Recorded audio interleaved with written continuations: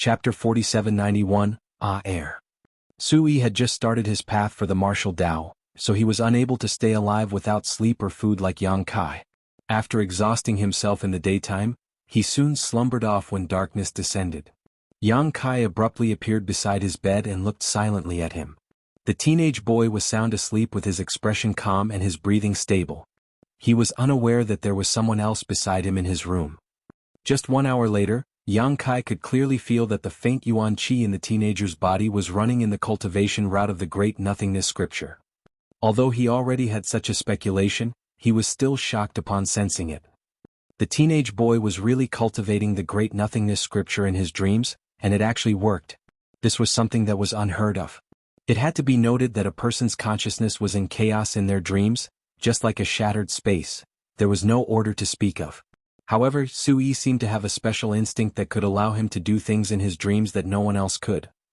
After a night of observation, Yang Kai realized that it took Sui about 6 hours to finish running a full circulation. Hence, the yuan qi in Sui's body only managed to run fewer than 2 orbits after one night. Despite that, his weak yuan qi had still been slightly strengthened. When Sui awakened the next day, he was pretty energetic. Since he had already started cultivating the great nothingness scripture in his dreams, there was no longer any reason to be restricted in any way. Therefore, when he heard from his honored master that he was allowed to start cultivating, he was ecstatic. Yang Kai sat down beside him and gave him some instructions. However, he soon found a problem. The teenage boy could smoothly cultivate the great nothingness scripture in his dreams, but when he was allowed to cultivate freely, his progress was basically stagnant. Half a day had passed, but he had only run half a circulation. There were also times when he almost made mistakes in the cultivation route. The boy was embarrassed by his performance as his face flushed. Despite that, he persisted. Half a year had passed, so Li Yuan Wang personally came over and brought Yang Kai out. When Yang Kai was asked what he had discovered, he only said that he had felt the traces of Tao of time coming from the disciple who had achieved a breakthrough, but there was nothing else. Li Yuan Wang didn't probe him further. It had been years since those from the cave heavens and paradises started studying the great nothingness scripture, but they still hadn't found any clues. It was expected that Yang Kai hadn't discovered anything new after studying it for just half a year. After the matter in Lenya Paradise was solved, Yang Kai was supposed to go back to high heaven territory and get some rest. At the same time, he had to send his own open heaven realm masters to the different small source worlds of those cave heavens and paradises to get some training. The matter regarding the profound Yin bamboo had to be settled as well. Moreover, Chu Huashang would soon be set free following her 100 years of imprisonment. Nevertheless, he wasn't in a rush to set off on his journey because of Sui. Instead, he stayed in Lenya Paradise and lived on Gupan's spirit province for a time. 1 month later, Sui was finally on the right track in his cultivation journey. However, he seemed to be two different people during the daytime and nighttime. His performance was terrible while he was awake. Although he had been working hard, his improvement was negligible due to his weak aptitude. On the other hand, his improvement was rapid during the nighttime. After every dream, the yuan qi in his body would be increased significantly.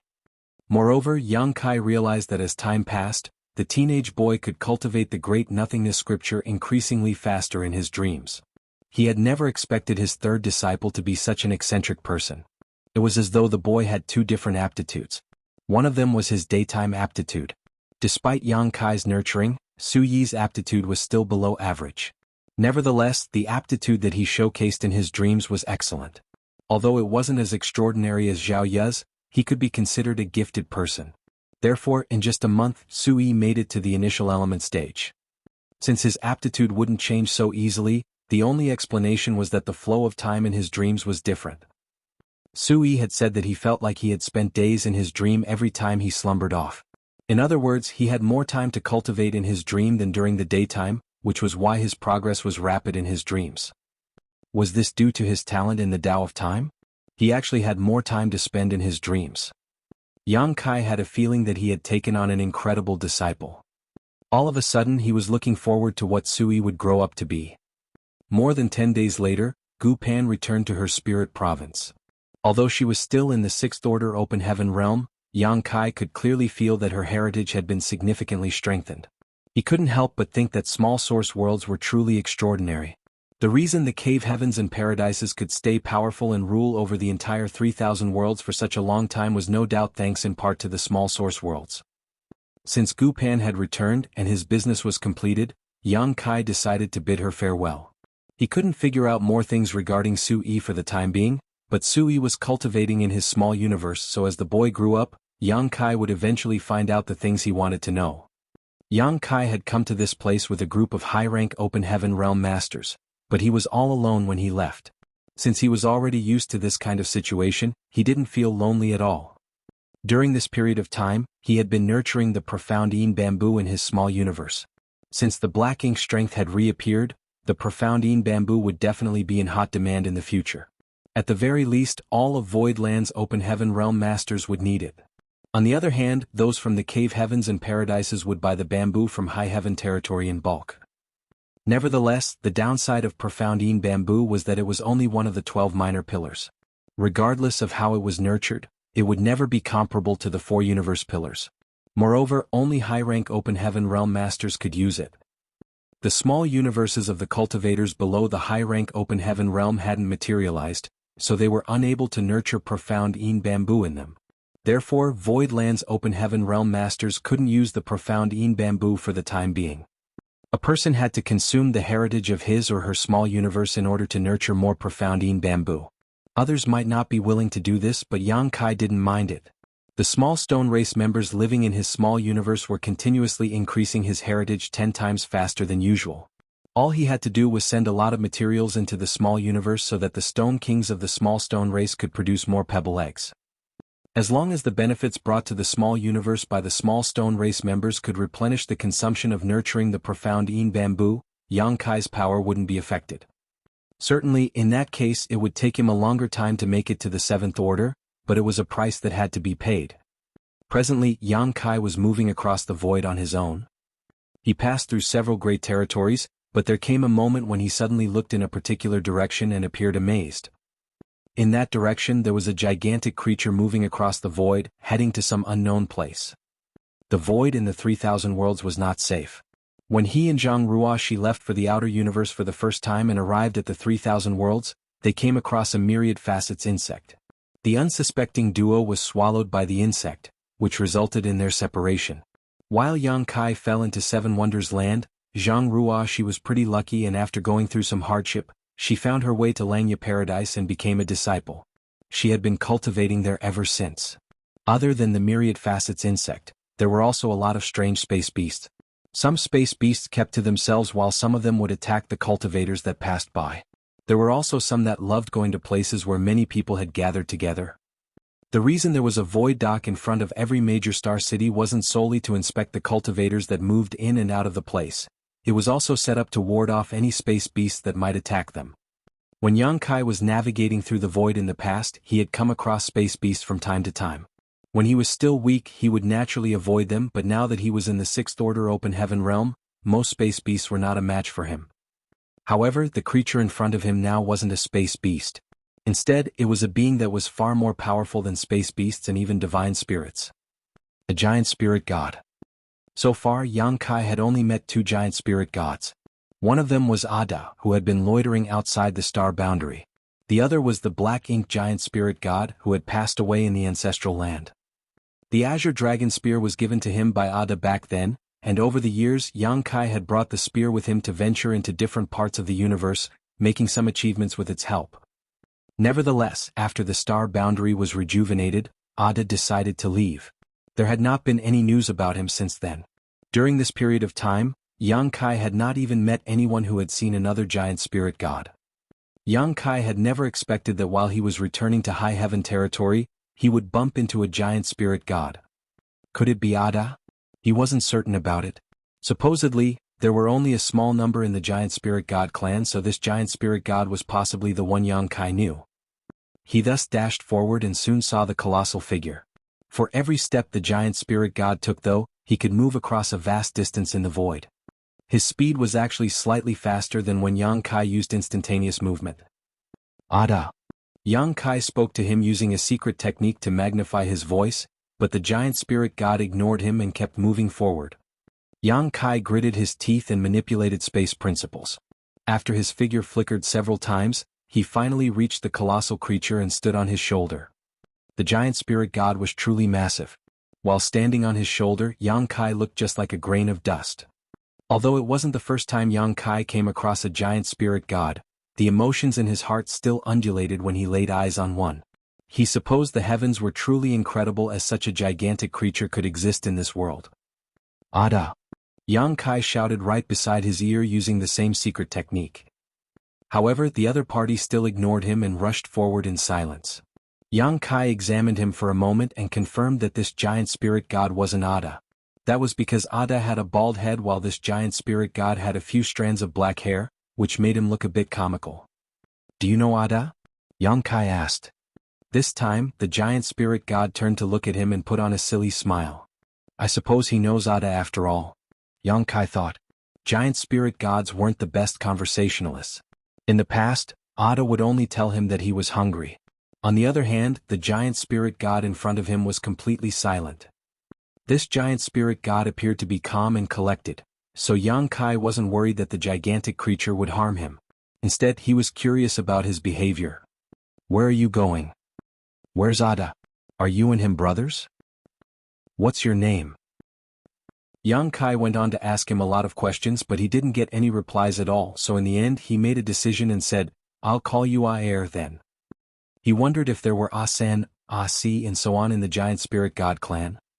Soon giant spirit god Aer arrived at a territory gate.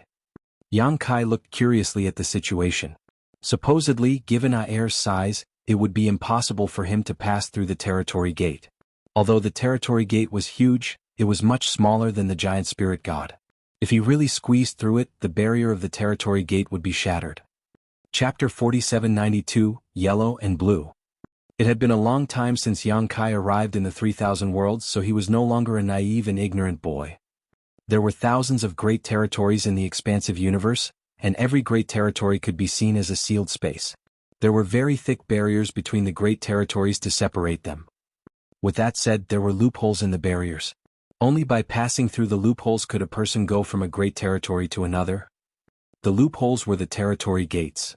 Yang Kai had no idea whether territory gates were made by ancient great experts or were naturally formed.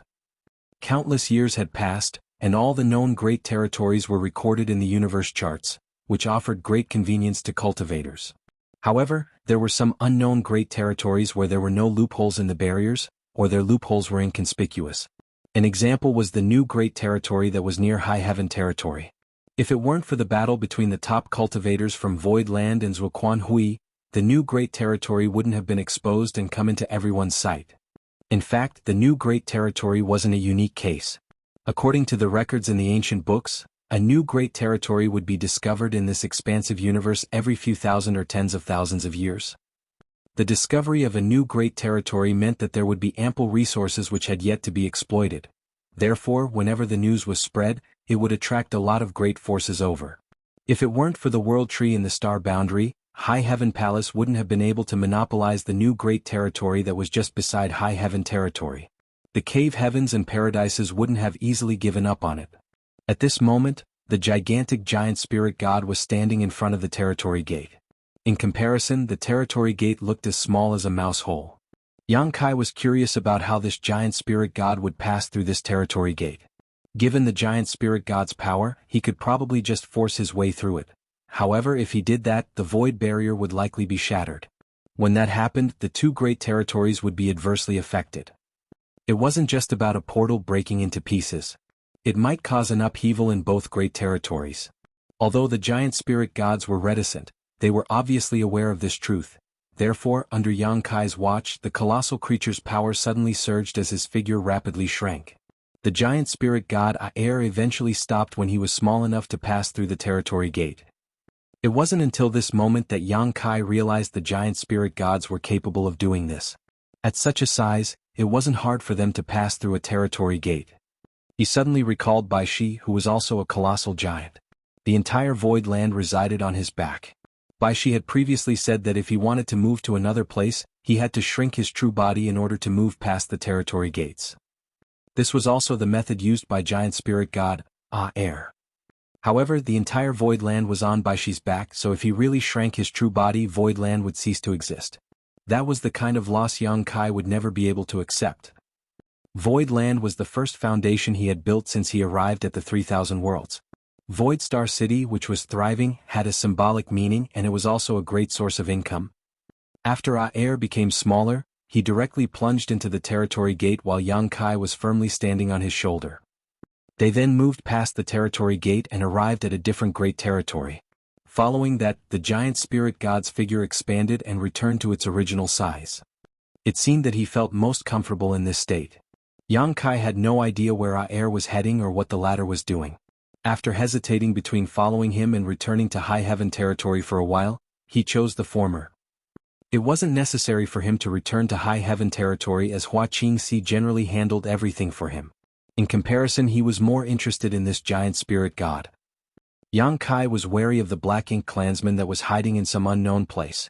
He had personally experienced how powerful the resurrected will was, so he knew that the forces under his command could never resist it if it appeared before them. Although the cave heavens and paradises were now looking for the Black Ink clan member and many high-rank open heaven realm masters had streamed into the shattered heaven, no one could be certain whether they could find the enemy. Yang Kai reckoned that they would eventually find them though. The fact that the Black Ink clan member had exposed themselves meant that they could no longer bear to remain hidden in isolation and would certainly make a move again. If Yang Kai could gain this giant spirit god as an ally, he wouldn't have to worry if he came across the Black Ink clansman again. After tagging along with Air for about a month, Yang Kai finally understood why people never caught sight of any giant spirit gods even after such a long time. That was because a giant spirit god was extremely fast. Air's colossal figure could move at the speed of lightning across the void, so the average person might not notice him even if they brushed past him. If it weren't because Yang Kai was an expert in the Tao of space, he wouldn't have been able to chase after him even if he discovered him. After passing through more than 10 great territories, Yang Kai suddenly noticed a strange phenomenon. Usually, it was unlikely for him to come across other cultivators in the void. After all, space was vast and everyone had their own business to attend to. Unless it was a coincidence or an agreed meetup, he usually wouldn't bump into anyone. However, when Yang Kai arrived at this latest great territory, he realized that many cultivators had come together in groups as they flew forward in his direction. There were also many flight-type artifacts of different styles, all of them glowing brightly as they sailed forth filled with people. The speed at which they were moving was rapid and many of the people aboard appeared flustered, as though they were trying to flee from a calamity. People who could travel across the void were cultivators who had the right to shake off the restrictions of their universe worlds at the very least. Even the weakest ones had condensed their own Tao seals. Yang Kai saw a lot of such cultivators here. There was something off about this situation though. Usually, even if a cultivator had condensed his or her own Tao seal, they wouldn't travel across the void as he pleased.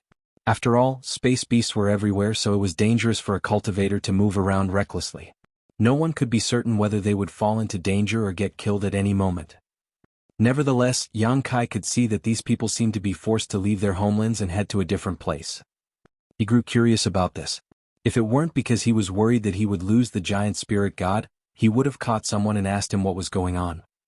Half a day later, giant spirit god Air brought him to the territory gate of this great territory.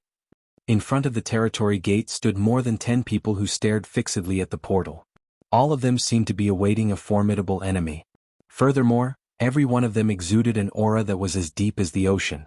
The gray-haired old man among them was the most powerful. Yang Kai's brow twitched when he saw that. All of these people were obviously high-rank open heaven realm masters. In other words, they were top cultivators from the cave heavens and paradises.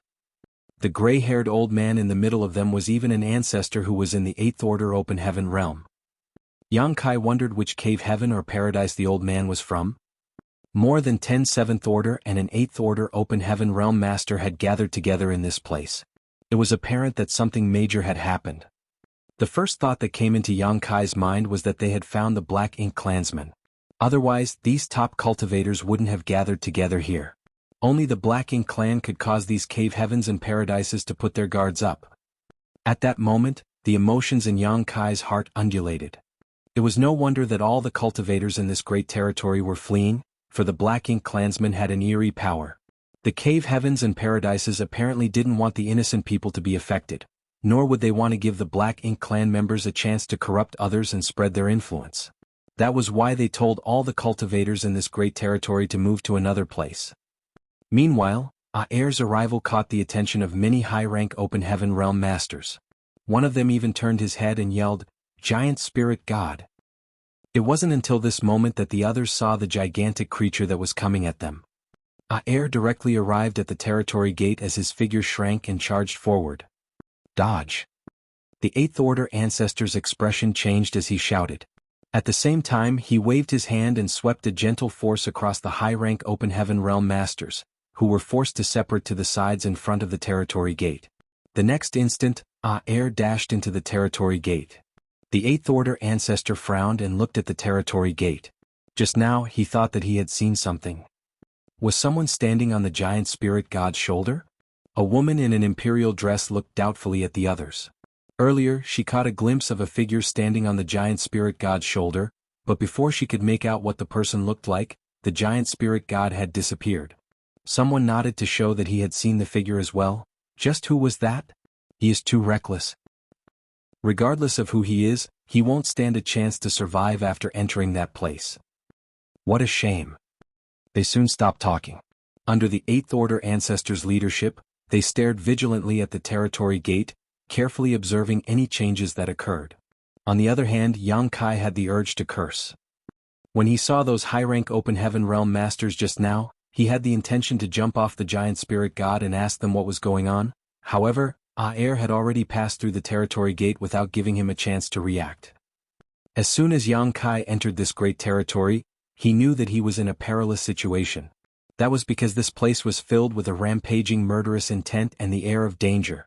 Although Yang Kai was standing on the Giant Spirit God's shoulder, he still felt terrified. Looking up, he saw that the void around him was filled with only two colors.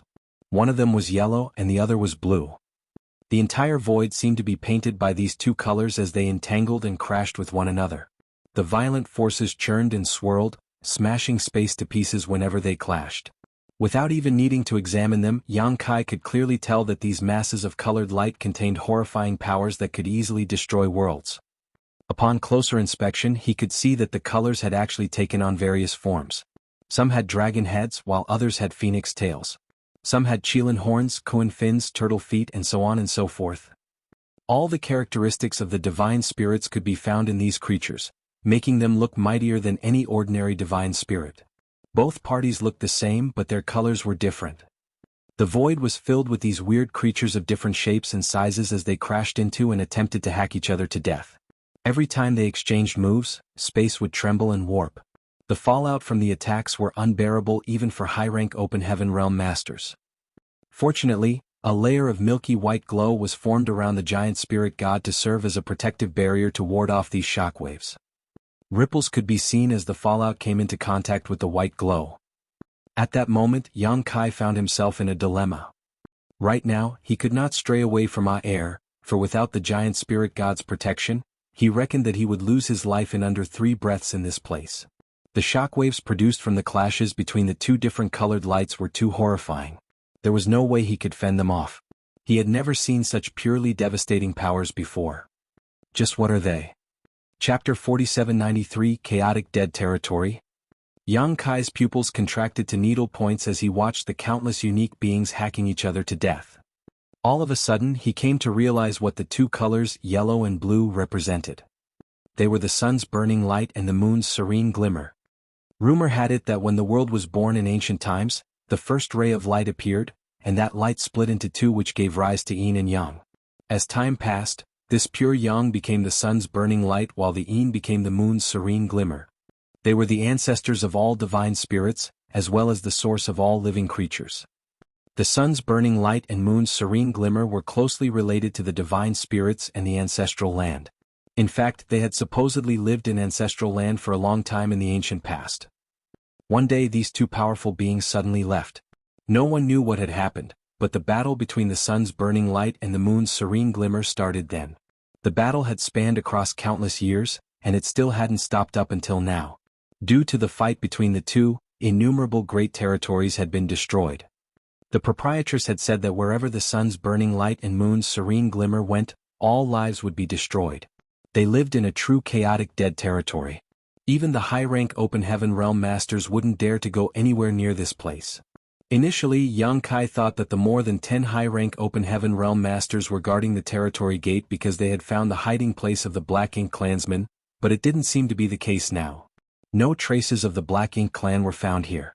Instead, this place was filled with the pure yet violent yin and yang forces that were represented by yellow and blue lights. They tangled together and tried to rip each other to pieces. Yang Kai couldn't think of any other explanation. These were the forces of the sun's burning light and the moon's serene glimmer. Upon that realization, he couldn't help but gulp. He had never thought about visiting chaotic dead territory before. The proprietress was right to say that no human should ever step into this place. Even a 7th Order Open Heaven Realm Master would be swiftly killed after barging in here. It was only thanks to the giant spirit god that Yang Kai was still alive. Air fended off all of the devastating forces around them, which was why he hadn't been harmed. It was only then he understood why all the cultivators in the neighboring great territory had fled. The battlefield between the sun's burning light and the moon's serene glimmer was expanding. Once the territory gate was affected, even the neighboring great territory would be dragged into this eternal conflict. When that happened, the entire great territory would become a part of the chaotic dead territory. No one was willing to stay there and wait for death. The sun's burning light and moon's serene glimmer were a grave threat, so the cave heavens and paradises must be paying close attention to the two. That was why more than 10 high-rank Open Heaven Realm Masters were asked to watch over the place. When Yang Kai snapped back from his dazed state, he realized that the battle between the two colors he had been observing had come to an end. The two colors represented the forces of yin and yang. Although their appearances were similar, their powers were not equally matched. During the entanglement, the yellow creature that represented the yang element was defeated and shattered by the other party. Although it tried to condense into a new figure, it couldn't achieve its goal. All that was left behind was a crystal the size of a palm. Yang Kai's eyes brightened when he saw that. Countless materials of different elements and orders had passed through his hands, so he was now an expert in identifying such resources. Without even the need to take a closer look, he was sure that this palm-sized yellow crystal was a very pure yang element material, and it was of a high order. He then looked around and realized that innumerable yellow crystals and blue crystals of different sizes were floating about in the void. He even saw a yellow crystal vein that spanned across several kilometers. It looked like a dead flood dragon that was drifting through space. When he arrived at this place just now, he was overwhelmed by the violent forces and attracted to the battle between the two colors, so he hadn't been paying attention to anything else. It wasn't until this moment that he noticed these crystals. At that moment, his breathing started becoming rapid.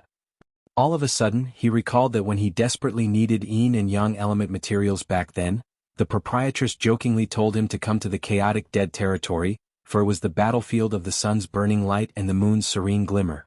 As the two forces clashed, countless yin and yang element materials would be born.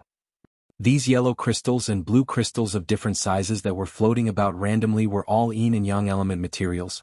Regardless of their orders, they must be very pure, for they were the condensation of the sun's burning light and moon's serene glimmer's power. How many are there? It was the first time Yang Kai realized what innumerable truly meant. Despite the fact that he was wealthy as he owned 2-star cities and a whole new great territory, his blood was still boiling when he saw these ownerless materials. It had to be noted that these were all yin or yang element materials, which were the rarest materials in the entire 3,000 worlds. The reason the cave heavens and paradises were willing to offer the opportunities to enter their small source worlds in order to gain the right to use the good fortune divine furnace was that they wanted to create yin and yang element materials of higher orders. They had to get prepared for the disciples who were growing up in the star boundary who would soon need such resources. Yang Kai shared the same sentiment when he told Bian Yuqing to send a large amount of materials to Great Evolution Paradise. However, if he could gather the materials in the chaotic dead territory, he wouldn't need the good fortune divine furnace anymore. The cave heavens and paradises must be aware of this as well, but they were unable to get their hands on these materials. Perhaps an 8th Order Open Heaven Realm Master could hug the edge of the chaotic dead territory to gather a few materials, but once they ventured further in, they would be unable to guarantee their safety. The mere fallout from the battle between the burning light and the serene glimmer could easily kill an 8th Order Open Heaven Realm Master. Without hesitation, Yang Kai extended his hand toward the newly formed yellow crystal that was close to him. Yang Kai had to ensure that his hand remained within the protection range of the giant spirit god, or he would likely lose it, but this layer of protection also seemed to dampen his abilities severely. Fortunately, the yellow crystal was only a few dozen meters away from him, so he could easily snatch it. Upon obtaining the crystal, Yang Kai realized that it was a sixth-order yang element material. He became startled as he initially thought that the yellow crystal would be of a higher order, but it turned out to only be in the sixth order. Both the burning light and the serene glimmer were at least in the ninth-order open heaven realm, or more likely, there was no order that could really define them. Naturally, their powers wouldn't be so weak. Nevertheless, after giving it a thought, Yang Kai realized that the living creatures of different colors must have experienced a prolonged battle which slowly wore down their strength, so it was only natural for this crystal's order to be degraded. A sixth-order material was by no means worthless though, and could even be considered a strategic resource to the cave heavens and paradises. They wouldn't easily use it unless it was necessary. It was just that Yang Kai's expectations had been heightened as he was surrounded by the abundance of materials. He then extended his hand one more time in an attempt to grab a blue crystal that was further away. This blue crystal was larger than the yellow crystal he had just obtained, and it looked more refined. He reckoned that it might be a seventh-order blue crystal. While his space principles undulated though, the blue crystal remained unmoving. Yang Kai became startled for a moment before he made another attempt, but he still couldn't snatch it. However, he wasn't given another chance as air suddenly began charging forward in a particular direction at the speed of lightning. Yang Kai quickly shifted his attention and looked in the direction air was heading. He stared intently at the front and targeted the yellow and blue crystals he would soon come across. He extended his hand from time to time to capture the yellow and blue crystals of different sizes. Within an hour, Yang Kai had obtained more than 100 materials. He didn't even have time to look into the orders of these materials, for any lack of concentration would result in missing another opportunity. Giant spirit god air naturally wouldn't cooperate with him as he seemed to have his own goal for coming to this place. Regardless of how loudly Yang Kai shouted beside his ear, he never slowed down. Yellow and blue crystals seemed to be everywhere in the chaotic dead territory, and all one had to do was reach out to catch them. Nonetheless, Yang Kai was fully aware that it was all thanks to his giant spirit god companion.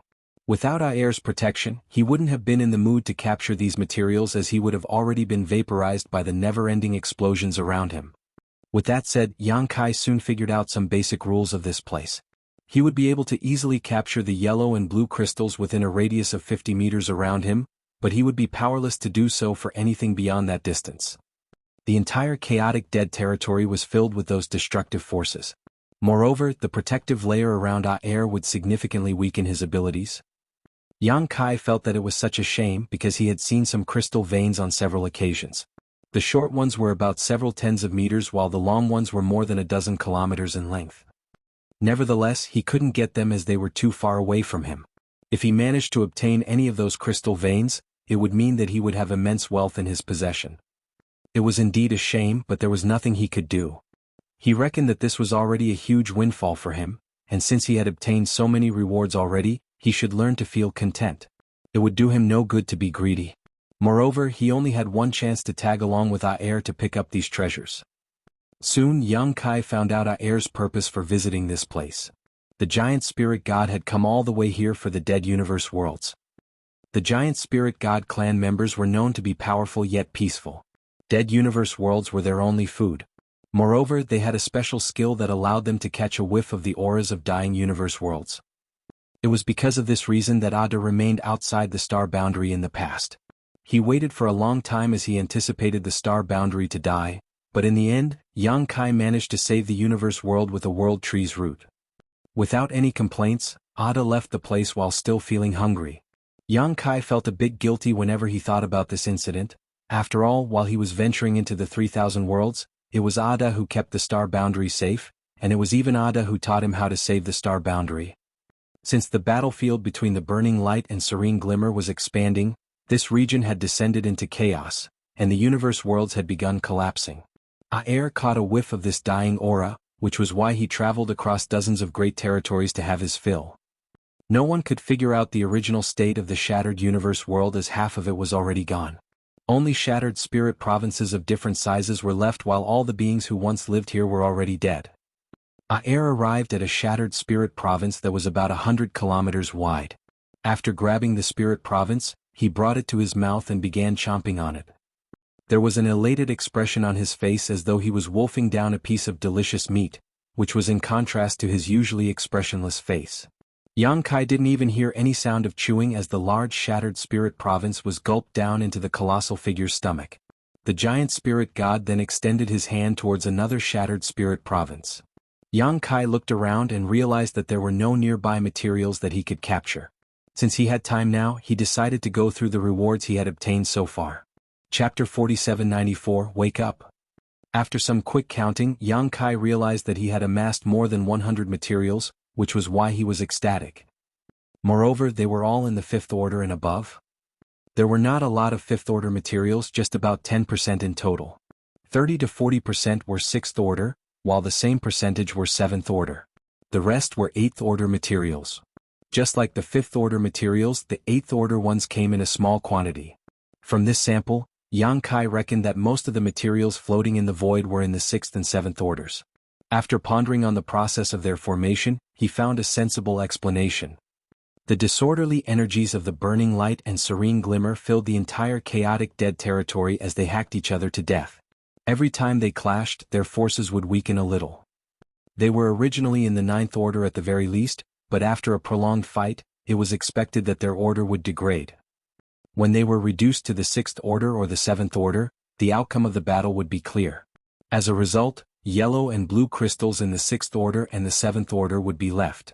If the battle ended sooner, 8th order materials would be left. However, if the battle dragged on longer, their powers would be weakened further, and only 5th order materials would be left. Hence, there were not a lot of 8th order and 5th order materials. On the other hand, 6th order and 7th order materials were the most abundant in the chaotic dead territory. Yang Kai's eyes glowed brightly as he looked at the 8th order blue crystal in his hand. It was an 8th order Yin element material. He had never expected that he would acquire such a valuable treasure one day. Even the cave heavens and paradises wouldn't have many 8th order materials. If this 8th order Yin element material was traded for open heaven pills, it would be worth at least 2 billion. Of course, no one would actually sell such a precious treasure. This thing was greatly beneficial to high-rank open heaven realm masters. By collecting a full set of yin, yang and 5-element materials, and refining them, one could significantly increase the heritage of their small universe. To the cave heavens and paradises, 6th order yin and yang element materials were strategic resources. That was because some gifted disciples might be able to directly ascend to the 6th order, and such materials would be required. Hence, they had to prepare enough of such materials. However, 7th order and 8th order materials were not in that category. Even if there was a supremely talented disciple who could directly ascend to the 7th order, such a person would only appear once in a few thousand years. Therefore, only 2 to 3 sets of such materials would ever be needed in reserve. On the other hand, no one had ever directly ascended to the 8th order before. It was a feat no one had achieved in history. Even someone as strong as Yang Kai only attempted to make it to the 7th order in the past. The Tao seal of an Emperor Realm cultivator was simply unable to bear the impact of 8th order materials, no matter how gifted they were. Therefore, 8th order materials were not considered strategic resources. To high-rank open heaven realm masters, 7th order and 8th order materials could all be used for cultivation. It would be too slow to refine open heaven pills, so refining a complete set of materials was a better option. It was for this reason that once a high-rank open heaven realm master collected a complete set of materials, they would immediately refine it. The high-rank open heaven realm masters among the cave heavens and paradises would also only exchange items like this for other like items they needed. 6th order open heaven realm masters were able to refine 6th order materials, 7th order masters could refine 7th order materials, and so on and so forth. Most people would follow such practices. However, even the high-rank open heaven realm masters were unable to get a lot of valuable materials, so they could only opt for the second best option, which would be to refine open heaven pills or materials of a lower order. As time passed, the heritage of their small universe would still increase, just slower. Yang Kai was only one step away from the 7th order open heaven realm, and he now possessed these blue and yellow crystals in the 6th order. As long as he was willing to pay the price, he could significantly shorten the time to make it to the 7th order. Compared to the yin and yang element materials, it wasn't hard for him to get his hands on materials of the 5 elements. The cave heavens and paradises would even welcome him if he was willing to exchange some yellow and blue crystals for other materials. Therefore, he would never miss the opportunity right in front of his eyes. This was a once-in-a-lifetime chance to enter the chaotic dead territory alongside a giant spirit god, so it was expected that he wanted to acquire more benefits. After storing his current haul, Yang Kai looked up and saw that Aer had almost finished eating the universe world. During this period of time, he had collected some of the nearby yellow and blue crystals while Aer was moving around. Just when he was looking forward to the giant spirit god's next move, Aer suddenly patted his belly and appeared satisfied. At that instant, Yang Kai had a very bad feeling. The next moment, Aer lay down in the void and closed his eyes. Following that, snoring that was as loud as thunder reverberated out. Yang Kai had the urge to curse. This guy is asleep after having enough food. Just a shattered universe world could make you full? I thought you had a bottomless appetite. Yang Kai furrowed his brow deeply, for he wouldn't be able to collect more yellow and blue crystals if Aer stopped moving altogether. Moreover, he wasn't certain how long Aer would remain asleep. After all, a giant spirit god was both enormous and powerful, so it wouldn't be surprising for him to nap for 800 to 1,000 years. Naturally, Yang Kai couldn't be held up for such a long time. If he didn't appear for 1,000 years, void land and high heaven territory would certainly fall into chaos. I cannot allow him to fall into a deep sleep. I have to do something. Like climbing a mountain, Yang Kai moved up and soon reached Aer's ear. Standing beside the huge and dark ear canal, Yang Kai took a deep breath as his chest bulged. Using a secret technique, he roared, "Wake up!" An impatient Aer rolled over and almost flung Yang Kai away. After stabilizing himself, Yang Kai continued shouting beside his ear. "Your big brother Ada is here, Aer. Wake up. Look, there's a female giant spirit god. She looks so slim. Are you waking up or not? I'll poke you. I will really do it." A while later, Aer suddenly folded his ear as he was annoyed by Yang Kai's harassment. When the ear folded, it was like a gigantic hand coming right at Yang Kai, who immediately rolled away with a livid expression. When he turned his head, he realized that Aer had blocked his ear canal. Certainly he wouldn't give up just like that. As he darted his gaze around, he snorted and walked up to Aer's massive nostrils. After entering one of them, he wrapped his arms around a strand of nasal hair that was as big as a column and pulled it. This caused a massive reaction. While it was effective, the outcome was horrifying. When Aer sneezed, Yang Kai felt like he was riding a small canoe in the ocean amidst a fierce storm.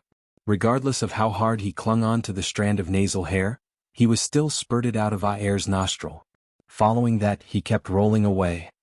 Seeing that he was about to leave Aer's protection range, he hurriedly assumed his dragon form. Following a desperate dragon roar, Yang Kai's 10,000 meters long dragon form wrapped around Aer's calf like a snake, which finally saved him from the calamity. After the storm, Yang Kai returned to his human form with a pale face. Aer had absolutely no ill intentions, but his reaction almost sent Yang Kai to the Yellow Springs. Yang Kai decided not to provoke him again as he had no idea what would befall him next time. It would be unfortunate if he was killed by Aer. However, he didn't want to just wait around and do nothing. After looking around, he decided to try to capture more yellow and blue crystals. While Aer was essentially motionless in his sleep, the yellow and blue crystals floating in the chaotic dead territory were moving around. Following the impact of those violent forces, the innumerable yellow and blue crystals were thrown about in random directions, and some of them would brush past Aer from time to time. These were the crystals Yang Kai could capture. He then dashed towards Aer's head, which was a better position as he could get a better view of his surroundings. After that, he sat down with his legs crossed as he decided to wait for the gains to come to him. He was only able to acquire crystals that were within a radius of 50 or so meters around him, which was a shame as he missed a lot of potential treasures. It would be wonderful if he could capture targets that were further away from him. All of a sudden, Yang Kai slapped his own forehead and chastised himself for being so foolish. He had something he could make use of, but the idea never came to mind previously. He then summoned his Azure Dragon Spear, and as he infused the power of his dragon vein into the spear, the weapon soon grew longer. When Yang Kai's dragon form was about 1,000 meters previously, the Azure Dragon Spear could also expand to the same length. However, since he became a Grand Dragon, he had not used Azure Dragon Spear while in his dragon form. He wondered if the spear could also become 10,000 meters long now. Yang Kai reckoned that his spear could do that, but when he turned into a grand dragon, his claws and teeth were the sharpest weapons in the world, so there wasn't a need for him to use the Azure Dragon Spear. He had never heard of a grand dragon who used an artifact to deal with his enemies before. To a grand dragon, his body was the most powerful weapon. The only thing that made Yang Kai feel worried was whether the Azure Dragon Spear could bear the impact of the forces coming from the burning light and serene glimmer. After all, even 8th Order Open Heaven Realm Masters were unable to withstand such impacts. Yang Kai carefully stuck the Azure Dragon Spear out of Air's protection range, revealing only its tip. The devastating forces in the void caused the tip of the spear to tremble, and Yang Kai could even hear a muffled dragon roar coming from the spear. However, he was surprised to learn that Azure Dragon Spear was able to withstand the remnant forces brushing past it. After giving it a thought, he realized the reason behind it. The Azure Dragon Spear was made from the dragon bones of a grand dragon. While the Dragon Clan was the leader of all divine spirits, the burning light and serene glimmer were the ancestors of all divine spirits. There must be a mysterious connection between them. Moreover, the Azure Dragon Spear wasn't required to go up against the burning light and serene glimmer themselves, it just had to withstand the fallout of their scattered forces. The Azure Dragon Spear had never disappointed Yang Kai, and this time was no exception. The rest would be easy now. He just had to lock onto his target and accurately pull it closer to himself with his spear in order to capture it. Of course, things were never as simple as they seemed. The first target that came into his sight was a blue crystal the size of a head with a refined appearance that was just 1,000 meters away from him. Yang Kai quickly intercepted it with his spear and slowly pulled it closer to himself. During this period of time though, he had to go against the disorderly forces in the void, which required precise control over the angle and amount of force he exerted. There were several times when he almost lost the crystal. After a good 3 days of hard effort, he finally pulled the head-sized blue crystal to a spot that was within the 50 meters radius he could exert his powers over. Chapter 4795, Seeking Wealth. Yang Kai extended his hand and manipulated space principles to capture the blue crystal. It was an 8th order material. The blue crystal the size of a head was an 8th order material, which was much larger than any of the yellow and blue crystals he had obtained previously. A blue crystal of such a size was definitely worth a lot more than 2 billion open heaven pills. It was at least several times more than that amount. An elated Yang Kai marveled at it for a moment before putting it inside his small universe. His small universe was now divided into 3 territories. One of them was for the cultivators who came from Pear Flower Cave Heaven to live. This territory was slightly less than half of the entire small universe. The second territory was for the small stone race to live. Yang Kai had high hopes for these small stone race members, so he had to give them the best environment to live in. This territory was also the largest as it was bigger than the living space of the human cultivators. The last territory was the medicine garden, which was also the core region. When Yang Kai built a medicine garden in the small sealed world in the past, he transplanted a lot of spirit plants there. During his ascension to the open heaven realm, he refined and absorbed the small sealed world, which allowed it to merge with his small universe. The medicine garden was also transferred to this place. Although this territory wasn't big, it was the place where Yang Kai stored his most valuable treasures. The rewards he had obtained from selling healing pills in Langya Paradise were all placed here as well. The medicine garden was a restricted area for the cultivators and the small stone race living in his small universe. Without his permission, no one could go anywhere near it. Yang Kai's confidence was boosted following his first fishing success. While standing on Air's head, he swept a glance over the surroundings with a pair of eagle-like eyes as he would never miss an opportunity. Soon, he saw another blue crystal that was hovering in a spot that was several hundred meters away from him. He decided to capture it using the same method. There were times when he missed his targets. After all, it would be difficult to control the Azure Dragon Spear if it was extended too far away from him. In this kind of place, a 6th order open heaven realm cultivation was completely useless. A special kind of finesse was required. Only by leveraging skill and strength could he slowly move materials closer to himself. This required a lot of patience as well. The slightest impatience could make days of effort go down the drain. Faced with a sky full of yellow and blue crystals, no one would run out of patience though, and it was the same case for Yang Kai. Gradually he became more adept at his task and the number of targets he missed dropped significantly. Now, it only took him at most 2 days to move a target that was within a radius of 1,500 meters closer to himself. If the target was more than 1,500 meters away, luck would play a big role in whether he succeeded or not. However, since Aer was sound asleep and unmoving, there was nothing else Yang Kai could do other than wait patiently. Hence, it was up to the heavens how many materials he could get his hands on. Sometimes, there wouldn't be a single blue or yellow crystal that passed by after he waited for half a month. Sometimes, several crystals would come over together. There was no regular pattern to speak of. In this situation, Yang Kai would usually target the largest and most brilliant ones first, giving up on the others. As time passed, Yang Kai reckoned that he had obtained more than 100 yellow and blue crystals again. Just then, Aer suddenly stretched his back. This guy is finally awake. Since Yang Kai had been busy capturing yellow and blue crystals, he didn't bother keeping track of time. However, he estimated that Aer had been asleep for about 2 years. Upon that realization, he let out a huge sigh of relief. He was most worried that this giant spirit god would remain asleep for 800 to 1,000 years. By comparison, 2 years was much more tolerable. Meanwhile, Yang Kai was looking forward to the giant spirit god's next move. In the chaotic dead territory, the shattered universe world consumed by Aer should not be the only one. There should be more such universe worlds.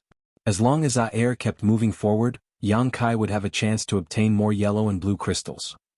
Although he could get his hands on those crystals by waiting in place, it wasn't nearly as efficient as capturing them while Aer was on the move. However, unlike Yang Kai's expectation, Aer didn't immediately set off on his journey upon waking up. Instead, he sat down with his legs crossed in the void and seemed to space out. He remained unmoving as though he had been bound to the spot. Moreover, Yang Kai could clearly feel that Aer seemed to be sulky as his entire figure exuded a dangerous aura. Seeing that, Yang Kai decided not to make any noise at all. He wouldn't even dare to move a muscle as he wasn't certain why the usually gentle giant spirit god was in such a state. He even noticed several refined yellow and blue crystal drifting past him, but he could only pretend that he hadn't seen them. More than 10 days later, the dangerous aura surrounding Aer finally dissipated. The giant spirit god got to his feet and turned to look in a different direction before shuffling forward. Yang Kai breathed a sigh of relief while sporting an awkward expression. He thought that this guy might feel cranky after waking up, otherwise he couldn't explain the transformation Aer had gone through. Could a giant spirit god feel ill-tempered after waking from a nap? Yang Kai wasn't certain about it. With that said, he quickly pulled himself together since the giant spirit god had finally started moving. While standing on Aer's head, he swept a glance over his surroundings. It was just like the situation when he barged into the chaotic dead territory alongside Aer for the first time. As innumerable yellow and blue crystals brushed past him, he targeted the best-looking ones and extended his hand from time to time. By the time Aer arrived at the next dead universe world, Yang Kai had already obtained another 100 or so yellow and blue crystals. A tacit agreement seemed to be formed between the odd pair. While Aer sat down with his legs crossed and at his meal, Yang Kai summoned the Azure Dragon Spear and looked for targets. The two of them minded their own business, not bothering one another. In fact, Yang Kai doubted Aer even remembered that he was standing on his head. Soon, the shattered universe world was wolfed down by Aer, who fell asleep once more. Other than sleeping and eating, there was nothing else this guy would do. Hence, a bored Yang Kai started waiting for the crystals to pass by again. After the previous experience, he knew that Aer would awaken in a few years, so there was nothing he had to worry about. He just hoped that he would get more rewards during this period. Just like he thought, it might be a once-in-a-lifetime opportunity to get into the chaotic dead territory alongside a giant spirit god. If he didn't seize this chance, he would regret it after he left the place. Although the process of waiting and capturing the crystals was dull, Yang Kai was still fervent. Half a year later, he finally obtained his biggest reward yet. A yellow crystal vein that was several dozen meters long was coming right at him. He didn't even need to spend much effort to catch the vein and stuff it into his small universe. There was no doubt that it was a huge pleasant surprise. After examining it, Yang Kai realized that the entire yellow crystal vein was in the 7th order and had a huge, pure reserve of energy. This one crystal vein was worth more than all the crystals he had previously acquired combined. After years of observation, Yang Kai finally realized the reason the yellow and blue crystals came in different sizes in the chaotic dead territory. It was all related to the strange yellow and blue creatures that tried to kill one another, as they too came in different sizes. Although their powers were equally matched, one of the parties would always be defeated following a prolonged fight. The defeated ones would turn into yellow or blue crystals. After the larger living creatures were killed, bigger yellow or blue crystals would naturally be left behind, and vice versa.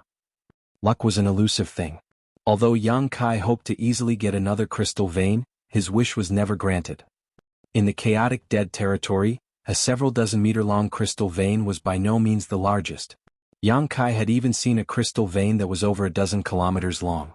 He thought that if he could keep such a crystal vein inside his small universe, it would surely be a magnificent sight. Even if it was just a fifth-order or sixth-order material, the value of a crystal vein that was over a dozen kilometers long was simply incalculable. Over a year later, Air awakened again. It was then Yang Kai confirmed that the giant spirit god would become sulky after waking up. Just like the previous time, Air remained morose on the same spot for a few days. His dangerous aura seemed able to destroy everything in the world. Nevertheless, he never actually destroyed anything. After his crankiness subsided, Air moved on to the next dead universe world. Over the following years, Air traveled across the chaotic dead territory. As a giant spirit god clan member, he was born with the innate ability to sniff out dead or dying universe worlds. Therefore, he could accurately find those shattered universe worlds and consume them. After a universe world became shattered, what was left behind came in different sizes. Therefore, Air wouldn't always fall asleep after he was done with his meal. If the portion was too small, he would look for the next target before dozing off.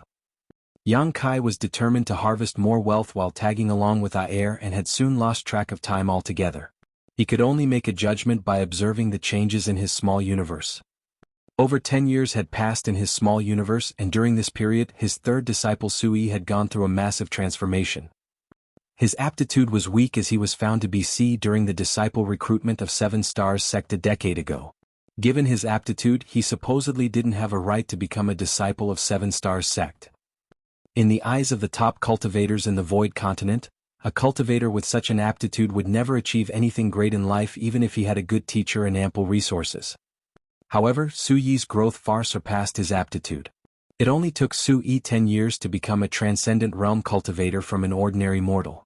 This kind of progress was actually on par with that of Zhao Ye. Nevertheless, the reason Zhao Ye progressed at such a slow rate in the past was that Yang Kai had deliberately suppressed her cultivation.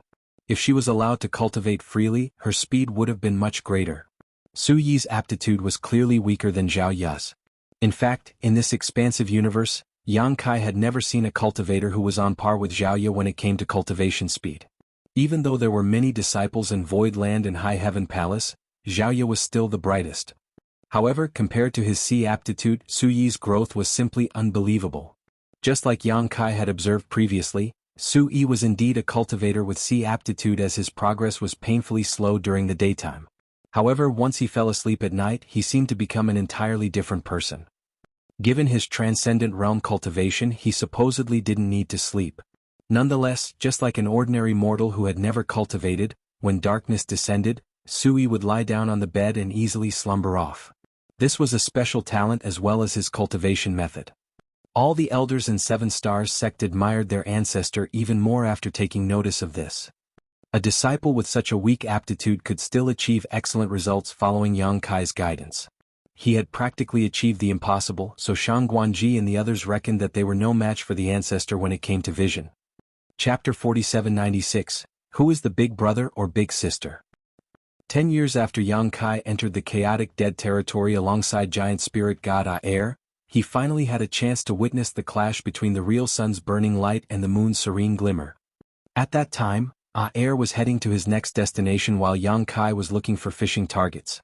It was at that moment that Yang Kai caught a glimpse of a dazzling explosion of light. When he turned his head, he saw that in the far depths of the void, there was a colossal yellow light that was as splendid as a rising Sunday. Across from the yellow light, there was an equally mighty blue light that was charging right at it. In the next instant, the universe itself seemed to tremble as chaos descended all around. The protective layer around Air expanded by several dozen meters all at once. The clash was practically silent, but the expansive yellow and blue lights that exploded out from it spanned across billions of kilometers like a torrential rain. The entire chaotic dead territory seemed to be filled with these colors all of a sudden. The dots of light soon turned into the unique living creatures that Yang Kai had seen before, which then proceeded to tear into each other. Witnessing this sight, Yang Kai realized that these strange creatures could be considered soul clones of the burning light and serene glimmer. The impact of this clash only subsided after 10 or so days, and the encounter left Yang Kai's heart in turmoil. If he hadn't witnessed it with his own eyes, he would never have believed that such horrifying beings really existed. He couldn't even make out the true appearances of the burning light and serene glimmer. All he could see was the two devastating powers crashing into one another. The fallout from such a clash could instantly annihilate an 8th Order Open Heaven Realm Master. Only a being as powerful as a giant spirit god could possibly withstand such an impact. Since more soul clones were now fighting in the chaotic dead territory, it was actually good news for Yang Kai. Perhaps he could gain more benefits now. After one of the parties was defeated, yellow or blue crystals would be left behind, and these were the treasures he could obtain. When giant spirit god Aer was done with his meal, he fell into a deep sleep again. While standing on his head, Yang Kai held the azure dragon spear in his hands and looked for new targets. After a day of hard work, he finally managed to move a blue crystal half the size of a human from 600 meters away to somewhere close to him. However, before he could capture it, he felt a strange energy fluctuation coming from a nearby spot. The next moment, the blue crystal the size of half a human brushed past him. Drenched in cold sweat, Yang Kai hurriedly turned his head. What came into his sight sent a chill down his spine as he instantly clenched his azure dragon spear tightly.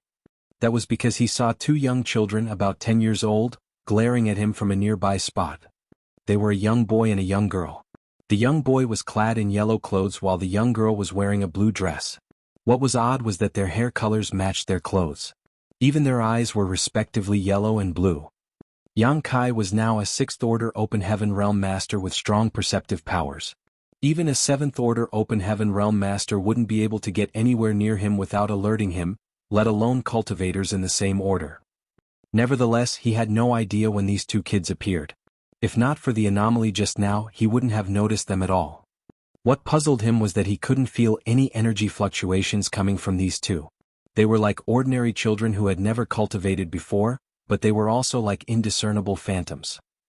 The chaotic dead territory was an extremely dangerous place where even an 8th Order Open Heaven Realm Master wouldn't be able to ensure their own safety, so how was it possible for ordinary people to be in this place?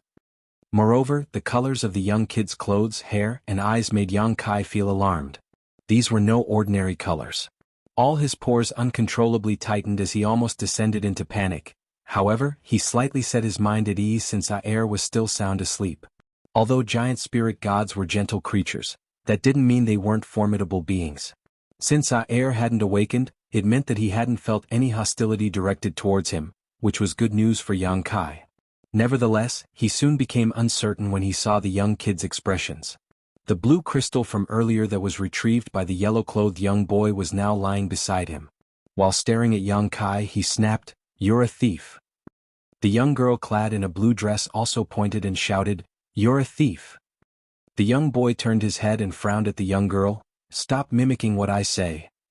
Displeased, the young girl refuted, "No one mimics what you say. That was what I wanted to say." The young boy stopped frowning as though he wasn't in the mood to bicker with her and said, "Go somewhere else and say whatever you want. Don't repeat after me." The young girl snorted. While glowering at Yang Kai, she vented all her anger on him by demanding, "Kill him." The young boy instantly refuted, "You can't kill him." Furious, the young girl stared at the young boy and said through clenched teeth, "I said kill him." Not willing to back down, the young boy shook his head, "I said you can't kill him. You have to listen to me. I'm the big sister." The young girl placed her hands akimbo and declared. Still calm and collected, the young boy shook his head, "You're wrong. You're supposed to listen to me because I'm the big brother. I'm the big sister and you're the little brother. I'm the big brother and you're the little sister." The two children started arguing with one another as they were unable to make each other admit defeat. The young girl seemed to be ill-tempered while the young boy was much calmer. Regardless of how loud the young girl was, he would always flatly refute her. Moreover, they never took a breather when bickering with one another as though this kind of argument had persisted for years. Both of them were obstinate and insistent. Meanwhile, Yang Kai was now dripping wet with cold sweat. Although he couldn't feel any murderous intent coming from these two, he reckoned that it didn't require any murderous intent for such beings to kill him. To them, ending his life was the same as stepping on an ant, so what was the point of having murderous intent? No one would release murderous intent when they casually stepped on an ant. This was an extremely awkward situation for Yang Kai. Since he was in the depths of the chaotic dead territory, he was unable to leave the giant spirit god's protection. Once he did, he would be instantly killed. However, faced with such formidable beings that wanted to kill him, he was powerless to save himself. He couldn't possibly rely on air either. The giant spirit god was still sound asleep, so he apparently didn't care about what was going on around him. Moreover, Yang Kai doubted whether even the air was a match for these two. Presently, Yang Kai could only hope for the young boy to convince the young girl. Nevertheless, judging from their argument, he reckoned that it wasn't easy for the young boy to do so. Just when Yang Kai was at his wit's end, the two children suddenly fell silent and turned to look at him at the same time. The young boy said, "Why don't you tell us who the big brother or the little sister would be?" The young girl said, "Why don't you tell us who the big sister or the little brother would be?" Although they spoke at the same time, Yang Kai could clearly hear what they had said. This was a question without an answer, or at least without an answer that would allow him to survive. Yang Kai furrowed his brow deeply, not knowing what would happen to him if he said anything wrong. Regardless of what his answer was, he would certainly offend one of these kids. It was impossible to come up with a reply that would please both parties. After pondering on it for a moment, Yang Kai asked, "Who was the first one that was born?" The person would be the big brother or big sister. The young kids exchanged glances and replied simultaneously, "We were born at the same time." "One of you must have been born first." Yang Kai frowned. "Nope." The young kids shook their heads. This was giving Yang Kai a headache. He suddenly recalled the legend that when the world was born in ancient times, the first light appeared. A long time later, the light split into two and became yin and yang. Just when Yang Kai was pondering on how he could come up with an answer that would please both parties, the young girl said to the young boy in a small voice, "We're so silly. We should have looked for someone and asked about it long ago." The young boy replied, "No one ever came here before over the years. He's the first one." After giving it a thought, the young girl realized that he was right. That's true. He's the first one. She then urged Yang Kai by saying, "Have you thought it through? Say it now." Yang Kai asked, "Will you spare my life after I tell you my answer?" The young girl replied, "I won't kill you if I'm pleased with your answer." Yang Kai turned to look at the young boy who said dispassionately, "I'll kill you if I'm displeased with your answer." What the heck? They're totally unreasonable. It was the first time Yang Kai felt that children could be so deplorable and had the urge to kill them with his spear. Moreover, he didn't understand why it was worth arguing over this issue. Nevertheless, the two kids never stopped bickering over it. An inconceivable idea suddenly sprang into Yang Kai's mind. Have they been fighting with each other all this time because of this exact argument? It would be laughable if that was the truth. The chaotic dead territory encompassed many great territories that were originally vibrant and full of life, but were now all dead and desolate. Since you were born at the same time, neither of you would be the big brother or big sister then. The young boy shot him an impassive look. "I think you're tired of living."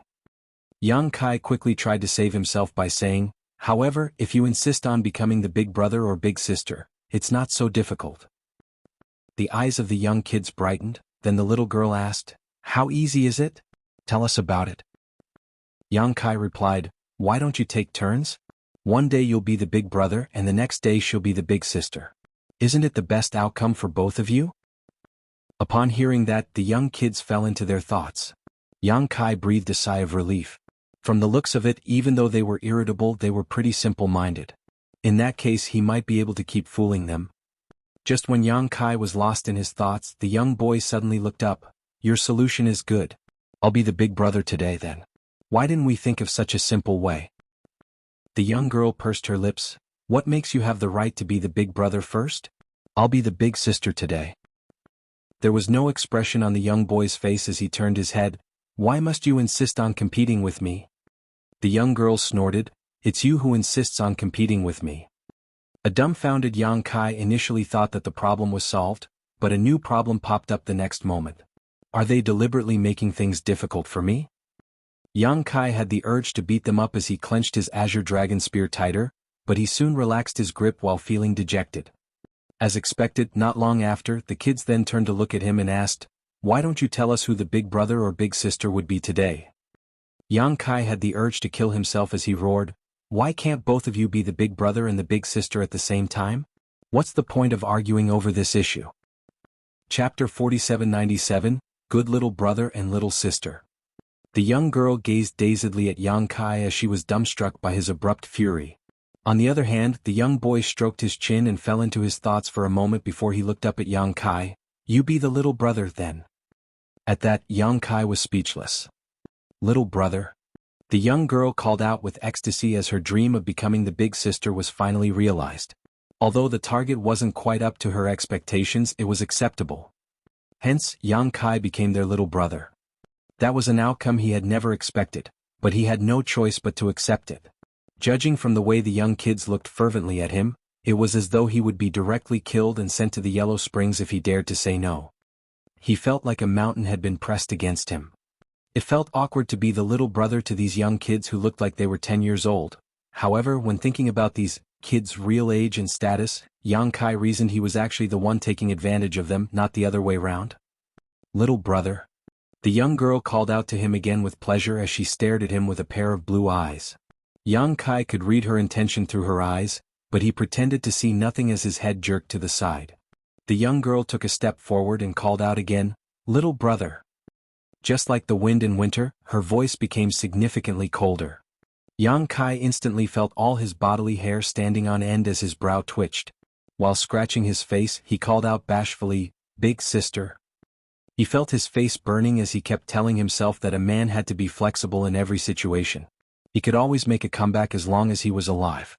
Compared to his own life, calling her big sister was no big deal.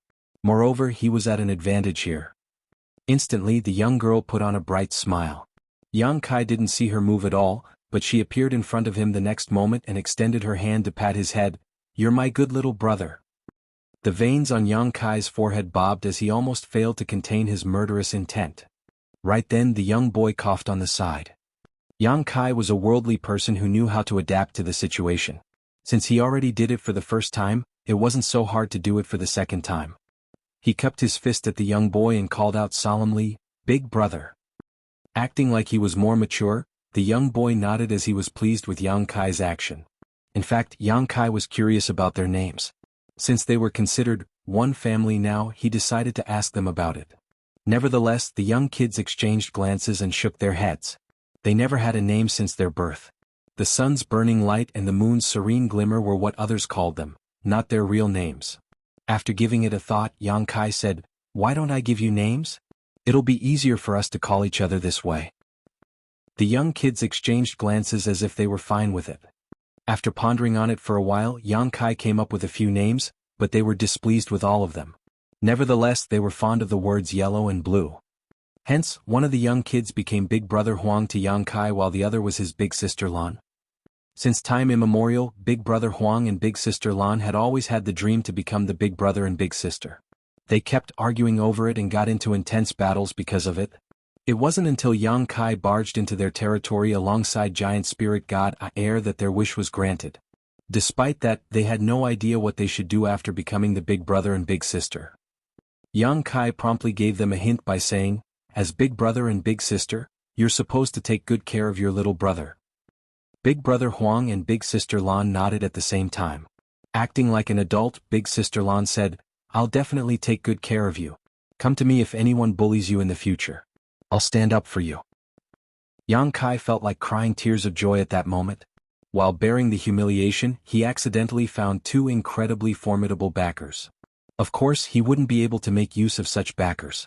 Everything would be destroyed wherever they went, so who would have the guts to make them stand up for him? Moreover, no one would believe him even if he told everyone that he had these two kids as his backers. After a cough, Yang Kai said, "I've always been the one who bullies others, not the other way round. Big Brother Huang, the thing beside you. It was hard for me to get it. Could you please return it to me?" No big brother would snatch stuff from his little brother. Big brother and big sister are supposed to take care of their little brother. Yang Kai hadn't managed to catch the blue crystal the size of half a human as it was retrieved by Big Brother Huang. Upon hearing that, Big Brother Huang took a glance at the blue crystal. "You want this?" "Yes." Yang Kai nodded repeatedly. You can have it then. Big Brother Huang directly tossed the blue crystal at Yang Kai. A pleased Yang Kai cupped his fist. Many thanks, Big Brother Huang. Following that, he quickly put the blue crystal inside his small universe. A smug Big Brother Huang looked provocatively at Big Sister Lan, who naturally became furious. She crooked her finger as a yellow crystal of a similar size came over from some unknown place. After throwing it at Yang Kai, she said, "This is for you." Yang Kai's eyes were as bright as the sun while he hurriedly put the crystal into his small universe. Gazing at the young girl, he sincerely expressed his gratitude. Many thanks, Big Sister Lan. It was indeed a big pleasant surprise. Big Brother Huang snorted and raised his hand as a new blue crystal appeared. He then pushed it towards Yang Kai. Yang Kai widened his mouth as he was overwhelmed by the sudden happiness which descended upon him. With that said, his movements were not sluggish as he promptly stored the blue crystal. Many thanks, Big Brother Huang. As soon as he finished speaking, the young girl pushed another piece of yellow crystal towards him. Many thanks, Big Sister Lan. Many thanks, Big Brother Huang. Yang Kai was exhausted from all the talking, but he was never tired of doing it. Just a few words of gratitude could be traded for a refined yellow or blue crystal, so he didn't mind doing it at all. If possible, he could thank them for eternity. It was the first time he found these two kids so adorable. He was initially embarrassed when he was forced to be the little brother, but as more and more yellow and blue crystals came into his hands, the shame he felt had vanished into thin air. He could now shamelessly call them Big Brother and Big Sister, and he became increasingly sincere while doing it. He wouldn't even mind calling them Grandpa and Grandma as he was given such immense rewards, to say nothing of the fact that he was only required to call them Big Brother and Big Sister. In fact, given their age and seniority, he was actually taking advantage of them. Yang Kai had no idea how many good things he had obtained, but they surpassed the total amount of what he acquired over the past 10 years in just half a day. In the core area of his small universe, yellow crystals and blue crystals were stacked like two mountains, ranging from the 5th order to the 8th order. This kind of wealth could be considered colossal. No cave heaven or paradise could put forward such a large amount of treasure. Just when Yang Kai was engrossed in thanking them, Big Brother Huang and Big Sister Lan suddenly stopped as they glared at each other. Yang Kai scratched his face and asked cautiously, "Why did you stop all of a sudden?" As he spoke, he quickly fished out a spirit fruit from his space ring to quench his thirst. His throat was all dried up after he kept thanking them for so long. He had to get prepared for the next round. "Time's up," Big Brother Huang said. "What do you mean?" Yang Kai gazed at him in puzzlement. Big Brother Huang went on to say, "You said that we'd be Big Brother and Big Sister for one day. Time's up." 1 day has passed. Yang Kai felt that time went by too quickly. Big Sister Lan turned to look at Yang Kai. "What do you say today?" Yang Kai pursed his lips and asked probingly, "Why don't we keep doing it? I'm fine with being the little brother. You can still be the Big Brother and Big Sister." Big Brother Huang shook his head. "That won't be interesting." "Why wouldn't it be interesting? It's very interesting." Despite the fury in Yang Kai's heart, he wouldn't dare to object out loud. These children were just like irritable cats, so they had to be placated. As he darted his gaze around, he said cautiously, "Since you find it boring to be Big Brother and Big Sister, why don't you be Little Brother and Little Sister? I'll be the Big Brother today." Big Brother Huang and Big Sister Lan gazed at him at the same time. A diffident Yang Kai said, "Well, if you're not happy with it, just pretend that I've never said it." All of a sudden, Big Brother Huang nodded, "We can give it a try." Big Sister Lan agreed with it as well. Yang Kai was dumbfounded as he had never expected that his random idea would be feasible. After giving it a thought, he realized that these young kids had never been Big Brother and Big Sister since time immemorial. In the same way, they had never been Little Brother and Little Sister as well. Perhaps they just found the idea novel. "Big Brother?" Little Brother Huang called out. He found it unfamiliar to call someone in such a way, so he knitted his brows. On the other hand, Little Sister Lan was more straightforward. "Big Brother." Yang Kai suddenly felt that he had taken up a huge responsibility as he sat down with a serious expression and acted like a mature Big Brother. As he gazed at the young kids, he said solemnly, "As Little Brother and Little Sister, you have to treat your Big Brother well." Little Brother Huang said doubtfully, "That was not what you said yesterday." Yang Kai waved his hand. "What happened yesterday is different from what's going on today. You were Big Brother and Big Sister yesterday, but your little brother and little sister today. Don't you agree? Little brother Huang fell into his thoughts as he felt that there was something off about it, but he couldn't quite figure it out. Meanwhile, little sister Lan got his hint as she drew a yellow crystal and pushed it towards Yang Kai before looking smilingly at him. That's very kind of you, little sister Lan. You're the best little sister in the world. Yang Kai stored the yellow crystal and gently patted her head. It took Yang Kai only one day to grasp how to fan the flames and sow discord between the two. As expected, little brother Huang wouldn't want to appear inferior as he pushed a blue crystal towards Yang Kai. There was an amiable smile on Yang Kai's face as he said, "You're the best little brother in the world, little brother Huang." He also patted the young boy's head. Little brother Huang found it awkward, but he suppressed his urge to dodge the touch. Although the situation was different from the day before, the outcome was the same. More and more yellow and blue crystals were presented to Yang Kai, who was more than happy to keep all of them. The two mountains of materials in his small universe became increasingly higher. He had to be bossed around since he was the little brother the day before. Now that he was the big brother, he decided to come up with a demand. As he stored the blue crystal sent to him by little brother Huang, he looked fervently at a mineral lode that was hundreds of kilometers away. In a hopeful tone he said, "That thing is very beautiful. I'll be satisfied if I can get that." Little brother Huang and little sister Lan turned their heads and extended their hands at the same time. The next moment, the mineral lode split into two and landed in front of Yang Kai. Yang Kai could barely contain his excitement. "You're my good little brother and little sister." Chapter 4798. It's not a good thing. It had been a few years since Yang Kai entered the chaotic dead territory alongside giant spirit god Air, and he had obtained a crystal vein before, but that one was only several dozen meters long. However, the one captured by little brother Huang and little sister Lan was several kilometers long, and it exuded energy fluctuations in the seventh order. Yang Kai felt his heart pounding against his chest. While complimenting the little brother and little sister, he quickly put the crystal vein, which had been split into two, inside his small universe. It was comprised of seventh-order Yin element materials. Among all the materials of different orders, the seventh-order ones had the most use for him. Following such an experience, Yang Kai would give them a hint whenever a crystal vein came into his sight. The next moment, the crystal vein would appear right in front of him. The massive rewards far exceeded his imagination. The proprietress had said in the past that the chaotic dead territory was filled with Yin and Yang element materials, but who could have thought that they were really so ample? As time passed, Yang Kai would gain a lot of materials. He didn't need to do anything else other than exhausting himself from all the talking.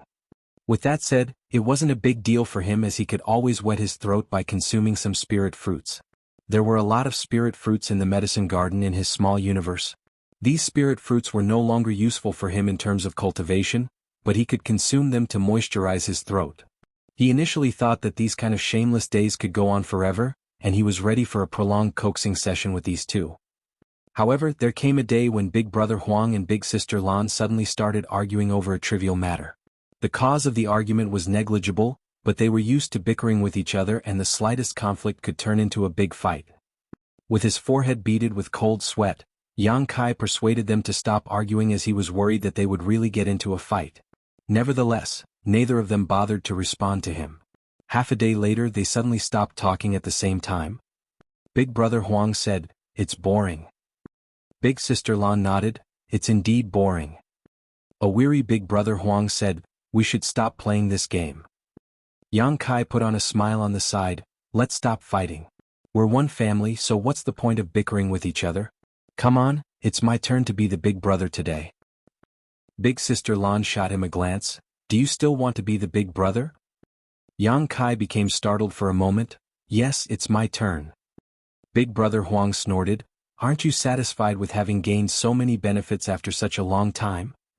There was an embarrassed smile on Yang Kai's face as he thought that these young kids were not so dumb after all. They played along previously because they found the whole experience novel. Since the sense of novelty was gone now, it was expected that they found the game boring. Fortunately, Yang Kai had amassed a lot of materials over the past few days as Yin and Yang element materials of different orders had been stacked like two huge mountains in his small universe. They were sufficient for the cultivators in Void Land to use for tens of thousands of years, or perhaps even longer. "What should we do now then?" Yang Kai asked. Since they couldn't keep playing the game, it wasn't like they would just sit there and do nothing. We're supposed to ask you this question instead. Big brother Huang looked dispassionately at him. Tell us which one of us would be the big brother or big sister. If I'm pleased with your answer, you can leave this place with all the things you've obtained. However, if I'm not happy with your answer, I won't kill you, but you have to leave all those things here and get out of my territory. There was no way Yang Kai would cough out the food he had already eaten, especially when what he had eaten was worth so much. His figure shook as he almost spurted out that the young boy was the big brother. Fortunately, he caught himself in time as he finally recalled that Big Sister Lan was standing right in front of him too. As expected, Big Sister Lan said, I share the same sentiment. And so, it all went back to square one. Although they had previously become the big brother and big sister in the game, their little brother was Yang Kai. It was never determined who the big brother or big sister would be among the two of them. This was the point they had been arguing over since time immemorial, and it couldn't be resolved with a silly little game. Yang Kai furrowed his brows with a solemn expression. This was a question that had no answer. Regardless of what he said, he would offend one of these two beings who he could not possibly afford to offend. Although his life wasn't at stake now, the immense wealth he had obtained might be confiscated, which was why he had to give it a serious thought. It wouldn't have mattered if he had never acquired those treasures, but it would be heart-wrenching for him if he lost them now. Half a day later, Yang Kai measured his words and asked, Why are you asking me this question? Weren't you in a fight before this? The winner will be the elder one then. Big brother Huang shook his head. Neither of us will be the winner. Our powers are equally matched, so we can't defeat each other. Yang Kai had the urge to ask them why they still started this massive fight that spanned across countless eons and destroyed innumerable great territories since they knew no one would be the winner. Certainly, he wouldn't dare to actually ask this question though, as he was worried that they would get mad at him and slap him to death. Presently, Yang Kai was in a deep dilemma. In this situation, if he couldn't come up with a satisfactory answer, all his gains would be snatched from him. This was an intolerable outcome for him. Is there a way that can satisfy both of them? Faced with the immense pressure, Yang Kai suddenly had an idea flash across his mind. Nevertheless, he wasn't certain if this idea would work. He looked up at the two of them and said, Will you be happy if I have a way to make sure that one of you will eventually become the winner? By then the winner will take all, and the loser can't blame their loss on me. Big Sister Lan's eyes brightened as she asked, You have a way to make sure that one of us will eventually be the winner in our competition? On the other hand, there was a look of disdain on Big Brother Huang's face. That's impossible. You're not powerful enough to affect the outcome of our fight. Yang Kai put on a meaningful and inscrutable smile as he replied, Since your powers are equally matched, there certainly wouldn't be a winner between the two of you, but what if the two of you fought in a different way? Big Sister Lan tilted her head and asked, What do you mean by a different way? Big Brother Huang gazed vigilantly at him. What are you up to? Yang Kai snapped, Are you saying that I'm up to no good? I've exhausted myself just to come up with a way to resolve the conflict between you two. If you have any doubts, just pretend that I've said nothing. Keep on fighting and let's see whether one of you will be the winner in the end. Seeing that Yang Kai appeared righteous, Big Brother Huang felt apologetic as he thought that he had gotten him wrong. He then raised his hand and summoned a 300-meter-long blue crystal vein before tossing it at Yang Kai. After that, he looked away and fell silent. Yang Kai was startled for a moment before he quickly stored the blue crystal vein inside his small universe. He then nodded at Big Brother Huang. Please don't blame me for being rude just now, Big Brother. Big Brother Huang grunted in a muffled voice. Meanwhile, Big Sister Lan's interest had been piqued. What's your solution? Tell us about it. Alright, it's like this, Yang Kai explained. Since your powers came from the same source and there's no way for either of you to defeat the other in battle, why don't you have others fight on your behalf? In that case, it could prevent you two from having to fight directly, and the issue would be solved peacefully. It's like killing two birds with one stone. Worried that he hadn't made himself clear, he decided to give them an example. Similar situations have happened in the past. Sometimes, two top cultivators become archenemies, but despite countless battles between them, neither side manages to defeat the other. Realizing that the matter won't be settled before their predestined time of death, they both understood that they would pass on with deep regrets as there still would be no winner. In the end, they decide to respectively take on a disciple and nurture them with all their ability. When the disciples grow up, they can have a final battle to settle the issue. One of the masters will be the winner if their disciple can defeat the other parties. Big Sister Lan didn't seem to get the key point as she asked, You want to be our disciple? Yang Kai waved his hand. I don't mind becoming your disciple, but what can you teach me? The ways we cultivate are different. Moreover, I'm the only human here. Whose disciple should I become? If I become your disciple, Big Brother Huang will be displeased. If I become Big Brother Huang's disciple, you'll be upset. By then you two will get into an argument again. Big Sister Lan nodded her head. Good, I'm glad you realized it. Big Brother Huang waved his hand. Stop beating around the bush. Cut to the chase already. Yang Kai nodded and continued, it was just an example. I didn't mean to ask you to take on any disciples. Please come into my small unit. Forget it. You can see it for yourselves. Yang Kai initially wanted to let them enter his small universe, but after giving it a thought, he realized that his sixth order open heaven realm small universe certainly wouldn't be capable of accommodating these two. Perhaps his small universe would explode as soon as they stepped into it. Yang Kai wouldn't dare to take such a risk, so he decided to manifest his small universe instead. As the small universe spread out, it looked no different from a real universe world. Regardless of how powerful Big Brother Huang and Big Sister Lan were, Yang Kai wouldn't be affected one bit this way. A glint flashed through the eyes of Big Brother Huang and Big Sister Lan as though it only took them an instant to understand everything about his small universe. The next moment, their expressions changed as they stared fixedly at a particular spot. Their murderous intent seemed to have materialized as it streamed out of their bodies. Yang Kai felt like he had fallen right into an ice cave as he had no idea how he offended the two of them. Faced with such murderous intent, he had lost the strength to even lift a finger. It had to be noted that this place was his small universe, and he could rule over everything here. Outsiders shouldn't be able to exert their full strength in this place, but Big Brother Huang and Big Sister Lan's murderous intent alone was enough to render him immobile. Where did you get this from? Big Brother Huang suddenly turned to look at Yang Kai and asked as his yellow eyes radiated a strange glow. There was something as dark as ink that was squirming like a living creature in his hand. It was the black ink strength. Quite a bit of black ink strengths had been suppressed and sealed inside Yang Kai's small universe. It had allowed him to successfully deceive Yuan Du from Langya Paradise and gain the latter's trust in the past. Big Brother Huang's reaction surprised Yang Kai as he replied, I inadvertently obtained this thing a while back. Do you recognize it? He supposed it wasn't surprising that Big Brother Huang could recognize this thing. The Black Ink clan had existed for a very long time, their history possibly tracing back to before the birth of the cave heavens and paradises. Both Big Brother Huang and Big Sister Lan had similarly existed since the dawn of time. Perhaps they had even come into contact with the Black Ink clan in the past. It's not a good thing. Don't keep it here, Big Brother Huang said solemnly without directly answering Yang Kai's question. The next instant, he clenched his fist as the squirming black ink strength dissolved into nothingness.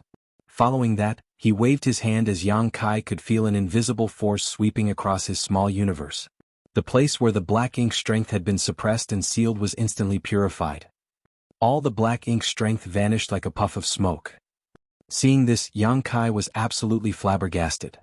There was a world spring in his small universe, so he wasn't afraid of the black ink strength at all. Since it had been suppressed and sealed, it couldn't do him any harm. In fact, when he came across a Black Ink clan member or Black Ink disciples, he could use it to cover up his identity. Chapter 4799 You are so smart. Now that the Black Ink clan had reappeared, no one could be certain if they would come across them in the future. At the most critical moment, the suppressed Black Ink strength might save Yang Kai's life. However, he had never expected that the Black Ink strength would be destroyed by Big Brother Huang. Certainly, Yang Kai knew how difficult it was to deal with the black ink strength.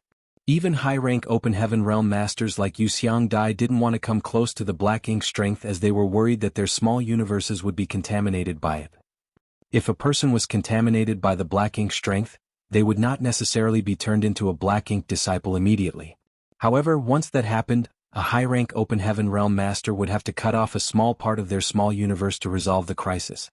Doing this would damage their heritage, so no one was willing to have to deal with such a situation. Black ink insects were apparently the main reason cultivators were turned into black ink disciples. Yang Kai was speechless, thinking that Big Brother Huang should have discussed it with him before destroying the black ink strength. However, faced with the young boy's grim-looking face, he wouldn't dare to say anything. He had a feeling that Big Brother Huang and Big Sister Lan were somehow at odds with the black ink strength. Otherwise, the young boy wouldn't have done such a thing. Fortunately, he still had a black ink insect. Although the black ink strength in his small universe was all gone, the black ink insect remained. Big Brother Huang and Big Sister Lan were not willing to explain anything to him. After the black ink strength were gone, Big Sister Lan turned to look in a particular direction where the humans lived. There are so many people over there.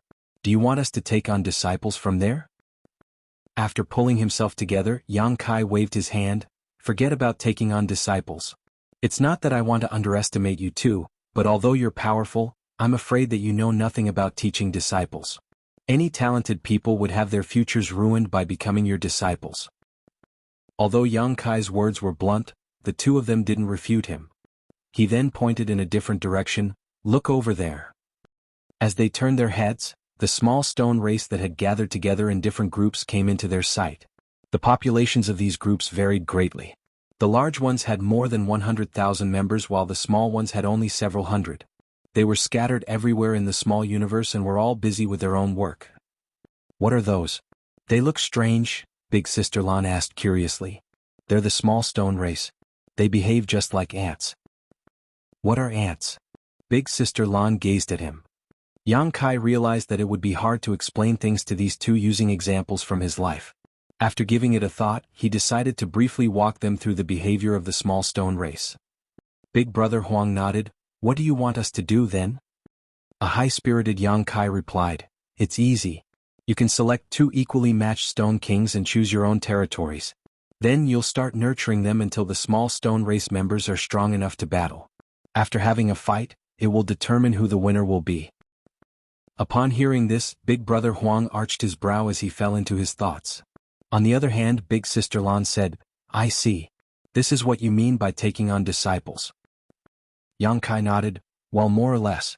However, the small stone race have low sentience, so you don't have to take them as disciples, nor do you need to teach them anything. You just have to nurture them.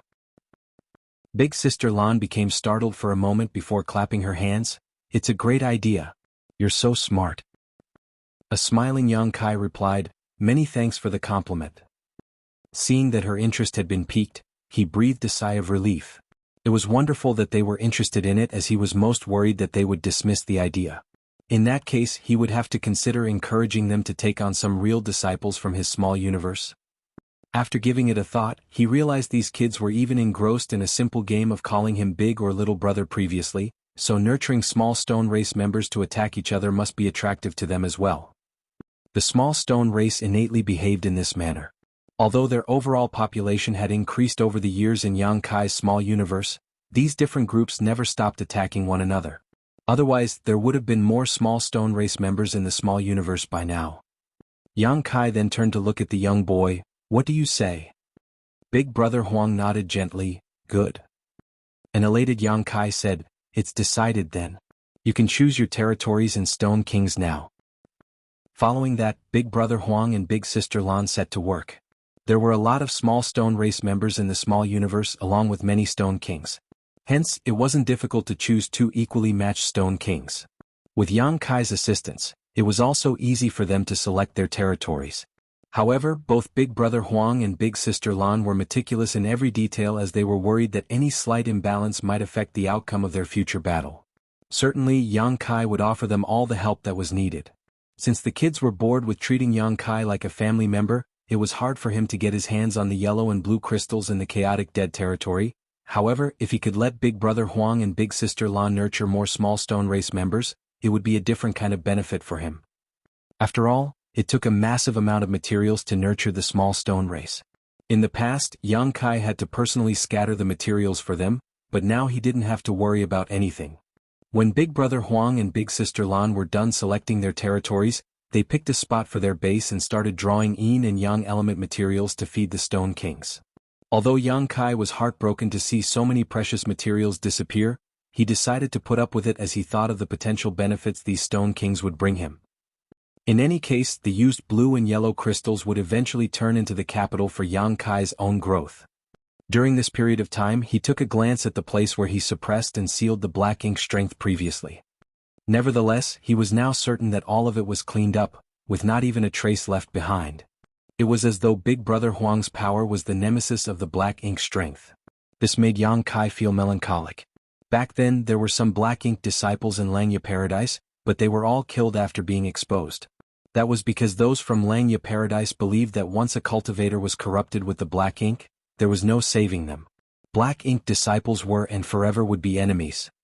Yang Kai couldn't help but think that if they were brought to this place, Big Brother Huang and Big Sister Lan might be able to get rid of the black ink strength in their bodies and help them return to their normal state. Unfortunately, he could never carry out this kind of experiment. Not just anyone could enter the chaotic dead territory. If it weren't because of air, Yang Kai wouldn't have had the chance to enter this place either. Although Big Brother Huang and Big Sister Lan seemed able to destroy the black ink strength, Yang Kai could never have brought the black ink disciples from Langya Paradise to this place. It took a long time for the small stone race members to grow to be strong enough to battle, so Yang Kai reckoned that there wouldn't be any conflicts between Big Brother Huang and Big Sister Lan for the time being. With that said, the clashes between the yellow and blue soul clones never stopped as they continued hacking each other to death. Yang Kai even witnessed the colossal yellow and blue lights crashing into one another again, which made him feel doubtful. Big Brother Huang and Big Sister Lan were standing inside his small universe right now, so what were those giant lights in the distance he had seen? Which ones of them were their true bodies? Giant spirit god Air remained sound asleep, as it would take him 1 to 2 years to awaken. Since his small universe's time was accelerated and had its own world barrier, Yang Kai was practically staying inside a sealed space right now.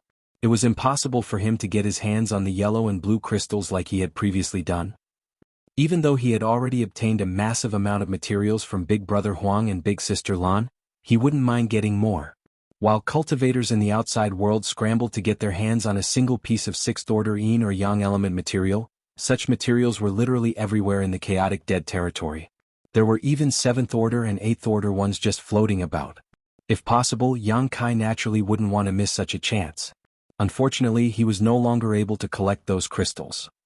As such, he had practically nothing to do. Left with no other choice, he decided to spend some time comprehending the Great Nothingness scripture while observing his third disciple's cultivation process. It was a good idea to let Sui cultivate the Great Nothingness scripture as the boy was now in the 3rd order transcendent realm, above which would be the Saint realm. Yang Kai would be there to observe Sui every time he achieved a breakthrough, but he had yet to discover anything special. When he was in front of the stone monument in Langya Paradise previously, Yang Kai felt a hint of time principles fluctuating from one of the disciples there when they achieved an ascension. However, this had never happened to Sui. Yang Kai reckoned that it might have something to do with his weak cultivation. Perhaps he would only find something special when Sui became more powerful. After the 3rd order transcendent realm, Sui would reach the Saint realm.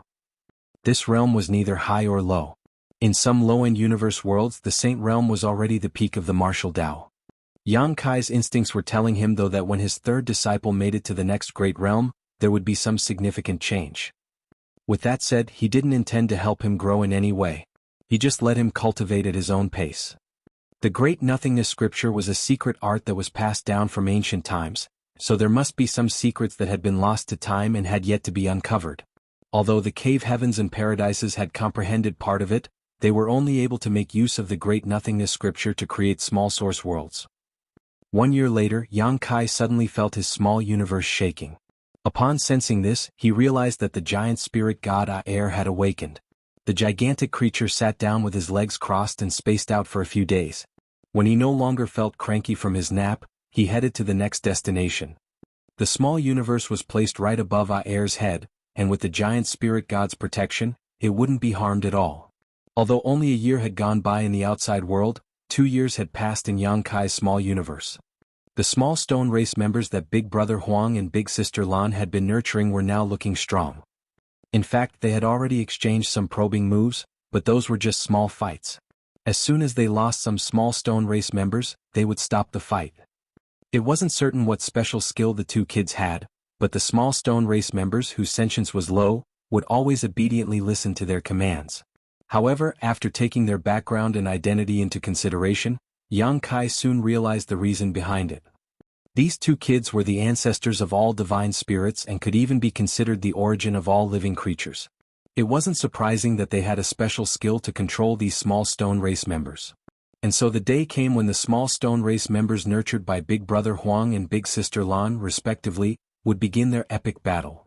Both of them were not stingy when it came to nurturing their small stone race members. In any case, There were innumerable materials in the chaotic dead territory, and they could easily draw as many of them over as they wanted in order to feed their army. They each had one Stone King initially, but after just 2 years, they each had 1 million soldiers under their command. At this moment, the two armies had lined up at the border of their territories, both sides in different formations, but all of them looking fierce and imposing. Chapter 4800. Are you not willing to admit defeat? The habits and behavior of the small stone race members were similar to those of ants. Under the Stone Kings, there were guards that were responsible for keeping the territory safe. There were also soldiers that had to invade other territories. Nevertheless, most were just like worker ants. Big Brother Huang and Big Sister Lan each had 1 million soldiers under their command. No Stone King could ever control so many soldiers. Therefore, they didn't only have one Stone King respectively now. When a group grew to a certain scale, more Stone Kings would be born as they brought parts of the clansmen to other places to build their own nests and reproduce. Now, they each had more than 10 Stone Kings, as these 1 million soldiers were divided into more than 10 formations, looking truly intimidating. When Yang Kai arrived at the battlefield, Big Brother Huang and Big Sister Lan were shooting each other dismissive glances and exchanging taunts. This had been their daily life since long ago, as they would never stop fighting to become the elder sibling. Upon Yang Kai's arrival, they shifted their attention to him and stopped the war of words. A high-spirited Big Brother Huang said, "Take a look at my small stone race. What do you think?" Yang Kai looked in that direction and nodded gently. "Your army is truly intimidating, and I'm sure they will win almost any battle." Upon hearing that, Big Brother Huang appeared smug and looked provocatively at Big Sister Lan. It was the first time they tried raising small stone race members. 2 years had passed, and they found it to be quite interesting, especially when the groups of small stone race members became stronger and more populous by the day. They felt a sense of accomplishment from doing that. Big Sister Lan came over and asked, "What about mine?" Yang Kai turned to gaze at the other army and remarked, "Just like tigers, they look mighty and invincible." Big Sister Lan said smilingly, "I've spent a lot of effort on them. I'll definitely be the winner this time." Big Brother Huang shot her a look of disdain. "I've spent more effort on my army than you. There's no way you'll win the battle." Big Sister Lan snorted, "Enough nonsense, bring it on. Let's see who will win. If you lose, you have to call me Big Sister." A defiant Big Brother Huang refuted, "If you lose, you have to call me Big Brother." As their eyes met, there seemed to be a spark lighting up between them. Yang Kai quickly stepped away so that he wouldn't be harmed. They turned their heads at the same time and demanded, "You'll be the judge of this battle." "All right," Yang Kai solemnly cupped his fist. He had already expected it when he suggested using small stone race members to decide who the winner would be, so he wasn't surprised when he was asked to be the judge. "Are you ready?" Yang Kai asked.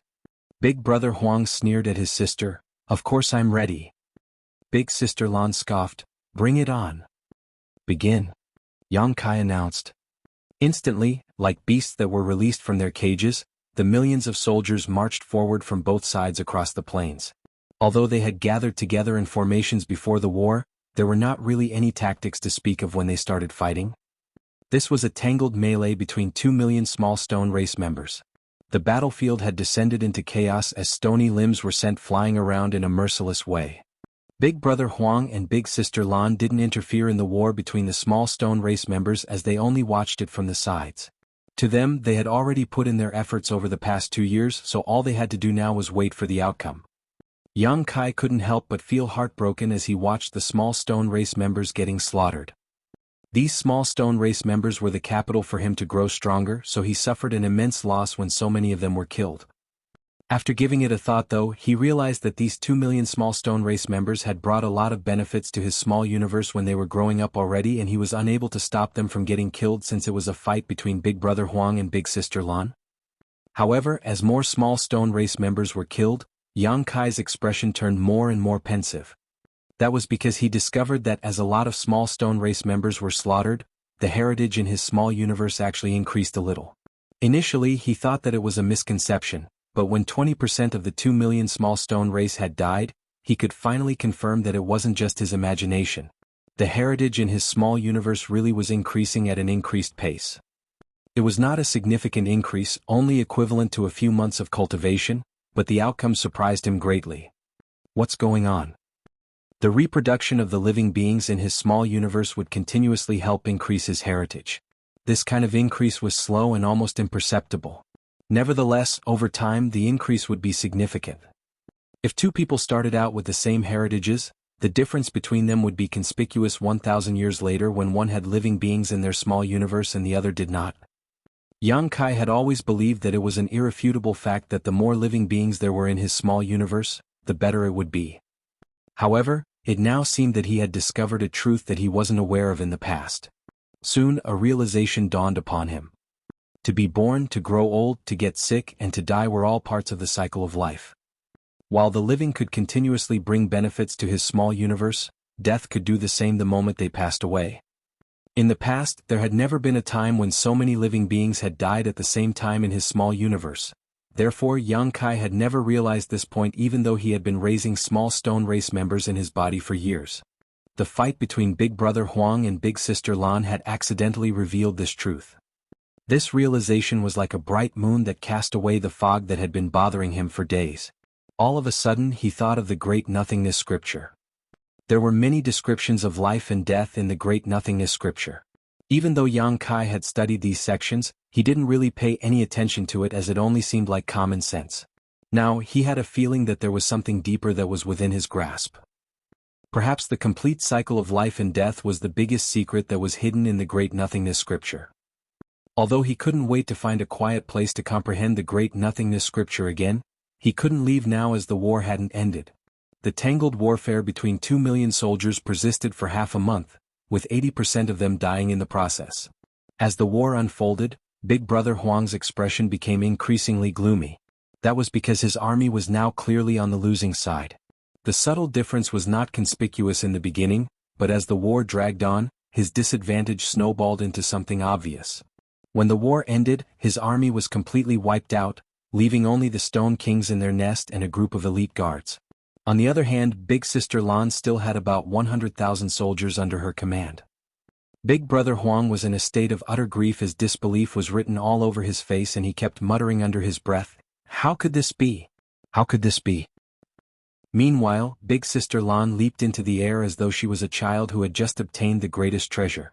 She clapped her hands and said with a smile, "I won." She then turned to look at Yang Kai with a hopeful gaze. As the judge of the battle, Yang Kai naturally had to fulfill his responsibility. He pointed at the young girl and announced, "Big Sister Lan is the winner of this battle." Although the outcome was right in front of their eyes, it wasn't until Yang Kai announced it that the war really ended. A smug Big Sister Lan placed her hands behind her back and sauntered towards her brother. Presently, a devastated Big Brother Huang knelt on the ground and looked at the shattered stones on the battlefield with a pair of listless eyes. Unresignment, fury, and humiliation were written all over his face. Yang Kai was extremely nervous as he was worried that this guy would do something crazy out of shame. It had to be noted that they were now in his small universe, so once Big Brother Huang's power burst forth, his small universe wouldn't be able to bear it and would be destroyed in the blink of an eye. A speechless Yang Kai thought that Big Brother Huang's reaction was over the top as it was just a game, but after pondering on it for a moment, he realized that it wasn't just a battle between two armies. This was about the argument between them that had been going on since the dawn of time itself. That was the crux of the problem that shattered Big Brother Huang's psychological defense. Yang Kai couldn't help but feel sorry for the young boy as he silently looked away. Big Sister Lan looked condescendingly at her brother with a smug expression as ecstasy was written all over her face. When she realized that there was no reaction from her brother though, who still appeared dejected, she couldn't help but land a gentle kick on him and urge him by saying, "Hurry up. My patience is limited." In an instant, Big Brother Huang's face became as red as blood. He repeatedly parted his lips, but he couldn't bring himself to say anything. "Are you unwilling to admit defeat?" Big Sister Lan gave him a look of disdain. "What are you talking about?" Big Brother Huang stood straight up with fury as he clenched his fists to summon his courage. Only after a long silence did he call out with great difficulty, "Big Sister?" His voice was almost indiscernible. Big Sister Lan deliberately moved her head closer to him. "What did you say? I didn't hear you." A flushing Big Brother Huang roared, "Big Sister." A stunned Big Sister Lan took a few steps away and patted her chest. "Why did you shout at me?" Hot steam seemed to be billowing from Big Brother Huang's nostrils as he glared at his sister. It was as though there was irreconcilable enmity between them as he snarled, "Are you happy now?" There was a bright smile on Big Sister Lan's face as she nodded repeatedly, "Of course I'm happy. You've finally acknowledged that I'm the big sister after so long." It was the first time in her life to hear her brother calling her big sister.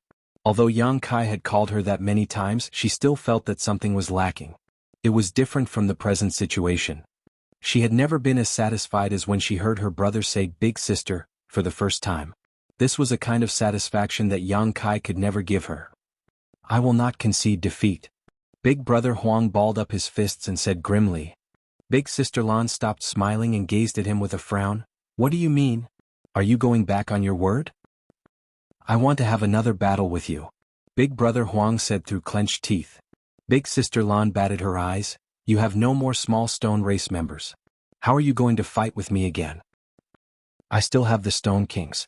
I will rise again." "Ha ha ha." Big Sister Lan scoffed mercilessly. "You only have your Stone Kings, but I still have 100,000 soldiers. As soon as I give the order, your Stone Kings will be killed as well." Big Brother Huang's face turned a shade redder, but there was nothing he could do. Just then Big Sister Lan said, "As your big sister, I will be generous and give you a chance. Go back and nurture a new army. When you're ready, I'll teach you another lesson." Chapter 48:01 3 times faster. "But before you can defeat me, you'll still be my little brother. Do not forget about your identity," Big Sister Lan reminded him by saying.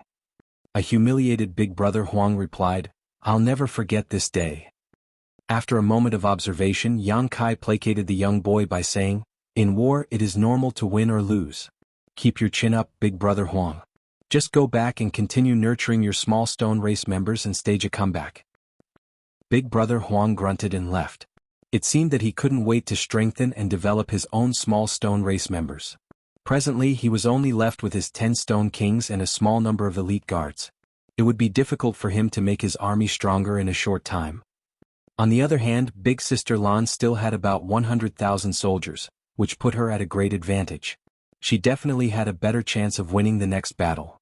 "It's all thanks to your idea." Big Sister Lan looked smilingly at Yang Kai. "He's finally willing to call me big sister after so many years. Tell me, what reward do you want?" "You have a reward for me?" Yang Kai became energetic in an instant. "Of course. Never mind, I know what you want even if you don't say it." Upon finishing her words, Big Sister Lan dashed out of the small universe. When she returned, she brought back literal mountains of yellow and blue crystals and tossed them to Yang Kai. Naturally, Yang Kai was ecstatic. Initially, he thought that he would never have a chance to easily get these yellow and blue crystals again, so it surprised him when Big Sister Lan gave so many to him all at once. Yang Kai of course wouldn't turn her down. After thanking her, he quickly sent these materials to the medicine garden.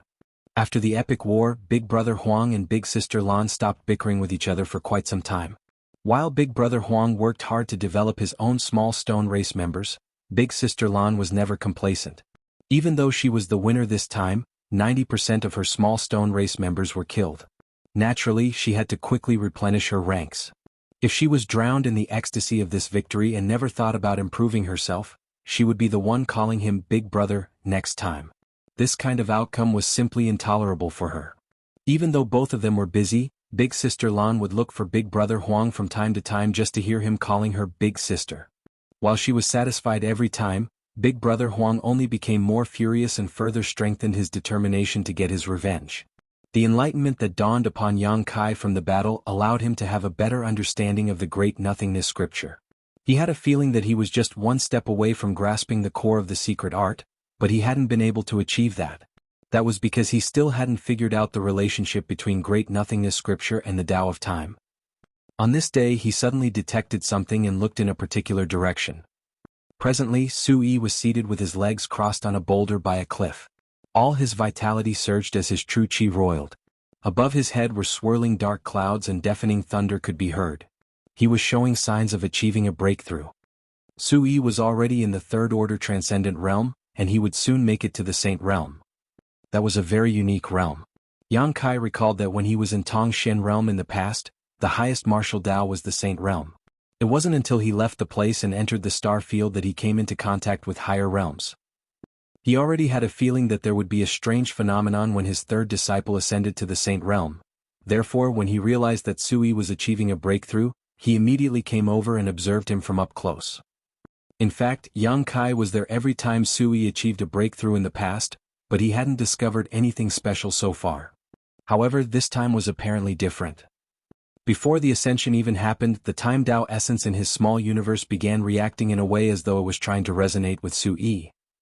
Yang Kai had the same feeling when his first disciple Zhao Yibai achieved a breakthrough, but what resonated with him was the Space Tao essence. Meanwhile, he wasn't worried about Su Yi's breakthrough. Although the progress of Su Yi's cultivation was rapid, he had spent a much longer time in his dreams than in reality due to his unique talent in the Tao of Time. Therefore, his foundation was solid. Certainly, he wouldn't fall into danger by ascending to the Saint Realm. When the world baptism descended on Su Yi's head, he didn't seem to notice at all. Instead of reacting to it, he hung his head low as though he had slumbered off. It wasn't until the force reached him that he looked up and stared into the void with a pair of eerie-looking eyes. There was a strange smile on his face. Upon seeing that, Yang Kai frowned. The world baptism continuously streamed into Su Yi as he opened up his body and accepted it. Soon he was covered in wounds, but as he was faced with the trial, his aura rapidly increased and soon reached the peak of the transcendent realm. The great nothingness scripture was circulated to the fullest as it protected Su Yi's vital parts. At the same time, the Time Tao essence in the small universe became increasingly active. Yang Kai could clearly feel that a lot of Time Tao essence streamed into Su Yi's body and was consumed by him following the world baptism. Just an hour later, Su Yi's aura, which was already at the peak, reached the next stage, and with him as the center, a pressure wave was seen spreading out. He had made it to the Saint Realm. At the same time, the flow of time in the small universe seemed to have been affected as the whole world halted for an instant before it began surging ahead again. The fog in Yang Kai's mind remained, as he still hadn't figured out the relationship between the great nothingness scripture and the Tao of Time, but he could clearly feel that the flow of time in his small universe had accelerated. In the past, the flow of time in his small universe was 2 times faster than the outside world, but now it was 3 times faster. This transformation astounded Yang Kai. It had to be noted that his mastery of the Tao of Time remained in the 6th level, exceeding the ordinary to reach the extraordinary. This was a kind of categorization he had invented, and it was only thanks to this level of comprehension that the flow of time in his small universe had accelerated prior to this. Why did he gain such a reward after Su Yi achieved a breakthrough in his small universe? Was it because of Su Yi himself? Or was it because of the great nothingness scripture? Could both reasons be valid? Su Yi was talented in the Tao of Time, and he had cultivated the great nothingness scripture. Moreover, he had achieved an ascension in Yang Kai's small universe. Perhaps this plethora of reasons brought about unexpected changes. However, Yang Kai felt uneasy. The reason he selected Su Yi to cultivate the great nothingness scripture was that he wanted to fully comprehend the secret art so that his mastery of the Tao of Time would improve.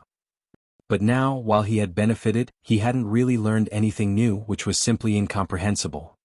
When he checked on his small universe and confirmed that there was nothing wrong, Yang Kai became even more doubtful. Meanwhile, Su Yi had awakened as he looked dazedly at his own hands. Although he had experienced a lot of hardship while achieving this breakthrough, his body had been fortified by Yang Kai. Additionally, he had already ascended to the next great realm. Therefore, he was fine as his wounds had mostly healed already. Do you feel any discomfort? Yang Kai appeared before him and asked. Upon hearing that, Su Yi quickly got to his feet and saluted him. Greetings, honored master. He still appeared doubtful. Did I break through? Yang Kai nodded. You're in the Saint Realm now. Su Yi scratched his head. I didn't even realize it. For some reason, I was overwhelmed by sleepiness and dozed off just now. Many thanks for protecting me, honored master. He thought that the reason he successfully achieved an ascension was that Yang Kai had been standing guard beside him. Otherwise, he would have lost his life since he was asleep just now. Yang Kai stared fixedly at him and gave it a thought before saying, Since you've made it to the next great realm, continue strengthening your foundation. You must not become arrogant just because you're more powerful now. Yes, Su Yi replied respectfully, disciple will cultivate hard and never forget your teachings. When he looked up, Yang Kai was already nowhere in sight. Su Yi was very respectful of his honored master. If Yang Kai hadn't taken him on as a disciple during the disciple recruitment, he wouldn't have achieved anything great in life given his aptitude. Nevertheless, following Yang Kai's teachings, he made it to the Saint Realm after just a couple of decades. He believed that it was just the beginning as he still had a brighter future ahead of him. Upon receiving Yang Kai's order, he quickly began consolidating his new cultivation. In fact, it was easy for him to cultivate as he just had to fall asleep.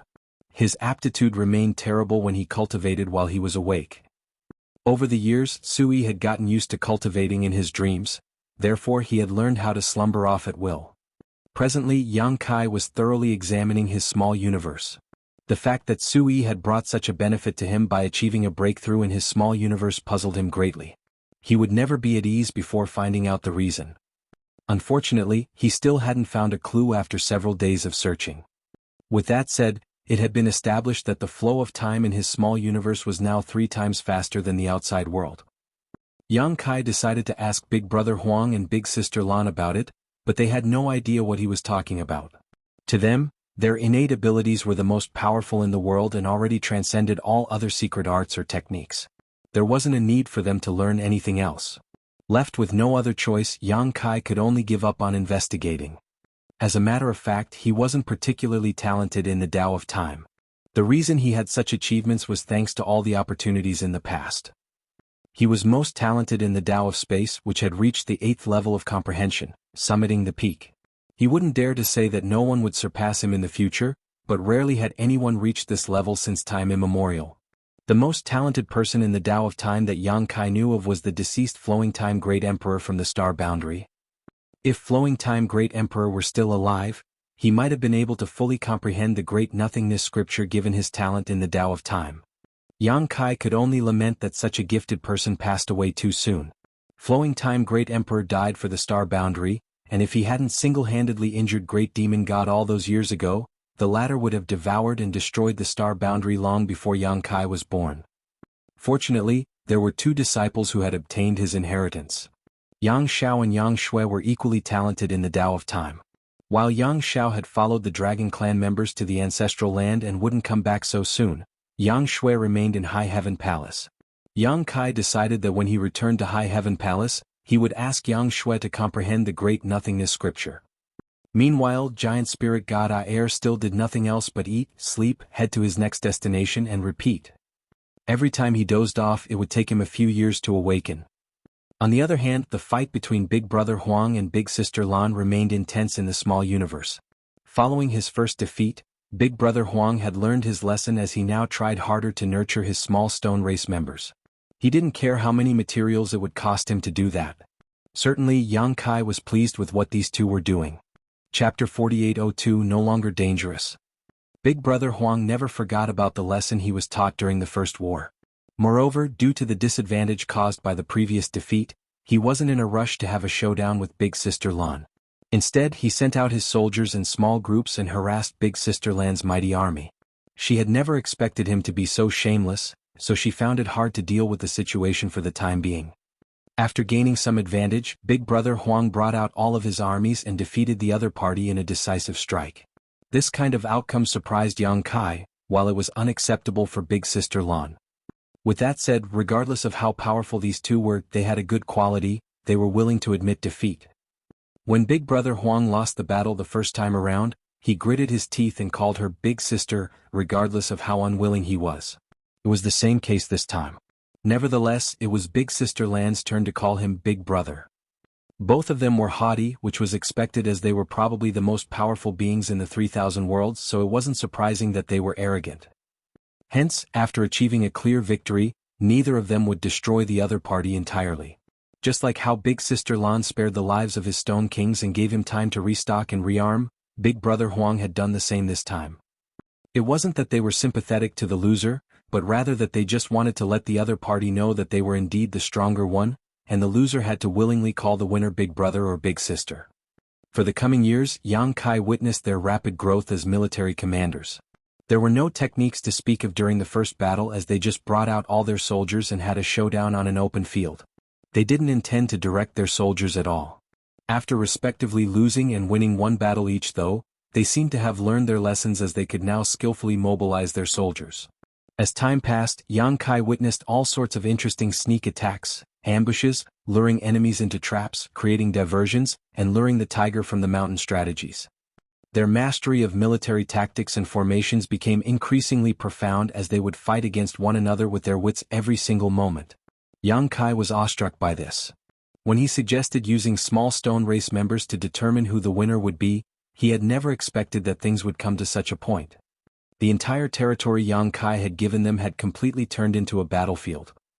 Their small stone race soldiers had expanded to several tens of millions from barely 1 million, and they had spent innumerable materials because of that. If those from the cave heavens and paradises found out about it, they would surely curse them for being so wasteful. Nevertheless, Big Brother Huang and Big Sister Lan wouldn't care about the orders or amounts of those materials. In order to help their small stone race members grow, they would even feed them with 7th order and 8th order materials. As a result, the Stone Kings under their command were now quite different from normal ones. Not only were they much larger, but they could also produce more pebbles at a faster rate. The small stone race members hatched from their pebbles were also much stronger from the start. With their fight being never-ending, it had brought great benefits to Yang Kai. As the small stone race members were born and died in such incredible numbers, they continuously helped increase the heritage of his small universe. Therefore, even though Yang Kai had not cultivated at all recently, his strength had still continued to grow rapidly. Big Brother Huang and Big Sister Lan never rewarded him with any yellow and blue crystals again, as they were simply engrossed in the fight of wits among themselves. Yang Kai was someone who counted his blessings, as he had already obtained immense rewards in the chaotic dead territory. No one in history had ever accumulated mountains of yin and yang element material in their small universe like what he had done. Moreover, Yang Kai had been observing his surroundings recently. When he barged into the chaotic dead territory alongside giant spirit god Aer, the void was filled with blue and yellow crystals, and he could easily get his hands on them. However, as time passed, he could barely see any blue and yellow crystals floating about now. Some of them were given to Yang Kai by Big Brother Huang and Big Sister Lan and were now sitting in his small universe. Some of them were used to nurture the small stone race members. Perhaps there were some yellow and blue crystals scattered around the chaotic dead territory, but there wouldn't be a lot of them. Furthermore, Yang Kai's arrival had changed the status quo in the chaotic dead territory that had persisted for eons. Before his arrival, Big Brother Huang and Big Sister Lan never stopped fighting one another. Every time a massive clash took place, countless soul clones would be produced that then hacked each other to death. The fallout would spread across the entire chaotic dead territory, which made it a very dangerous place. Nevertheless, the two of them were now engrossed in nurturing their small stone race members, and the danger in the chaotic dead territory slowly dissipated. The soul clones had all turned into yellow and blue crystals of different orders, while the giant masses of colored light stopped clashing with each other. The chaotic dead territory was no longer dangerous. This was a fact Yang Kai had inadvertently discovered. There had always been a protective layer around giant spirit god Aer since they entered the chaotic dead territory. He would never dispel it even when he was eating or sleeping. It was thanks to this protective layer that Yang Kai had remained safe until now, but there came a day when the protective layer around Aer abruptly disappeared. It wasn't until that moment that Yang Kai realized the chaotic dead territory had undergone a stunning transformation. His feelings were complicated upon that realization. It was just an idea that flashed through his head as he was searching for a way to save himself. So he hadn't expected it to solve the epic battle that had been ongoing between Big Brother Huang and Big Sister Lan since time immemorial. Seeing the fight between them had turned into something more peaceful, he actually felt a great sense of accomplishment. Although he felt sorry for the small stone race members, they were born to attack each other. Big Brother Huang and Big Sister Lan had only magnified this characteristic. Since the chaotic dead territory was no longer dangerous, Yang Kai felt that it was time for him to leave. The reason he hadn't left earlier was that he was unable to do so. Without Aer's protection, he wouldn't be able to move around freely in the void that was filled with murderous intent. He was supposed to look for Chu Huashang after her 100 years of confinement were up, but that time had passed as he had been held up in the chaotic dead territory for about 30 or 40 years. He couldn't wait to head to Yinyang Cave Heaven now. After he won first place in Dao Theory Assembly and became a son-in-law of Yinyang Cave Heaven, he was supposed to marry Chu Huashang. Yang Kai thus found a chance to bid farewell to Big Brother Huang and Big Sister Lan. Both of them were shocked upon hearing that. "Are you leaving?" Big Sister Lan batted her eyes and gazed at him. Yang Kai nodded lightly. "It was an accident that I came into this place. I'm more than satisfied to have come across the two of you as you've taken good care of me. However, I cannot stay here forever, so it's time for me to leave. He was genuinely grateful to the two of them. Without them, he wouldn't have gained so many benefits. It was expected that he was saddened to have to leave them after spending so many years with them. On the other hand, it seemed Big Brother Huang and Big Sister Lan were fine with his leaving, and she only nodded upon hearing that. Just then Big Brother Huang said, "You can leave, but our territories will have to stay here." Yang Kai instantly sported a dark expression as his face twitched. "What do you mean?" Big Brother Huang drew a circle with his hand. "These territories." He directly included 30% of Yang Kai's small universe. Yang Kai coughed and replied, "No. It's my small universe. I'll die if I leave behind such a large area." Certainly he wouldn't die because of that, but his strength would plunge by cutting off such a large area of his small universe, and his foundation would be crippled, meaning he would lose any hope of achieving another breakthrough in his life. "Come up with a solution then. Don't affect our fight." "That's easy." Yang Kai was well prepared. Since he had decided to leave, he naturally wouldn't run away with no backup plan. They wouldn't agree to it either. Small Stone Race members just needed a simple environment to live. He just had to look for a new place for them to develop. Fortunately, the chaotic dead territory was full of shattered universe worlds. He just had to look for a larger shattered spirit province so that they could continue the fight freely. After Yang Kai brought his idea up, Big Brother Huang spread his palms. "There's none left." "What do you mean?" Yang Kai widened his eyes. Big Brother Huang stomped his foot. "There were some in the past, but they were all eaten by this guy." He was talking about Air. At that, Yang Kai was speechless. After Big Brother Huang stomped his foot on the ground, Air, who had been sound asleep, suddenly awakened. This time he didn't appear to be sulky as he just charged forward into the distance. Judging from the direction he was heading, his destination was the territory gate. Since all the shattered universe worlds in the chaotic dead territory were consumed by Air, there was no reason for him to stay. Big Brother Huang and Big Sister Lan didn't intend to stop him from leaving. It wasn't the first time Giant Spirit God clan members visited their territory. Whenever their fight affected a new great territory, which resulted in numerous universe worlds getting destroyed, Giant Spirit Gods would get wind of it and arrive at this place. After they were done with wolfing down all the shattered universe worlds, they would leave. The two of them were already used to it. A few days later, the territory gate came into sight. Just like how Air entered this place back then, he growled as his body shrank rapidly. The next moment he plunged into the territory gate and disappeared. On the other hand, Yang Kai's small universe remained in place. His small universe was placed on Air's head, so it had been moving alongside him. However, even though Air was now gone, Yang Kai was left behind. He couldn't detect Big Brother Huang or Big Sister Lan making any moves, but he knew that it had something to do with them. At that moment he was heartbroken at the fact that Air abandoned him just like that. Meanwhile, Big Brother Huang and Big Sister Lan directly ignored his depression. To them, they just needed Yang Kai's small universe to serve as their battlefield.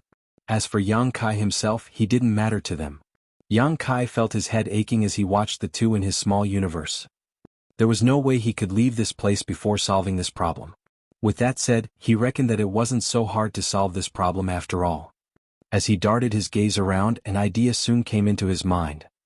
"Good Big Brother Huang, Big Sister Lan. I'll look for a new battlefield that's much bigger and expansive than the current one so that you'll be able to fight more freely. What do you think?" Big Brother Huang and Big Sister Lan exchanged glances before nodding gently. "Go ahead then." Yang Kai said, "I have to leave this place for a short while. This place doesn't have the things you need." Chapter 4803 Strategy Game. On the other side of the territory gate, more than 10 high-rank Open Heaven Realm Masters still steadfastly watched over the chaotic dead territory, just like they had been doing for a long time.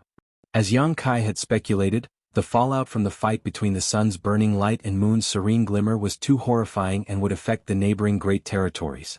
Once that happened, the entire great territory would become a part of the chaotic dead territory.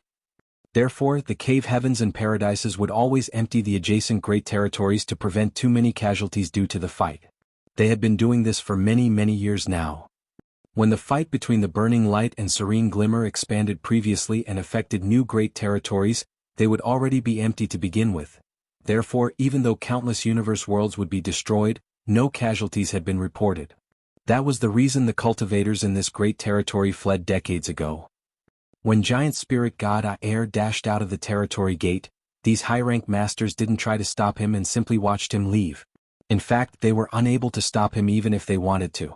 Even though there was an 8th order ancestor around, there was no way they could challenge a giant spirit god. As they watched the giant spirit god leave, a 7th order woman suddenly let out a sigh. It's unfortunate that such a talent passed away at such a young age. The person beside her nodded. You're right. A rising star like him was killed just like that. Life is full of uncertainties, isn't it? Another person said, an ignorant person knows no fear. I suppose he wasn't aware that he was entering the chaotic dead territory. Otherwise he wouldn't have the guts to tag along with the giant spirit god. I heard that the young man was engaged to a core disciple from Jianghu Cave Heaven. Now that he's dead, I suppose the engagement has been annulled. I heard from the sect that he had made a significant contribution in the fight to destroy the Black Ink disciples in Langya Paradise. It was thanks to him that those from Langya Paradise could find and eliminate all the Black Ink disciples.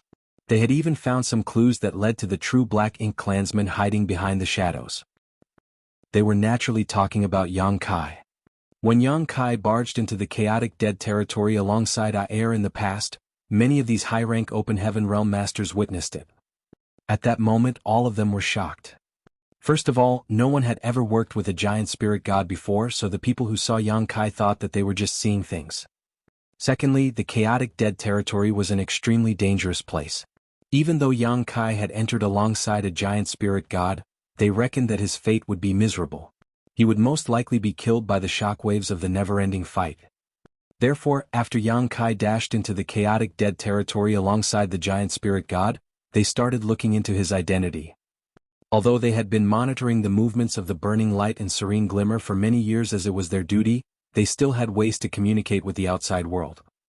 Upon asking around, they found out that the young man who entered the chaotic dead territory alongside the giant spirit god was a famous figure, not a nobody. His titles included Star Boundary Great Emperor, Void Lands Lord, Jianghu Cave Heaven's son-in-law, and so on. Previously, the incident regarding the World Tree had spread like wildfire. Even though they were stationed here, these masters had heard of it. It was already shocking enough that Yang Kai, as a 6th Order Open Heaven Realm Master, was able to kill a 7th Order Open Heaven Realm Master. During the Tao Theory Assembly, he defeated all other core disciples from the Cave Heavens and Paradises and won first place. That was why they were also aware that he was a Jianghu Cave Heaven son-in-law. Additionally, it was thanks to Yang Kai's contribution that those from Langya Paradise were able to root out the Black Ink disciples and kill them all, which prevented a disaster from happening. Yang Kai had done many things that were of great concern to the Cave Heavens and Paradises, so he was no longer a nameless figure. That was why they could easily find out his identity by just asking around. After some calculations, they reckoned that he had come to the chaotic dead territory with the giant spirit god after leaving Langya Paradise. Regardless of how many achievements Yang Kai had made in the past, which included killing a 7th Order Open Heaven Realm Master, he was still just a 6th Order Open Heaven Realm Master in the end. There was no way he could survive in the chaotic dead territory. They believed that it was the truth. Decades had passed and the giant spirit god finally left. However, the young man that had tagged along was nowhere to be seen now. No one could survive in the chaotic dead territory for long, not even the 8th Order Open Heaven Realm Masters, to say nothing of the fact that Yang Kai was just a 6th Order Master. Although they felt sorry for Yang Kai's death, they were not close to him after all.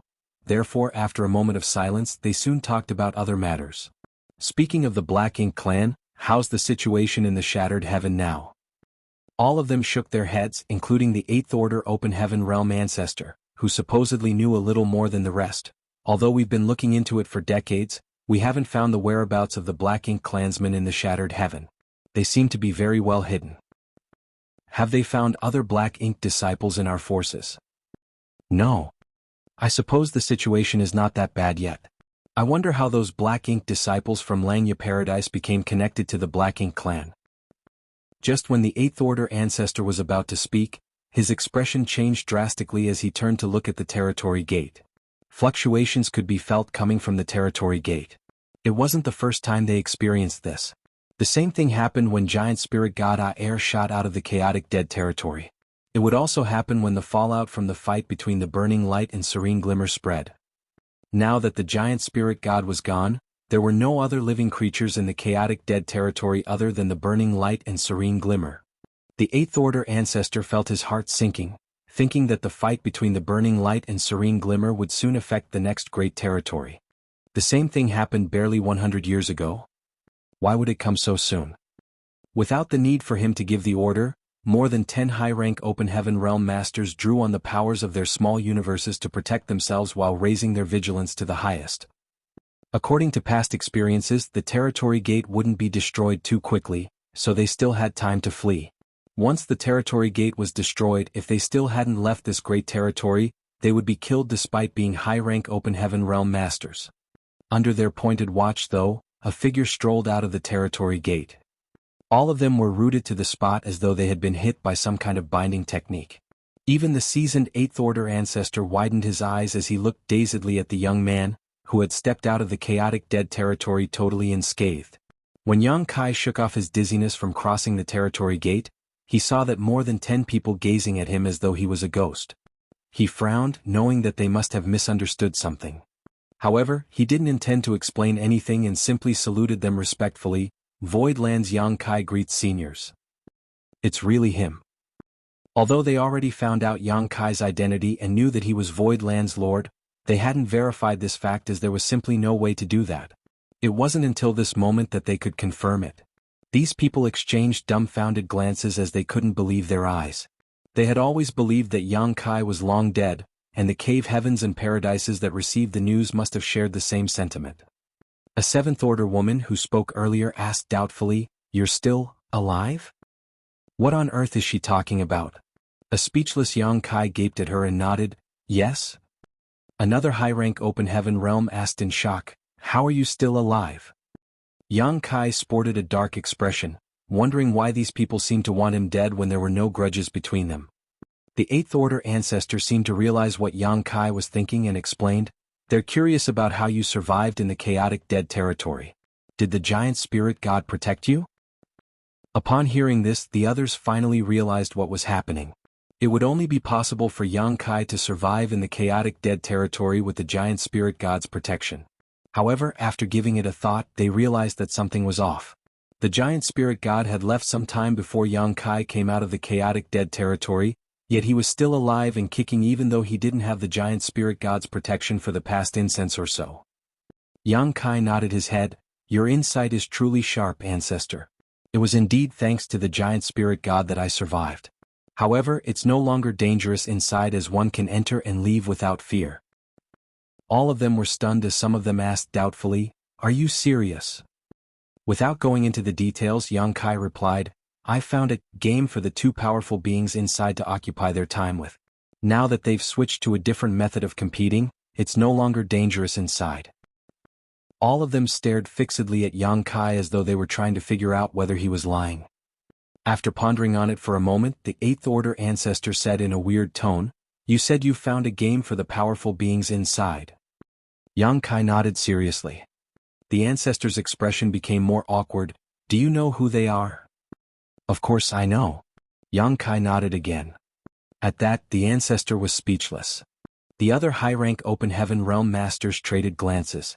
Some of them even suspected that Yang Kai had gone mad.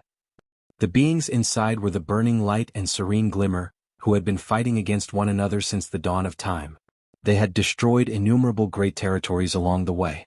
No one knew what the cause of the fight was, but they speculated that they were simply incompatible with each other's existence. This was a truly irreconcilable feud. Nevertheless, there was now a young man who said that he had found a new game for these two beings to kill time with, so they changed the way they fought. Was this whole thing some kind of child's game? Certainly they wouldn't believe it. They would probably find it to be even more inconceivable if they found out that Yang Kai had played this child's game with them for quite a long time. Well, the ancestor tried to measure his words as he also believed that Yang Kai had gone mad. Even though Yang Kai had stayed in the chaotic dead territory for decades and eventually stepped out of it safely, which was a feat no one had pulled off in history, it didn't mean that what he said was true. The ancestor asked seriously, "What kind of game is it?" After giving it a thought, Yang Kai replied, "Will you believe me if I say it's a kind of strategy game?" Yang Kai had naturally noticed the Eighth Order ancestor's doubt, and there was something off about the way the other high-rank Open Heaven Realm Masters looked at him, as if they felt sympathy for him. The Eighth Order ancestor fell silent. It wasn't that he wasn't willing to believe Yang Kai, but the latter's words were just too inconceivable. Could a so-called strategy game make the two powerful beings forget about the grudges between them that had spanned across the ages? If it were so easy, these people wouldn't have had to keep guard in this place for so many years. It's expected that you don't believe me, so why don't you come with me to see for yourself? You'll believe me when you witness it in person. Yang Kai invited him to enter the chaotic dead territory with him. The Eighth Order Open Heaven Realm ancestor instantly put up his guard. If he hadn't known that Yang Kai had the World Spring, which protected his small universe from any external invasion, he would have suspected that the young man had been stained with black ink and was trying to kill him. Not just anyone could barge into the chaotic dead territory. Even though Yang Kai had left safely, he might have some special way of achieving it. On the other hand, the Eighth Order ancestor wouldn't dare to put his guard down.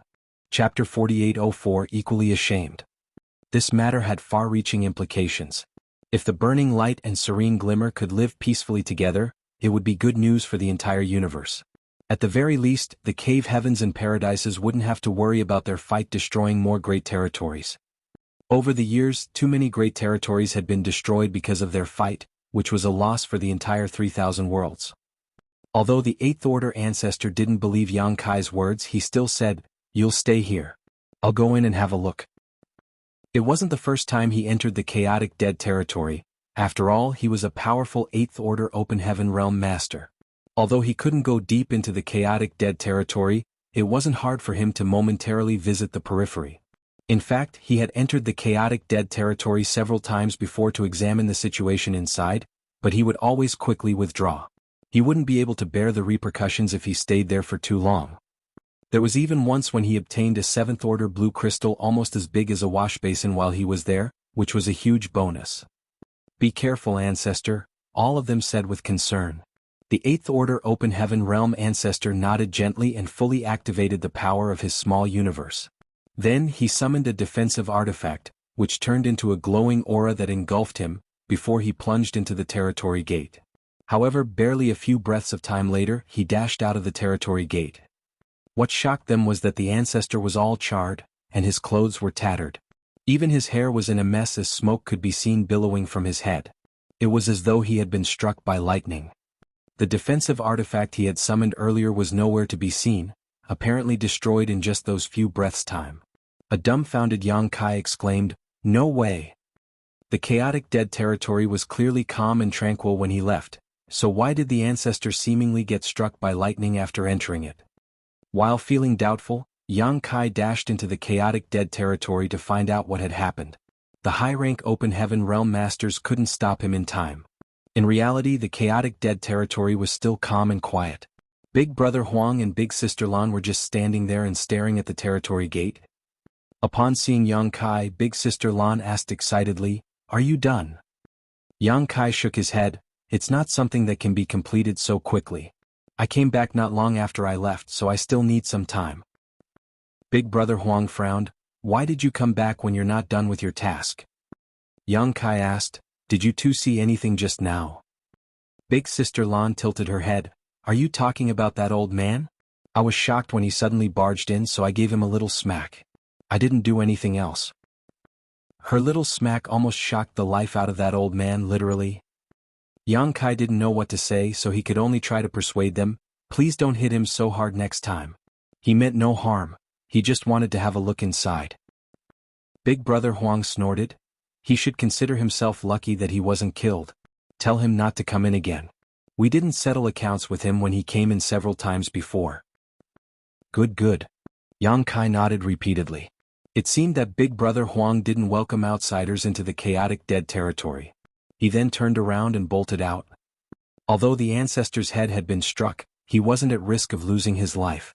When he saw that Yang Kai come out all safe and sound while he was burnt and battered, he couldn't help but feel indignant despite being an Eighth Order Open Heaven Realm Master.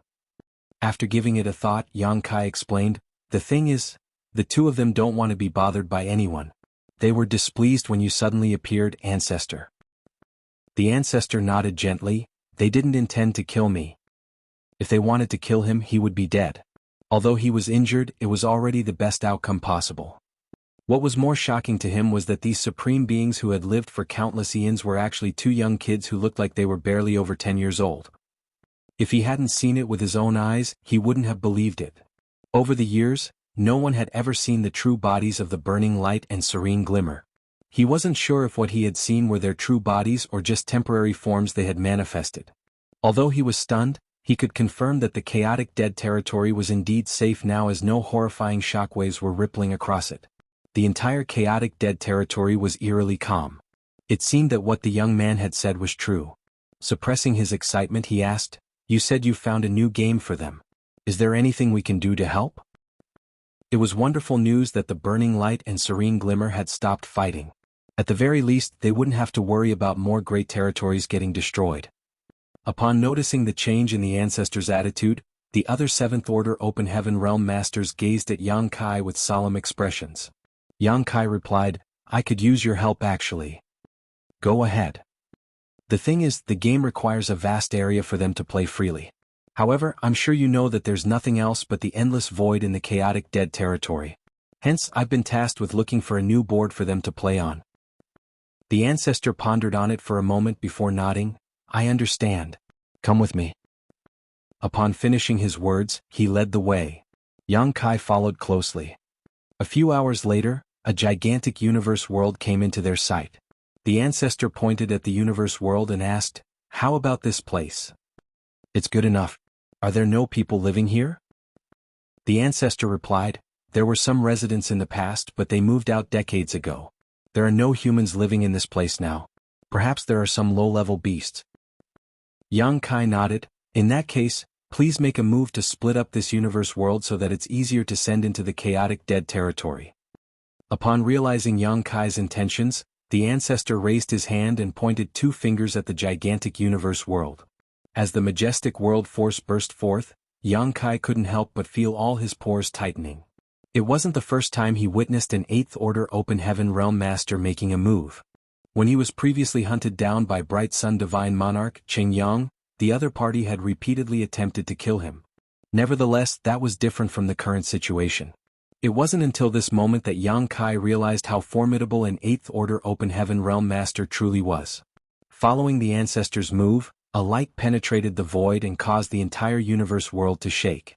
It then split into shattered spirit provinces of different sizes. The emotions in Yang Kai's heart undulated. As a Sixth Order Open Heaven Realm Master, he could also destroy a universe world, but he could not do it as accurately and effortlessly as the ancestor beside him. This was the difference between their realms. The force the ancestor exerted was ingenious. Although the universe world had turned into countless shattered spirit provinces, they were not a jumbled mess. Instead, they seemed to have been neatly cut into pieces.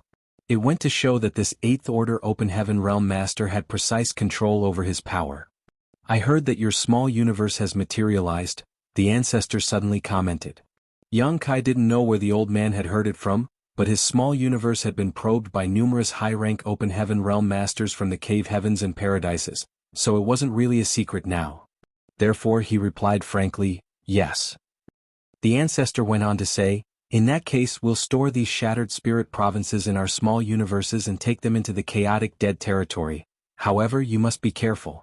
Use your own power to isolate these universe world pieces. Otherwise, your world force will be contaminated. When that happens, you'll have to spend quite some effort to get rid of it." "I understand," Yang Kai replied respectfully. The two of them made a move together and transferred these shattered spirit provinces into their small universes. Since Yang Kai was weaker, he couldn't keep many of the pieces. In the end, he only kept 30% of them while the rest were taken by the ancestor. They then activated their own powers to suppress the world force contained in those shattered spirit provinces so that they wouldn't merge with their small universes. Half a day had passed when they returned to the territory gate. In front of the territory gate, the ancestor was hesitant while looking at Yang Kai with a pair of hopeful eyes. After giving it a thought, Yang Kai said, "Please come with me, ancestor. It'll save us time by completing it all at once." The ancestor asked nervously, "But the two of them inside?" Yang Kai secretly sneered, thinking that the ancestor was clearly eager to have a look inside the chaotic dead territory. However, he was still reeling from the memory of what had just happened to him. Without Yang Kai's assurance he wouldn't dare to go in again, lest he be killed on the spot. Therefore Yang Kai reassured him by saying, "Don't worry, ancestor. We're going in to help. You just have to follow me closely, and they won't make a move on you again." It was then that the ancestor nodded. "Sorry for the trouble then, martial nephew." He couldn't help but feel his emotions undulating. Since time immemorial, the cave heavens and paradises had been trying to come into contact with the burning light and serene glimmer, but no one had succeeded so far. The chaotic dead territory was too dangerous, and no one was able to have a talk with these two powerful beings. Would he be the one to make history on this day? Certainly he wasn't the first person to do so, but Yang Kai wasn't a part of the cave heavens and paradises after all, nor could he represent the aforementioned great forces. After telling the Seventh Order Open Heaven Realm Masters to keep guard in this place, the ancestor followed Yang Kai closely and entered the chaotic dead territory for the second time. Big Brother Huang and Big Sister Lan were still waiting in the same spot, but their eyes brightened when they saw Yang Kai return. Their armies were ready for the next battle, so they desperately needed a large place where they could fight against one another freely. However, when Big Brother Huang saw the ancestor who was behind Yang Kai, he frowned with displeasure. The nervous ancestor quickly saluted them. "Greetings, seniors." Although he was an old man who had lived for a long time, he wouldn't dare to pull rank in front of these two.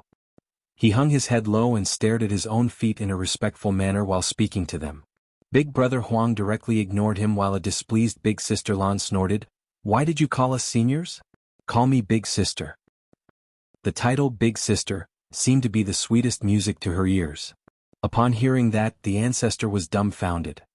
Why did she suddenly ask me to call her Big Sister?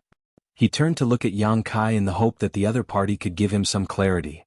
Yang Kai thus secretly spoke to him, "These two are a bit eccentric. Just do as they say." The ancestor coughed and then said respectfully, "Greetings, Big Sister." "Good." Big Sister Lan was elated. Just then Big Brother Huang snorted. The ancestor instantly got the hint and quickly followed up, "Greetings, Big Brother." It was only then that Big Brother Huang sported a milder expression. On the other hand, the ancestor was clearly embarrassed. He didn't mind calling them seniors as it was the most common form of address, but he was puzzled as to why he was asked to call them Big Brother and Big Sister. Although it seemed like he had taken advantage of them, the other old people of his rank would surely laugh at him if the news was spread. At that moment Yang Kai couldn't help feeling gleeful. It was just like how one would feel much better when he saw that he wasn't the only one who was suffering from some indignity. At the very least, Yang Kai wasn't the only one who felt ashamed now, as someone else was also forced to call these two young children Big Brother and Big Sister. Chapter 4805, Gift. Yang Kai and the ancestor had put a lot of shattered spirit provinces inside their small universes and were continuously consuming their own strength to suppress the world force from these spirit provinces. Otherwise, once the foreign world force penetrated their small universes, impurities would be formed, and they would have to spend some effort to get rid of them. This matter couldn't be delayed, so they quickly fished out the shattered spirit provinces from their small universes. Although the ancestor had precise control over his power and had cut the universe world into neat pieces, it was difficult to put these shattered spirit provinces back together in their original form. Fortunately, Big Brother Huang and Big Sister Lan didn't demand them to do so, nor did Yang Kai intend to put these pieces together just the way they were. Big Brother Huang and Big Sister Lan just needed a battlefield where they could fight freely, so they didn't have any demands when it came to the venue. Therefore, barely half a day later, an expansive territory that was made from spirit provinces of different sizes was completed. In order to make it easier for them to battle with one another, Yang Kai had intentionally created a rectangular battlefield. In that case, Big Brother Huang and Big Sister Lan could respectively occupy half of the territory and nurture their armies to fight with each other. After the two of them took a stroll around, they were pleased with their new game board. At the very least, it was much bigger than the previous territory provided by Yang Kai. This kind of territory that was made from an entire universe world could accommodate billions of lives, which was enough for them to keep on playing this game for many years to come. The next moment, Yang Kai released the small stone race members that they had been nurturing inside his small universe. The Eighth Order ancestor was dumbfounded when he saw the several tens of millions of small stone race members. Despite being an experienced person, he had never seen such living creatures before. He had no idea where Yang Kai had found them, so he speculated that these unique living creatures might belong to the burning light and serene glimmer. It wasn't easy to help these millions of soldiers settle down, so it took Big Brother Huang and Big Sister Lan a few days to organize them. During this period of time, Yang Kai and the 8th Order ancestor had been waiting patiently. Yang Kai wanted to wait for Big Brother Huang and Big Sister Lan to settle everything before leaving. After all, he had promised to help them with it. As for the 8th Order ancestor, he wouldn't dare to say anything in front of these formidable beings. More than 10 days later, all the soldiers had finally been settled in. It was then Yang Kai bid Big Brother Huang and Big Sister Lan farewell. Although they were a bit reluctant to part ways with their new little brother, they didn't intend to make him stay. Before Yang Kai's departure, Big Brother Huang suddenly said, "Thanks for what you've done for us during this period." Despite knowing that Yang Kai had gained a lot of benefits from them, they didn't really care about those things. As far as they were concerned, it was thanks to Yang Kai's own opportunity and capability that he had obtained those benefits. On the other hand, they had found a more peaceful and useful way to settle the dispute between them that had persisted for so many years upon his arrival. Yang Kai replied with a smile, "Don't mention it, Big Brother Huang. In fact, I should be the one thanking the two of you." Big Brother Huang shook his head. "It's different." Big Sister Lan came over and beamed at him. "That's right. Even though we would respectively lose or win the game, I finally heard him call me Big Sister at the very least. I had never heard him call me that before your arrival." There was a haughty expression on Big Brother Huang's face. "Have you never called me Big Brother?" Big Sister Lan corrected him with a solemn expression. "You call me Big Sister more frequently, though." Instantly, Big Brother Huang felt humiliated and balled up his fists. "I have several dozen million soldiers with me now. I'll definitely destroy you. Bring it on. It's not like I'm afraid of you. I have an army as well." Big Sister Lan replied defiantly. While they were engrossed in bickering with one another, the ancestor was quivering like a quail in winter as he was worried that the two of them would suddenly come to blows. If that happened at this kind of range, he wouldn't even know how he died. He then turned to look at Yang Kai in the hope that the latter would persuade them to stop arguing, only to see him looking calm and collected. Admiration was written all over the ancestor's face at that instant. Seeing that their argument was intensifying, Yang Kai had no choice but to stop them. "Good, stop arguing since there's a battle ahead of you. I'll take my leave now. Please take care of yourselves. I'll visit you again when there's a chance." Big Brother Huang and Big Sister Lan shut their mouths at exactly the same time and turned to gaze at him. All of a sudden they said simultaneously, "Before you leave, we'll give you a gift." Upon finishing their words, they raised their hands and pointed their fingers at Yang Kai. No noise could be heard, nor was there any fluctuation of energy or any kind of anomaly at all. Yang Kai didn't feel or see anything. On the other hand, Big Brother Huang and Big Sister Lan stopped responding to him as they dashed towards the newly formed battlefield and directed their own armies to fight with each other. Their fighting spirits had been ignited following the argument, as they were now eager to defeat the other party and make them surrender. With a frown, Yang Kai examined himself, but he still couldn't feel anything. He then turned his head and asked, "Did you see anything, ancestor?" The ancestor shook his head. "No." He had heard the two of them say that they were giving Yang Kai a gift, and he had also seen them pointing their fingers at Yang Kai, but there was nothing else. "Do you feel that there's anything different, Martial Nephew?" the ancestor asked cautiously. Since the two of them had said they would give Yang Kai a gift, they certainly were not lying. However, the current situation was strange. Yang Kai shook his head as he didn't detect any difference in his body. After pondering on it for a moment, the ancestor said, "Their powers are inscrutable. Perhaps we're too weak to discover it. I'm sure the benefits of this gift will manifest in the years to come."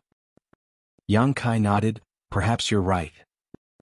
After taking another glance at the newly formed territory, Yang Kai left the place with the ancestor. The armies behind them had already started clashing with each other. In front of the territory gate, the ancestor asked with an amiable expression, "Where are you going, Martial Nephew?" After giving it a thought, Yang Kai replied, "I have to head to Inyang Cave Heaven." Upon hearing that, the ancestor instantly realized his intention. Yang Kai had won first place in the Dao Theory Assembly, after which Chu Huashang had been confined for 100 years. After some calculations, the ancestor realized that those 100 years had passed some time ago.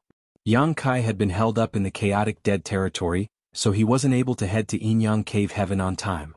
Now that he could leave though, he naturally had to hurry over. "I hope you'll have a smooth journey then, Martial Nephew." The ancestor put on a gentle smile. Yang Kai saluted him and cupped his fist. until we meet again. The Seventh Order Open Heaven Realm Masters sported conflicted expressions as they watched Yang Kai leave. They had seen how the ancestor was treating Yang Kai in such an amicable manner, which was something unprecedented. Although they were in the Seventh Order, which was one order above Yang Kai, they had never received such a treatment from the ancestor before. It was inconceivable that an Eighth Order Open Heaven Realm Master would treat a Sixth Order Open Heaven Realm Master so cordially. With that said, Yang Kai was obviously no ordinary Sixth Order Open Heaven Realm Master, as he was able to enter and leave the chaotic dead territory freely. Ancestor, is the chaotic dead territory really safe now? One of the masters asked. After measuring his words, the ancestor replied, the status quo has changed, but as long as those two beings exist, it will never really be considered safe. All of them nodded in agreement. Although Yang Kai said he had found a new game for the two of them to occupy their time, no one knew how long their passion for the game would last. Perhaps they would lose interest a few years later. By then, another round of devastating fights would happen and destruction would reign once more. Hence, they had to stay in this place and continue monitoring the situation. In the void, Yang Kai fished out a universe chart to identify his current location. He then charted a route that led to Inyang Cave Heaven. After making some calculations, he realized that it would only take him 2 months to pass through more than 10 great territories and arrive at Inyang territory given his current speed. Most people couldn't be as swift as he was, and it would take the average Sixth Order Master half a year to reach Inyang Cave Heaven from this position. However, as an expert in the Tao of space, Yang Kai could enjoy this kind of convenience. Chu Huashang was supposed to have come out of the confinement by now. Yang Kai felt guilty that he hadn't managed to meet up with her on time as they had agreed. It was an accident that he came across the giant spirit god and was subsequently brought into the chaotic dead territory. Before that, he had no idea that Air was heading to the chaotic dead territory, and he had never expected that he wouldn't be able to come out until so many years later. He wondered if Su Ling Gong would kill him when he arrived at Inyang Cave Heaven. A sense of fear overwhelmed him when he recalled the way Su Ling Gong held a sword menacingly in his hand. He decided that he would directly give Su Ling Gong an expensive bridegroom's gift in order to appease him. He had obtained a lot of valuable items from the chaotic dead territory, so he was sure that Su Ling Gong would be pleased. On his way to his destination, Yang Kai examined himself again. Before his departure, Big Brother Huang and Big Sister Lan said that they were giving him a gift, but they only pointed at him in silence, which befuddled him. After another thorough examination, he still hadn't discovered anything. Could the two of them have been messing with me? Given their temperaments, it's not impossible. After all, he had already obtained a lot of benefits from the chaotic dead territory, so there was no reason for Big Brother Huang and Big Sister Lan to give him an additional gift. Upon that realization, Yang Kai couldn't help but burst into laughter. However, sometime after he decided to stop examining himself, there came a moment when he felt that something was off while he was heading to his destination. The dragon vein in his body suddenly started throbbing for no apparent reason. Following that, it became scorching hot just like boiling water. In an instant, Yang Kai became as red as a cooked shrimp while smoke could be seen billowing from his figure. His dragon vein didn't stop rumbling from that point on while a violent force could be felt expanding internally. Yang Kai had a feeling that he would soon be unable to suppress it any longer. Realizing that he was in trouble, he quickly looked around and soon spotted a medium-sized universe world before plunging into it. Given his Sixth Order Open Heaven Realm cultivation, he could easily break through the world barrier of this universe world and pass through the clouds. A moment later, an ocean came into his sight. Spotting a huge island in the middle of the ocean, Yang Kai landed on it like a meteorite, forming a deep crater in the ground. He had used his last bit of power to come all the way here, so he was no longer able to suppress the roiling force in his body. Therefore, as soon as he landed on the ground, cracking sounds could be heard coming from all over his figure. The next moment, Yang Kai's body started expanding rapidly. He uncontrollably let out a resounding dragon roar as his petite figure turned into a 10,000 meters long grand dragon. Dragon transformation. This time he wasn't the one who took the initiative to transform into a dragon. Instead, he had no choice but to turn into a grand dragon following the unrest of the dragon vein in his body. Chapter 4806 20,000 meters. Yang Kai felt so scorchingly hot that it was as though he was burning. Instinctively, he shook his head and plunged into the water as he headed to the depths of the ocean. The deeper he went, the colder he felt. While he finally felt a sense of comfort, the ocean water started boiling wherever he went. In an instant the area around him became a vacuum. He had no idea what was going on with him, but he didn't feel a sense of danger. Instead he was looking forward to what would soon happen, though he wasn't sure what that would be. Yang Kai soon realized what was going on. Following an excruciating pain, all the bones in his body started cracking loudly. His 10,000 meters figure, which was already colossal, was rapidly expanding at a speed that far exceeded his imagination. He had obtained the golden divine dragon source when he was still in Tongxian realm in the past. When he came across Zhu Qing in the star boundary, he was taught the dragon transformation secret art by her, which allowed him to tap into the power of his dragon vein and transform into a half-dragon. Nevertheless, even after cultivating for many years, he could only transform into a 3,000-meter-tall half-dragon. If not for the opportunity in ancestral land where he obtained the crystal palace of the dragon clan and refined a lot of ancestral spirit crystals and spirit fruits, it would have taken him thousands of years before he could become a grand dragon. It took dragon clan members a painfully long time to grow. Not only the dragon clan though, but all divine spirits suffered from this problem. That was the reason the divine spirits were not willing to leave ancestral land. The ancestral strength in that place was extremely important to the divine spirits as it could greatly reduce the time they needed to mature and grow. Yang Kai had already planned on heading to the ancestral land to cultivate in seclusion after ascending to the 8th order open heaven realm so that he could further strengthen his dragon vein. However, that would only happen a long time from now. He was only in the 6th order currently, so he still had to make it to the 7th order before he could even think of reaching the 8th order. Given his heritage, it wouldn't take him a long time to make it to the 7th order, but it would require a long time for him to ascend to the 8th order. It could be several thousand years or even 10,000 years. With that said, it wasn't the most pressing issue at hand. Although he could be considered a pure-blood dragon after becoming a grand dragon, Yang Kai was still a human, and he was most reliant on his open heaven realm cultivation. Therefore he was determined to make it to the 8th order, which was supposedly his limit. Nevertheless, he had never expected that following a significant improvement in his dragon vein in the ancestral land, he would see another improvement so soon. Furthermore, this improvement was far more rapid, intense, and violent than the one he had experienced in the Crystal Palace in the ancestral land. He could clearly feel that his dragon vein was becoming purer by the breath under the inducement of a strange force. As a result, his figure was expanding beyond his control. The strength of a dragon clan member was manifested in their size. The bigger a dragon clan member was, the purer their bloodline was, and the more powerful they were. His 10,000-meter figure became stagnant after he left the ancestral land, but now, in just half a day, it had expanded by several dozen meters. One day later, it grew by another 1,000 meters. Even his robust grand dragon body was unable to bear this kind of rapid improvement. His bones kept becoming dislocated and restructured while his skin started cracking. Golden blood started streaming into the ocean, and even his dragon scales, which covered his entire figure, started shedding. Wherever Yang Kai went, he would leave a golden stain in the ocean. The beasts in the ocean seemed to have detected this metallic tang and soon swarmed over. Faced with the allure of a grand dragon's blood, these sea beasts with low sentience couldn't resist it as they yearned to become stronger. They opened their mouths wide and absorbed the sea water that contained the golden dragon blood with reckless abandon. Wherever it was, dragon blood was a treasure, for the blood contained the secrets behind the dragon clan's power, which was the greatest in the world. Many secret techniques and spirit pills required dragon blood to complete.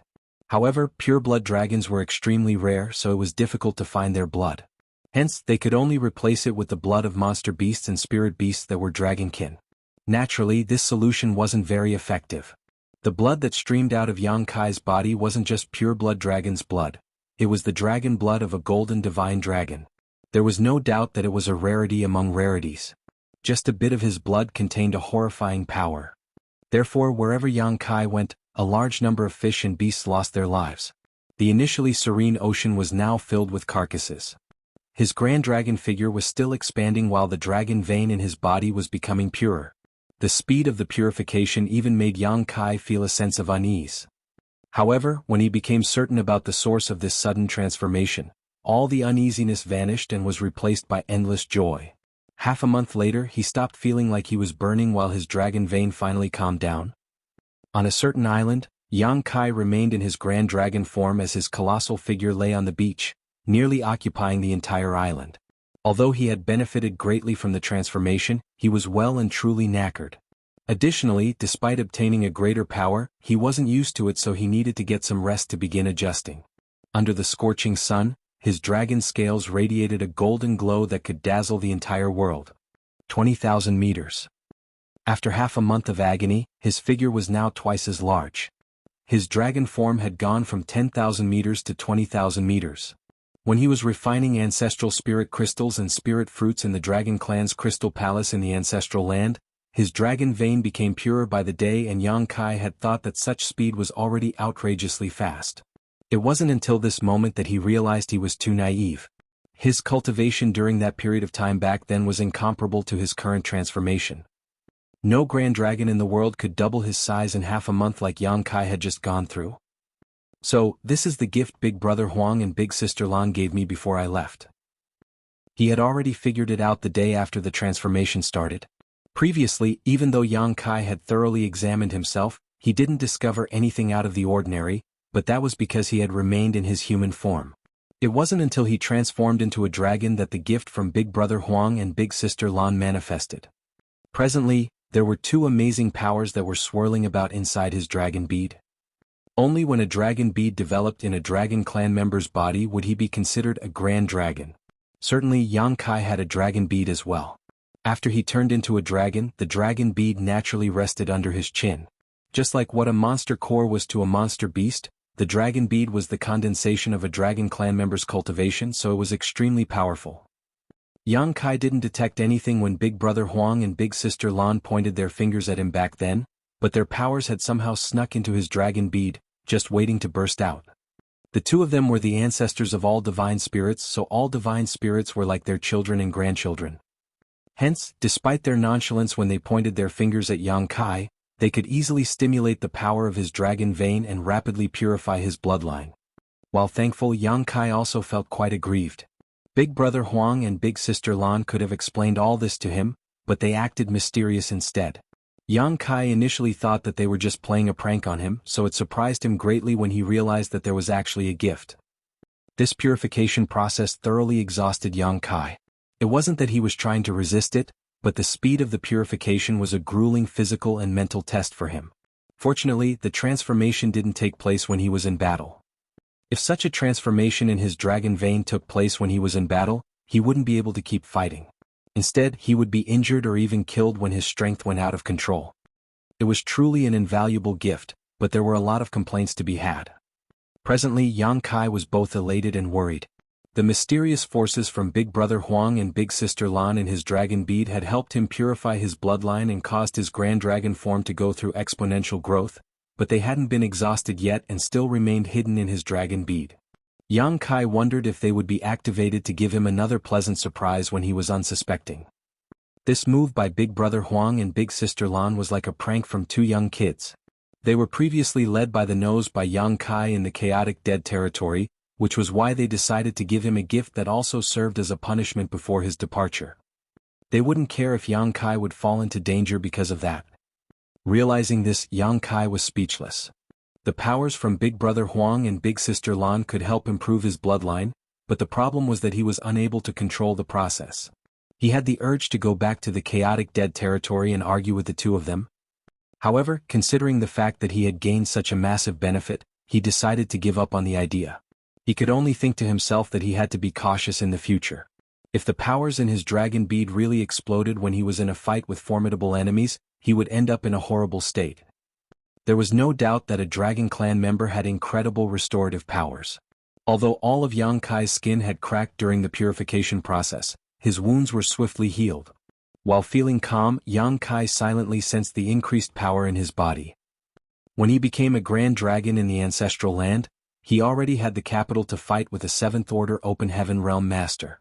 Now that his figure had grown to 20,000 meters, the average 7th Order Open Heaven Realm Master wouldn't be a match for him. Nevertheless, his power now felt a little strange to him. As a human, he was still in the 6th Order. If he was faced with a 7th Order Open Heaven Realm Master, he might be able to go up against them, but he might not succeed in defeating such an opponent. He could hardly cross the huge gap between the 6th Order and the 7th Order. However, if he transformed into a Grand Dragon, he could instantly become a match for even a peak 7th Order Open Heaven Realm Master. Yang Kai figured he still couldn't face an 8th Order Open Heaven Realm Master.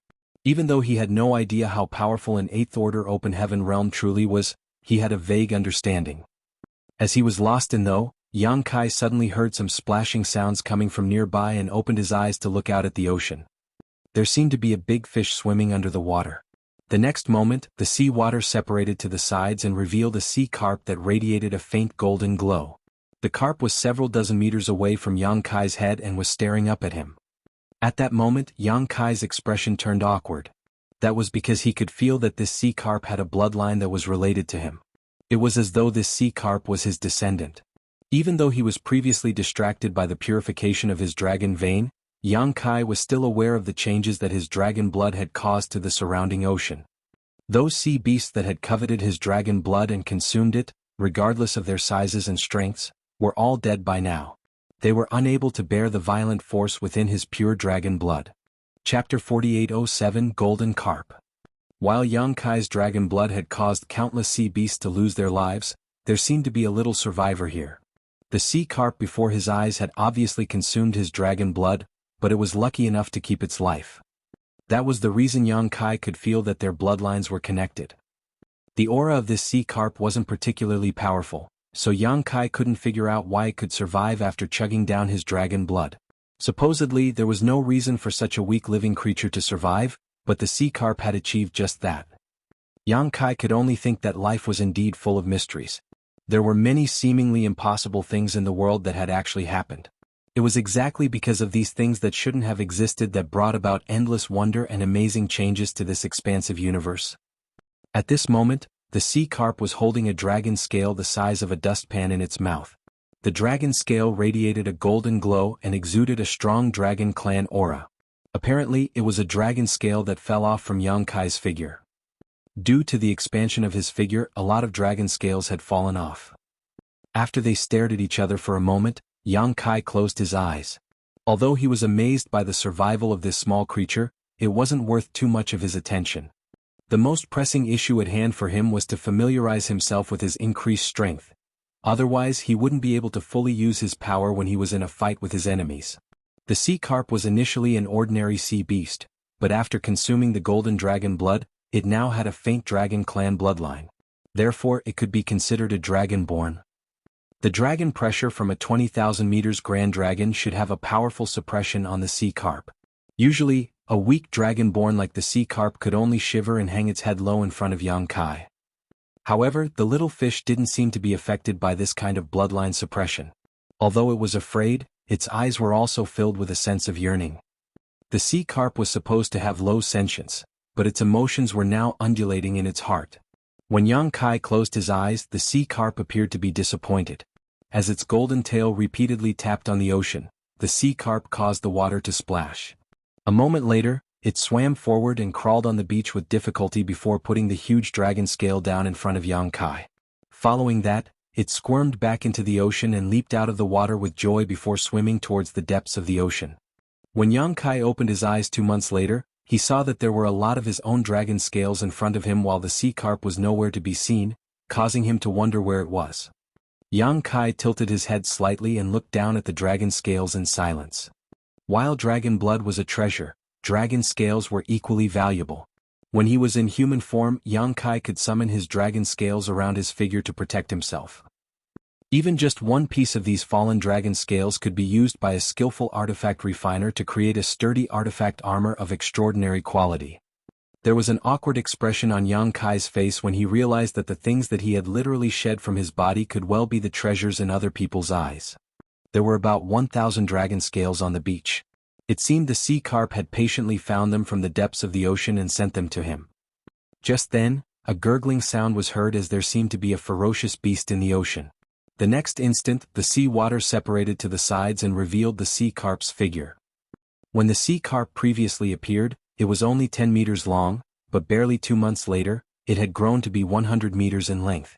Moreover, the golden glow around it had become much more dazzling as its scales were starting to look less like fish scales and more like dragon scales. There was no doubt that its aura had grown stronger as well. Even though the sea carp was still weak in Yang Kai's eyes, it had actually experienced shocking growth in just 2 months' time. The sea carp's eyes had become brighter and more intelligent as well. Presently, there was a dragon scale in its mouth that it had found from the depths of the ocean.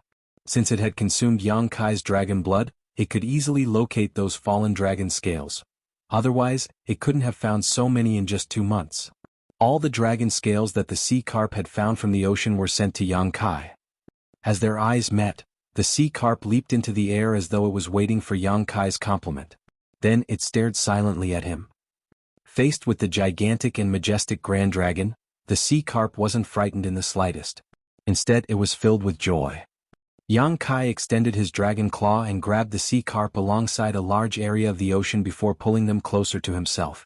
After giving it a thought, he sent them into his small universe. Since their fates were connected in a way, he decided to keep the sea carp. As for the large amount of dragon scales on the ground, Yang Kai didn't intend to give up on them. Although these things had fallen off from his body, they were all treasures. Sometime in the future, he could send them to Great Evolution Paradise and ask Grandmaster Ma Fan to make some artifact armors for him. Although the sea carp had exerted itself to bring back the 1,000 or so dragon scales from the ocean over the past 2 months, a lot of them remained under the waves. As a thought flashed through Yang Kai's mind, all the dragon scales, which were scattered around the ocean, seemed to have been summoned as they leaped out of the ocean and turned into rays of light before coming to Yang Kai. Strictly speaking, these dragon scales were left behind after his transformation so he could easily summon them. He then dispelled his dragon form and turned back into a human. As he looked in a particular direction, he leaped into the air. 100 kilometers away in that direction, several figures saluted him and watched him leave respectfully. They were the great emperors of this universe world. In fact, they had already detected it when Yang Kai broke through the barrier of this universe world and arrived at this place. After all, they were the great emperors acknowledged by the heavenly way of this world, so they were fully aware of everything that was going on in it. However, Yang Kai's dragon pressure was far too intimidating. Therefore, even though these great emperors had noticed the arrival of a powerful cultivator, they didn't dare to disturb him. They could only watch over him from a distance. Over the past 2 months, these great emperors had been on pins and needles. After all, they didn't know whether Yang Kai was an ill-intentioned person who wanted to harm this universe world. It wasn't until Yang Kai appeared in his dragon form and lay on the beach that they realized he was a legendary dragon clan member. At that moment, they were overwhelmed by a sense of admiration. Wherever they were, dragons were a symbol of the most powerful beings. This universe world was no exception. The great emperors could also finally set their minds at ease. After all, they had never heard of dragon clan members committing acts of evil or slaughter without provocation, so they could stop worrying. On the other hand, it was their greatest honor to personally see a dragon clan member. When Yang Kai left, they saluted him as it was a form of respect for a more powerful being. In the meantime, a loud boom sent a shockwave across 7-star sect in Yang Kai's small universe. No one knew what had happened in the sect as they just felt the ground shaking. Sect Master Shangguanji and the other elders quickly came over to find out what was going on, and it didn't take long before they were dumbfounded by the sight before them. That was because there was initially a huge and beautiful mountain valley in the sect, but now it had turned into a lake. The lake was filled with clear water that reflected the blue sky. A doubtful Shangguanji asked the other elders, "Has there always been such a lake in our sect?" All of them shook their heads with Guan Qianxing replying, "This should be Serene Light Valley. I visited this place yesterday. Why did it suddenly become a lake?" It was inconceivable that a mountain valley had turned into a lake, and if not for the tremor just now, they wouldn't have noticed anything at all. With that said, they were certain that the loud boom had something to do with this transformation. After giving it a thought, Shangguanji hypothesized, perhaps it's the ancestors' doing. No one knew how powerful the ancestor truly was, not just the other great forces in the Void Continent, but even the people in 7-star sect. These people had tried to probe Sui regarding this matter, but even this legacy disciple knew little about it. Yang Kai had never showcased his true power in front of Sui, and even if he did, Sui wouldn't be able to comprehend it given his current vision. If Shangguanji were to describe the ancestor's power, the only word that came into his mind was inscrutable. Everything could be explained if this was really the ancestors' doing, however, they still had to find out whether that was indeed the case. Just when Shangguanji was preparing to head to the ancestors' residence, a gigantic shadow suddenly appeared in the middle of the lake. The next moment, a dangerous aura swept out. "Watch out!" Shangguanji cried out in panic. He was now in the First Order Emperor realm, and other than the ancestor, he was the only Emperor realm master in Seven Stars sect. Therefore he was the first one to detect the aura. Before the group even came to their senses, a large golden carp suddenly leaped out of the lake. Under the brilliant sun, the golden carp radiated a golden glow so bright that these people were almost unable to keep their eyes open. All of them couldn't help but narrow their gazes. Peef!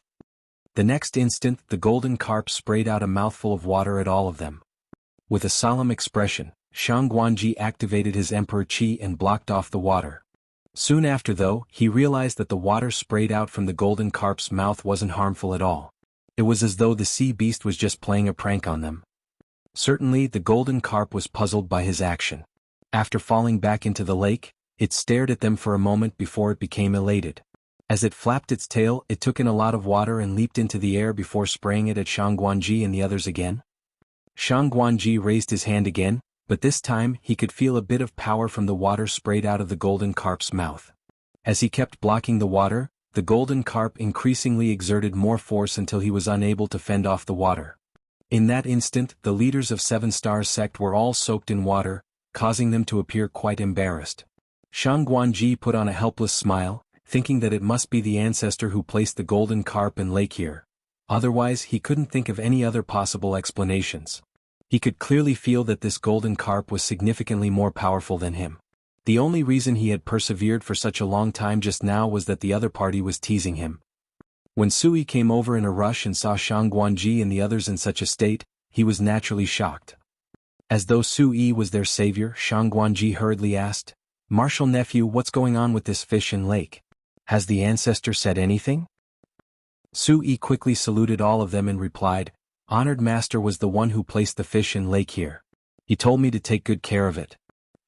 Upon hearing that, all of them breathed a sigh of relief. Even though they had speculated that it was the ancestor's doing, it wasn't until Sui confirmed it that they could be certain. Chapter 4808 Qinxiu. Yang Kai had spent some 30 years in the chaotic dead territory. During this period, roughly 100 years had passed in the small universe.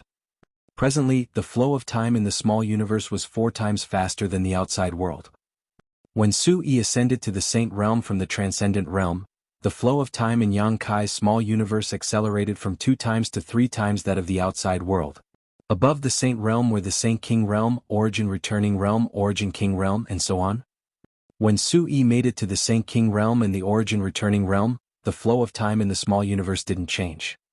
However, when he broke through to the Origin King Realm, the flow of time in Yang Kai's small universe became 4 times faster. Now Sui was already at the peak of the Origin King Realm. If Yang Kai hadn't told him to suppress his cultivation, he would have made it to the Tao Source Realm already. The growth of Sui was neither slow nor fast. In just 100 years, he had grown from a mortal without any foundation to an Origin King Realm master. The average person would have been proud of such an achievement, but Sui was different. He was Yang Kai's 3rd disciple and was living in Yang Kai's small universe.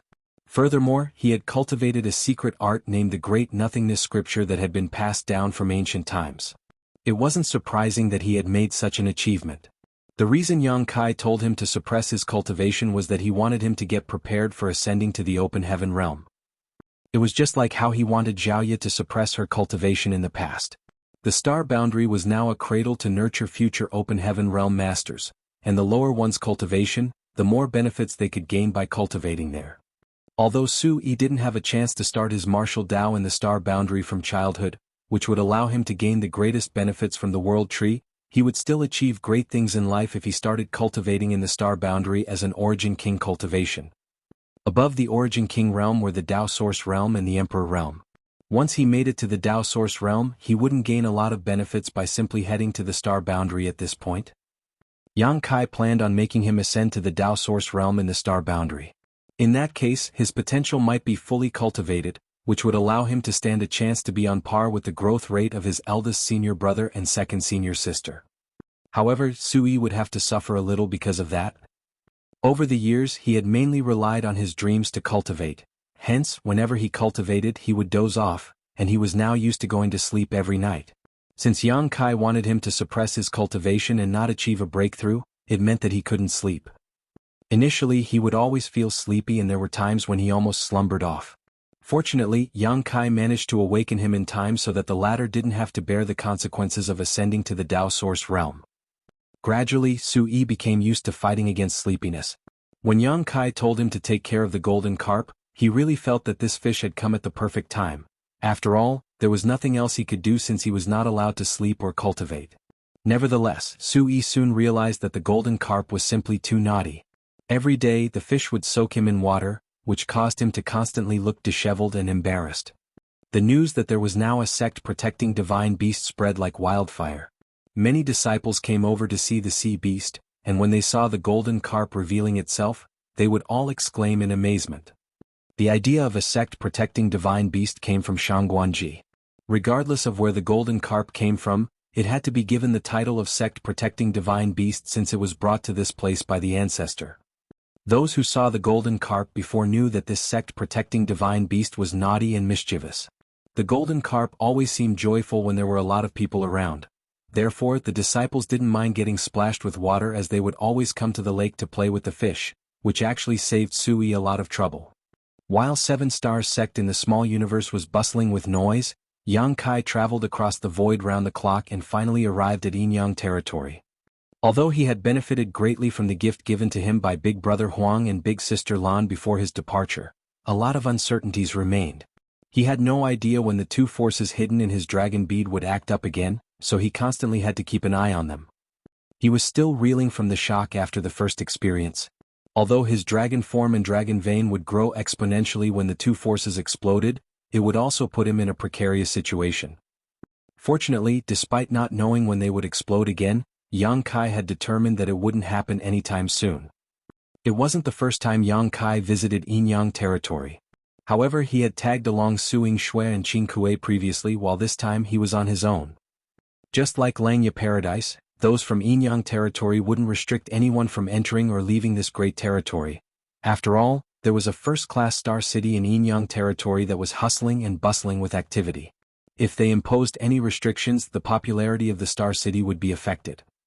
The reason the territory gates of Yin-Yang territory were cordoned off previously was that some of the cave heavens and paradises had worked together to make things difficult for Yin-Yang heaven since the Tao Theory assembly was just around the corner.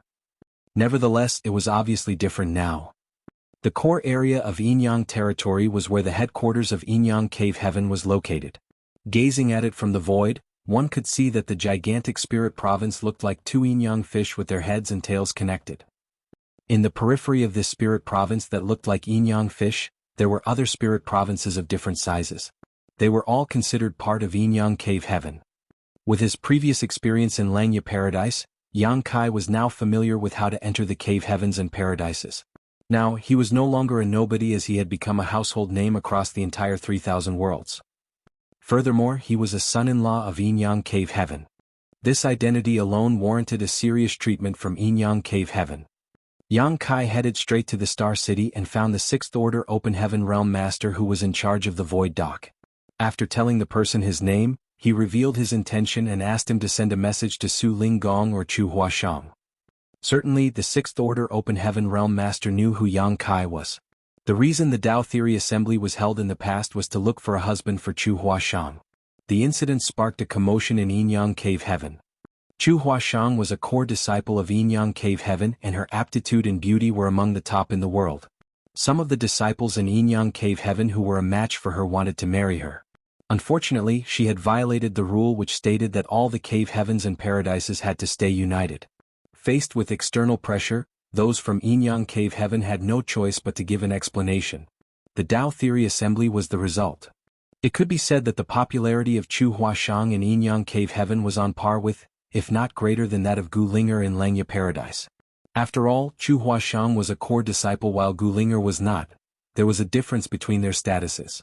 Initially, the Tao Theory Assembly was a plot devised by those cave heavens and paradises. They were ready to let their 5th Order Open Heaven Realm Masters get married into Yin-Yang Cave Heaven and become a partner of the core disciple. However, a guy named Yang Kai came out of nowhere and forced the cave heavens and paradises to change their strategy, which saved the reputation of Yin-Yang Cave Heaven.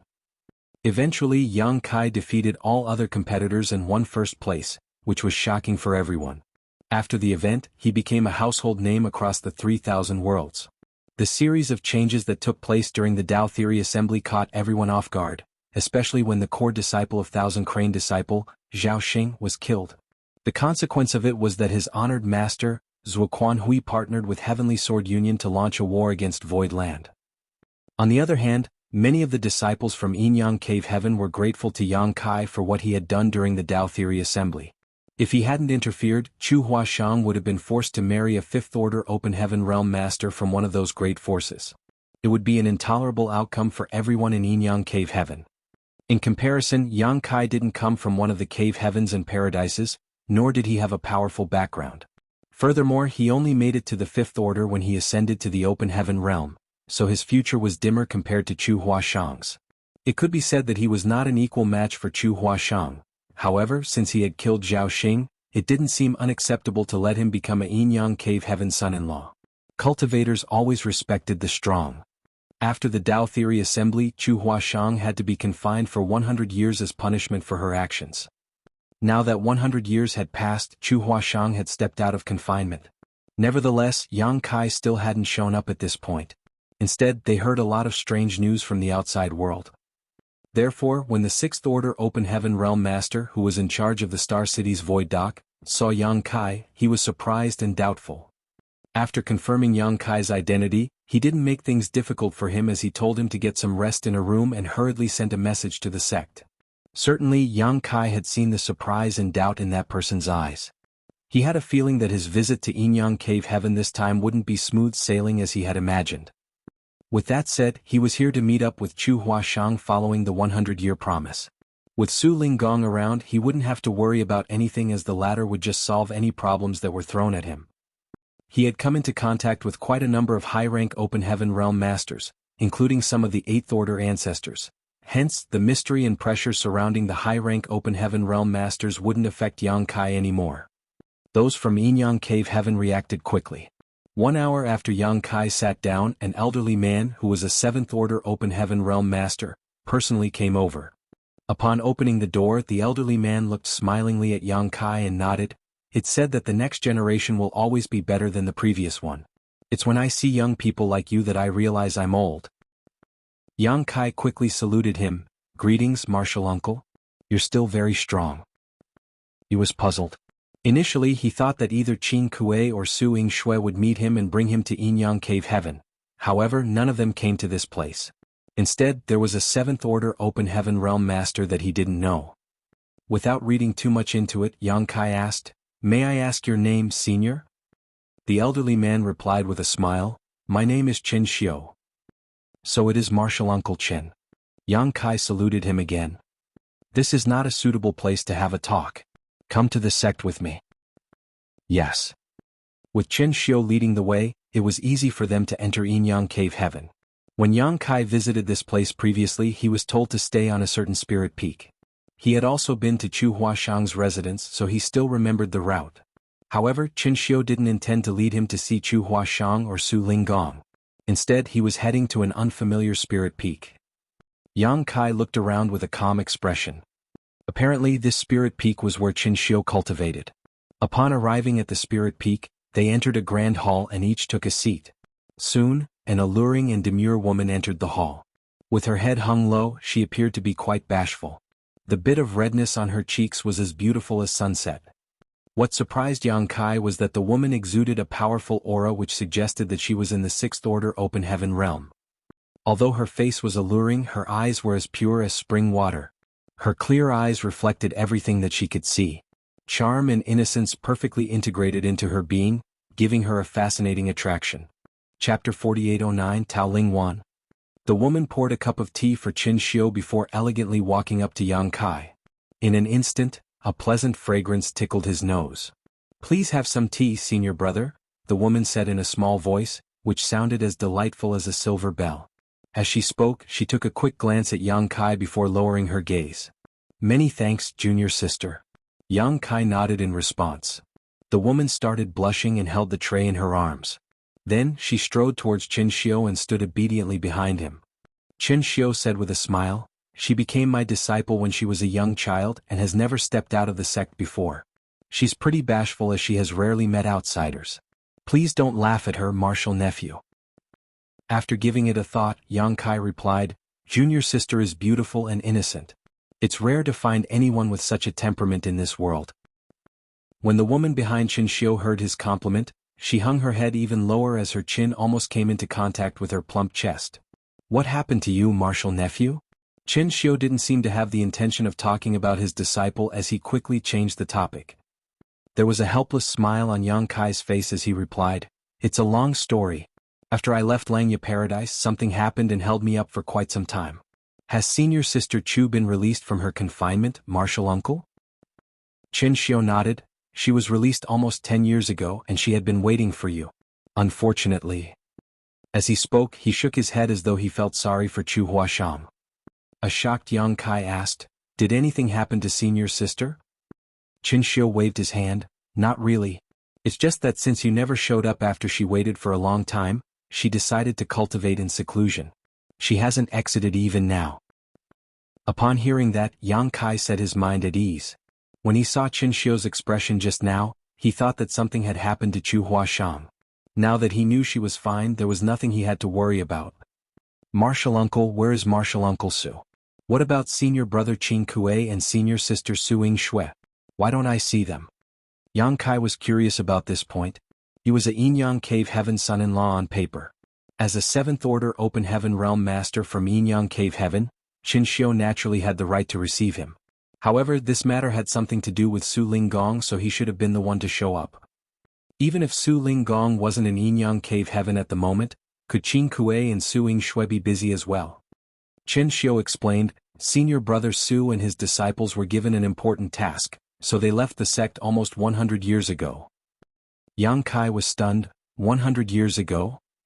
It had been 100 years since Chu Huashang was confined, and Su Linggong had left Yinyang Cave Heaven at around the same time. In other words, not long after the Tao Theory Assembly ended, Su Linggong left the sect with his 2 disciples. After making some calculations, Yang Kai reckoned that the incident happened after the matter regarding the World Tree in the Star Boundary was settled. After all, Su Linggong was still in the Star Boundary at that time as he introduced the powerful cultivators from the Cave Heavens and Paradises to Yang Kai. Then he was also the one who helped persuade the higher-ups to let Yang Kai enter the Universe Temples to study the Universe Array. Yang Kai had the urge to ask what kind of task Su Linggong was given that the latter still hadn't returned from after 100 years. However, as an outsider, it wasn't his place to ask about such things. This task must be important and highly confidential. Otherwise they wouldn't have asked a 7th Order Open Heaven Realm Master like Su Linggong to do it. He had even brought his disciples with him. Yang Kai reckoned that if Chu Huashang hadn't been confined, she would have been taken as well. It was no wonder that he hadn't seen Su Linggong or any of his disciples. Upon that realization, he set his mind at ease. Yang Kai was previously nervous as he thought that Su Linggong was displeased with the fact that he hadn't shown up on time. Perhaps the older man was hiding in the shadows somewhere, just waiting for a chance to hack at him with his sword. "Martial uncle, where is senior sister Chu now? I'd like to see her. Can you tell me?" Yang Kai asked politely. Yang Kai found the issue to be thorny as Su Linggong and his disciples were not in Yinyang Cave Heaven. Other than Su Linggong and his disciples, he basically knew no one else in Yinyang Cave Heaven. With that said, the other issue he was worried about could be dealt with at a later time. He was a Yinyang Cave Heaven son-in-law, so he supposedly had to get married into the sect. Nevertheless, he naturally wouldn't agree to this. It wouldn't have mattered if he were on his own. However, he was the leader of Void Land and High Heaven Pavilion. He was tangled up in many issues, so it was unrealistic for him to get married into Yinyang Cave Heaven. On the other hand, Chu Huashang was a core disciple of Yinyang Cave Heaven, so there was no way they would let her go. Initially, Yang Kai planned on having a discussion with Su Linggong so that they could come up with a solution that was acceptable for both parties. He had the intention to offer some compensation to Yinyang Cave Heaven since he had obtained immense rewards from the chaotic dead territory. Just by taking out a small part of it, he would be able to tempt the leaders of Yinyang Cave Heaven to let Chu Huashang go. However, since Su Linggong wasn't around, there was no one he could talk to about this issue. Having said that, this matter could be delayed for now. Open Heaven Realm Masters enjoyed a very long life, so the matter between Chu Huashang and him didn't have to be dealt with immediately. Regardless, he had to meet Chu Huashang and find out what was on her mind. If she was willing to leave with him, he wouldn't mind paying a hefty price for it. Nonetheless, if she wasn't willing to do so, he wouldn't force her. Upon hearing this question though, Qin Xiu appeared hesitant. There has not been any news about Marshal Niche Chu since she started cultivating in seclusion, so it won't be easy to see her.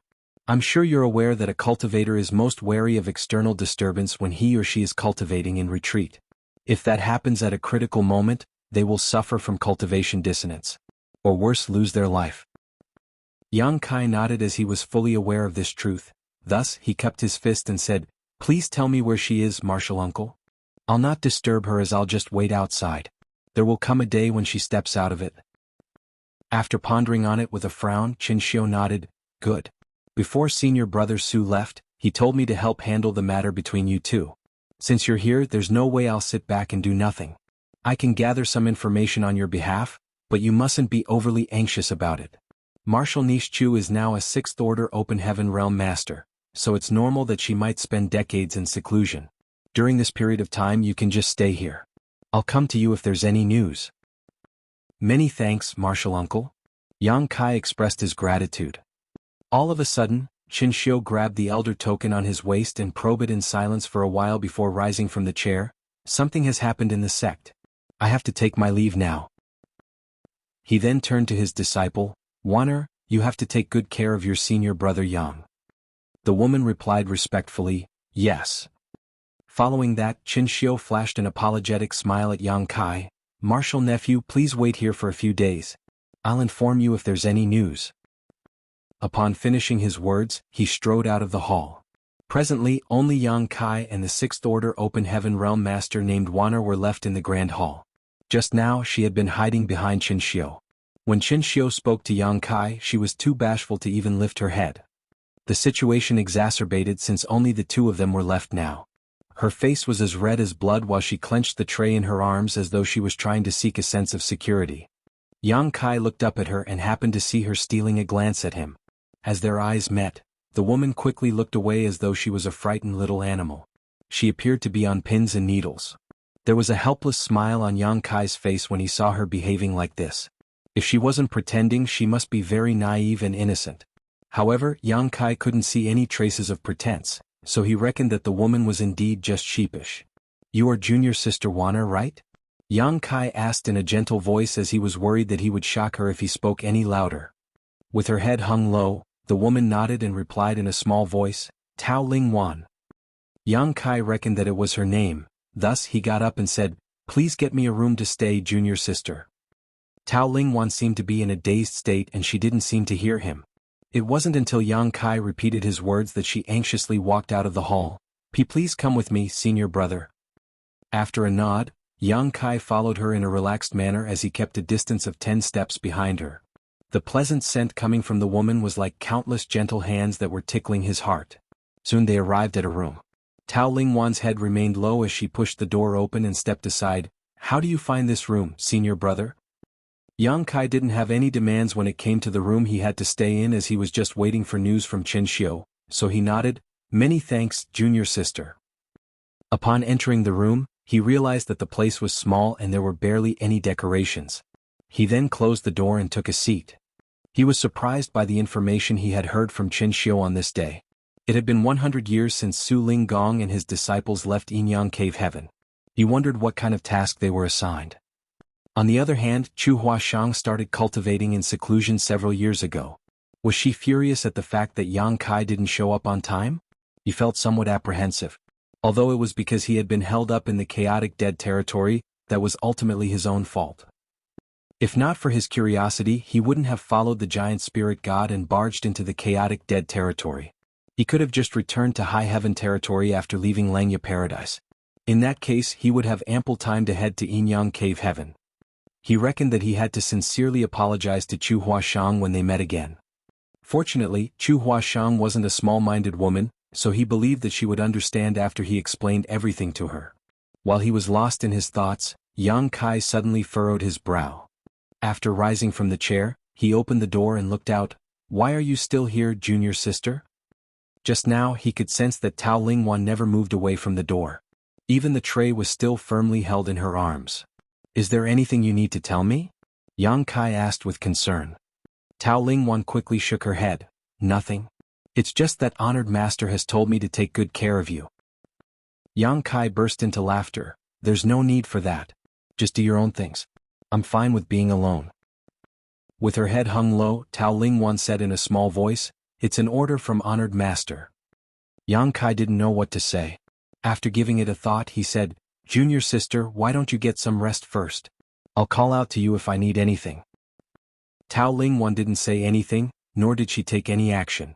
It seemed that Yang Kai was unable to reason with her. He had no idea whether Qin Xiu had told her anything or it was just her nature. However, it wasn't like he could let her keep standing outside the room. She wasn't a maidservant but a sixth order open heaven realm master. If the others from Yinyang Cave Heaven saw that Tao Lingwan was standing outside his room as though she was ready to serve him, they would definitely chastise him. Chapter 48:10 Cultivation Dissonance. Yang Kai had learned just how influential a popular woman was to the fellow brothers of the same sect while he was in Langya Paradise. Although Tao Lingwan was bashful, she was strong and charming. It was expected that she was popular in Yinyang Cave Heaven. He then persuaded her for a bit, but she never replied to him. Faced with his persuasion, she only kept shaking her head. This was giving Yang Kai a headache as he had never expected that Qin Xiu would leave behind such a difficult problem. After giving it a thought, he walked out of the room. I'll take a stroll. Please tend to your own business, junior sister. Without waiting for her response, he directly left. Instead of doing her own things though, Tao Lingwan followed him, keeping a distance of several dozen meters. It was as though she was a maid who was ready to serve him at any moment. The situation had only exacerbated. If those from Yinyang Cave Heaven saw it, they would definitely misunderstand him. Hence, Yang Kai only walked around for a bit before returning to his room. Seeing that Tao Lingwan stood obediently by the door again, he decided to just ignore her. After closing the door, he started cultivating. He could feel that he was just a step away from the seventh order. In fact, if not for the 100-year promise with Chu Huashang, he would have started cultivating in seclusion in an attempt to break through to the seventh order. However, just by looking at the proprietress situation, Yang Kai knew that he couldn't make it to the seventh order in a short time. It had been over 100 years since she started cultivating in seclusion, but she hadn't managed to achieve an ascension yet. Therefore, he decided to settle the issue in Yinyang Cave Heaven before attempting to break through to the seventh order. With that said, even though Yang Kai had rarely cultivated in retreat over the years, his heritage continued to grow due to the uniqueness of his small universe. Furthermore, with the help of Su Yi, who cultivated the Great Nothingness scripture, the flow of time in his small universe was now 4 times faster than the outside world. As a result, the growth of his heritage had also accelerated. Nevertheless, he had spent quite some effort to nurture more stalks of profound Yin bamboo, which required the consumption of the world force in his small universe. If not for this, he would have reached the threshold of the seventh order sooner. For the next half a month, there was no news from Qin Xiu at all, which made Yang Kai feel doubtful. Before Qin Xiu left, he had said that he would help gather some information for him. A long time had passed, so he should have finished such a simple task. After all, he was the inner elder of Yinyang Cave Heaven. Moreover, Chu Huashang was cultivating in seclusion, so it shouldn't be hard to find out her whereabouts. Hence, Yang Kai felt uneasy at the fact that Qin Xiu hadn't shown up for a long time. One day when Yang Kai was cultivating, he suddenly heard someone groaning outside the room. The voice sounded suppressed and awkward. At that, Yang Kai furrowed his brow. Tao Lingwan had been standing outside the room, so there was no doubt that it was this sheepish woman who made the noise. Over the past half a month, just like a piece of wood, she had never made a noise or moved one step. Yang Kai felt guilty for that, but there was nothing he could do since she wouldn't listen to him. At this moment, something seemed to have happened to her. Yang Kai listened attentively, but he could no longer hear anything. Just when he was about to use his divine sense to check the situation, he suddenly heard a thud, as though something had fallen to the ground. He quickly got up and dashed towards the door. Upon opening it, he saw Tao Lingwan curling up on the ground and shivering. Cold air could be seen billowing from her body as it froze the walls and ground around her. Besides that, the aura coming from her body was clearly unstable. She's suffering from cultivation dissonance. Yang Kai was flabbergasted. He couldn't figure out why this woman was suffering from cultivation dissonance all of a sudden. Recently, she had only been standing outside his room. Yang Kai had never detected her cultivating, so this shouldn't have happened.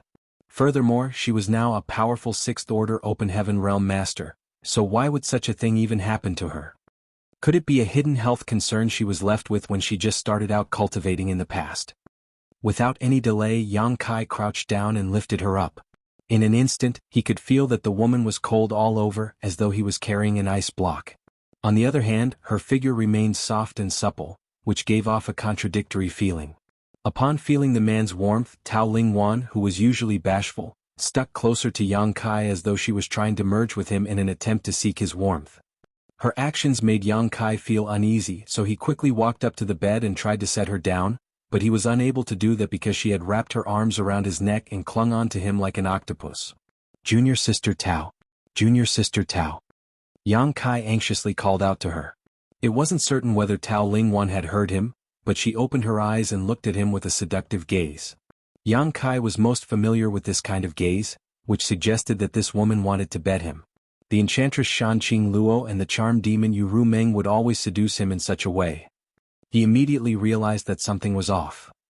Without any time to ponder on it, he apologized to her and pressed his palm against her forehead.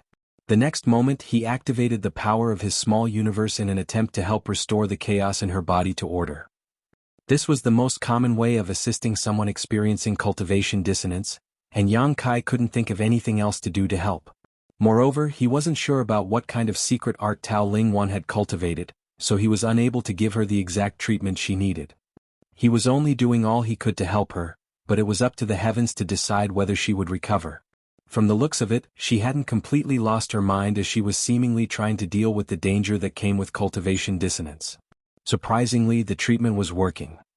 Yang Kai could feel that the power of his small universe could be perfectly absorbed by Tao Lingwan, without a hint of conflict at all. This revelation astounded him. It had to be noted that the Tao every open heaven realm master was good at was different, so the powers of their small universes were never the same. He and Tao Lingwan had cultivated secret arts that were not connected in any way, and they grew up in vastly different environments.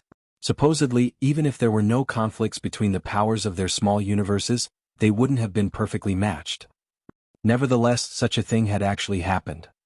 Tao Lingwan's small universe had accepted his power without any repulsion. As time passed, she stopped shivering as her body regained some warmth. It wasn't until half a day later that Yang Kai retracted his hand. At this moment, Tao Lingwan was seated in front of him while breathing stably. Her face was slightly red, and her long eyelashes fluttered. There was no doubt that she was fully conscious. Previously, she would start blushing just by taking a glance at Yang Kai, but after what she had done following the cultivation dissonance, it seemed she didn't even have the nerve to open her eyes. She could feel Yang Kai examining her, so she started trembling again as her face turned as red as blood.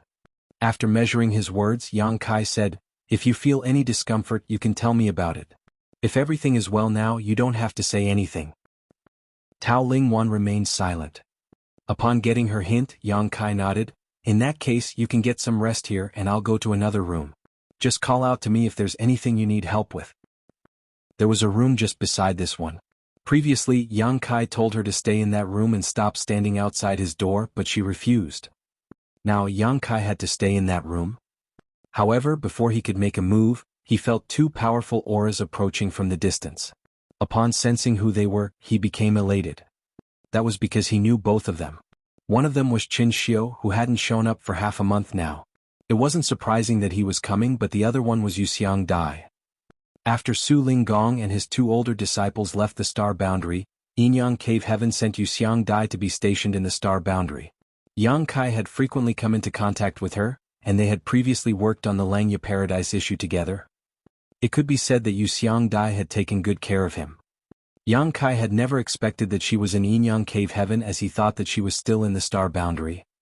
While he was lost in his thoughts, he suddenly heard Qin Xiu say, "What are you doing, junior sister? Why did you come here without informing me? If you had told me earlier, I could have prepared a welcome party for you." Yuxiang Dai snorted, "Do you think I have no idea what you're up to? Where's Yang Kai? Brat, get out here now." Yang Kai, who was initially joyful, shrank his neck upon hearing that. He had no idea how he offended Yuxiang Dai that she suddenly became so aggressive towards him. Certainly, he didn't dare to be negligent. Qin Xiu didn't seem like a reliable person. Other than telling a sixth-order female disciple to serve Yang Kai, he hadn't even come back with any information after half a month. Since Yuxiang Dai was here, Yang Kai naturally had to see her. Before Yang Kai could even respond though, Yuxiang Dai scanned the spirit peak with her divine sense and instantly found him. The next moment, a figure abruptly appeared in front of his room. Martial Antu, Yang Kai saluted her. When he was in the star boundary, he was the great emperor of the universe world who was in control of the world tree, thus allowing him to be on an equal footing with the envoys from the cave heavens and paradises. However, in this place he was just a junior. Yuxiang Dai nodded firmly, but when she caught a glimpse of Tao Lingwan, who was seated cross-legged on the bed, her expressions changed drastically and she questioned, What did the two of you do? An embarrassed Yang Kai quickly explained, Don't get us wrong, Martial Antu. Just now, junior sister Tao suddenly suffered from cultivation dissonance for some reason, so I just assisted her. Whatever it was, I was fortunately able to be of some use to junior sister Tao. We didn't do anything else. Upon hearing that, Yuxiang Dai's jaw dropped for a time before letting out an exasperated sigh. What a disaster! Her expression seemed to suggest that Yang Kai had done something terribly wrong, which made his heart skip a beat. What are you trying to say, Martial Ant? We really didn't do anything. Just then, Qinxiu finally arrived. While standing outside the room, he took a glance inside and put on a smile, as though everything was going according to his plan. Yuxiang Dai turned and glared at him. Are you happy now? Qinxiu shook his head. What are you talking about, junior sister? I don't understand. Yuxiang Dai delivered a swift kick, but the well-prepared Qinxiu easily dodged it. What are you doing, junior sister? Qinxiu asked in shock. Yuxiang Dai said through clenched teeth, Despicable. Upon finishing her words, she ignored Qinxiu entirely and glowered at Yang Kai before shouting, Come with me. Chapter 48:11 Making a Mistake with Good Intentions. Qinxiu didn't intend to stop Yang Kai from leaving with Yuxiang Dai. He only gazed at Yang Kai with a meaningful smile as they departed. Yang Kai had no idea why Yuxiang Dai was furious, but he wouldn't dare to ask her about it as he followed her in silence. 1 hour later they arrived at a different spirit peak. He realized that the view around him looked familiar. After looking around, he recalled that he had been somewhere near this place before. Su Linggong's spirit peak was in a nearby place. It seemed that he and Yuxiang Dai were neighbors. There were many people on the spirit peak who should be Yuxiang Dai's disciples. She was an inner elder of Yinyang Cave Heaven, so she had the right to take on disciples. Upon seeing her, all of them saluted her in a respectful manner. Yang Kai, who was behind her, grew curious.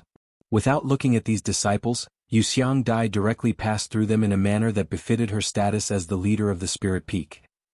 These disciples wouldn't dare to say anything. Yuxiang Dai was usually a mild-tempered person who wouldn't put on airs and would respond to any disciple who said hello to her in normal times. Something seemed to have happened on this day as she sported a cold expression. That was the reason they were anxious. Soon they arrived at a room as Yuxiang Dai turned around and ordered, Stay here for a few days. I need to gather some information. Yang Kai nodded without hesitation, yes. Yuxiang Dai glared at him before turning to leave, but she soon turned back and ordered, Other than me, don't meet anyone who comes to see you. What's going on here? Yang Kai was puzzled. His experience in Yinyang Cave Heaven this time was very different from what he had imagined. First of all, he hadn't even had the chance to meet Su Linggong or Chu Huashang. Then he was brought to Qinxiu's place and stayed there for half a month. Following that, Yuxiang Dai stormed in while feeling furious. He had only lent Tao Lingwan a hand when she was suffering from cultivation dissonance, which shouldn't be a big deal. Given the situation, he couldn't have turned a blind eye to her suffering. Yang Kai suspected that Yuxiang Dai had misunderstood something, but he had already explained it clearly to her. Previously, after Qinxiu said that he had to gather some information, he went missing for half a month. Now Yuxiang Dai has said the same thing. Yang Kai wondered what kind of information she had to find out. However, since she was infuriated at the time, he didn't dare to say anything and simply agreed to her demands. For the next 3 days Yuxiang Dai didn't show up. It wasn't until the 4th day that she appeared in front of Yang Kai. Martial Antu, Yang Kai saluted her respectfully. There was a conflicted expression on Yuxiang Dai's face as she gazed at him. Her eyes seemed to suggest that she was heartbroken for what had happened with a hint of disgruntlement towards him. A moment later, she let out a long sigh and extended her hand. Have a seat. Yang Kai bowed his head. After she was seated, he did the same and waited for her to speak. Then Yuxiang Dai fell silent for quite some time. Just when Yang Kai was running out of patience, she suddenly asked, How do you find Waner? Waner? Yang Kai looked doubtfully at her, then came to his senses. Are you talking about junior sister Tao Lingwan? She's a kind-hearted and innocent person. It's just that, she can be a little obstinate. Yu Xiangdai glowered at him. I didn't tell you to remark on her temperament. A stunned Yang Kai asked, what do you want me to say then? Cutting to the chase, Yu Xiangdai asked, do you love her? Yang Kai burst into laughter. It's only been a short time since we first met, and we have rarely spoken to one another. Why would I even have any feelings for her? Moreover, you know the reason I'm here. Before he could finish his words, Yu Xiangdai cut him off by raising her hand. But Wanner loves you. A dumbfounded Yang Kai asked, are you pulling my leg, martial ant? Yu Xiangdai stared seriously at him. Moreover, it has come to a point where she can no longer love any other man in her lifetime. Yang Kai increasingly felt that she was just messing with him. Just like what he had said, it had only been a short time since he and Tao Lingwan first met, and they had rarely talked to each other. Why would they even have any feelings for each other? Even if she had really fallen in love with Yang Kai due to her inexperience in worldly affairs after Yang Kai lent her a hand while she was suffering from cultivation dissonance, it couldn't have come to a point where she would no longer love any other man in her lifetime. They hadn't kept each other company for any significant period of time, nor had they experienced any life or death moments together. Why would she even develop such deep feelings for him? However, Yu Xiangdai didn't seem like she was pulling a prank. Following another sigh, she said slowly, there are two major factions for the disciples in Yin-Yang Cave Heaven. One of them is the Heartless Tao while the other is Heartfelt Tao. Although there are two different factions, they lead to the same goal. Yang Kai had no idea why she suddenly changed the topic, but he still listened attentively. He had heard Chu Huashang mention the Heartless Tao and Heartfelt Tao before. The Heartless Tao was the one she had cultivated. At that time, she had to fall in love with Yang Kai and then cut off those emotions to achieve a breakthrough and make it to the open heaven realm. Certainly, he didn't understand the secrets behind this, nor did he know anything about Heartfelt Tao. Wanner has cultivated Heartfelt Tao. You've come into contact with her before, so I'm sure you can feel that she's bashful and timid. Yang Kai nodded. Yu Xiangdai explained, that is not a pretense. It's mostly because of the secret art's influence, and a small part of it is due to her natural temperament. She is inexperienced and as pure as a piece of white paper because of the secret art she has cultivated. It's hard to find women like her nowadays, Yang Kai remarked. Tao Lingwan was a sixth-order open heaven realm master after all. She must have cultivated for a long time to achieve her current cultivation, but she remained pure and innocent. Only the cave heavens and paradises had the capital to nurture disciples like her. The open heaven realm masters of most ordinary sects had experienced a lot of hardship during their cultivation journey. Such masters were often the pillars of their sects who carried great burdens on their shoulders, so they didn't have the right to be innocent. But now, Yu Xiangdai shot him a glare, this piece of white paper has been marked with your brand. An aggrieved Yang Kai refuted, Martial Ant Yu, there was really nothing that happened between junior sister Tao and me. I only lent her a hand when she suffered from cultivation dissonance. If you don't believe me, you can ask her about it. Yu Xiangdai slowly shook her head. I know you're telling the truth. Nothing more than what you said happened between the two of you. The problem is that you assisted her in the first place. A speechless Yang Kai said, are you saying that I shouldn't have helped her? Should I have just watched her suffer and die? She wouldn't die. Even if you hadn't helped her, she would have stabilized her condition on her own. Moreover, this isn't the first time she has experienced such an incident. I also went through such episodes in the past. Yang Kai became dumbfounded for a while before asking, have you cultivated Heartfelt Tao as well, Martial Ant? Yu Xiangdai nodded gently. Although Yang Kai was still doubtful, he had somewhat figured out what had happened. Yu Xiangdai said that the white sheet had been left with his brand, and that Tao Lingwan would never fall in love with another man in her lifetime. He reckoned that it had something to do with the Heartfelt Tao and the fact that he had helped her when she was suffering from cultivation dissonance. After straightening his face, Yang Kai said, please enlighten me, Martial Ant. Yu Xiangdai was pleased with his attitude. After measuring her words, she replied, the Heartless Tao and Heartfelt Tao are two major factions of Yin-Yang Cave Heaven that have been existent since time immemorial. Although there is some competition between the two, we generally coexist harmoniously. With that said, we obviously have different cultivation methods from each other. I'm sure Chuer has told you that she has cultivated the Heartless Tao. Only by falling in love and then cutting off that love could she ascend to the open heaven realm. Yang Kai nodded his head as he was aware of this. After all, Chu Huashang didn't hide anything from him. As for the heartfelt Tao, we don't have to go to such lengths to make it to the open heaven realm. Cultivators of this Tao won't face any difficulty when ascending to the open heaven realm. The problem starts when we want to ascend to the 7th order open heaven realm. Cultivators of the heartfelt Tao have to look for suitable partners when they are in the 6th order open heaven realm and obtain their Yin Qi or Yang Qi.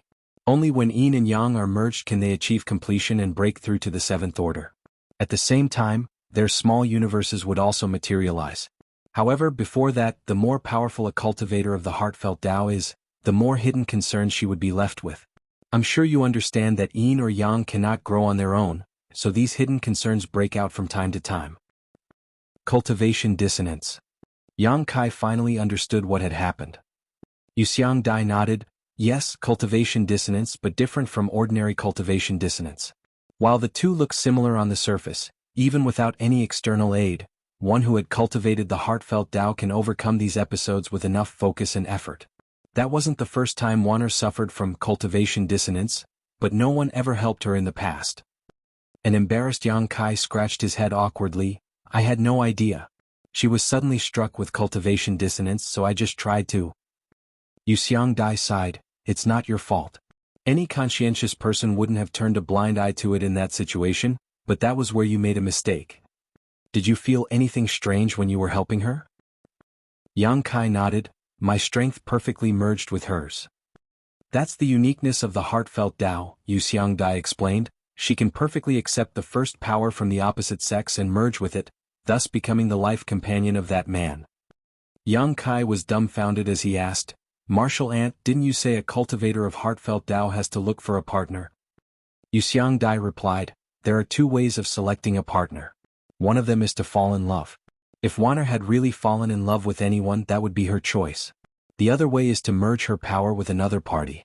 This way is more forceful and dominating. One might fall out of love with their partner, but since their strength has already merged, it can never be untangled. Many disciples of heartfelt Tao are unable to bear the pain of the cultivation dissonance, so they look for their partners using this method. There was an awkward expression on Yang Kai's face. Martial Ant, are you saying that junior sister Tao and I? With a solemn expression, Yuxiang Dai nodded, you are now the only man she can have in her life. Just like what I've said, she has been left with your brand. Other than you, she will never love anyone else. No way. Yang Kai quickly waved his hands. You know what I came to Yinyang Cave Heaven for. I didn't have a choice when I helped junior sister Tao. Moreover, we know nothing about each other, so how can we suddenly become a couple? I'm afraid it's not up to you to decide. Yuxiang Dai slowly shook her head. Although Wanner is not a core disciple of the sect, she has the highest hope of ascending to the 7th order in the last hundreds of years. Without your help, her martial Tao would end at the peak of the 6th order. Chapter 48:12, Embarrassing Situation. Yang Kai had never expected that his attempt to help someone would end up causing such a big problem. He reckoned that the secret arts of Yinyang Cave Heaven were indeed abstruse. If it was just like what Yuxiang Dai had said, Tao Lingwan would never be able to accept another man's Yang Qi as her small universe had absorbed Yang Kai's strength. In that case, without Yang Kai's help, she would never be able to make it to the 7th order in her lifetime. It wasn't something those from Yinyang Cave Heaven wanted to see. A 7th order open heaven realm master was valuable to every cave heaven or paradise. Tao Lingwan had high hopes of ascending to the 7th order. If her future was ruined by Yang Kai, those from Yinyang Cave Heaven wouldn't let him off. Yang Kai felt helpless while his mind was a mess. It had only been a short time since he and Tao Lingwan first met, and they had barely even spoken to each other. However, if her future was destroyed because of him, he would feel guilty. Nevertheless, he couldn't bring himself to simply accept her. He had come all the way to this place for Chu Huashang. It wasn't the right thing to do if he was tangled up with another woman while he hadn't even met Chu Huashang. Qin Xiu. Yang Kai suddenly cursed. He was puzzled previously, but upon hearing Yuxiang Dai's explanation, he seemed to have realized something. It was Qin Xiu's doing, right? Tao Lingwan was Qin Xiu's disciple, so he must be fully aware of her situation. Perhaps he knew that Tao Lingwan would be struck with cultivation dissonance soon at that time, so he insisted on making her serve Yang Kai. After that, he went missing for half a month. On the other hand, he never told Yang Kai anything.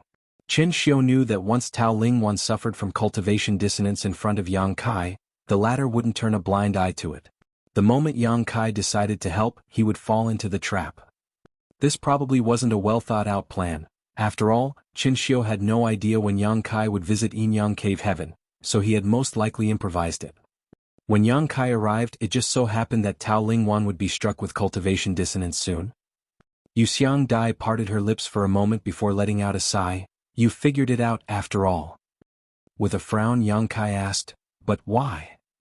Regardless, Tao Lingwan was a powerful sixth-order open heaven realm master who was also strikingly beautiful. If such a beautiful woman got together with Yang Kai, outsiders would think that he had found a partner that was out of his league. However, Yang Kai couldn't figure out Qin Xiu's intention for doing this. It wasn't like he didn't know that Yang Kai and Chu Huashang were engaged. The titles of Yang Kai, which included Star Boundary Great Emperor and Void Lands Lord, were probably not prestigious enough to make him sacrifice a legacy disciple just to establish a connection. It's for Chuer. Yuxiang Dai replied. What do you mean? Yang Kai became even more doubtful. Yuxiang Dai explained, 100 years ago you won first place in the Dao Theory Assembly and became engaged with Chuer. Supposedly, you should have come to Yinyang Cave Heaven a few years ago. Yang Kai nodded, that was my plan, but I was held up by something. It was the chaotic dead territory, right? Yuxiang Dai asked. Yang Kai was shocked, how do you know? The ancestor who is responsible for monitoring the chaotic dead territory is from Luoxing Cave Heaven. When he saw that you entered the chaotic dead territory alongside the giant spirit god, he asked around to find out about your identity. That was how all cave heavens and paradises knew that you had entered the chaotic dead territory. Yang Kai nodded gently. The appearance of a giant spirit god and someone entering the chaotic dead territory were both major events. Since the ancestor from Luoxing Cave Heaven had seen it, he would definitely inform everyone about it. The cave heavens and paradises naturally had channels to communicate with each other. Hence, it wasn't a secret that Yang Kai had barged into the chaotic dead territory alongside the giant spirit god. The chaotic dead territory is a dangerous place. Even the 8th Order ancestor from Luoxing Cave Heaven could only stay in the periphery for a short moment before having to retreat. What do you think the outsiders would speculate when you had gone missing for decades? Yuxiang Dai stared at him and asked.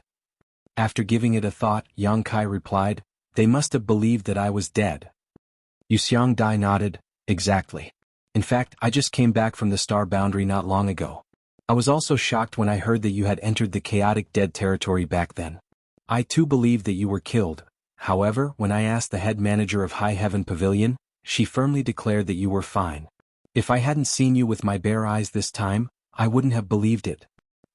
At that time, she was puzzled by Hua Qingxi's confidence. No one could survive after entering the chaotic dead territory, but Hua Qingxi told her to rest assured and said that her sect master must be fine.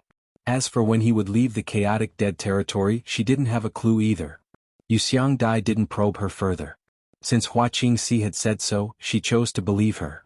When she returned to Yinyang Cave Heaven, she really met Yang Kai. While Yuxiang Dai didn't understand the reason behind it, Yang Kai knew why Hua Qingxi was so certain. That was because he had the loyalty list which had 9 names written in it. The life or death of those 9 hinged on Yang Kai. If something happened to him, Mao Zhe and the others would instantly lose their lives as well. Since Mao Zhe and the others were still alive and kicking, it meant that Yang Kai was fine. But others wouldn't think of it this way. All the cave heavens and paradises believed that you were dead. This speculation was further verified since you didn't show up after the 100-year promise was due. Yang Kai appeared worried. Did senior sister Chu enter seclusion because of this? Yes. Yuxiang Dai nodded. If you were still alive and had come to this place on time, those from Yinyang Cave Heaven wouldn't have gone back on their word. You would still be a son-in-law of Yinyang Cave Heaven. However, since you were thought to be dead, the engagement became invalid as well. Chuer is one of the sect's core disciples who has a bright future after all.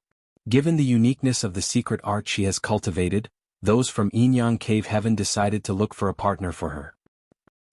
Yang Kai narrowed his eyes and asked calmly, what did senior sister Chu think about the idea? Yuxiang Dai shook her head. She naturally refused. It was because of this that she decided to cultivate in seclusion. Out of sight, out of mind. At the same time, she wanted to wait for you to appear. Yang Kai fell silent, thinking that he didn't deserve Chu Huashang's trust. If he had simply come on time, all this wouldn't have happened. Chuer's stance was firm. However, since she is a core disciple, the sect has the right to interfere in her affairs. She can't change anything on her own. If Brother Su were still around, he could have put in a word for her. However, since he's gone, Chuer was all by herself while I was far away in the star boundary. There was no one in the sect who could speak up for her. She had tried her best by choosing to cultivate in seclusion to avoid this problem. So, who is the partner that your noble sect has selected for senior sister Chu? Yuxiang Dai shot him a glance. Chuer is a core disciple who has the hope to ascend to the 8th Order Open Heaven realm one day and become an ancestor. There are not many people in the sect who are a match for her. First of all, his aptitude must be similar, and his seniority comes next. With that said, there is a suitable person. He is Qin Xiu's disciple as well as Tao Lingwan's junior brother, Feng Qingxi. He was the most recent core disciple before Chuer who had directly ascended to the 6th Order. Although he's much older than Chuer, they are of the same seniority. In fact, the sect's managers initially wanted Chuer and Feng Qingxi to get together. However, since she had violated the taboo, they had no choice but to hold the Tao Theory Assembly. Yang Kai frowned in puzzlement. According to you, Feng Qingxi is Qin Xiu's disciple, so why would he set me up to help junior sister Tao Lingwan resolve her cultivation dissonance? He wouldn't gain any benefits out of it, nor would it be beneficial to junior sister Tao. It would be terrible if they had to be tied up for life because of this, as it had only been a short time since they first met. It probably wasn't Tao Lingwan's intention either. She was just forced to obey her master. He wouldn't get any benefits out of it, but his plan could perfectly resolve the embarrassing situation that Yinyang Cave Heaven is facing, Yuxiang Dai explained. Although I don't agree with what he's done and I think that he's too short-sighted, there's no doubt that he's doing it to protect the sect's interests. I hope you'll understand that he didn't have any ill intentions against you. Yang Kai nodded. Yuxiang Dai went on to say, those from the sect thought you were dead, so they had designated a partner for Chuer. However, with you being alive now, the sect would have to go back on their word. That's the embarrassing situation the sect is facing. Yang Kai could somewhat understand it. Following her explanation, he deduced, so, Qin Xiu thought of a way to resolve this conundrum, which is to pair me with his disciple as a form of compensation.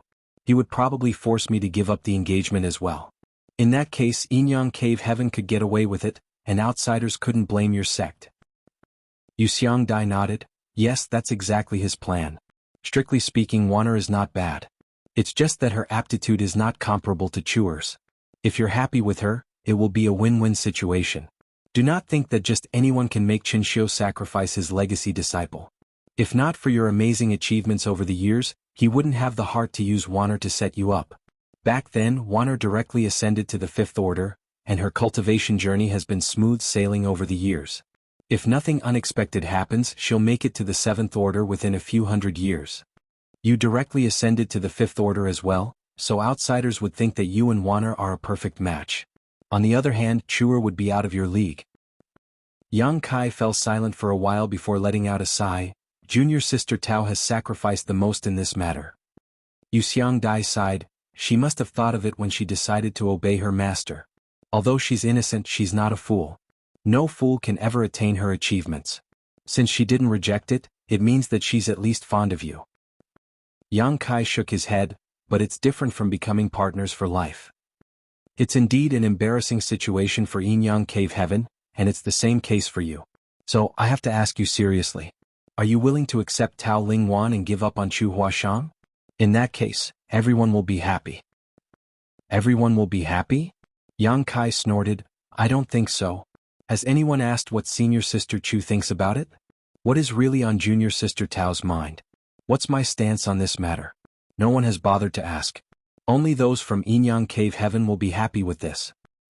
Chapter 48:13 Difficult Challenge. Yuxiang Dai breathed a sigh of relief. Good. Those from the sect told me to ask you about it. Since that's what you think, you've given me an answer and I have a reply to them. Although Brother Su is not around, I won't allow anyone to bully Chuer as I had watched her grow up. An idea suddenly flashed through Yang Kai's mind as he examined Yuxiang Dai. She had said that she had cultivated heartfelt Tao and she had gone through the same experience as Tao Lingwan. Now she was already in the 7th Order Open Heaven realm. In other words, her crisis was resolved when she suffered from cultivation dissonance in the past, which allowed her to break free from her chains. That was why her small universe had materialized, and she had ascended to the seventh order. So, who was the partner she had selected back then? Involuntarily, the image of Su Linggong sprang into Yang Kai's mind. After Su Linggong left the star boundary in the past, Yu Xiangdai came over to be stationed there, and she had taken good care of Yang Kai.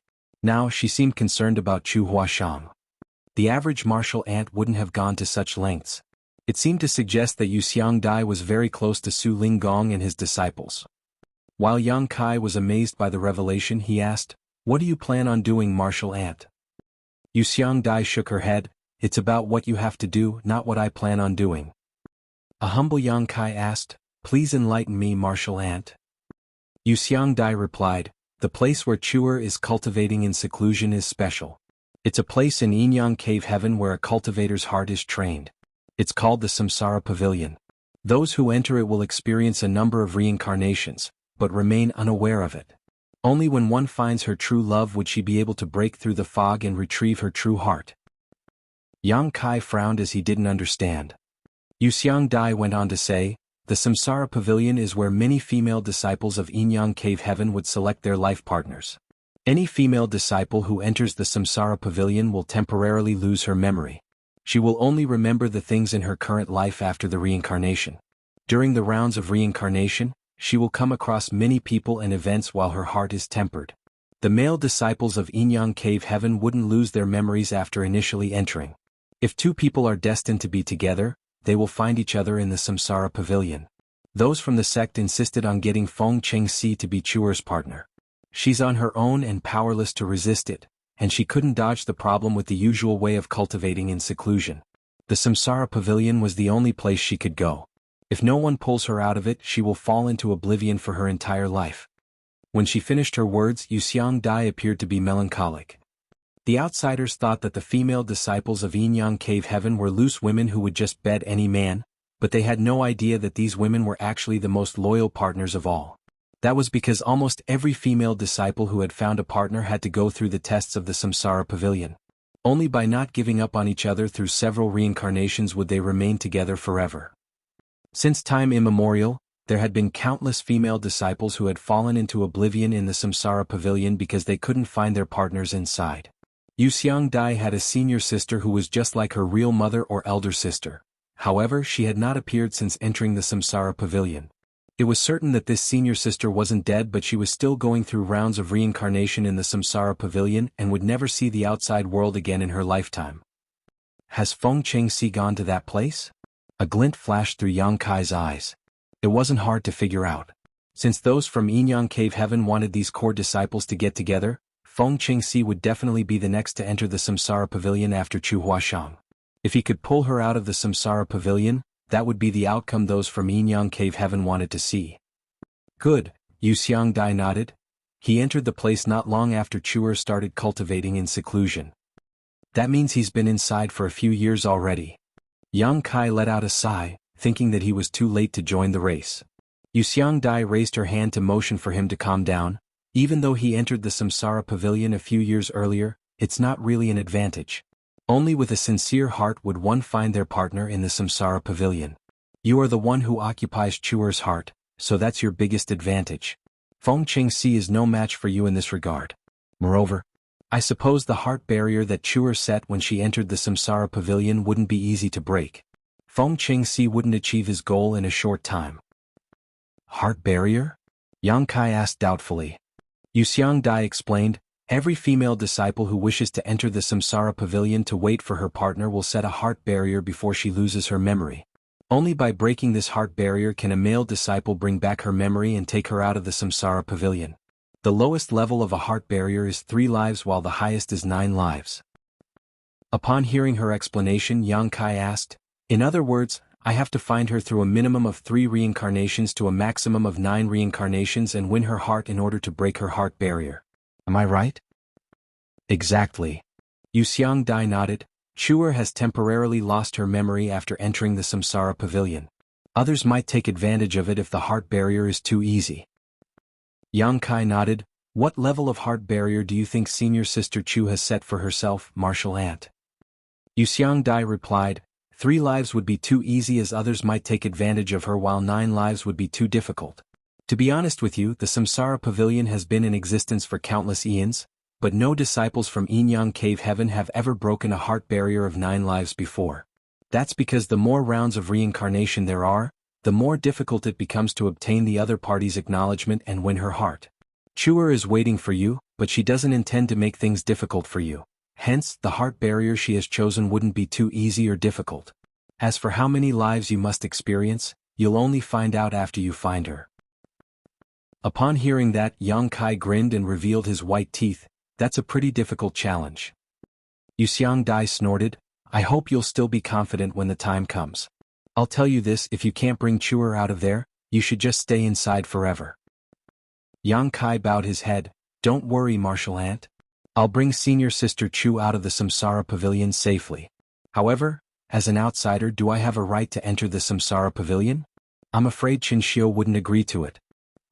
Yuxiang Dai scoffed, I'll handle it. That shameless old fart has used such a dirty trick. I'll let him know what it means to go for wool but come back shorn.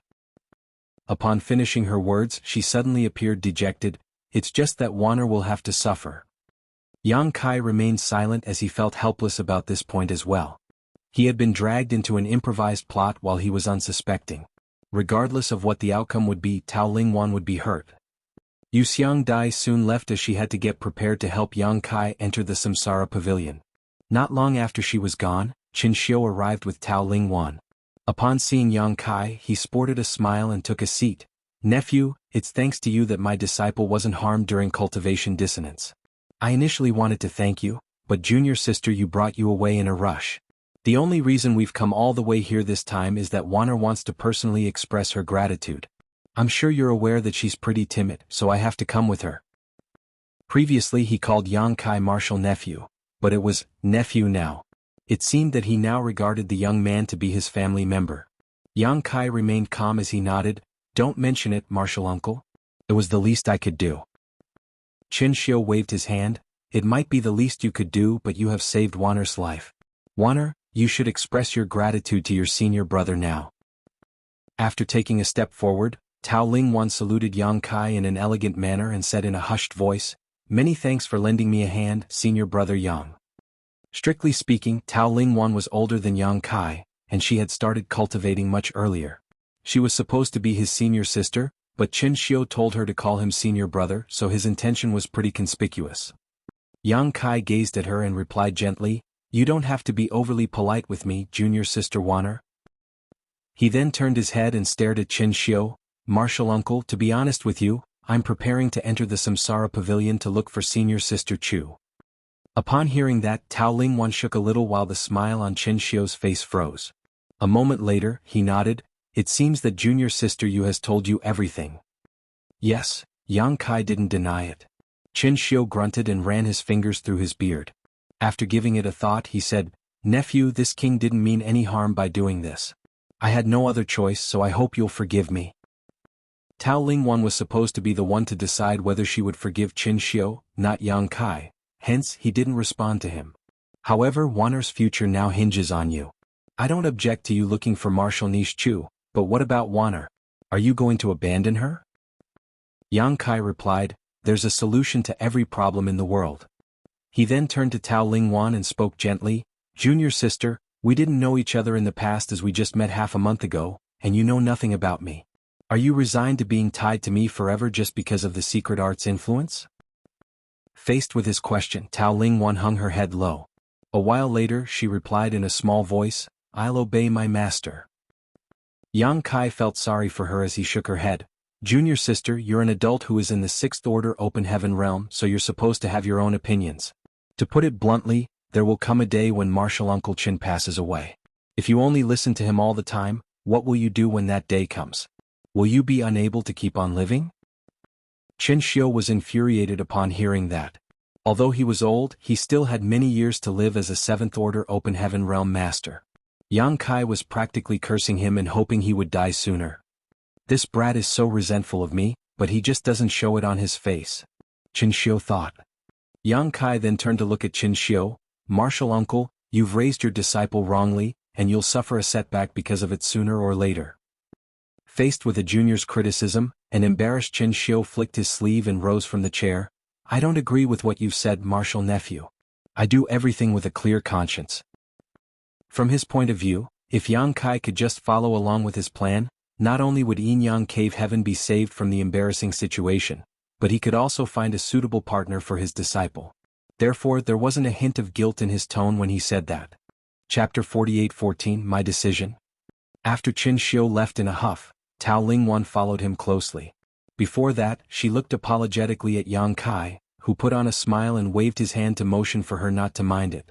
For the next half a month, Yu Xiangdai was nowhere to be seen. It wasn't until 20 days later that she appeared while looking fatigued. When she found Yang Kai, she said, "Everything is ready. I'll bring you to the Samsara Pavilion with me in 3 days." "Many thanks for your help, martial aunt," Yang Kai expressed his gratitude. Although he was a Yin Yang Cave Heaven son-in-law on paper, he wasn't from the sect after all. Since the Samsara Pavilion was the place where the disciples of Yin Yang Cave Heaven train their hearts, it must be a top-secret restricted area. Only their disciples would be allowed to enter. It took Yu Xiangdai a long time to come back, so it was apparent that she had put in a lot of effort to persuade the sect's management to let Yang Kai enter the Samsara Pavilion. However, there's one thing I have to make clear to you. Yu Xiangdai stared solemnly at him. Although the higher-ups have agreed to let you enter the Samsara Pavilion, they have a condition. Yang Kai replied, "Please go ahead, martial aunt. It will all be fine if you're able to bring Chuer out and your engagement will still be valid. However, if you fail, you have to get married to Wanner." Was this Qin Xiu's idea? Yang Kai arched his brow. Yu Xiangdai shook her head. "It's the manager's idea." Tao Lingwan was most likely able to make it to the Seventh Order, but Yang Kai was an indispensable part of that. There was no way those from Yin Yang Cave Heaven would give up on Tao Lingwan, so it was expected that they had come up with this condition. Understood. Yang Kai nodded. "I won't fail. I'm glad that you're confident." Yu Xiangdai slightly set her mind at ease. "There's something I need to ask you about though. What is the situation inside the Samsara Pavilion? Since senior sister Chu has set up a heart barrier and lost her memory, how should I find her? Would her appearance change?" No one can be certain whether her appearance has changed. You'll only find out about the wonders of the Samsara Pavilion after entering it. As for how you'll find Chuer, you'll meet each other if you're fated to be together. If your destinies are not connected, you'll not recognize her even if she's right in front of you. There are no techniques you can use during the heart training session in the Samsara Pavilion. Sincerity is of utmost importance. Yang Kai fell into his thoughts. Although he could fully understand what she meant, sincerity was an elusive thing. It was too abstruse. With that said, he and Chu Huashang had experienced life and death moments together before. In the past, they were hunted down in the Blood Monster Cave Heaven and they both helped each other to survive. That was when they developed feelings for each other. For the next 3 days, Yang Kai focused on cultivating in his own room as demanded by Yu Xiangdai. 3 days later, she brought him to the Samsara Pavilion. Yang Kai initially thought that the Samsara Pavilion was somewhere like a grand hall or a sealed world, but it wasn't until he arrived at this place that he realized it was very different from his imagination.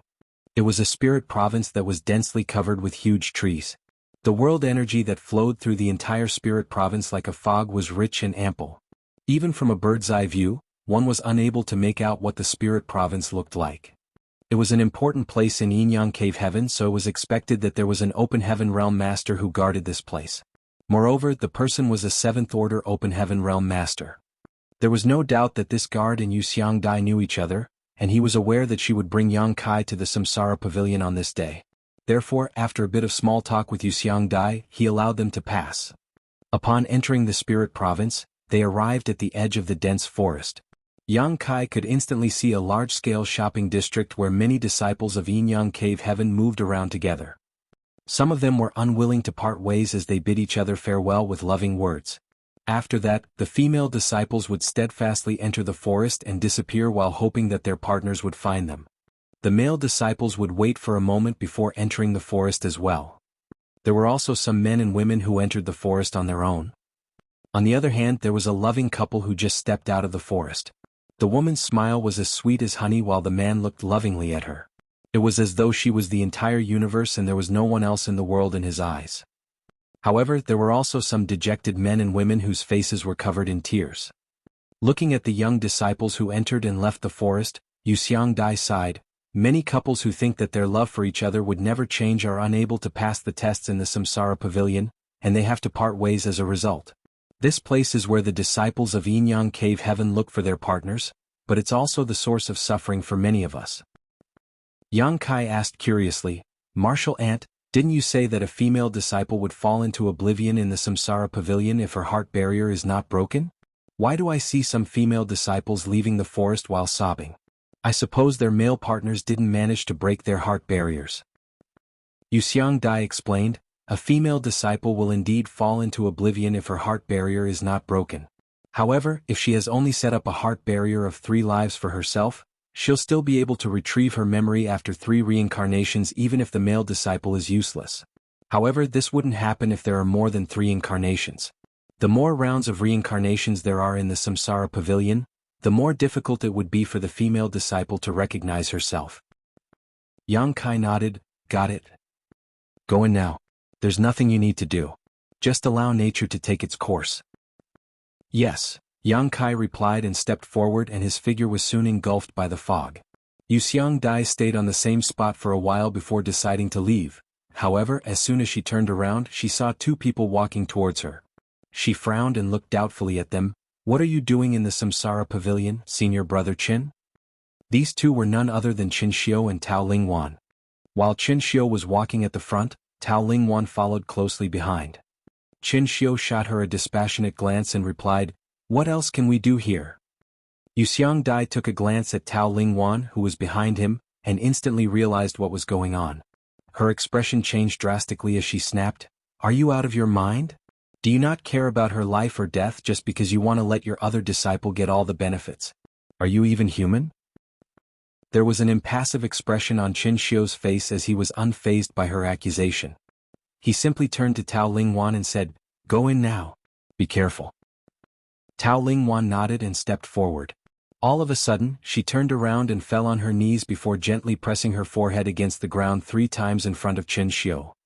After she got to her feet in silence though, Yuxiang Dai blocked her way and persuaded her by saying, Wanner, don't be so foolish. Just tell me if anyone has forced you to do this. I'll stand up for you. Tao Lingwan hung her head low and shook her head. Listen to me. Go back with me and we'll have a talk, Yuxiang Dai said and extended her hand. Nevertheless, Tao Lingwan dodged it and replied in a hushed voice, please let me go in, Martial Ant. No. Yuxiang Dai directly rejected her. Even if the ancestors were here to persuade me, I'll not let you enter the Samsara Pavilion. That's not a place you should go. She then glowered at Qin Xiu. You're really a good master to her, aren't you? What has Wanner done to be unlucky enough to become your disciple? Qin Xiu stared calmly at her without any intention to refute her. Just when Yuxiang Dai wanted to speak further, Tao Lingwan suddenly looked up and gazed at her. Please don't blame my master, Martial Ant. This is my decision. Yuxiang Dai sneered, I'm fully aware of your temperament. There's no way this is your decision. It's obvious that this old fart has forced you to enter the Samsara Pavilion to achieve his goal. Faced with her fierce accusation, Qin Xiu never explained anything and just looked down. Tao Lingwan spoke in a firmer tone, Martial Ant, this is the first decision I've made for myself after all these years. Please don't make things difficult for me. Yuxiang Dai frowned as she darted her gaze between Tao Lingwan and Qin Xiu. At that moment she doubted herself. Furthermore, she had never seen Tao Lingwan speaking in such a loud voice with a determined gaze before. She stared fixedly at Qin Xiu in an attempt to find the answer, but he only nodded in silence. At that instant Yuxiang Dai was in a dilemma. It took one a lot of courage to decide to enter the Samsara Pavilion. She initially thought that it was Qin Xiu's order, but it didn't seem to be the case now. After giving it a thought she said, Wanner, why do you want to enter the Samsara Pavilion? Young boy is looking for Chuer. Even if you go in, you might not be able to come out again. In that case you'll be trapped inside forever. Tao Lingwan spoke in a small voice again, I'll be careful. No. Yuxiang Dai shook her head, it's not like you'll be safe just by being careful. I can't let you go in. If you enter that place you'll end up in a horrible state. Even if I can't go in today, I'll do it tomorrow. Even if I can't go in tomorrow, I'll do it the day after tomorrow, unless you can stay here forever. Tao Lingwan looked into her eyes without the intention to back down. Yuxiang Dai was lost for words. Every disciple of Yinyang Cave Heaven had the right to enter the Samsara Pavilion. It wasn't like she could stay here forever to block her path. She wasn't supposed to stop her from entering the place to begin with. If she was doubtful just now, she was now 100% certain that Qin Xiu hadn't forced Tao Lingwan into this. It was indeed her own decision to enter the Samsara Pavilion. While she was in a dazed state, Tao Lingwan suddenly dashed forward. When Yuxiang Dai came to her senses, she quickly extended her hand. Qin Xiu instantly appeared in front of her and pushed out his palm. Both of them were sent flying away for several dozen meters. Yuxiang Dai glowered at him. "Do you want her to die?" Qin Xiu replied in a grim voice. "She wants to go in to find her own answer. Do you think I didn't intend to stop her? None of you actually know what she's like. Once she has made a decision, no one can change her mind. I took her on as a disciple when she was just a baby and raised her all by myself. She may be my disciple, but she's also like a daughter to me." Yuxiang Dai was rendered speechless. She now recalled that Qin Xiu had indeed always treated Tao Lingwan like a precious treasure. If not for him overly doting on her, she wouldn't have grown up to be such a timid and inexperienced person despite being a sixth-order open heaven realm master. Certainly, such a master who loved his disciple so much wouldn't sacrifice her one day for the sake of another disciple. Yang Kai is a talented young man who is a good match for Wanner. She's an adult now, and it's impossible for me to stay by her side forever. Over the years, I found quite a few potential partners for her, but none of them were to my liking. Yang Kai is not bad. It will be perfect if Wanner can marry him. However, it seems that I've done something wrong. Chapter 48:15 Reincarnation. There were countless ancient trees in the Samsara Pavilion. Every tree was covered with leaves, and each was so huge that it would take several people to hug it. A white fog flowed through the entire forest. While walking through it, one might think that he was lost in a dream. Yang Kai sauntered through the forest in silence. Millions of branches hung low from the ancient trees. Although there was no wind, they swayed gently as though they were welcoming the guests who visited this place. Most of the trunks were fully sealed. Only some of the trunks had gaps in them which looked like tree caves that could accommodate people. There were two types of trees that corresponded to different genders. Other than the ancient trees with sealed trunks, some of the trees had gaps that were near the roots while some of the gaps were in the middle of the trunks. All of the disciples who entered this place had to enter a tree cave and stay inside the tree of their choice. With the help of the forest's mysterious power, they could enter the real Samsara Pavilion and go through reincarnations to train their hearts. Previously, Yuxiang Dai had told Yang Kai about the things he had to take note of in the Samsara Pavilion. Hence, he knew that the gaps that appeared in the middle of the trunks were for the female disciples while the tree caves near the roots were for the male disciples. Although they appeared similar on the outside, they were starkly different inside. If one had selected the wrong tree cave, they were unable to enter the real Samsara Pavilion. The difficulty of the heart barriers that the female disciples of Yinyang Cave Heaven set up had something to do with the locations of the ancient trees. The further they went, the more difficult the heart barrier they would be able to set up. Those who just wanted a heart barrier of 3 lives could just find an ancient tree in the periphery. They didn't have to go further into the forest. However, the heart barrier that Chu Huashang had established must be more than 3 lives, so Yang Kai reckoned that he should travel deeper. For the male disciples, the locations of the ancient trees didn't matter, but Yang Kai wanted to get closer to Chu Huashang, though he had no idea which ancient tree she was in. 1 hour later, Yang Kai arrived at the depths of the forest where he was blocked by a certain ancient tree. There was a gap near the roots of the ancient tree that had formed a tree cave that could accommodate a person. The branches that hung low kept swaying back and forth. Just when Yang Kai was ready to go further, he suddenly stopped in his tracks and turned to look at his own shoulder. Above his shoulder, there was a curly branch that seemed to have turned into a petite hand and hooked his clothes at some point. Yang Kai decided to stop moving forward. Instead, he turned around and shuffled towards a nearby tree cave. The Samsara Pavilion was a place where hearts were trained, and sincerity was of utmost importance. Yuxiang Dai had told him to let nature take its course, and he was ready to follow her advice. Upon entering the tree cave, Yang Kai sat down with his legs crossed. The tree cave was pretty big, so he didn't feel cramped while sitting inside. After he emptied his mind for a bit, the tree cave suddenly started squirming and closing until he was fully covered by it. From the outside, there didn't seem to be any traces that suggested there was once a tree cave here. Upon realizing that his thoughts were running wild, Yang Kai quickly pulled himself together and stopped resisting. There came a moment when his soul seemed to have left his body as it passed through a colorful passage and reached for an unknown place. Everything was going just like what Yu Xiangdai had described, so Yang Kai just waited patiently. A moment seemed to have passed, but it also felt as if millions of years had gone by. Finally, a glimmer of light came into sight at the end of the colorful passageway. The light rapidly expanded until Yang Kai could no longer see anything else. In the meantime, he realized that his soul finally landed on the ground, and he was equipped with a new body. He could hear the sounds of weapons clanging with each other. The place was bustling with noise and the people around him were clearly cheering. Yang Kai looked around and realized that he was standing close to an arena. He was basically sandwiched among a group of people. On the stage, two figures were locked in an intense battle as they wielded their weapons. After a moment of observation, Yang Kai realized that even though their techniques appeared sophisticated, they were really just flashy without much power. With a frown, he examined himself and realized that there was a special power flowing through his meridians. This was not world energy, though it was similar. What he found unsatisfactory was that the power was far too weak, equivalent to maybe an initial element realm 3rd stage cultivator. Before he could familiarize himself with the situation, the crowd was heard cheering again as there was a winner on the stage. This didn't seem to be a life or death battle. One person was obviously more powerful. While the loser cupped his fist and conceded defeat, the winner responded to him with respect. The atmosphere was harmonious. This was the real Samsara Pavilion, which could also be called the Samsara World. There were innumerable Samsara worlds in the Samsara Pavilion. The Samsara World every person entered could be different. Only two people whose hearts were connected had a chance to enter the same Samsara World and go through reincarnations together.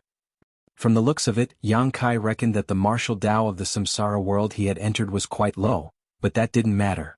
The reason he was here was to look for Chu Huashang, unlike his previous experience in the small source world where he had to rise to become an overlord of that world. Hence, the low martial Tao wasn't a big deal. He was certain that Chu Huashang was also in this Samsara World. As for where to look for her, he was clueless. Certainly, he wasn't interested in the battles on the stage. The most pressing issue at hand for him was to find out more about this world and look for Chu Huashang. Just when he turned around and was ready to leave, an old man with a goatee appeared on the stage with a piece of yellow silk cloth. After sweeping a glance over the people around the stage, he announced, "The next fight. Yang Kai vs. Luo and Gua." Yang Kai turned to look at the stage and arched his brow. A burly figure emerged from the crowd and walked up the stage in a few steps. His heavy build caused the stage to shake a little.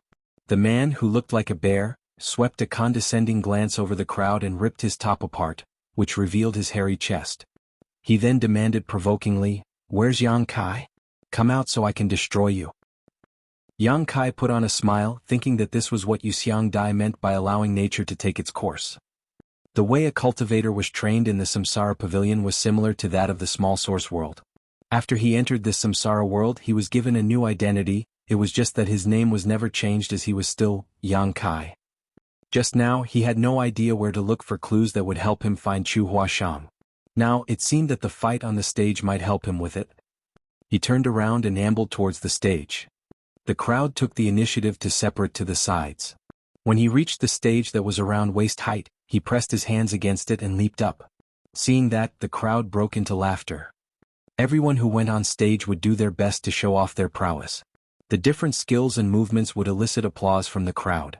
It was the first time they saw someone clumsily climb up onto the stage like what Yang Kai had done. On the stage, Luo and Gua gaped at the frail Yang Kai, whose limbs seemed as thin as twigs, and put on a grin. "Are you Yang Kai?" Yang Kai placed his left hand on the hilt of the sword at his waist. He had just discovered that there was a sword hanging there. It was then he realized that he was supposed to be a swordsman in this Samsara world. As such, he decided to play along. Even though he had never cultivated the sword Dao before, with his vast experiences and high cultivation, he could just use any weapon fairly well. With his left hand on the sword, he put on a gentle smile and nodded, "Yes." A ferocious glint flashed through Luo and Gua's eyes as he bellowed, "I'll destroy you with just one move." The moment he started speaking, his burly figure dashed forward. By the time he finished his last word, his huge fist was already coming right at Yang Kai's face. It was the first time Yang Kai arrived in this Samsara world, so he knew nothing about this place. He had the intention to find out the difference between his own martial Tao and the other man's, so he didn't attempt to dodge the attack. To the onlookers he seemed to be stunned and rooted to the spot. Following a loud boom, the entire stage shook a little. Luo Ngu's devastating attack didn't destroy his opponent though. Faced with the fist that could kill a tiger, Yang Kai rapidly extended his fist and directly met the attack. As a result, Yang Kai couldn't help but stagger backward until he reached the edge of the stage. He quickly stomped his foot on the ground to stabilize himself. Upon impact, cracks started appearing on the wooden floor around his foot. On the other hand, Luo Ngu only staggered backwards for a bit before he managed to stabilize himself. He then gazed at Yang Kai with surprise. In the meantime, the onlookers broke out into a clamor. Those who laughed at Yang Kai earlier were staring at him in shock. The two people on the stage were starkly different when it came to their builds. The onlookers initially thought that the winner would be revealed with just one move, and the loser might even lose his life. Unexpectedly though, Yang Kai, who appeared thin and frail, managed to fend off Luo Ngu's attack. Although he appeared a bit discomfort, he had still managed to succeed. To the onlookers, only when two opponents were equally matched would the fight be interesting. It was boring to watch a battle where one could easily defeat the other party. Seeing that Yang Kai was defiant, they immediately cheered for him to keep him motivated. Luo Ngu frowned as he was embarrassed at the fact that he was unable to smash Yang Kai with only one move, just like what he had boasted. He then snorted, "You're indeed something, brat. You've successfully fended off my attack once. Let's see whether you'll be able to ward off my second and third attacks." The next moment, he dashed towards Yang Kai with his feet thudding on the ground. After the exchange of moves, Yang Kai had a better understanding of his own strength. There wasn't a huge gap between his power and Luo Ngu's. The only difference was that his physical strength was weaker than the other parties, which was why he suffered a setback just now. At that instant he was torn between laughter and tears. Over the years he had never suffered a setback when it came to his raw physical strength. It was a new experience for him in this samsara world. He was already on the edge of the stage, so if he kept moving backwards he would fall off. Therefore, faced with Luo Ngu's strike, he bolted forward and met him head-on. With his left hand on the hilt, he unsheathed the sword as a glint flashed through the weapon and dazzled the onlookers. After the two figures brushed past each other, Yang Kai slowly sheathed his sword. Chapter 48-16 Meng Manor. The boisterous crowd abruptly fell silent as they looked dazedly at the two figures on the stage. Most of them didn't have a sharp vision, so they were unable to make out the abstrusity of the exchange of moves just now. Only a small number of the onlookers narrowed their eyes and gazed at Yang Kai with serious expressions. There was now a winner on the stage. There were no restrictions when it came to the battles today. It didn't matter whether one would like to use a weapon or fight with his bare hands as long as he could win the battle. Hence, Yang Kai didn't break the rules by using his sword. Luo Ngu didn't collapse, but when he touched his throat, he realized that it was wet. When he looked down, he saw that his hand was covered with blood. It wasn't until this moment that he felt a pain coming from his neck. A myriad of expressions came over him. He knew that the other party didn't intend to kill him. Otherwise, he would have been beheaded instead of getting cut slightly. Despite that, this kind of outcome was still unacceptable for him. During the exchange of moves just now, he didn't even manage to make out how Yang Kai unsheathed his sword. He didn't have a chance to counterattack as the other party's attack was too fast for him to even perceive.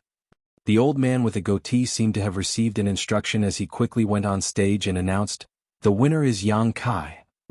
Following that, he told the two of them to leave the stage and spoke no further.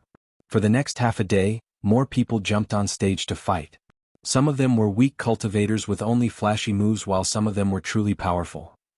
As Yang Kai observed it, he realized that there seemed to be a selection process going on here, though he wasn't sure what it was for. Fortunately, the people around him were talking among themselves, so he could deduce what was going on from the chatter. The Meng family ran one of the largest businesses in White Jade City, so it was expected that they were extremely wealthy. However, their wealth was coveted by many people as a result. Just a few days ago, the mountain bandits from Hidden Treasure Peak demanded that the Meng family give them 100,000 silver coins and 10 beautiful maidservants every month. Otherwise, they would destroy the Meng family. Hidden Treasure Peak was initially occupied by a small group of mountain bandits, and they didn't pose any real threat at all. Some time ago though, a lot of fugitives came over and joined Hidden Treasure Peak, which significantly strengthened their ranks. In order to make a name for themselves, these new members of Hidden Treasure Peak decided to target the wealthy Meng family in the nearby city.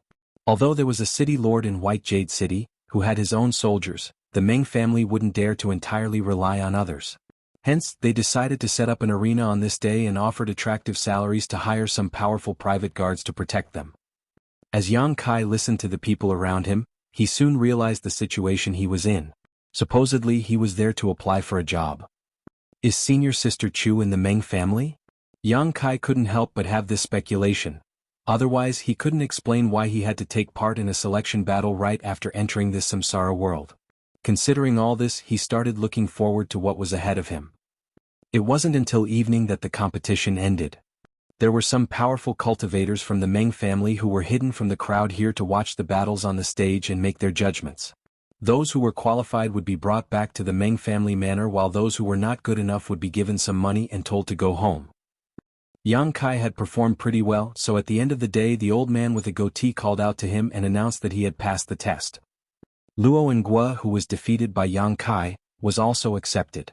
Although he had lost the battle, his power could not be underestimated. It was just that he had come across a stronger opponent named Yang Kai. The powerful cultivators from the Meng family had acute eyesight, so they didn't accept the candidates solely based on the results of the battles. Instead, they made their own judgments. Those who were knocked out didn't have any complaints as they were fully aware of their true strength. The reason they even took part in the competition was to get some money from the Meng family. Now that they had achieved their goal, they were more than thankful. There were many people left, as there were 40 to 50 of them. With a servant clad in green clothes leading the way, they entered the Meng manor through a side door and arrived at a courtyard. They would receive some training in this place for half a month. The captain of the private guards would tell them where they could and could not go in the Meng manor. He would also tell them the rules they had to follow and the consequences of breaking them. On the first day, someone broke the rules. Perhaps he had lost his way while looking for the restroom, so he wandered into the nearby inner court. Seeing that, the personal bodyguards in that place immediately captured him. The captain had the intention of punishing this man to serve as a warning to everyone else. After this person was brought to him, he crippled him and threw him out of the manor right in front of everyone's eyes. The new batch of private guards were horrified. It wasn't until this moment that they realized it wasn't so easy to earn the attractive salaries the Meng family offered. In this place, rules were everything, and one would end up in a horrible state by not following them. The Meng family was wealthy, so it was expected that their manor was huge. However, Yang Kai and the others could only stay in the same courtyard. Since the incident on the first day, no one dared to walk about as they pleased. There was a test 3 days later, and more than 10 people were eliminated. After familiarizing himself with this place for 3 days, Yang Kai decided to take action. He wasn't interested in becoming a private guard in the Meng manor. Since he had speculated that Chu Huashang might be in the Meng family, he had to look for her. Chu Huashang was likely a female member of the Meng family. Although Yang Kai had no idea about her identity in the Meng manor, she must be living in the inner court as she was a woman. When darkness descended, he walked out in silence and headed to the inner court. There were many private guards who were hidden in different corners of Meng manor. However, Yang Kai could easily detect them and avoid getting caught. Just when he was ready to enter the inner court, he realized there was a problem. The security in the inner court was obviously much tighter. He could detect that there were many pairs of eyes in the periphery of the inner court that were paying close attention to the surroundings. It was impossible for him to sneak into the inner court without getting caught given his current power. He waited patiently for 2 hours but still couldn't find a chance, so eventually he decided to take it slow and come up with a plan first. Just when he was preparing to leave, he caught a glimpse of a figure flashing past in the darkness. The person seemed to have the same intention as him. Since there was no chance for him to get into the inner court, he had no choice but to give up. However, this man gave up earlier than Yang Kai did, which was why Yang Kai noticed him. Although it was pitch black in this place, it still couldn't conceal his burly figure. Yang Kai frowned as he recognized this person, and he wondered, what is he doing here? When did he come? Yang Kai was careful with every movement he made, so he was certain that this other intruder didn't notice him. After the person was gone, he silently left. When Yang Kai returned to his place, he jumped through the window and entered the room. His roommates were still sound asleep and no one realized that he had left and returned. In the morning they still had to receive training. The captain of the private guards became even more demanding. As a result, some of the arrogant candidates were beaten up and thrown out of Meng manor. There were initially 40 to 50 people, but presently only about 30 were left. At night, Yang Kai pretended to be sound asleep as he waited patiently. Last night, regardless of what the intention of that person was, he hadn't achieved his goal, so he would definitely take action again tonight. As expected, in the middle of the night, Yang Kai heard a faint noise. If he hadn't paid close attention to the surroundings, he wouldn't have heard it. Upon making sure that his roommates were still fast asleep, Yang Kai got up in silence. After leaving the courtyard, he saw the burly figure dexterously navigating the darkness and heading straight to the inner court. Yang Kai followed him closely, however he still couldn't figure out the person's intention tonight. Just like last night, the person remained hidden and observed the surroundings for 2 hours before leaving. For the next half a month, other than receiving training every day, Yang Kai couldn't discover anything. He hadn't even managed to sneak into the inner court. After this period of time, only 20 people remained, which was less than half of the initial number. On the other hand, the captain was pleased with that. Standing in front of these 20 people, he swept a stern glance over them and said, "Since all of you are still here, it means that you're pretty strong. Those who are weak have all been chased away. Moreover, we've looked into your backgrounds and no problems have been found. Since you've passed the test, you are now members of the Meng Manor. As long as you're loyal to the Meng family, you'll not be mistreated. As private guards, we have to always be ready to protect the Meng family even if we have to lose our lives. Those who don't have the determination to do so can leave now. I won't blame you." Certainly no one left. Regardless of their reasons for wanting to become private guards, the salaries offered by Meng Manor were attractive. They couldn't get a better job elsewhere. As expected, the captain was satisfied while he nodded lightly. "It seems that none of you are willing to leave. Good. I have one last question. Does any one of you have any ill intentions against Meng Manor? Just be honest with me. I promise not to kill you." When the captain saw that no one responded to him a moment later, he went on to say with a smile, "It seems that you're not willing to admit it." He then turned his head and gazed at a stern-looking young man. "Lin Xiaoshan, how are the managers on the mountain doing?" As soon as he finished speaking, the private guards who were behind him instantly surrounded Lin Xiaoshan. A sense of fluster flashed through Lin Xiaoshan's face as he stared at the captain. "What are you doing?" The captain replied impassively, "You know what we're doing." Lin Xiaoshan frowned, but he soon put on a relieved smile. "How did you find out?" The captain slowly shook his head. "We have our own ways." Lin Xiaoshan nodded. "It seems that the managers have underestimated the Meng Manor. Since you've found out about it, you can just kill me as you please." The captain replied, "I certainly hope to kill you and send your head to those on the mountain. However, Master doesn't like to shed blood unnecessarily, so he has ordered that you be allowed to leave this place alive. However, you have to pass on his words to the managers." "Go ahead," Lin Xiaoshan said in a calm and collected manner. The captain replied, "Master has said that the Meng Manor is a business entity, and he doesn't want to offend the people on the mountain. So let us be friends instead." Lin Xiaoshan grinned. "What can you offer, then?" The captain clapped his hands, then someone came over with a package. He took the package and tossed it at Lin Xiaoshan. "This is what the master can offer, and the same amount of money will be sent to you all every month." Without hesitation, Lin Xiaoshan opened the package and saw a lot of banknotes. After some calculations, he realized that they were worth about 20,000 silver coins. Chapter 48:17 Night Attack. After examining the banknotes in the package, Lin Xiaoshan frowned. "It's too little. The managers want 100,000 silver coins, and there's a lack of women on the mountain." The captain of the private guard shook his head. "This is what Meng Manor can offer. We won't give you any more or any less." Lin Xiaoshan stored the package. "Got it? I'll bring this back to the managers. However, as for what decision they'll make, I have no right to interfere." Upon finishing his words, he leaped onto the roof and stepped on the tiles in light steps. He soon left the place. The personal bodyguards of Meng Manor didn't intend to stop him as they watched him leave. In fact, Meng Manor had offered them a lot of money. Nevertheless, if those from Hidden Treasure Peak were not satisfied with it, the conflict would still be irresolvable. Therefore, they didn't dare to fire any more personal bodyguards. After half a month of training, new private guards that included Yang Kai were given some tasks. Yang Kai hoped to be stationed inside the inner court. In that case, it would be easier for him to gather information in the inner court and look for Chu Huashang. With that said, he knew that it was an unrealistic idea. Regardless of anything else, they were new private guards whose loyalty was not time-tested. They would be given some tasks, but they would not be stationed in important places. As expected, Yang Kai was told to watch over some courtyards in the outer court, and he had a veteran private guard named Yin Ji-yong as his partner. Another 4 people were going to work with them. There were 3 shifts in a day and 2 of them would respectively guard the place for 8 hours. The task was neither difficult nor simple. They familiarized themselves with each other and came up with a passcode for changing shifts, after which Yang Kai and Yin Ji-yong hid in a corner and monitored their surroundings to prevent any ill-intentioned people from barging in. It would be peaceful for the next 3 days. When they were not on duty, Yang Kai would buy some wine and food to share with Yin Ji-yong. Certainly Yin Ji-yong was pleased with Yang Kai's tactfulness, so he became more amiable to him. Therefore barely 3 days later Yang Kai and Yin Ji-yong became good friends.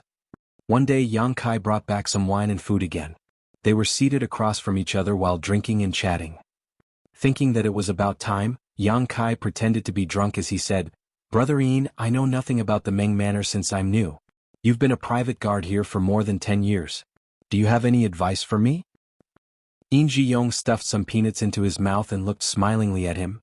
"Of course I have a lot of advice for you, but it's not like I can say it all at once. Just stay here for a few more years and you'll get the hang of it. The Meng Manor is a good place. There's practically no risk we have to face as private guards, and the salaries are attractive. Countless people scramble to get in here every year." Yang Kai filled the cup with wine for him. "Just tell me anything, Brother Yin. I'm all ears. It's just between you and me." Over the past few days Yang Kai had bought him a lot of delicious food and wine, so it was hard for Yin Ji-yong to turn him down. After giving it a thought, Yin Ji-yong decided to tell him some basic information. According to him, the Meng family started out as salt sellers, and they gradually branched out into different businesses. Their properties were all over the world and their revenue was counted in the millions of silver coins every year. Presently the Meng family patriarch Meng Deyi was 50 years old. He had more than 10 wives, 4 sons and 3 daughters. The family businesses were practically managed by the sons while 2 out of 3 daughters were married to men who were equal matches in terms of their statuses. Only the eldest young lady has been giving the patriarch a headache. Yin Ji-yong frowned at the mention of the eldest young lady. A sensitive Yang Kai asked, "What's going on with the eldest young lady?" All of a sudden Yin Ji-yong looked around. Still feeling worried, he rose from the chair and opened the door. Upon making sure that no one else was around, he took a seat and said to Yang Kai in a small voice, "In the Meng Manor, the eldest young lady's affairs are a taboo. You must not mention it as you please." With a solemn expression Yang Kai nodded, "Don't worry, Brother Yin. I won't." Yin Ji-yong took a sip of the wine and said, "In the Meng Manor, the 4th young lady and the 5th young lady are married, but the eldest young lady is still single. Don't you think it's weird?" Appearing to be shocked, Yang Kai asked, "The eldest young lady is still single? How old is she now?" Yin Ji-yong shook his head, "I'm not sure, but I suppose she's 26 or 27 years old." 26 or 27 years old? A thought flashed through Yang Kai's mind. He asked in a hushed voice, "Is no one interested in the eldest young lady because she's ugly?" A flabbergasted Yin Ji-yong quickly placed a finger on his own lips and anxiously looked around. "Are you sick of living? How dare you slander the eldest young lady? Don't drag me into this." Yang Kai hurriedly patted his own mouth. After pulling himself together, Yin Ji-yong went on to say, "I'm telling you, the eldest young lady is not ugly. Rather, she's incredibly beautiful." A curious Yang Kai asked, "How do you know, Brother Yin?" Yin Ji-yong replied with a smile, "I've been a private guard in the Meng Manor for more than 10 years after all. When I was still a rookie here, the eldest young lady was just a teenager and she was already beautiful at that time. There's no way she'd be ugly after maturing fully. Since many years ago, the eldest young lady has rarely stepped out of the inner court. Even when she does, she'd be wearing a veil and a hat. However, 3 years ago. Yes, it was exactly 3 years ago when I caught a glimpse of the eldest young lady's face. She was truly stunning. This Yin can be considered an experienced person, and I once spent a lot of money to bed the most beautiful woman in a famous brothel in this city. She could be considered alluring, but she was in no way comparable to the eldest young lady." Yang Kai didn't seem to believe him. "Are you serious, Brother Yin? It sounds unbelievable." Yin Ji-yong seemed to be thinking back to that time with fondness when he heard what Yang Kai said. He impatiently waved his hand and snapped, "It's fine even if you don't believe me. It's the truth regardless." He wasn't willing to keep talking about the eldest young lady's beauty, as though it would be blasphemy to do so. Yang Kai thus took the initiative by asking, "Since the eldest young lady is so beautiful, why is she still single? Could it be that she had extremely high standards when it comes to men? In Ji-yong shook his head. Who knows? Maybe. In any case, the Ming manor is wealthy, so even if she really was ugly, many men would still propose to her. Moreover, the patriarch has been looking for suitable men for her since she came of age. Over the years, he has found a lot of talented young men who are from wealthy families as well, but the eldest young lady wasn't interested in any of them. Yang Kai nodded. She must be demanding when it comes to men then. In Ji-yong chuckled. Rumor has it that the eldest young lady once told a maidservant the reason she's not married up until now isn't that she thinks those talented young men are not good enough. Instead, she's been waiting for a man who is destined to be with her. Destiny, what nonsense. Since he was tipsy, In Ji-yong began spouting nonsense. He lamented that life was unfair to him. Despite being powerful, he wasn't given any important tasks. He had been loyal to the Meng manor for more than 10 years, but he was still a mere guard. On the other hand, Yang Kai's eyes lit up. It was very likely that the eldest young lady of the Meng manor was Chu Huashang. In this samsara world, the eldest young lady of the Meng manor was already 26 or 27 years old. The patriarch had been looking for potential partners for her since she came of age, which was about 10 years ago. Chu Huashang had entered the samsara pavilion at around the same time. Furthermore, she had been waiting for a man who was destined to be with her. After entering the samsara pavilion, Chu Huashang set up a heart barrier and reincarnated into this samsara world. Although she had lost her memory, the heart barrier was real. Under the influence of the heart barrier, she would do things that were true to her heart. Yang Kai reckoned that he had to go to the inner court and see the eldest young lady of the Meng manor. Only by doing so could he be certain whether she was the real Chu Huashang. While he was lost in his thoughts, a flustered voice was heard shouting from somewhere in the Meng manor, "Fire! There's a fire!" Yang Kai looked out the window and indeed saw a tinge of redness. A shocked Yang Kai quickly got up and opened the door before leaping onto the roof. As he looked around intently, he saw that a particular place in the Meng manor was on fire while everyone was flustered and in a panic. A lot of servants rushed over with buckets of water in an attempt to put out the blaze. A tipsy In Ji-yong appeared beside him and frowned as he had a bad feeling. "Brother In," Yang Kai turned to look at him. "Don't make any rash moves without orders." Although In Ji-yong was slightly drunk, he was still clear-headed. As a person who had worked for the Meng manor for a long time, he knew that it was a taboo to be absent from one's duties without permission during a crisis. The best way to deal with the situation was to stay where they were supposed to be. Just when Yang Kai was about to nod his head though, he suddenly felt his chest tightening. When he turned his head, he saw that over 10 people had appeared on a higher roof with bows in their hands. Under the night sky, cold glints flashed off the arrows from the fire in the distance. Enemy attack. Yang Kai growled and tackled In Ji-yong down from the roof. The next moment, several arrows struck the place where they were standing just now. The violent force directly broke the roof. In Ji-yong instantly sobered up as he got to his feet and nodded at Yang Kai as a form of gratitude. Nevertheless, before they could compose themselves, they felt gusts of wind coming from both left and right sides. Instinctually, Yang Kai unsheathed his sword with his left hand and slashed it across the person behind him. A short shriek was heard as the attacker behind him was killed. Another sword brushed past his chest and cut his clothes open. An agile Yang Kai stepped forward and wielded his sword as shrieks were continuously heard. When he finally stopped, 6 people had already collapsed to the ground behind him. All of them were respectively killed with a single stroke. Blood could be seen dripping from the sword and dyeing the ground crimson. A dumbfounded In Ji-yong gazed at Yang Kai. Just now, by the time he unsheathed his sword, the enemies had all fallen to the ground. A moment later, he praised the young man by saying, "Little brother, you're incredible." As soon as he finished speaking, Yang Kai came right at him with the sword as murderous intent was written all over his face. In Ji-yong felt his legs trembling as he instinctively raised his sword. Yang Kai dodged it and pressed his hand against the older man's shoulder. Upon impact, In Ji-yong was forced to whirl around. It just so happened that he dodged an arrow that was coming from behind as a result. Chapter 48:18 Eldest young lady was captured. In Ji-yong was drenched in cold sweat. He knew that Yang Kai had saved him once again. In just a few breaths' time, Yang Kai had saved his life twice. Feeling embarrassed, he quickly raised his sword and fought against the enemies alongside Yang Kai.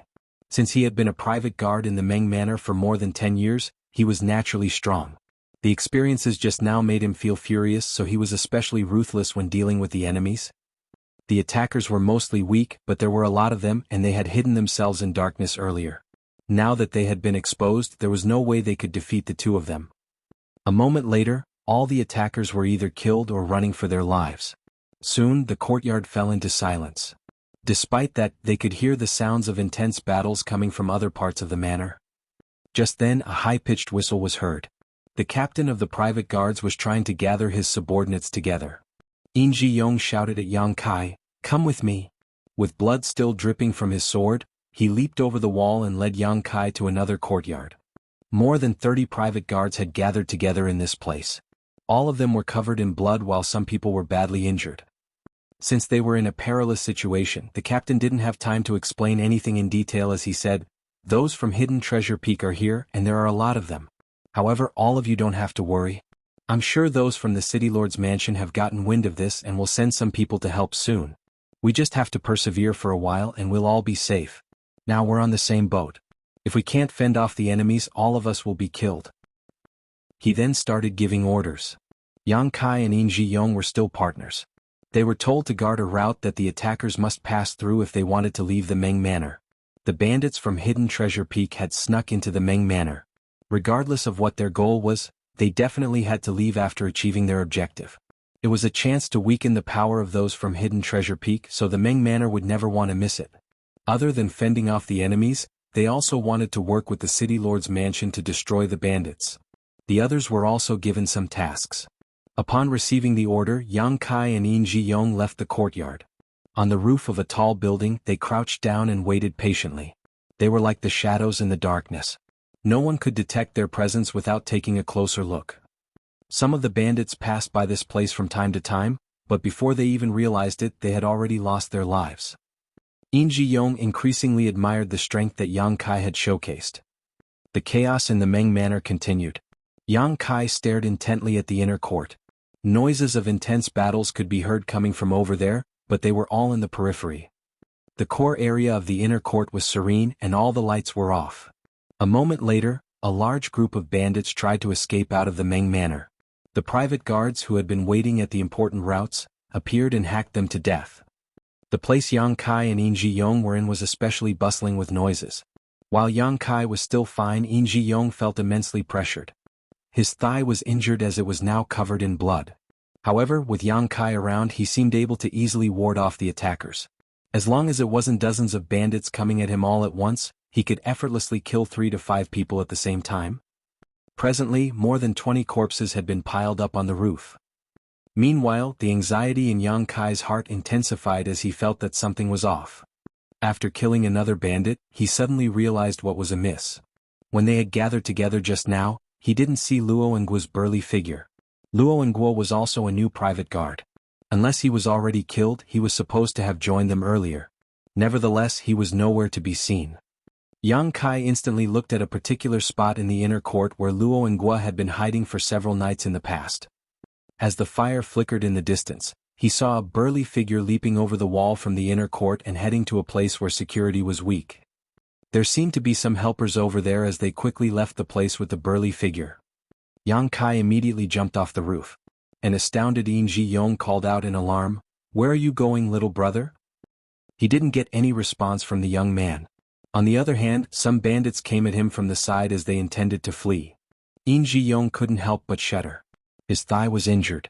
Without Yang Kai working with him, he would be killed by those bandits. However, he would be considered to be absent from his duties if he left just like that. After the dust settled, he would be punished by those from the Meng Manor. Between death and punishment though, In Ji-yong steadfastly chose the latter. He quickly leaped off the roof and followed Yang Kai. At the front, Yang Kai ran after the burly figure on the roof and soon left the Meng Manor. A large group of people could be heard coming from behind. Supposedly, the support from the City Lord's mansion had arrived. On the other hand, Yang Kai stared fixedly at the burly figure ahead. It wasn't until this moment that he realized there was something on the sturdy figure's shoulder. Despite that, it didn't affect his agility as the towering figure remained as dexterous as a rabbit. Around him, his companions were seen charging forward.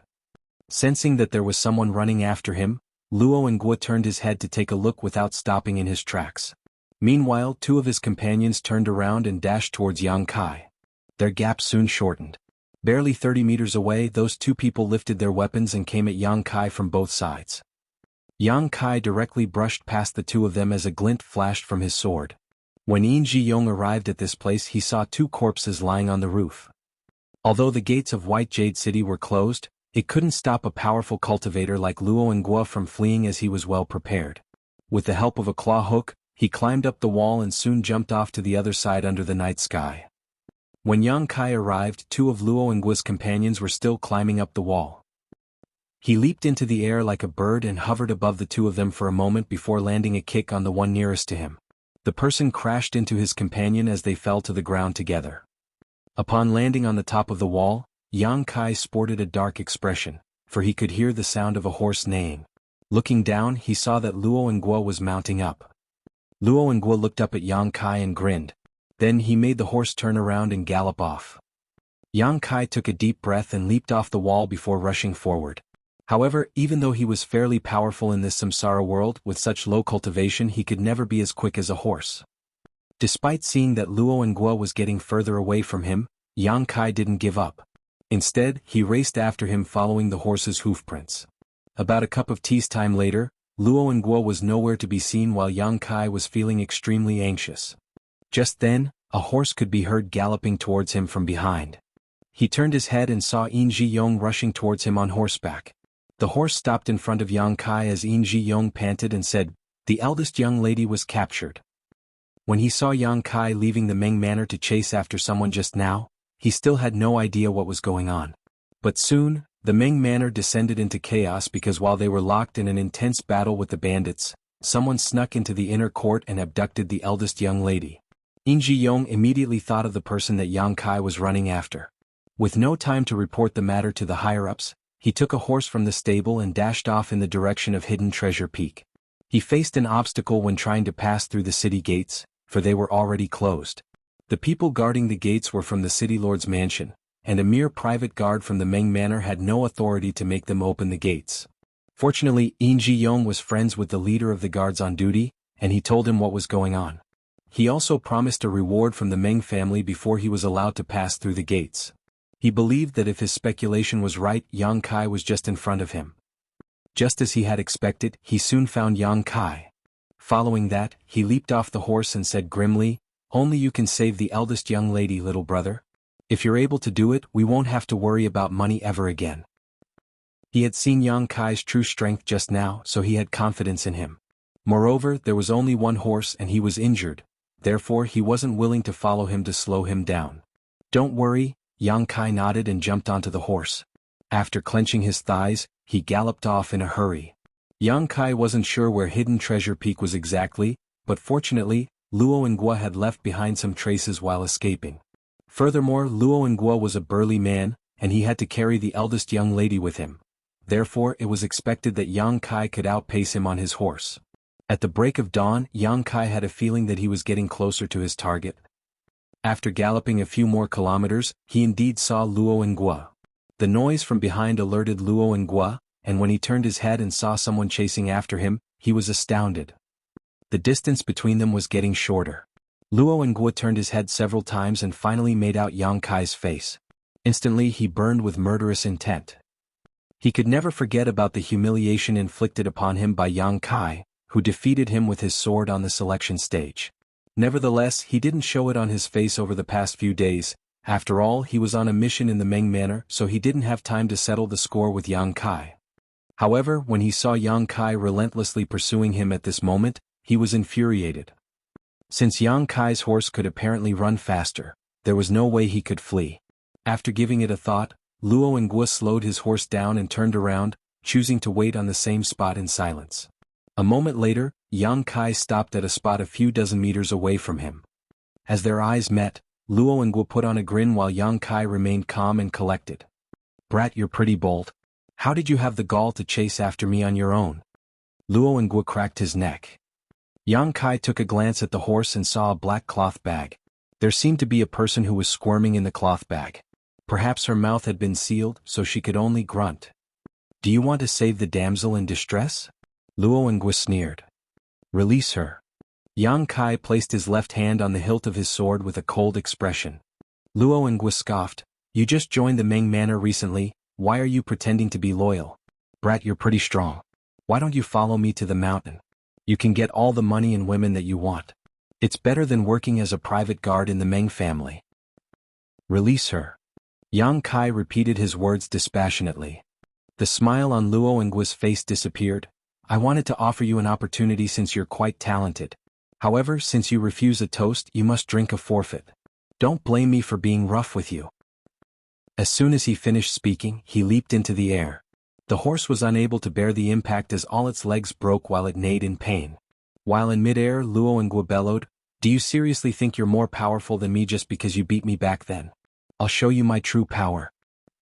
In the next instant, his fists turned into countless shadows that rained down on Yang Kai. Chapter 48:19 Liar. Like an eagle descending towards a rabbit, Luo Ngu came right at Yang Kai from above. His towering figure gave off immense pressure to his opponent. If a timid person was faced with such a violent attack, he would be scared out of his wits before even making a move. In that case, he wouldn't be able to defeat him even if they were equally matched. Nevertheless, Luo Ngu was surprised at the fact that Yang Kai remained calm and collected. Yang Kai leaped into the air and unsheathed his sword with his left hand as a glint flashed through his weapon. As the two figures brushed past each other, they landed on the ground with a thud and grunted. Luo Ngu widened his eyes and covered his neck with his hands. Blood could be seen spurting out through the gaps of his fingers. Disbelief was written all over his face. In the past, he had hidden his true power on the stage, so he was unresigned after he was defeated by Yang Kai with a sword. Therefore, when he saw Yang Kai racing after him just now, he intended to show his true power to the other man. Nevertheless, he never expected that this would be the outcome. Just like what had happened on the stage, he was defeated by Yang Kai with a single slash once more. However, the attack was even quicker this time and he was completely unable to ward it off. The difference was that Yang Kai didn't intend to kill him on the stage back then, but this time he had sent him to hell. Luo Ngu still hadn't figured out how Yang Kai managed to defeat him. It was supposedly impossible for Yang Kai to unsheath his sword from that angle, and the timing at that moment was beyond a human's control. However, he really did it. As a result, Luo Ngu's blood was rapidly leaving him as he felt cold all over his body. He didn't understand why Yang Kai wanted to be a private guard in the Ming Manor since the latter was such an expert in martial arts. Regardless of how hard he tried, Luo Ngu was unable to stop his blood from spurting out as he gasped in pain. Nevertheless, he wouldn't die so soon. He fell on one knee with a thud as he was engulfed in the fear and pain of death. Yang Kai put his sword back into the sheath and shuffled forward without sparing him a glance. However, after just taking a few steps forward, he staggered and almost fell to the ground. He wasn't sure about the level of Luo Ngu's power according to the standards in this samsara world, but he reckoned that the latter couldn't be considered weak. In comparison, his current cultivation was weaker than that of Luo Ngu. The battle on the stage some time ago had proven it. A cultivator with Yang Kai's current strength, born and bred in this place, would undoubtedly be defeated by a powerful cultivator like Luo Ngu. Nonetheless, Yang Kai reincarnated into this world as a sixth-order open heaven realm master, so his skill and vision were far greater than the limits of this world. The chance that was impossible to grasp in Luo Ngu's eyes could easily be captured by Yang Kai. That was why he could defeat the other party despite being weaker. With that said, it wasn't without a price to pay. 3 of Yang Kai's ribs must have been broken after his chest was struck by Luo Ngu. He could even feel that his throat was filled with blood. Yang Kai forcefully choked down the sweet liquid and stabilized himself before walking up to Luo Ngu's horse. The horse's limbs were broken after it bore the impact of Luo Ngu leaping into the air. Presently, it was lying on the ground and wailing. The person in the cloth bag was still squirming on the horseback as she groaned and grunted. Yang Kai opened the bag and revealed an alluring face that was covered in tears. The bumpy ride had caused her hair to become a mess and she must have cried for a long time as her eyes were all red, which could easily arouse a man's sympathy. Looking at this familiar face, Yang Kai smiled. "I finally found you, Senior Sister Chu." Her current identity was the eldest young lady of the Ming Manor. The eldest young lady was originally flustered and horrified, but upon seeing the man's soothing smile, she instantly calmed down. She stared fixedly at Yang Kai while a sense of confusion flashed through her eyes. She found the man before her eyes familiar, but she was sure she had never seen him before. This feeling made her doubtful. Yang Kai took out the cloth from her mouth and drew a deep breath. "Don't be afraid, eldest young lady. I'm a private guard from the Meng Manor. I'm here to save you. The bandit who captured you is dead." It was only then that the eldest young lady saw the corpse kneeling on the ground up ahead. The puddle of blood horrified her as the color drained from her alluring face. She exclaimed and instinctively crashed into the oddly familiar guard's arms. Yang Kai grunted as blood leaked out of his mouth. Some of his ribs were broken to begin with, and this impact exacerbated his injuries. Upon hearing his groan, the eldest young lady looked up and saw that her rescuer seemed to be in pain, so she asked caringly, "Are you hurt?" "I'm fine." Yang Kai helped her up. "We shouldn't stay here any longer. We have to get back to the Meng Manor as quickly as possible." The eldest young lady nodded repeatedly. Yang Kai led her to his own horse and helped her get on. Just when they were preparing to leave though, he heard some noises coming from the distance. Yang Kai turned his head and saw some dust rising in the air. There seemed to be some horses coming right at them. Quickly making a decision, Yang Kai pointed in a particular direction and shouted, "Eldest young lady, ride in that direction. Don't ever stop." The eldest young lady looked down at him. "What about you?" Yang Kai flashed a smile at her. "I'll get some rest before leaving." Upon finishing his words, he unsheathed his sword and slapped the horse's bottom with the back of the weapon. The horse then neighed and galloped off with the eldest young lady on its back. Following that, Yang Kai turned around and took the sword with his right hand as he waited in silence. Luo and Guo's helpers from Hidden Treasure Peak had arrived. The dust rising in the distance was surely caused by those bandits. Perhaps they had agreed to meet up in a particular place, but since Luo and Guo hadn't shown up after a long time, they decided to look for him. More than 100 horses came into Yang Kai's sight as he licked the blood around his mouth while feeling excited and high-spirited. In this place he couldn't rely on space principles or his powerful sixth-order open heaven realm cultivation. All he had was the powers given to him in this samsara world and his own experiences. Despite his profound skill, it was impossible for him to deal with more than 100 people in his current condition. Although he supposedly didn't have a chance to survive, it had ignited his fighting spirit and fierce nature. What would happen if he was killed in this samsara world? Yu Xiangdai never told him about it. However, Yang Kai knew that he must not die. Before the heart barrier of senior sister Chu was broken, she wouldn't be able to move into the next reincarnation. Just then Yang Kai heard the sound of a horse galloping towards him from behind. With a frown, he turned around and saw that the eldest young lady had returned. Her beautiful face was pale as she was terrified to see that more than 100 horses were coming at them. Despite that, she still summoned her courage and didn't hesitate to come back.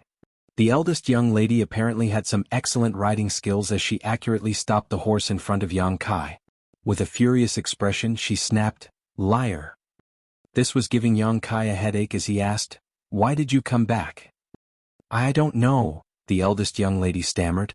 She had no idea why she decided to come back just now, but she instinctively turned around when she heard the noises from behind. Yang Kai gritted his teeth and took the reins before leaping onto the horse. He said beside her ear, "Hold on tight." He then turned the horse around and rushed towards White Jade City. It was unrealistic to tell the eldest young lady to leave on her own now, for the other party had seen her already. If they separated to chase after her, she would be in a perilous situation. In that case, Yang Kai reckoned that he had to take matters into his own hands and protect her personally. On the horse, the eldest young lady hung her head low while blushing. She had never come into such close contact with a man before. The bumpy ride caused her back to rub against the man's chest from time to time. The panting she heard from the man made her feel flustered while she felt as if there were butterflies in her stomach. More than 100 horses arrived at the place where Luo and Guo was killed soon after.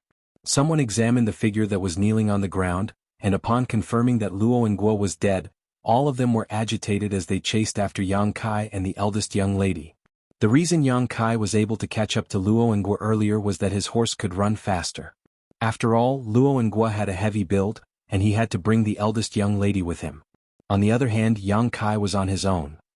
That was the reason he could reach Luo and Guo. Nevertheless, it was the opposite now. While Yang Kai had to bring the eldest young lady to safety on a single horse, more than 100 bandits from Hidden Treasure Peak riding down on them. The distance between them was shortening while the sounds of hooves thudding on the ground became louder. The eldest young lady was no longer in the mood to let her thoughts run wild. For a moment, a sense of anxiety flashed through her face. However, she seemed to recall something all of a sudden as she soon calmed herself down. Right then, the sound of something breaking through the air was heard. The distance between both parties was short enough, so an expert in archery among the bandits from Hidden Treasure Peak shot an arrow at Yang Kai. However, he missed his target as the arrow landed on a spot that was 10 meters away from the left of Yang Kai. More arrows came from behind as the sounds of breaking through the air were continuously heard. Most of the arrows were not threatening at all, and for the ones that posed a risk, Yang Kai turned his head and accurately slashed across them. Behind him, a person with a hooked nose at the front of those bandits was dumbfounded by this sight, for he had never expected Yang Kai to be so strong and skillful. It was only then that he realized it wasn't just bad luck that Luo Nguo was killed. Yang Kai was apparently an expert in martial arts given his dexterity and eyesight. The hooked-nosed man had his interest piqued as he didn't know that there was such a powerful cultivator in the Meng Manor. Since Luo Nguo was dead, the losses could be made up for if they could make Yang Kai join them. The prerequisite was that they had to capture him alive. As the gap shortened, more arrows were seen flying. Although Yang Kai had tried his best to ward them off, his defense wasn't impenetrable. An arrow jabbed right into the horse's thigh and almost caused it to collapse, but a nimble Yang Kai quickly tightened the reins and used his force to help the horse stabilize. It was obvious that they were unable to flee. They couldn't run as fast as the other party to begin with, and the fact that the horse was injured exacerbated the situation. Nevertheless, it would still take them 4 to 5 hours before they could return to White Jade City. Yang Kai initially hoped that those from the Meng Manor or City Lord's mansion could send some people to help so that the two of them could stand a chance to survive, but they were still nowhere to be seen. Left with no choice, Yang Kai could only save himself and the eldest young lady. He went through the route he had taken to reach this place in his mind in an attempt to find a useful place. The sounds of breaking through the air were heard again. Although Yang Kai warded off some of the arrows, one of them still jabbed into the horse's stomach. The horse that had helped Yang Kai flee for the entire night collapsed to the ground after running for another kilometer. The eldest young lady, who was seated at the front, exclaimed while Yang Kai promptly wrapped his arm around her waist and stomped his feet on the horseback. They leaped into the air and then stably landed on the ground.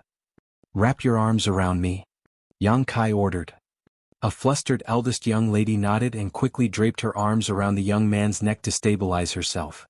While holding his sword with one hand, Yang Kai placed his other hand on the eldest young lady's body to support her weight before rushing forward in a particular direction with all the speed he could muster.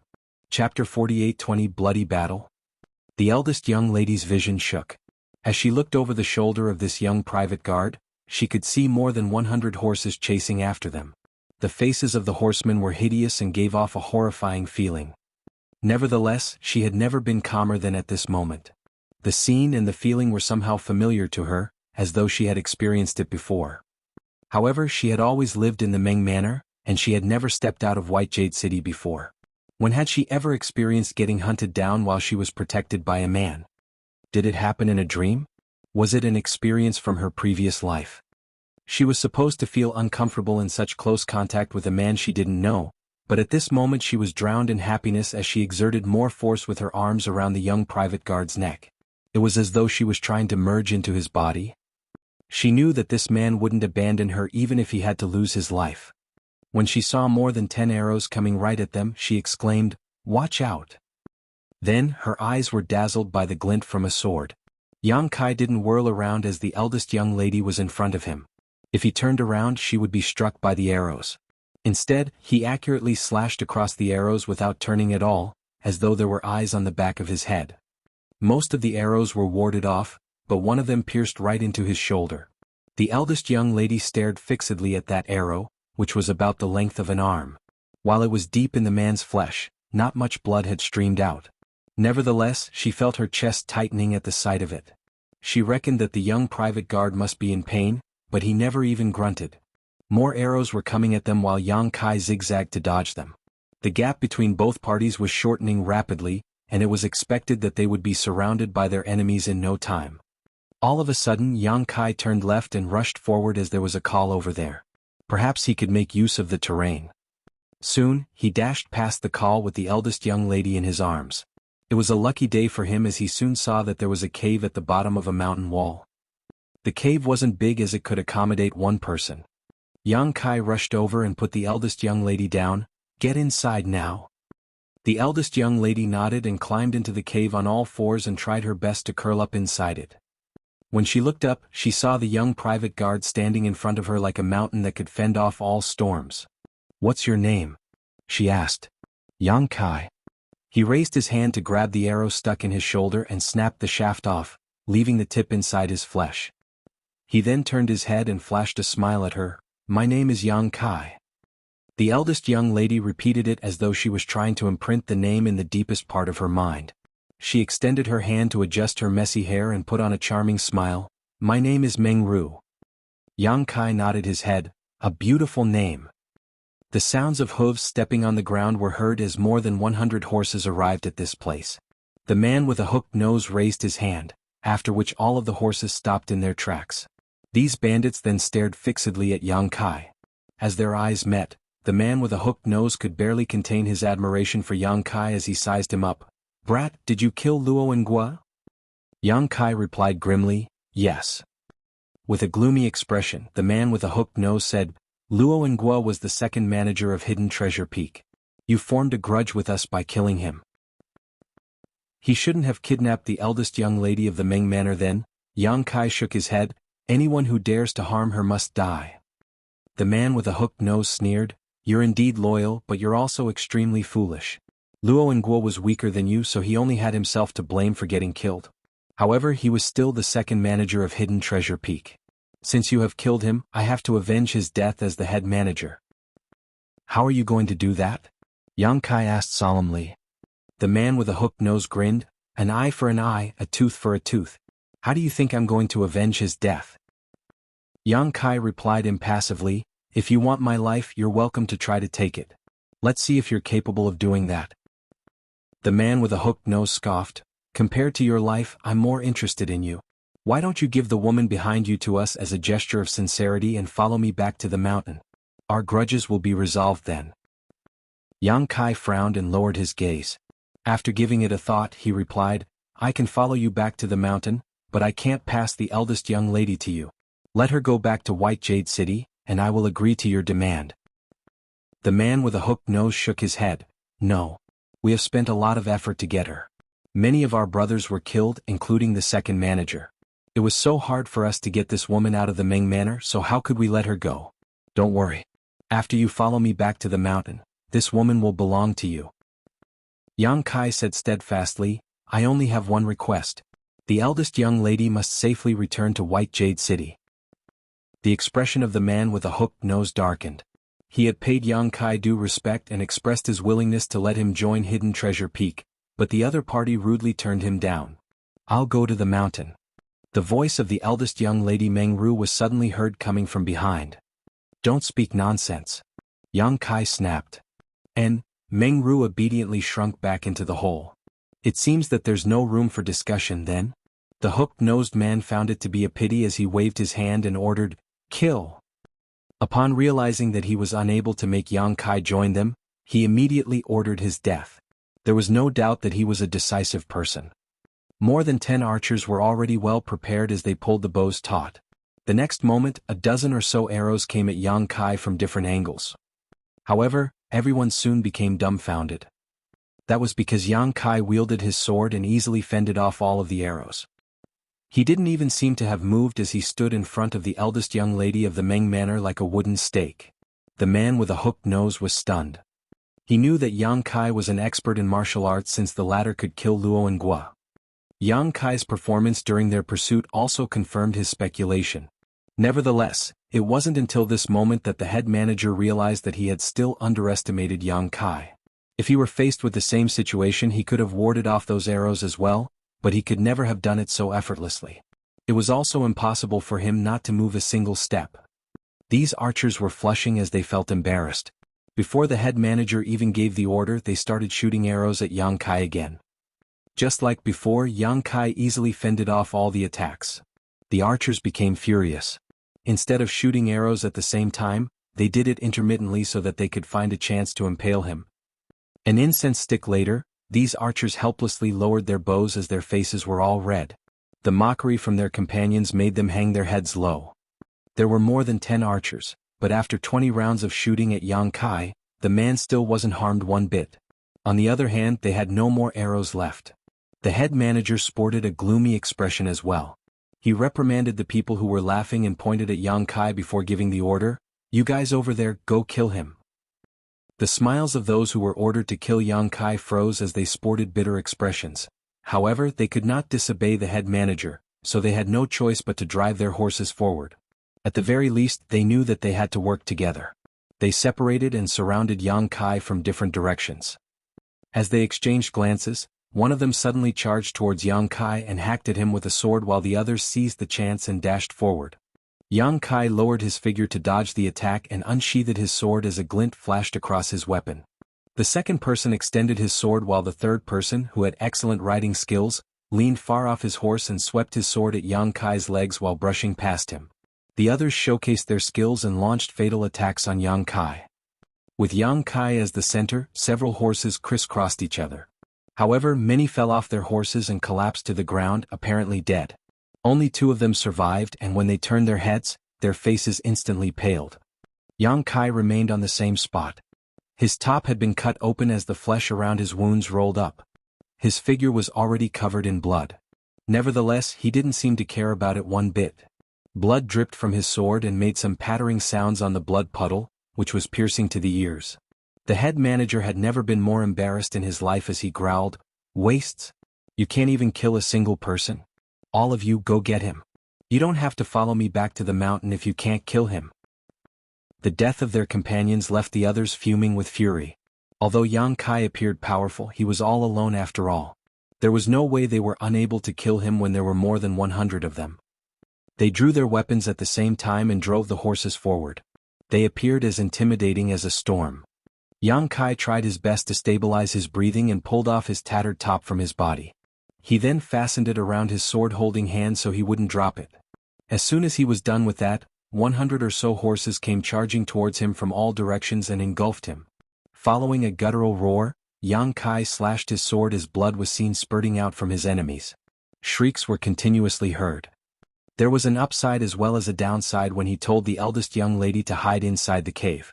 The upside was that he didn't have to worry about her safety. As long as he stood steadfastly in front of her, he could ensure that she wouldn't be harmed. The downside was that he was unable to move around freely. Once he revealed the woman behind him, those from Hidden Treasure Peak might be able to capture her. Once that happened, Yang Kai wouldn't be able to save her despite being stronger than these bandits. It was the same case for those from Hidden Treasure Peak. While they were pleased to see that the eldest young lady was confined to a spot by Yang Kai, they were unable to freely deal with him in such a small place. Yang Kai only had to face 7 or 8 of them at the same time while the others could only circle around in the periphery. There was nothing they could do. As more people were killed, the spot in front of the cave began running red with blood. The smell of blood was nauseating. However, the eldest young lady who was hiding in the hole realized in shock that she wasn't afraid of such a situation. She couldn't figure out what was going on as it was the first time she saw dead people. Any other young lady would have passed out in this situation, but she remained clear-headed while she was still able to monitor the young private guard's condition. All of a sudden, a corpse collapsed in front of her. It was a bandit who tried to capture Meng Ru while Yang Kai wasn't paying attention. As soon as he reached this place though, Yang Kai directly killed him with his sword. It was apparent that the bandit was horrified before his death. Presently, the corpse was right in front of the eldest young lady. She shot a glance at the corpse before snatching the sword from his hand. While clenching the hilt with both hands, she pressed the tip against her chest. Chapter 48:21 Fate is a bitch. This young private guard named Yang Kai was indeed powerful. Despite being an ordinary person, the eldest young lady could see that. With that said, she was also aware that there was no way he could defeat so many enemies all on his own.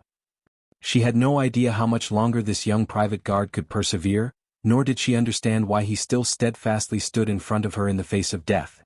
After all, they had never even met each other before today. There was one thing she knew though.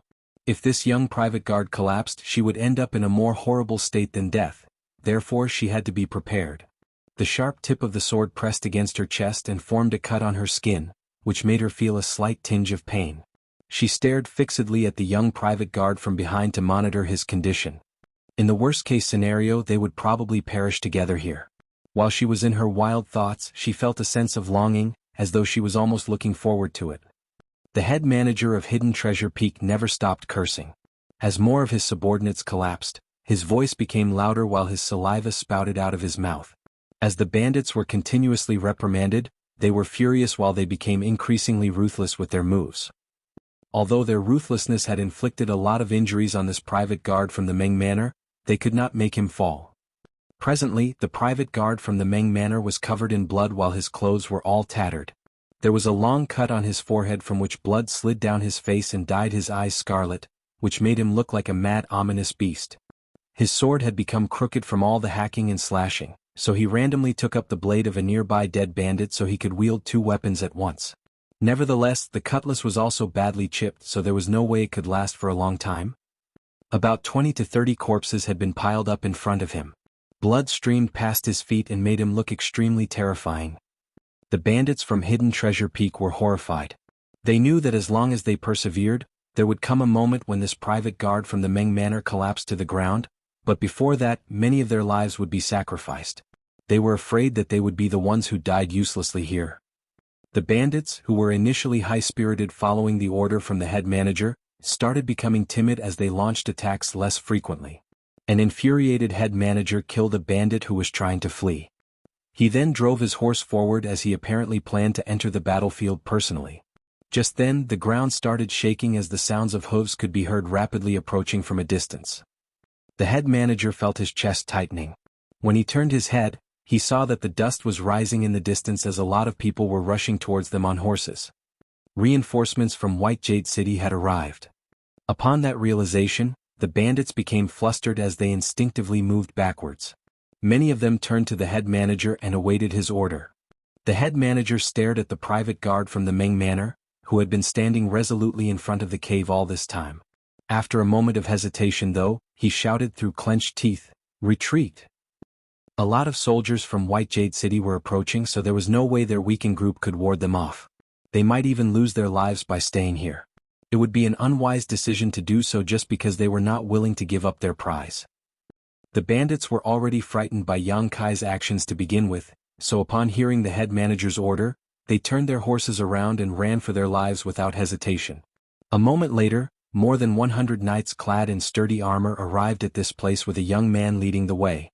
The young man looked in the direction the bandits from Hidden Treasure Peak were fleeing with narrowed eyes, but he didn't have the intention to chase after them. He turned his head and took a glance at Yang Kai, who was covered in blood.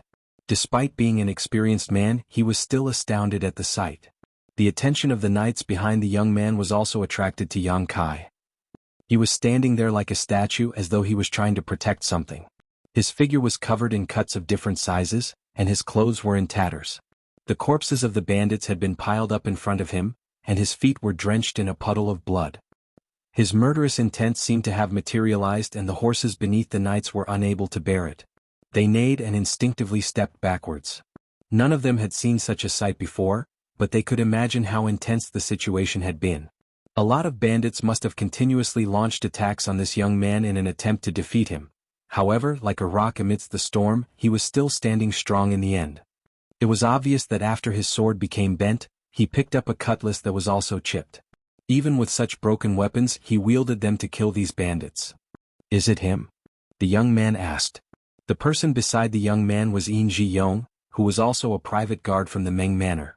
Upon hearing that, he quickly nodded, "Yes, it's him." After he finished speaking, he leaped off the horse and bolted towards Yang Kai, shouting, "Little brother! Little brother!" Before he could get close though, he saw a sword slashing at him. He exclaimed in fright and fell on his bottom, his soul almost leaving his body. When he came to his senses, he quickly examined himself. Upon confirming that he wasn't injured, he breathed a sigh of relief. While reeling from the shock, he called out, "Little brother, it's me, Yin Ji-yong. Don't you recognize me?" He had no idea why Yang Kai would suddenly hack at him. If he were killed just like that, he would have passed away full of grief. "He has already passed out," the leading young man suddenly said. Yin Ji-yong was dumbfounded. "He has? How could Yang Kai still attack him when he was unconscious?" Upon closer look though, Yin Ji-yong realized that there was indeed something off about Yang Kai. He was glowering at the front but never batted his eyes. The blood from his forehead streamed down his face, which made him look horrifying, but his eyes seemed to have lost focus as he looked hollowly in no particular direction. Nevertheless, he remained unmoving with the weapons in his hands. "Don't go near him.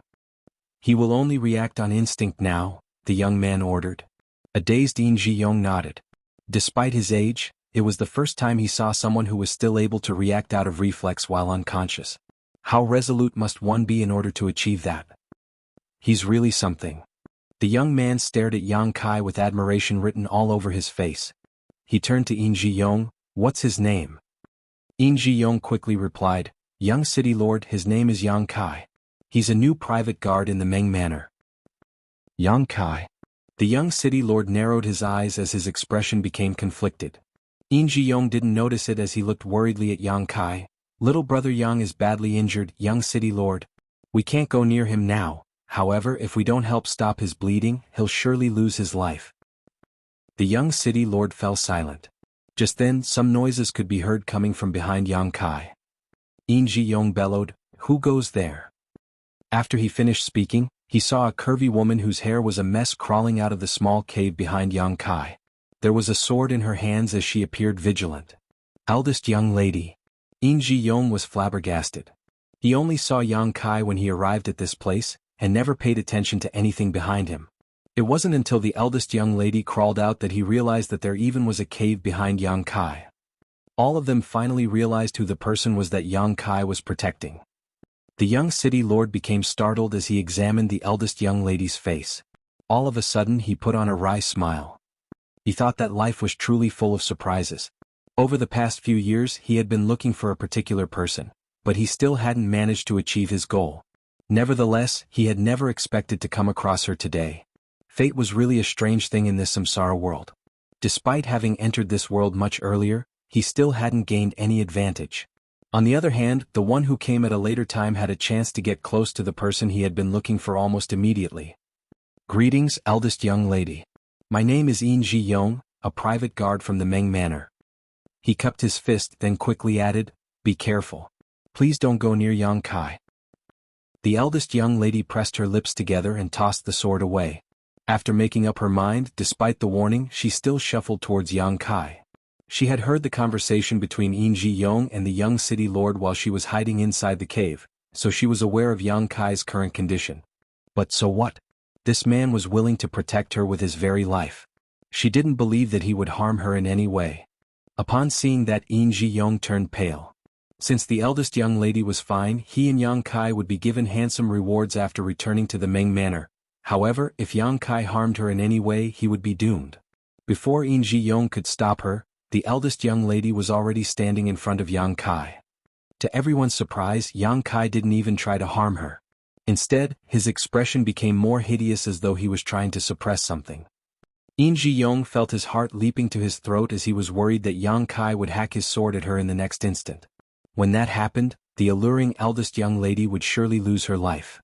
Tears could be seen sliding down the eldest young lady's face. She covered her mouth with her hands as her shoulders uncontrollably trembled.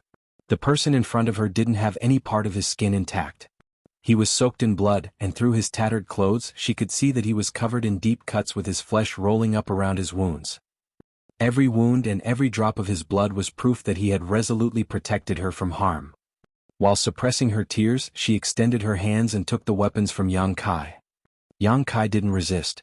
Just now, the bandits from Hidden Treasure Peak were unable to make him lose grip of his weapons no matter what they tried, but at this moment, the frail eldest young lady easily took them from his hands. She tossed the blood-covered weapons to the ground. When she looked up, she realized that his eyes had closed, and faint breathing could be heard coming from his nostrils. "Does anyone have medicine? Help treat him now." The eldest young lady turned her head and sought help from them.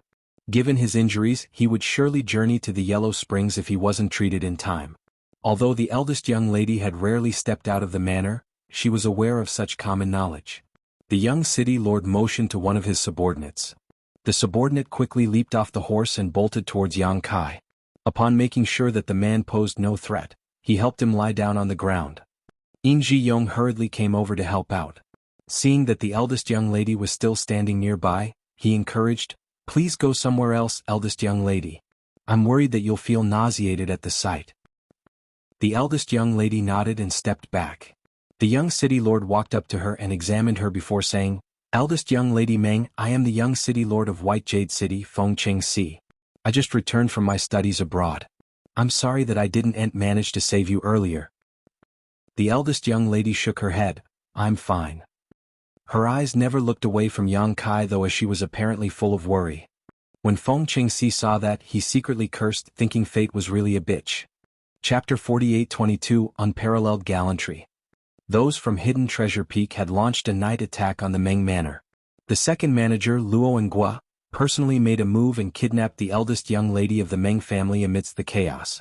A new private guard from the Meng Manor chased after him and intercepted him in a place that was over 100 kilometers from the city. He fought against the enemies on his own and killed many of them. Eventually he successfully saved the eldest young lady. Everyone in White Jade City was shocked when the news spread. Rumor had it that the power of the new private guard from the Meng Manor was inscrutable. Faced with over 100 bandits, he never backed down as he beheaded them with a saber and a sword like he was cutting fruits or vegetables. It was also rumored that he was 10 meters tall with 3 heads and 6 arms. The hearts of the bandits were dug out and eaten by him. By relying on his ferocity, he persevered until the young city lord of White Jade City arrived with the knights to end the calamity. They eventually destroyed the bandits from Hidden Treasure Peak and returned victorious.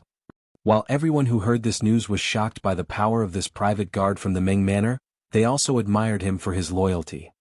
Hidden Treasure Peak was a nest of bandits. Had someone like the eldest young lady from the Meng Manor been captured by them, everyone could imagine what would have happened to her. It was thanks to this loyal private guard that the eldest young lady's modesty was saved. They also found out this private guard was hired at the arena that the Meng family had set up some time ago. Many families secretly felt envious and thought that the Meng Manor had found a treasure. Nowadays it was hard to find a loyal guard like him. Meanwhile, Yang Kai was still unconscious in the Meng Manor. He had exhausted himself from battling against the bandits from Hidden Treasure Peak. If not for his determination to save the eldest young lady, he would have collapsed much earlier. Had the soldiers from City Lord's mansion come any later, he would not have been able to persevere. After Yin Ji-yong and the others treated his wounds, the young city lord, Feng Qingxi, escorted the eldest young lady back to the Meng Manor. Yang Kai, who had made the biggest contribution in this matter, was given special care. Before he even regained consciousness, the patriarch of the Meng Manor had already rewarded him with a lot of money and his own private residence. There was also high-quality healing medicine that the maidservants would use to apply on his wounds every day. It was unprecedented that an outer court's private guard be given such rewards. The steward of the Meng Manor personally visited Yang Kai and told Yin Ji-yong to inform him as soon as Yang Kai awakened. Certainly Yin Ji-yong directly agreed to it. Many private guards also came to visit Yang Kai. Although it had only been a short time since Yang Kai joined the Meng Manor, and they were not close to each other, he had risked his life to save the reputation of these private guards. After all, the eldest young lady was kidnapped on their watch. Had Yang Kai not promptly decided to chase after the bandits, these private guards would have been punished by the Meng Manor by now. Some of them might even have lost their lives. When everyone who visited Yang Kai saw his injuries, they fell silent. That was because he was horrendously wounded. There was no part of his body that was intact.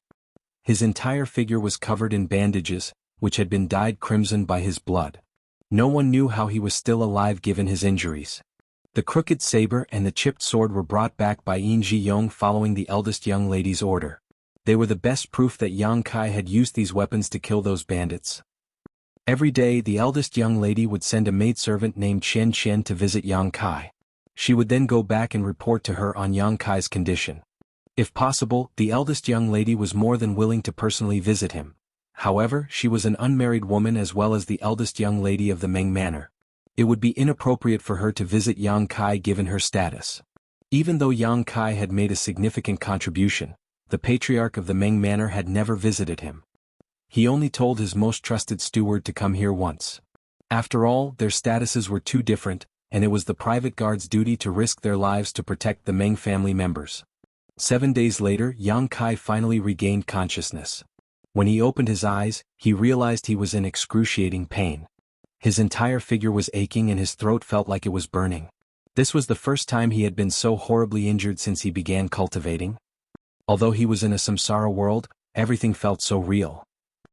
He darted his gaze around and saw Yin Ji-yong sitting at the table. He was holding a maidservant's hand as he seemed to be reading her palm. The maidservant hung her head low with a flushing face. She wanted to retract her hand, but it seemed she didn't have the strength to do so, and she wouldn't dare to call for help. She was on the brink of breaking into tears. Yin Ji-yong pretended to not see it as he spouted nonsense by saying that her life wouldn't be smooth sailing, but she would eventually meet a person who would extricate her from her suffering. Unable to take it anymore, Yang Kai knocked on the bedside. Hearing the noise, the maidservant became shocked and quickly retracted her hand. Yin Ji-yong turned to look at Yang Kai and became elated. "You're finally awake, little brother Yang." He walked up to Yang Kai and asked caringly, "How are you? Do you feel any discomfort?" "Water," Yang Kai said as he felt his throat burning. "Oh, water. Water." Yin Ji-yong quickly beckoned to the maidservant, who picked up a jug of water and took a seat beside the bed before helping Yang Kai drink it. After Yang Kai finished the water, he finally felt much better. Yin Ji-yong said smilingly, "Did you know how worried I was? I was worried that you would never wake up." Yang Kai didn't think the older man looked worried at all. Yin Ji-yong went on to say, "Since you're awake, you'll be fine. Just stay here and recuperate. I'm sure you'll enjoy plenty of good luck after surviving this disaster." "How is the eldest young lady?" Yang Kai asked in a hoarse voice. In fact, he was already muddle-headed at the last moments of protecting the eldest young lady. He faintly remembered that there seemed to be reinforcements approaching, and those from Hidden Treasure Peak were forced to flee. Supposedly, the eldest young lady was safe. Yin Ji-yong replied, "The eldest young lady is well, just a bit frightened. She now sends someone to visit you every day. Since you're awake, I believe she'll set her mind at ease as well." He then said to the maidservant, "It's time to help little brother Yang reapply his medicine." The maidservant nodded in agreement and put down the jug before getting busy with a red face. Yin Ji-yong then went on to talk to Yang Kai about the incident on that day and expressed his admiration for him. If he were in the same situation, he would have surrendered and begged for mercy.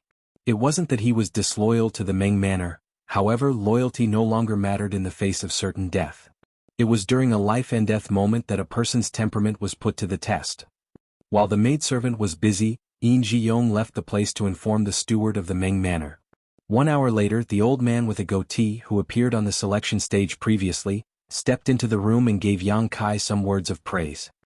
He said that the patriarch was pleased with his loyalty and had rewarded him with many good things, including his current residence and a lot of money. All the new private guards would go through a probation period of a few years. However, since Yang Kai had risked his life to save the eldest young lady, the probation ended earlier, and he was now an official private guard of the Meng Manor. The steward didn't stay for long. After finishing his words, he left the place in a hurry.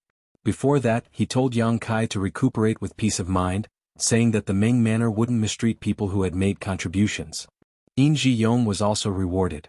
In fact, he didn't spend much effort in the fight against the bandits. However, without him, Yang Kai wouldn't have successfully saved the eldest young lady. At that time, Yang Kai was chasing after Luo and Guo on foot. It was Yin Ji-yong who sent him a horse and then ran back to White Jade City to inform the soldiers about what was going on. In the end, they arrived in time and forced the bandits from Hidden Treasure Peak to retreat. While Yang Kai had made the most significant contribution in saving the eldest young lady, Yin Ji-yong was the second greatest contributor. Therefore, he had also obtained a lot of rewards. The money that was given to him was enough to let him buy a lot of delicious food and wine for the next 3 years. With that said, he had no idea why he followed Yang Kai on a whim at that time, as it was no different from deserting his duties. However, it was thanks to this rash move that he made a contribution. From his perspective, Yang Kai was his lucky star. It had only been half a month since Yang Kai joined the Meng Manor, but Yin Ji-yong managed to get the attention and honor he had never enjoyed even after 10 years of service. These days, the captain of the private guards and some younger stewards had been amiable to him, which made him feel elated. Therefore, he was more than willing to take care of Yang Kai every day. The speed Yang Kai recuperated made Yin Ji-yong doubt whether the younger man was really human. He regained consciousness barely 7 days after he passed out, and was able to get out of the bed and start walking 3 days after that. Another 3 days later, he was clearly on the mend. It only took him 20 days to almost fully recover. While Yin Ji-yong was dumbfounded, he persuaded Yang Kai to lie on the bed for a few days more. That was because he was responsible for taking care of Yang Kai. As long as Yang Kai was still lying on the bed, he could get some rest for a few days more lest he was exposed to the sun or rain. Fortunately, the steward didn't immediately assign any tasks to them, so for the time being they had nothing else to do. Every day In Ji-yong would pester the maidservant while Yang Kai refused to stay idle. He would practice martial arts in the courtyard and let his clothes soak in sweat. The martial Tao in this samsara world was very low, but he could still slowly get stronger. Strength would be necessary in this world, so he reckoned that he had to quickly get stronger. In Ji-yong had tried exchanging moves with him once, but he would never want to do that again, for it was utterly humiliating. There was an overwhelming difference between their powers, and it only took Yang Kai one move to defeat him. While cultivating, Yang Kai pondered on how to approach the eldest young lady. It was confirmed that Chu Huashang had reincarnated into this world as the eldest young lady of the Meng Manor, Meng Ru. Before she reincarnated, she had set up a heart barrier. Only by breaking this heart barrier would her memory be restored. In order to break the heart barrier, he had to win her heart. Certainly, Yang Kai didn't care about the difference between their statuses, as he was a private guard while she was the eldest young lady. However, he didn't know how to win a woman's heart. Although he had a lot of wives, he had rarely wooed a woman before. There was not much he could do when it came to pursuing a woman romantically. The most important thing for him now was to approach the eldest young lady so that they would familiarize themselves with each other. If he couldn't even get close to her, how was he going to break the heart barrier? Fortunately, the fact that he had saved her life must have left a good impression. The proof was that she would send her trusted maidservant, Qian Qian, to visit him every day. While Yang Kai was lost in his thoughts, a chance presented itself. Chapter 48-23 Personal Bodyguard. One day Yang Kai was wielding a sword and a saber in the courtyard when the captain of the private guards entered the place. Upon hearing the noise, In Ji-yong quickly got out of the room and asked passionately, "Big brother Chu, why are you here?" The captain was surnamed Chu, so the private guards would call him Big Brother Chu in private. Big Brother Chu replied with a smile, "What's wrong? Can't I visit you too without any important matter? Have you forgotten about us just because you've made some contributions now? Are you looking down on us?" In Ji-yong put on a bitter expression as he said, "What are you talking about, Big Brother Chu? It's thanks to your guidance over the years that I've had a chance to make a contribution. I would never dare to look down on you all." Big Brother Chu extended his hand and poked him. "You're such a smooth talker, aren't you?" All of a sudden, he put on a solemn expression and changed the topic. "Anyways, there's indeed an important matter now." In Ji-yong quickly said, "Please tell us right away, Big Brother Chu." Big Brother Chu turned to look at Yang Kai. "How are you feeling?" Yang Kai moved his shoulders a little. "I'm fine." "Good. I was worried that you wouldn't be able to take on this task." In Ji-yong asked with concern, "What kind of task is that?" Big Brother Chu put on a mysterious smile. "It's not bad news. Something good awaits you. Come with me." After exchanging glances with In Ji-yong, Yang Kai sheathed his weapons as they followed the captain. As they navigated through the Meng Manor behind Big Brother Chu, they soon arrived at a grand hall. In front of the grand hall stood an old man with a goatee. He was the chief steward of the Meng Manor. Seeing Captain Chu, he nodded gently. In Ji-yong suddenly felt his legs trembling slightly, for he finally recognized this grand hall. Although he had been working in the Meng Manor for more than 10 years, he had never had the right to come to such an important place, as he was just an outer court's private guard. "Captain?" In Ji-yong looked inquisitively at the captain in the hope that he would be given a hint. Big Brother Chu muttered quietly, "Don't say anything unnecessary after going in." In Ji-yong nodded repeatedly.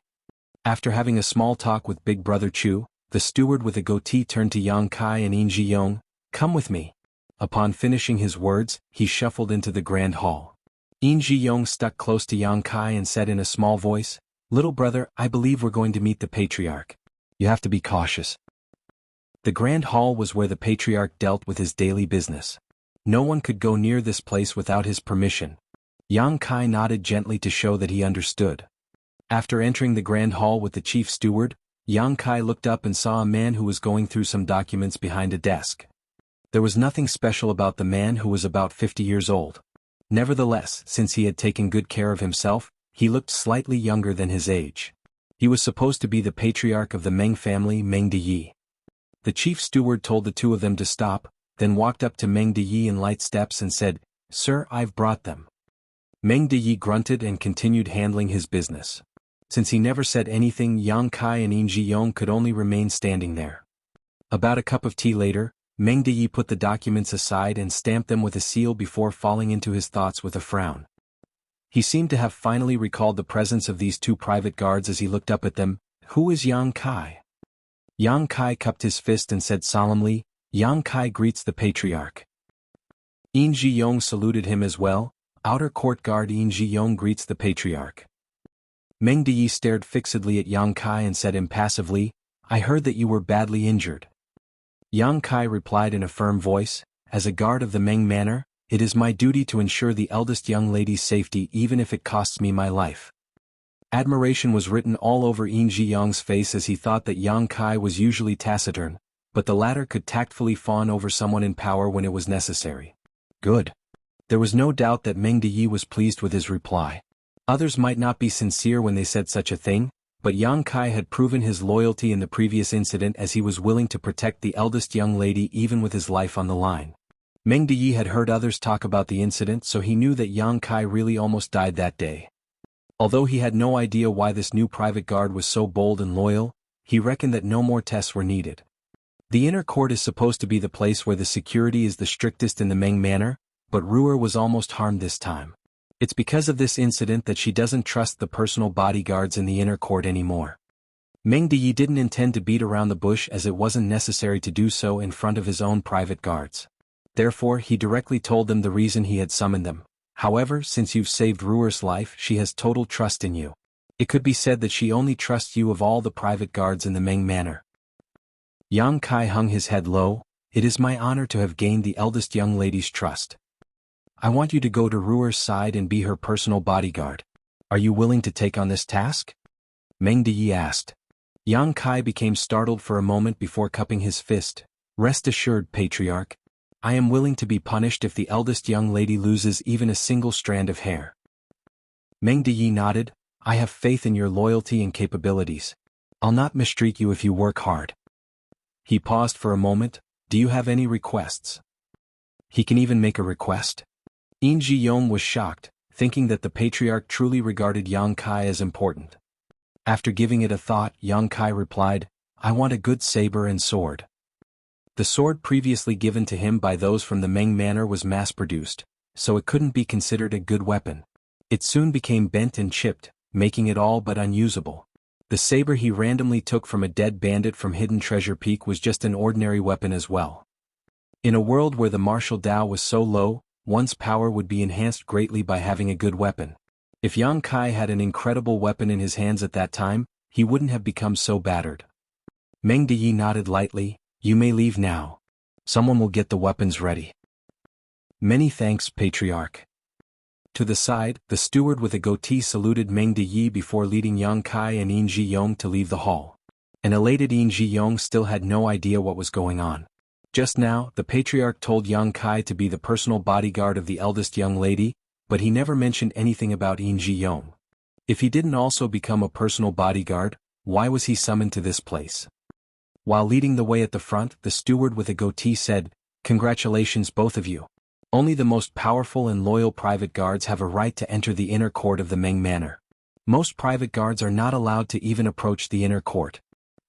Instantly, Yin Ji-yong became ecstatic as the steward's words suggested that he was also a part of the inner court now, which allowed him to set his mind at ease.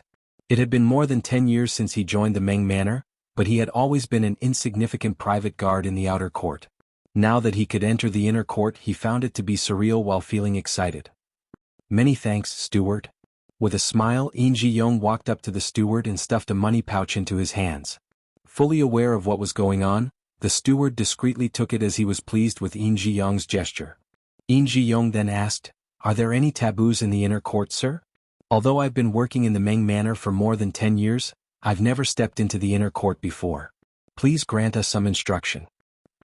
The steward replied with a smile, There's indeed some taboos, but the most important thing is that men and women understand their stations. Both of you are men after all, and most of the people living in the inner court are women. Hence, when you're in the inner court, don't listen to anything you shouldn't listen to, and don't look at things you're not supposed to see.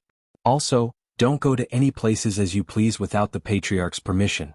You'll be fine as long as you fulfill your duties. Yes. Yin Ji-yong nodded repeatedly. Little brother Yang and I will protect the eldest young lady regardless of what happens. We'll do whatever she tells us to do and we won't make any mistakes. I'm glad that's what you think and you'd better remember what you've said. Although you've made significant contributions this time, the patriarch will not forgive you if you make any mistakes in the inner court. As they spoke, they finally arrived at the inner court. A maidservant with a bun was already waiting in front of the courtyard. Yin Ji-yong walked up to her and cupped his fist, Lady Chen Chen. She was none other than the maidservant who worked for the eldest young lady, Chen Chen.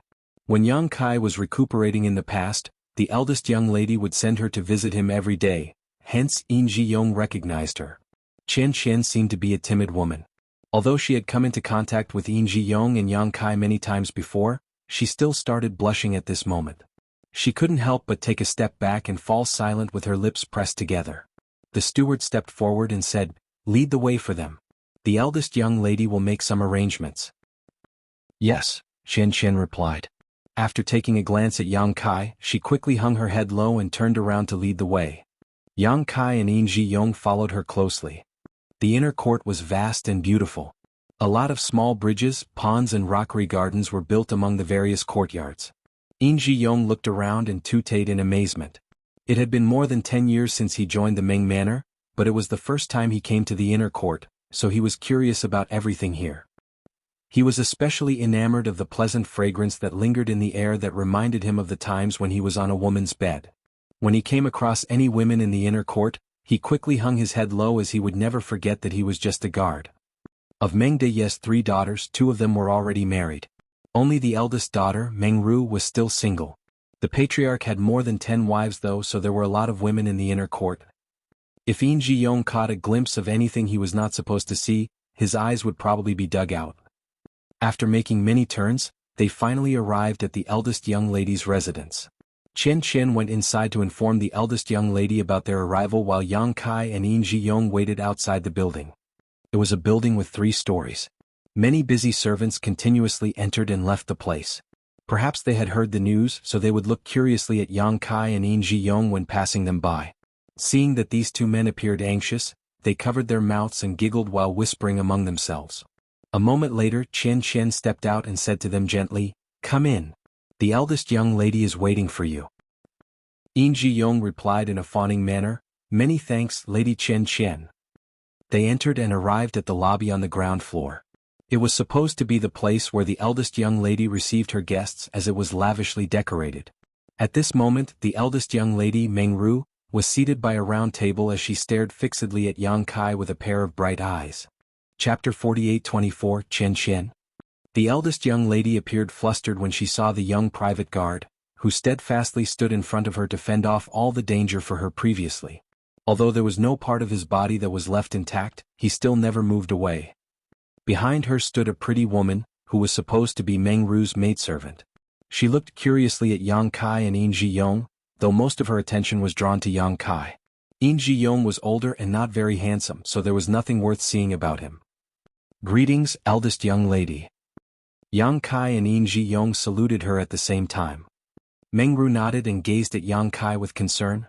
"How are you feeling? Did you use the healing medicine I told Shuer to send to you?" Yang Kai lowered his head and replied, "I am well. Many thanks for your concern, eldest young lady. It is thanks to your medicine that I have recovered sooner than expected." "That's good." Meng Ru put on a smile. "I didn't know what medicine would work for you and they didn't allow me to visit you. I wish I could have done so." Yang Kai quickly said, "Eldest young lady, you are a noble woman, so it is not appropriate for you to step into the outer court where the men live. Your reputation would be tarnished if word got out." Meng Ru sighed. "That is what they all said." She appeared dejected. However, she soon put on a bright smile. "I can be at ease now since you're fine. I was frightened when I saw you looking so horrible. I thought you would die." Yang Kai lifted his head and flashed a smile at her. "Well, it is not so easy to kill me." Seeing that he was so impudent, the maidservant, who was standing behind Meng Ru, frowned with displeasure and shot him a glare. She interrupted their conversation by saying, "Since you two have made a contribution, the eldest young lady has asked the patriarch to transfer you to this place. You must fulfill your duties and ensure the eldest young lady's safety at all costs." "We will remember." Yang Kai and Yin Ji-yong cupped their fists. The maidservant then whispered to Meng Ru, "Eldest young lady, it's getting late. You must take your medicine now." "Isn't it still being prepared?" "Just wait a while longer," Meng Ru replied. The maidservant shook her head. "The medicine is indeed being prepared, but you were quite frightened previously. The doctor has said that you must recuperate without being disturbed for the time being." A helpless eldest young lady let out a sigh. "Fine." With the help of the maidservant, she rose from the chair and spoke to Qian Qian, who had led Yang Kai and Yin Ji Yong to this place. "Show them around the inner court and find a place for them to live." "Yes." Qian Qian saluted her in an elegant manner. The maidservant then helped the eldest young lady Meng Ru walk up the stairs while Qian Qian said to the two of them in a small voice, "Please come with me." Yang Kai and Yin Ji Yong thanked her before taking a stroll around the surrounding area with Qian Qian leading the way. The place where the eldest young lady lived wasn't large, but there were still some places that they had to pay attention to lest they failed to discover some ill-intentioned people who hid there when the enemy struck again. While following the maidservant, Yang Kai looked around and memorized the terrain. Since he was now responsible for protecting Meng Ru in the inner court, he had to put in his best effort. Furthermore, he had to find a way to win the eldest young lady's heart in order to break the heart barrier that Chu Huashang had set up before this reincarnation. A moment later, Qian Qian brought them to a tile-roofed house. "This is where you will be living, as it is not far away from the eldest young lady's room. When you're not on duty, you can just remain here and be ready for any emergencies." "Many thanks, Lady Qian Qian." Yin Ji Yong thanked her and passed her a package as a gesture of friendliness. Qian Qian apparently had no idea what was going on as she took the package. When she realized what was inside, she quickly passed it back to him and waved her hands. "There's no need for that." Yin Ji Yong said with a smile, "We'll need your advice in many areas in the future. Please don't turn me down as it's just a small gift." "There's really no need for that." Qian Qian was flushing. I just joined the Meng Manor not long ago, so there's no advice I could give you." Yin Ji Yong was startled. "You just joined the Meng Manor not long ago?" "Yes." Qian Qian nodded repeatedly as she appeared uneasy. Yin Ji Yong's interest had been piqued. Supposedly, the maidservants by the eldest young lady's side must have passed a lot of tests and proven their loyalty to the Meng Manor. The new servants didn't even have the right to enter the inner court, let alone serve the eldest young lady. "When did you join?" Yin Ji Yong asked curiously. "About a month ago," Qian Qian replied in a small voice. Yin Ji Yong was dumbfounded as he gave her a thumbs up. "You're truly lucky to have the right to serve the eldest young lady after only a month." Qian Qian hung her head low. "I don't understand either. After the previous incident, I was told to send some medicine to the eldest young lady. When she saw me, she decided to make me stay." "I see." Yin Ji Yong thought that she was extremely lucky. He was a private guard while Qian Qian was a maidservant. In the past over 10 years, he had always been an insignificant private guard in the outer court. If not for the contribution he had inadvertently made, he wouldn't have been transferred to the inner court. On the other hand, Qian Qian had only been working here for a month, but she could get into the inner court just because the eldest young lady was fond of her. In comparison, his journey was much tougher, which made him feel a bit bitter. With that said, Qian Qian was indeed beautiful and innocent looking, so it was no wonder that the eldest young lady was fond of her. Upon learning that Qian Qian wasn't a long-time maidservant of the eldest young lady, Yin Ji Yong became much more at ease. At the very least, he didn't have to fawn over her. Yang Kai, who had remained silent all along, suddenly asked, "The woman beside the eldest young lady is named Chui'er?" Qian Qian's figure shook a little, as though Yang Kai had scared her by talking suddenly. With a blushing face she replied, "Yes, she's big sister Chui'er. She has been serving the eldest young lady since she was a child. They grew up together." Yang Kai nodded his head then fell silent. A short while later, Qian Qian left. Yin Ji Yong closed the door and asked in a small voice, "Little brother Yang, is there anything wrong?" The eldest young lady's maidservant, Chui'er? He thought that Yang Kai had discovered something when the latter asked that question suddenly. He couldn't help but speculate that Chui'er might be a mole sent to this place by those from Hidden Treasure Peak. Would they make another contribution not long after coming to the inner court? "There's nothing wrong with her." Yang Kai didn't know what was on his mind. "It's just that the eldest young lady said she had told Chui'er to send some healing medicine to me." After giving it a thought, Yin Ji Yong replied, "Yes, that's what she said." "Had you ever met Chui'er before that?" Yang Kai asked. Yin Ji Yong shook his head. "No." He suddenly realized something. You've saved the eldest young lady, and judging from her reaction today, there's no doubt that she's grateful to you. In that case, she would definitely send the most important maidservant to visit you. However, it was Lady Chen Chen who had been visiting you every day when you were recuperating. He initially thought that Chen Chen was someone important to the eldest young lady, but it was apparently not the case. It had only been a month since she joined the Meng Manor, and she had only begun serving the eldest young lady's side after the incident. The most important maidservant to the eldest young lady should be Chui'er, who grew up with her. Why was that? Yin Ji-yong was puzzled. Yang Kai replied with a smile, I suppose Lady Chui'er received the eldest young lady's order, but she was too lazy or frightened to visit a person who was horribly injured, so she told Lady Chen Chen to visit me instead. After Lady Chen Chen reported everything to her, she would then report to the eldest young lady. Upon learning what had happened, Yin Ji-yong gave Yang Kai a thumbs up. You're indeed clever since you're able to figure out so many things from what the eldest young lady had said. It was no wonder that you decisively ran after the bandits that night. To be honest, when I saw you leaving, I thought that you were escaping. Yang Kai put on a smile without responding to him. Yin Ji-yong asked curiously, Little brother, how did you know that the eldest young lady was kidnapped? Yang Kai replied, I didn't know. I just speculated that someone was taken away from the inner court.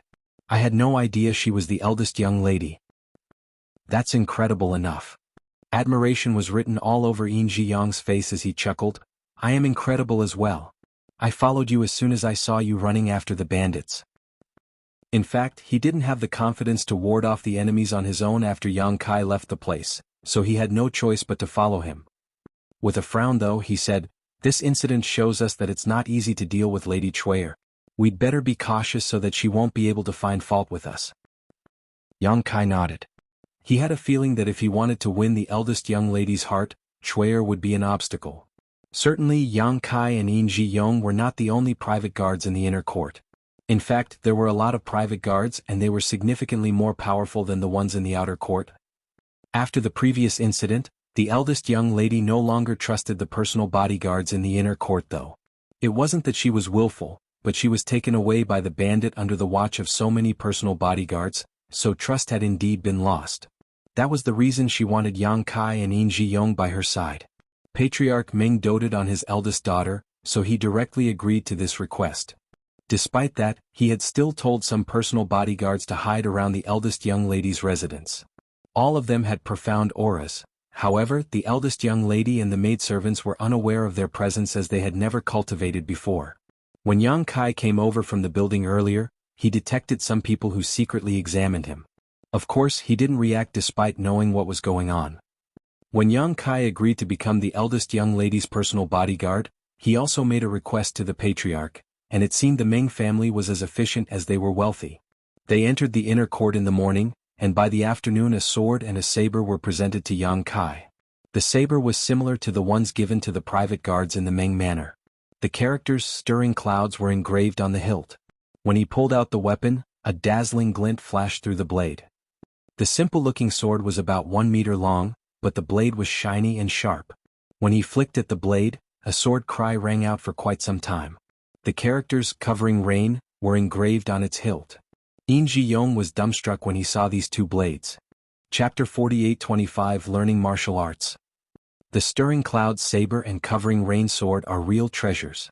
They're said to have been left behind by a powerful cultivator several hundred years ago. They last appeared 30 years ago when they were obtained by a rogue cultivator. I didn't expect that they were in the Meng Manor. With a fervent expression, Yin Ji-yong fiddled with the saber and sword. He was also a cultivator, so he loved treasures like these. The average cultivator would see his power increase by 30% by wielding these exquisite weapons, not to mention that Yang Kai was a very powerful cultivator. Moreover, given Yin Ji-yong's eyesight, he was certain that the Stirring Clouds saber and Covering Rain sword before his eyes were genuine, not counterfeits one could easily find on the streets. He reluctantly put the weapons back into their sheaths and said with envy, "Little brother Yang, the patriarch must regard you highly if he gave you such treasures. I suppose only someone like you deserves such an incredible sword and saber though."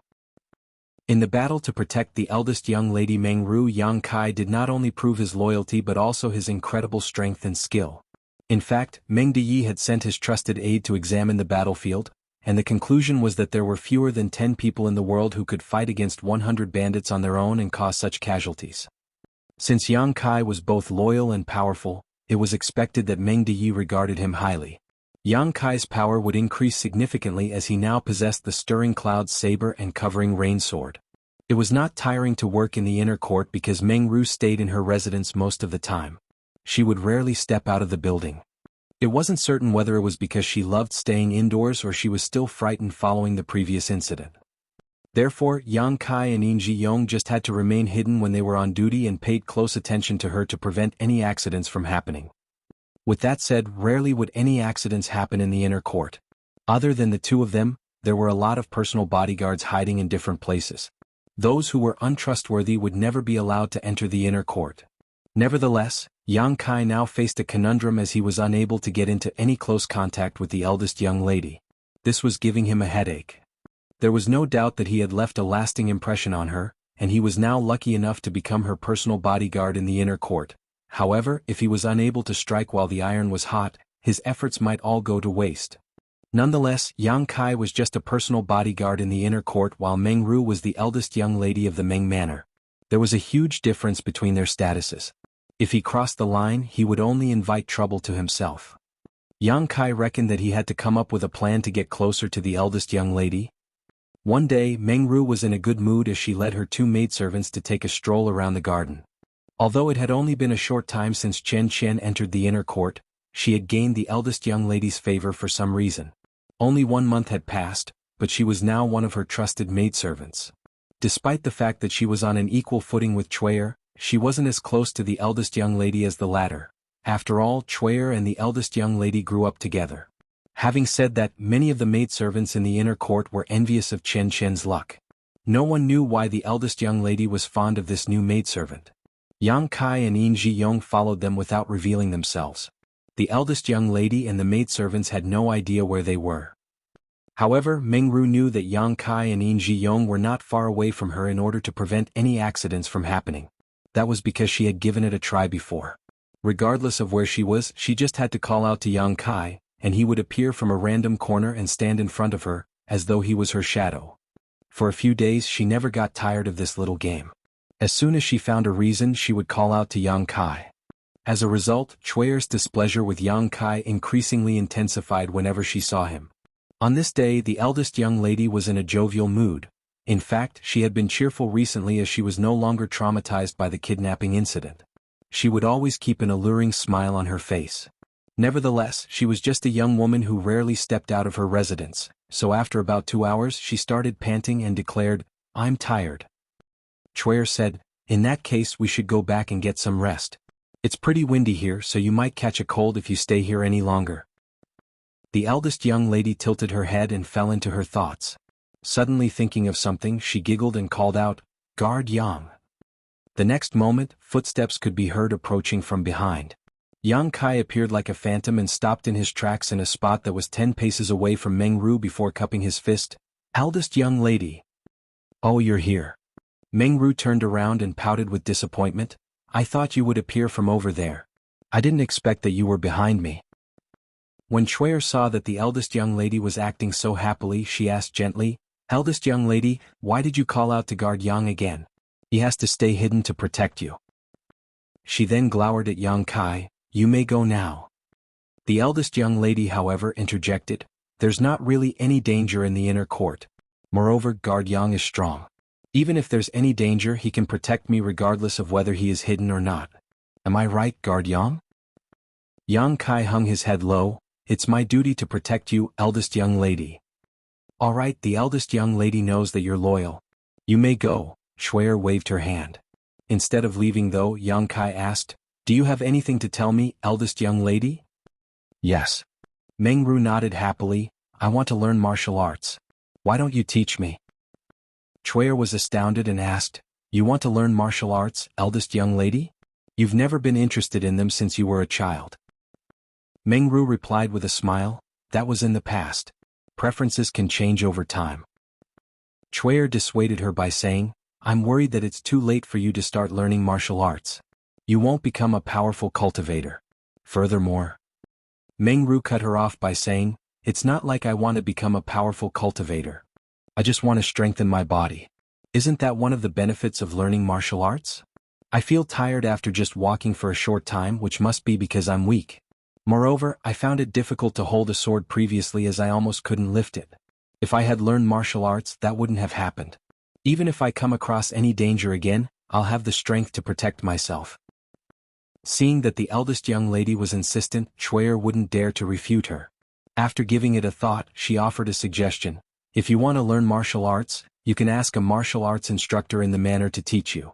Guard Yang has his own duties, so it might not be convenient for him. Meng Ru snorted. The martial arts instructors in the manor are not as strong as Guard Yang. You have no idea how bold he was. At that time he easily killed those bandits with the sword and saber in his hands. The blood formed into a puddle and dyed my shoes red. Chuer had never heard of anything so ruthless before, so she turned pale in an instant and wouldn't dare to say anything. Meng Ru then turned to Yang Kai and asked, "Will you teach me, Guard Yang?" Certainly, Yang Kai was more than willing to do that as he would have a chance to come into close contact with the eldest young lady repeatedly, so after pretending to ponder for a moment he nodded, "I am your subordinate, so I will definitely obey your orders." Meng Ru clapped her hands with joy. "Let's start now then." "Here?" Yang Kai asked. "Oh, and let's go back first." Meng Ru came to her senses and shuffled forward. Yang Kai followed her closely. Chuer snapped back to reality and frowned. After telling Chen Chen something, she pulled up her dress and dashed out of the inner court. The eldest young lady wanted to learn martial arts, and she insisted that Yang Kai had to teach her. This matter had to be reported to the patriarch. Since Chuer was powerless to stop her, she reckoned that she would ask the patriarch to intervene. Upon leaving the inner court, Chuer arrived at the grand hall where the patriarch dealt with his daily business. After waiting for a bit, she was allowed to see him. Chuer quickly told him what was going on. With his back leaning against his chair, Meng Deyi placed his hands on his belly and gave it a thought. If Rua wants to learn martial arts, just let her be. I suppose she just wants to learn it for fun. She won't persevere for long. Tell Yang Kai that he must not let Ruer get injured. If she loses a strand of hair, I'll not spare him. Chuer had never expected that the patriarch would agree to it. Although it was obvious to everyone that he had been doting on the eldest young lady over the years, she thought he would stop her this time. She had the urge to say that after the previous incident, there was something wrong with the way the eldest young lady looked at Yang Kai. She had been by her side for many years, but she had never seen Meng Ru looking at a man with such a gaze before. That was a gaze with a sense of longing. However, she wouldn't dare to say such a thing out loud. First of all, she was worried that she was mistaken. Secondly, it might ruin the eldest young lady's reputation. "You may leave now," Meng Deyi waved his hand. Left with no choice, Chuer left the hall. Upon returning to the inner court, she realized that the eldest young lady had changed into some tight-fitting clothes. There was a wooden sword in her hand as she wielded it following Yang Kai's instructions. The move was monotonous, but the eldest young lady seemed joyful and serious as she kept asking Yang Kai whether she was doing it right. Yang Kai was just standing in a spot not far away from her as he gave her instructions from time to time. Meanwhile, Chen Chen was standing silently to the side. Chuer walked up to her and complained, "Why didn't you stop her?" A flustered Chen Chen lowered her head and remained silent. Chuer snapped, "You're so useless. I'll chase you out of here sooner or later." Chen Chen hung her head even lower. Just a quarter hour later, the eldest young lady was drenched in sweat. A well-prepared Chuer walked up to her with a wet towel and helped her wipe herself off. With a hopeful gaze, Meng Ru asked, "How was I doing, Guard Yang?" Yang Kai nodded his head. "As a beginner, you are doing very well. You have the talent to learn martial arts." That was to be expected. After all, she was Chu Huashang's reincarnation. Although she had lost her memory, her instincts were ingrained in the deepest part of her soul. It wasn't surprising that she had shown exceptional aptitude in learning martial arts. Meng Ru was elated. "Really? You'd better not lie to me. If you do, I'll—" As she spoke, she balled up her fist and shook it as though she was going to punch him. However, she soon realized that she was acting rather coquettishly, so she quickly retracted her hand and wiped her face to conceal her embarrassment. With a solemn expression, Yang Kai replied, "I would never dare to lie to you. It's the truth." Upon hearing that, Meng Ru put on a bright smile. Chuer pressed her lips together. "You'd better be cautious, eldest young lady. Men's words cannot be trusted." What are you talking about? It's not like you've had a man before. Mengru pinched the other woman's nose. A blushing Chuer stomped her foot on the ground. How could you even say such a thing? I have to tell the patriarch about it. No, don't do that. I'll keep my mouth shut, Chuer, Mengru quickly pleaded with her. Chapter 48-26, Young City Lord. Everyone thought that Mengru was just learning martial arts for fun, which was why she pestered her personal bodyguard to teach her. After she became exhausted and lost interest in it, she would give it up. Therefore, after she persevered for a few days, the women in the inner court were shocked, including her maidservant Chuer. Every day, the eldest young lady would get out of her bed before the sky turned bright. Unlike in the past when she would dress up patiently, she just had to tie up her hair and put on some tight-fitting clothes now before heading to the courtyard with a wooden sword. Yang Kai would always be waiting for her there. She would be soaked in sweat every day, but she was still high-spirited. Even just by monotonously wielding her sword, she increasingly became better with the movements. The two maidservants were asked to learn martial arts as well. The main reason was that the eldest young lady was annoyed by Chuer, who always tried to stop her from practicing. If Chuer could learn with her, perhaps she would keep her mouth shut. However, not everyone had the eldest young lady's perseverance. Chuer gave it up barely 2 days later. Other than the fact that the moves were monotonous, her entire figure would ache every day. Although she was a maidservant, she grew up with the eldest young lady and enjoyed the finer things in life. She had never gone through such hardship before. With that said, after she gave it up, she rarely dissuaded the eldest young lady from learning martial arts again. Perhaps she no longer had the nerve to do so. On the other hand, even though Chen Chen appeared timid, she had impressive willpower. Moreover, Yang Kai discovered that she was just as talented as the eldest young lady when it came to learning martial arts. Time went by quickly as he taught martial arts with an ulterior motive while the two women learned attentively. 2 months had passed. Yang Kai and the eldest young lady had become much closer to each other through their contact every day. He could clearly notice that whenever the eldest young lady looked at him, her gaze was filled with a sense of longing. Only when a woman was in love with a man would she gaze at him in such a way. Back then, after he risked his life to save her, she started treating him favorably. The contact and guidance over the past few months had just pulled them closer to one another. Yang Kai had a feeling that he was close to breaking senior sister Chu's heart barrier, but he had no idea how much more he had to do before he could succeed. He could only play it by ear now. After all, he didn't have similar experiences that he could refer to. This samsara world had its own rules. One day, after Yang Kai was done teaching the eldest young lady, Chuer came over with a wet towel and helped wipe her face. All of a sudden, the eldest young lady said, "Guard Yang, I'm leaving the city tomorrow. Please come with me." Yang Kai became startled for a moment before nodding, yes. He had no idea why the eldest young lady was leaving the city. Since she returned to the Ming Manor some time ago, she had never left her residence. She would only take a stroll in the garden at most. She must have a matter to attend to for leaving the city. However, as a private guard, he wasn't in a position to ask her anything. "Is there anything I need to prepare?" Yang Kai asked. "No, you just have to follow me." The eldest young lady forced a smile. "I'm a little tired now, so I'll get some rest. Please rest early as well, Guard Yang." Yang Kai nodded his head and stepped back into the darkness. The next day, the eldest young lady was dressed in some simple clothes. A carriage was ready outside the Meng Manor. Besides that, there were a group of personal bodyguards with sabers who would escort her. Yang Kai and Yin Ji-yong were on either side of the carriage. Beside Yang Kai was Chen Chen while Chuer was leading the way at the front.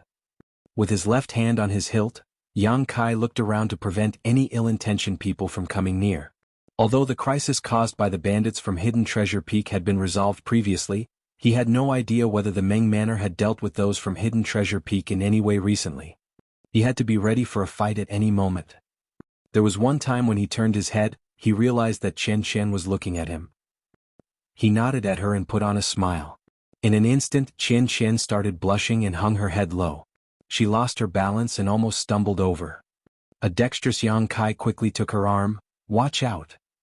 A flustered Chen Chen retracted her arm and said in a small voice, "Thanks." Yang Kai flashed a smile at her. He was pleased with this maidservant who was timid but hardworking. She was unlike the annoying Chuer, who loved to boss others around just because she was the eldest young lady's trusted maidservant. What happened? The eldest young lady lifted the curtain and revealed her alluring face. She must have heard the noise just now. Nothing, Yang Kai shook his head. The eldest young lady shot him a doubtful look and gazed at the blushing Chen Chen before snorting, "Don't bully Chen Chen. If you do, I won't let you off." "I would never dare to." Yang Kai secretly smiled in a helpless manner, thinking that the eldest young lady was the one he wanted to bully. However, he couldn't say such a thing for the time being as he was just a personal bodyguard. The eldest young lady pretended to be fierce and showed him her fist before letting the curtain down. A moment later she was heard saying in a melancholic voice, "It's the anniversary of my mother's death. I visit the gratitude shrine to pray for her every year." It was only then that Yang Kai found out why the eldest young lady was leaving the city. Gratitude Shrine was more than a dozen kilometers away from the city where a lot of believers would pray to the heavens. Shrines were rarely seen in the 3000 worlds. There were no shrines in the universe worlds where Yang Kai had stayed before. With that said, he was aware of such places. It had something to do with a kind of faith. Furthermore, over the past couple of months, Yin Ji-yong had given Yang Kai some information about the Meng Manor. Although Meng Ru was the eldest young lady, she wasn't a legitimate child.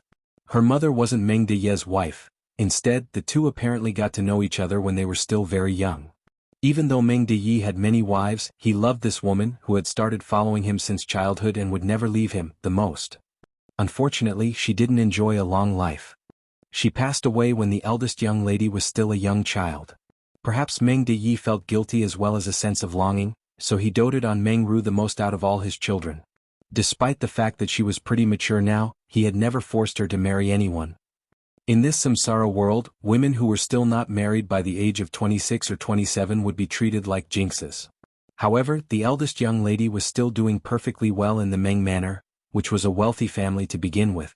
Despite the fact that she was a noble lady, Meng Deye still allowed her to learn martial arts. Gratitude Shrine was more than a dozen kilometers away from White Jade City where there were a lot of believers.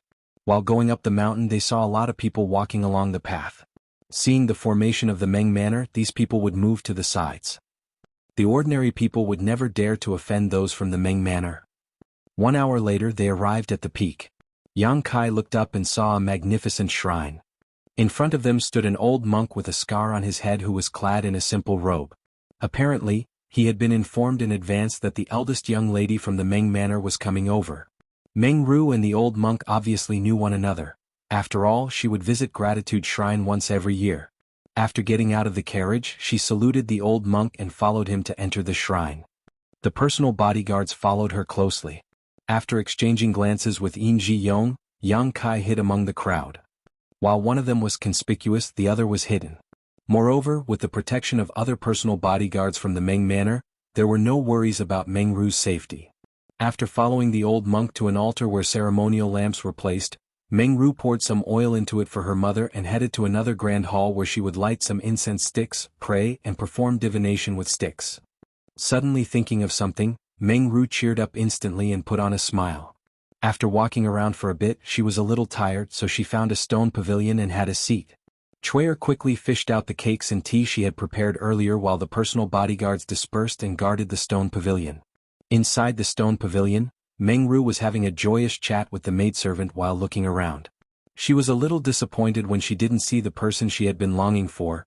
However, when she thought of the fact he would protect her at any moment, she became at ease. Right then, a young man clad in white clothes was sauntering towards them. He was followed by a servant who had a sword in his hand. He was a tall and handsome young man who sported a harmless smile. There was no doubt that he was a gentle and good-looking nobleman. When Chuer caught a glimpse of the young man, she could not move her eyes away from him again. "Stop right there. The eldest young lady of the Meng Manor is resting here." The responsible personal bodyguards tried to stop them from coming closer. Despite the fact that the young man was a noble, he wasn't infuriated at their rudeness. He just cupped his fist and said with a smile, "Please tell the eldest young lady that Feng Chengxi of the Feng family would like to see her." The personal bodyguards were shocked as they finally recognized this young man and they quickly put away their arrogance. Despite his gentle voice, Meng Ru could hear him as she wasn't far from him to begin with. When she heard the name Feng Chengxi, she turned her head and appeared surprised. Then she beckoned to Chuer and spoke to her in a small voice. Chuer nodded and walked up to Feng Chengxi before saluting him in an elegant manner. "Young city lord, our young lady would like to see you." Feng Chengxi smiled and nodded his head, Many thanks. Chuer stole a glance at him and hung her head low with a blushing face. After leading him to the stone pavilion, she stood behind Meng Ru. Meng Ru examined Feng Chengxi and put on a smile. It's really you, young city lord. Why are you here? It wasn't the first time they met each other. Previously, when she was in danger, it was Yang Kai who stood in front of her and became exhausted from fending off all the enemies, while in the end, Feng Chengxi came to the rescue with the soldiers from White Jade City. Nevertheless, Meng Ru was concerned about Yang Kai on the way home, so she wasn't in the mood to talk to Feng Chengxi.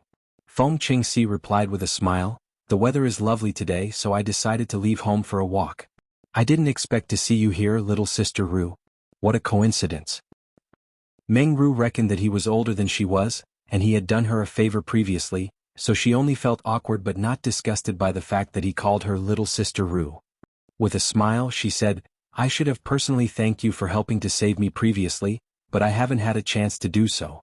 Please don't take offense, young city lord. Chapter 48-27 Propose Marriage. It was all thanks to the personal bodyguard from the Meng Manor. This Feng didn't really do anything, so I don't deserve your gratitude.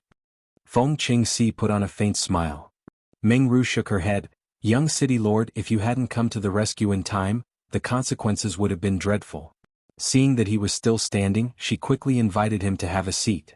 Feng Chengxi thanked her and elegantly took a seat. They went on to have a chat in a joyful manner. 1 hour later, Meng Ru appeared fatigued, so Chuer promptly said, Eldest young lady, it's getting late now, so we should head home. Otherwise the patriarch will be worried about you. Following a nod, Meng Ru rose from the seat and bid Feng Chengxi farewell. The latter didn't make her stay as he watched them leave. It wasn't until Meng Ru and her personal bodyguards were out of sight that Feng Chengxi put on a smile and called out, Junior brother Yang.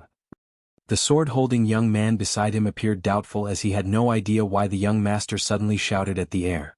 Just when he wanted to ask him about it, a figure emerged from the shadow all of a sudden like a phantom. He wasn't even aware of his presence this whole time. Flabbergasted, the sword-holding young man dexterously hid behind Feng Chengxi and stuck out his head before yelling, Who are you? Ignoring him, Yang Kai stared at Feng Chengxi and cupped his fist, Senior brother Feng. As their eyes met, there seemed to be sparks flying in the air. The sword-holding young man appeared puzzled. Judging from the way the young master and this strange man called each other, they seemed to be fellow brothers. However, at this moment, they appeared to be in a conflict for some reason. What made the sword-holding young man feel even more perplexed was that this man surnamed Yang was apparently a personal bodyguard from the Meng Manor, so how was it possible that he and the young city lord were fellow brothers? I've heard a lot about you, junior brother Yang. We've finally met each other. You're indeed a handsome man, Feng Chengxi flashed a smile at him. Many thanks for the compliment, senior brother, Yang Kai replied dispassionately. Sensing his impassiveness, Feng Chengxi said with a frown, It wasn't my idea to come into this world, however, since I've received the order from my honored master, I have to do my best. Please forgive me if I've offended you in any way. Yang Kai nodded, We'll do our best in our own ways then. However, I still have to persuade you to quit as early as possible so that you'll be spared the embarrassment. Feng Chengxi asked with a smile, Do you have so much confidence in yourself, junior brother? Yang Kai lifted his head and replied arrogantly, Don't you get it? I'm very close to her now. He found it somewhat laughable that he was competing against another man to win over a woman's heart. Feng Chengxi said, I'm fully aware of the advantages you have, but you'd better not underestimate me. I have my own advantages as well. I'll be looking forward to it then. Yang Kai turned around and disappeared into the darkness. A moment later, the sword-holding young man who was hiding behind Feng Chengxi looked around curiously. Young master, is that ghost gone? An annoyed Feng Chengxi knocked on his head. What nonsense are you spouting? We're heading back now. Yes. The sword-holding young man responded as he kept looking back at the stone pavilion, as though a saber and sword-wielding ghost would reappear at any moment. Yang Kai would soon find out what Feng Chengxi's planned to do. That guy showcased his advantage with just one move and forced Yang Kai onto the defensive. The day after they returned from Gratitude Shrine, the eldest young lady and Chen Chen were learning martial arts from Yang Kai when Chuer rushed over with an excited expression and shouted, Eldest young lady! Eldest young lady! Something major has happened. Meng Ru, who was wielding the wooden sword, was shocked as she stopped what she was doing and looked at her. However, upon seeing Chuer's expression, she glared at her. "Why are you shouting?" "I was frightened." Chuer stood in front of the eldest young lady and stuck out her tongue before saying in a hushed voice, "Eldest young lady, something major has really happened." "What's the matter?" Meng Ru asked with a frown. While trying to be mysterious, Chuer glanced at her and replied, "It's something great." A helpless Meng Ru rapidly extended her hand and pinched the other woman's waist. "How dare you keep me on tenterhooks? Are you going to tell me or not?" Chuer giggled and begged for mercy, after which Meng Ru let her off. Chen Chen picked up a towel and passed it to Meng Ru, who wiped her face with it and listened attentively. It was then that Chuer said, "Those from City Lord's mansion have sent us several gift carts. It's said that the young City Lord is proposing marriage." Meng Ru froze for a moment before taking a glance at Yang Kai with anxiety and asking nervously, "Propose marriage? What are you talking about?" Chuer replied with a smile, "What else could it be? It's the marriage between you and the young City Lord. You saw him yesterday. He's handsome and good at martial arts. Moreover, he's wealthy and mild-tempered. Everything about him is good. He's a perfect match for you." An anxious Meng Ru asked, "Did my father agree to it?" Chuer shook her head. "I have no idea, but the patriarch looks pleased.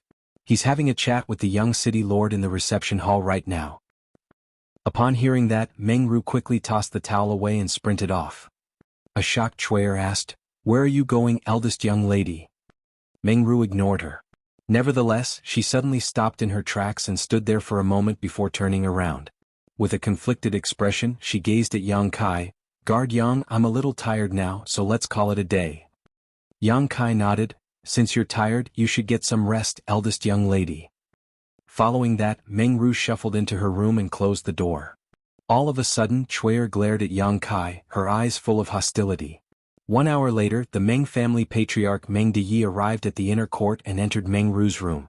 It wasn't certain what the conversation was about, but when he left the room, he shook his head and sighed in a helpless manner. Chuer followed him, but she was soon captured by the patriarch's personal bodyguard and brought to Meng Deyi. She could be completely at ease in front of the eldest young lady. After all, they grew up together, so they were as close as sisters. However, in front of the patriarch, she would never dare to cross the line.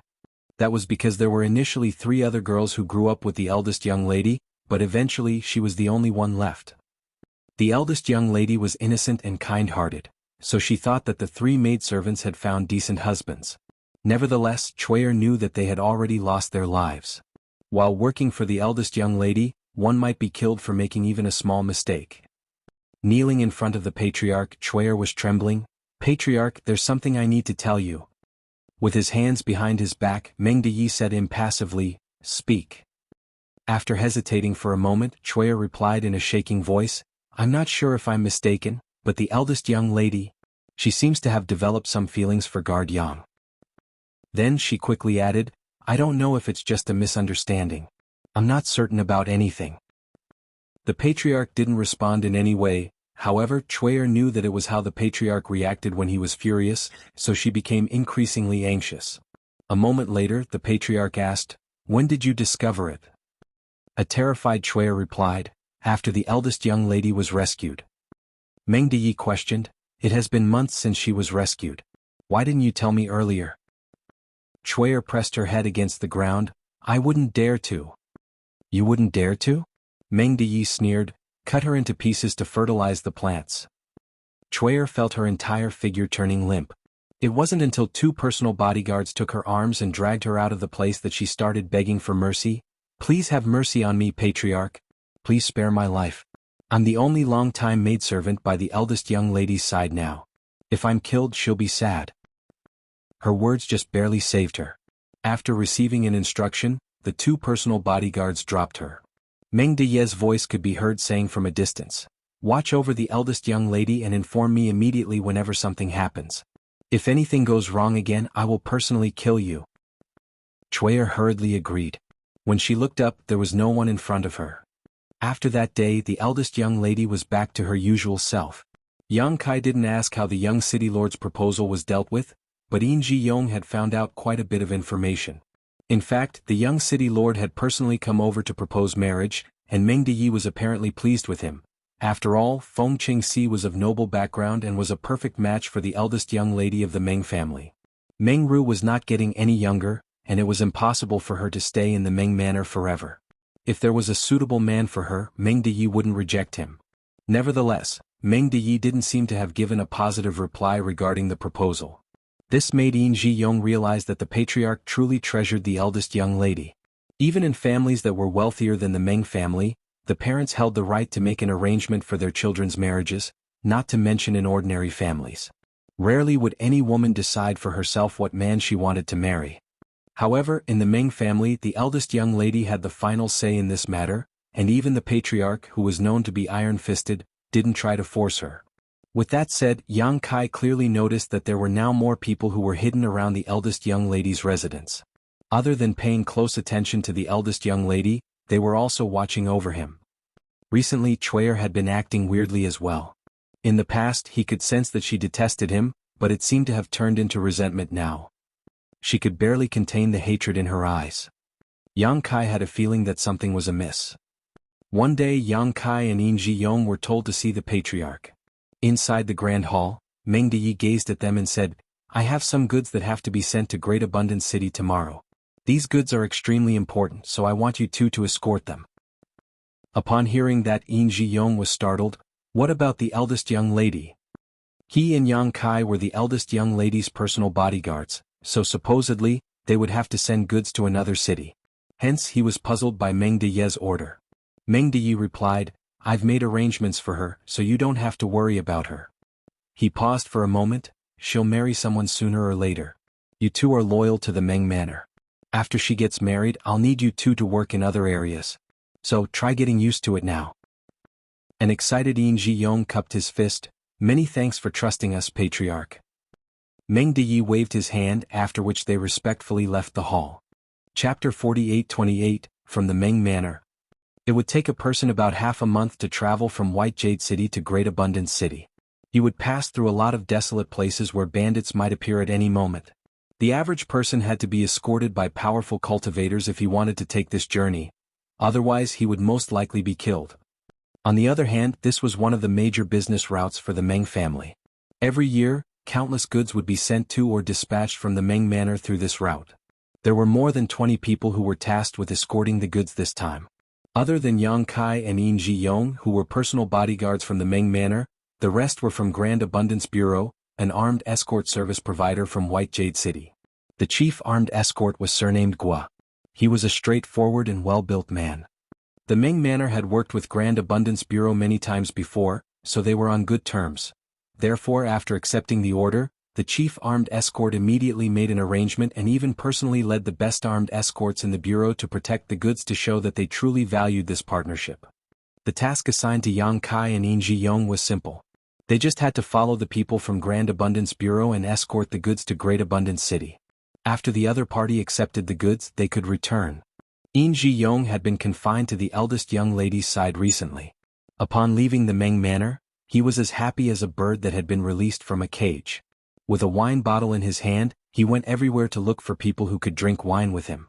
Besides that, he also boasted to Yang Kai that the women in Great Abundance City were beautiful and promised to take Yang Kai to a brothel when they arrived at the destination. The armed escorts from Grand Abundance Bureau were professional.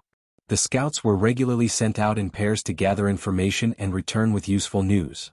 It had been peaceful for the first 5 days. On the 5th day, the team had to sleep the night in a place named Upward Mound.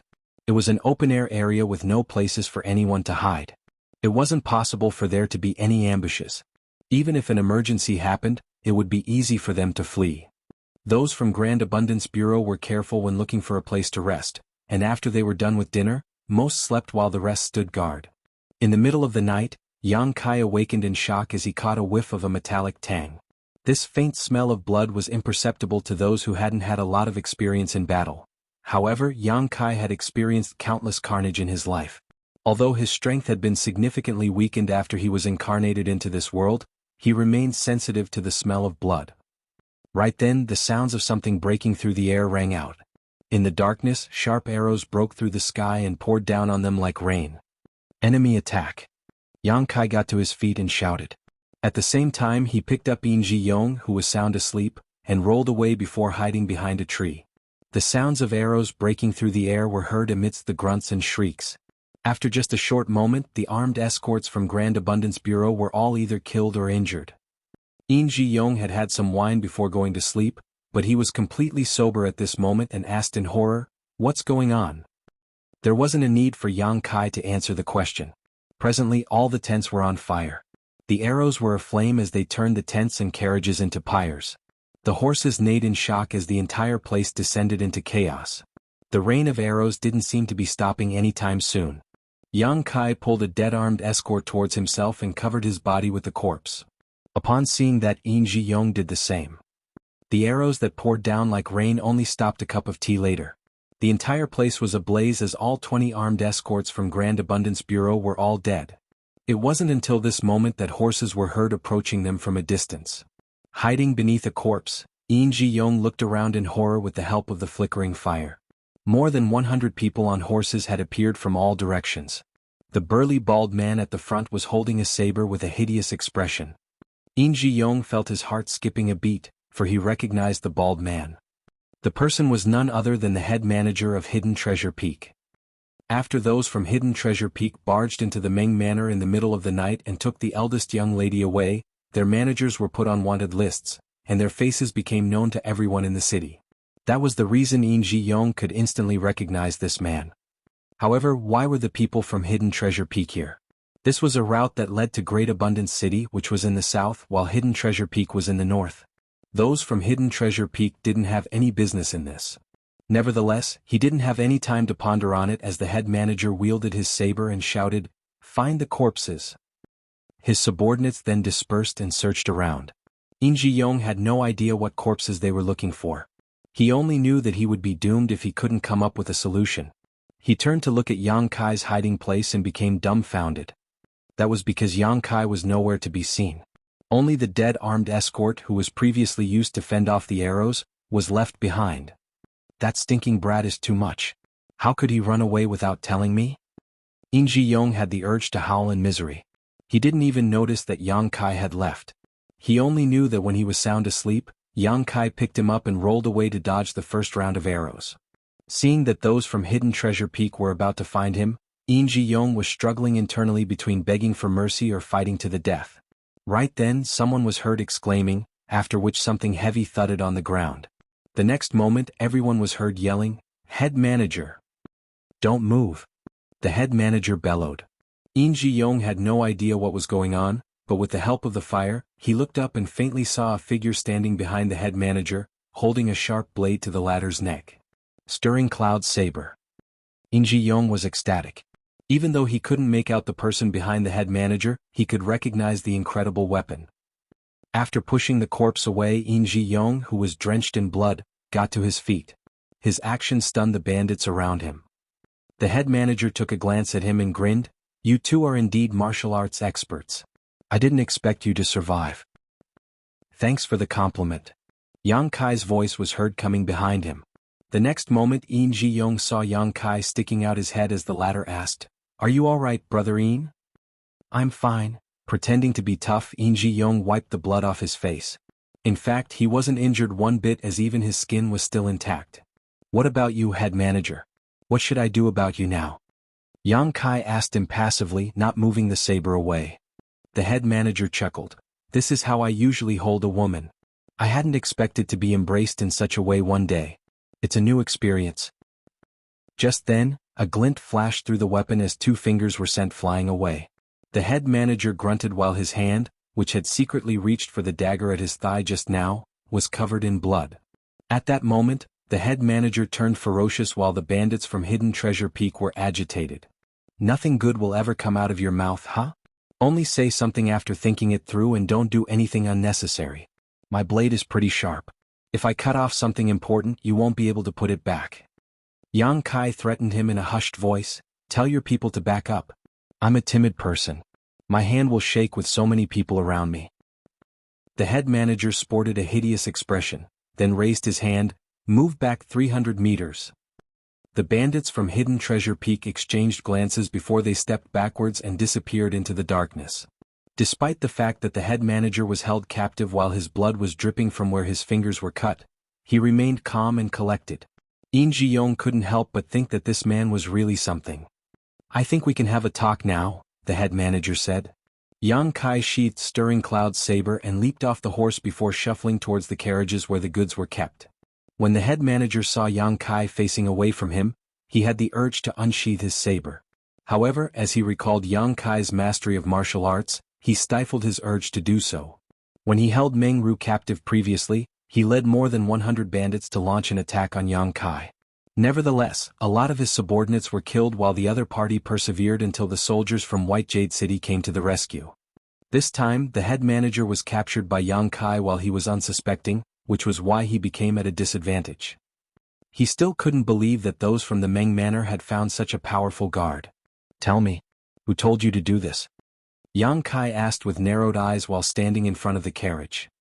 Upon hearing that, the head manager sneered, "Do we need anyone to tell us to avenge the death of Hidden Treasure Peak's second manager? How did you find out our route and exact location? I'm guessing you have been hiding here for more than a day." The head manager replied impassively, "That's what we do for a living. Of course we have our own ways of gathering information." While facing away from him, Yang Kai said, "It was those from the Meng Manor, right?" Upon hearing that, In Ji-yong was astounded. "Little brother Yang, what are you talking about?" The head manager flashed a smile at In Ji-yong. "Your little brother is pretty interesting. Is there something wrong with his head?" Yang Kai unsheathed his covering rain sword. As a glint flashed through his weapon, the carriage fell apart and revealed the goods inside.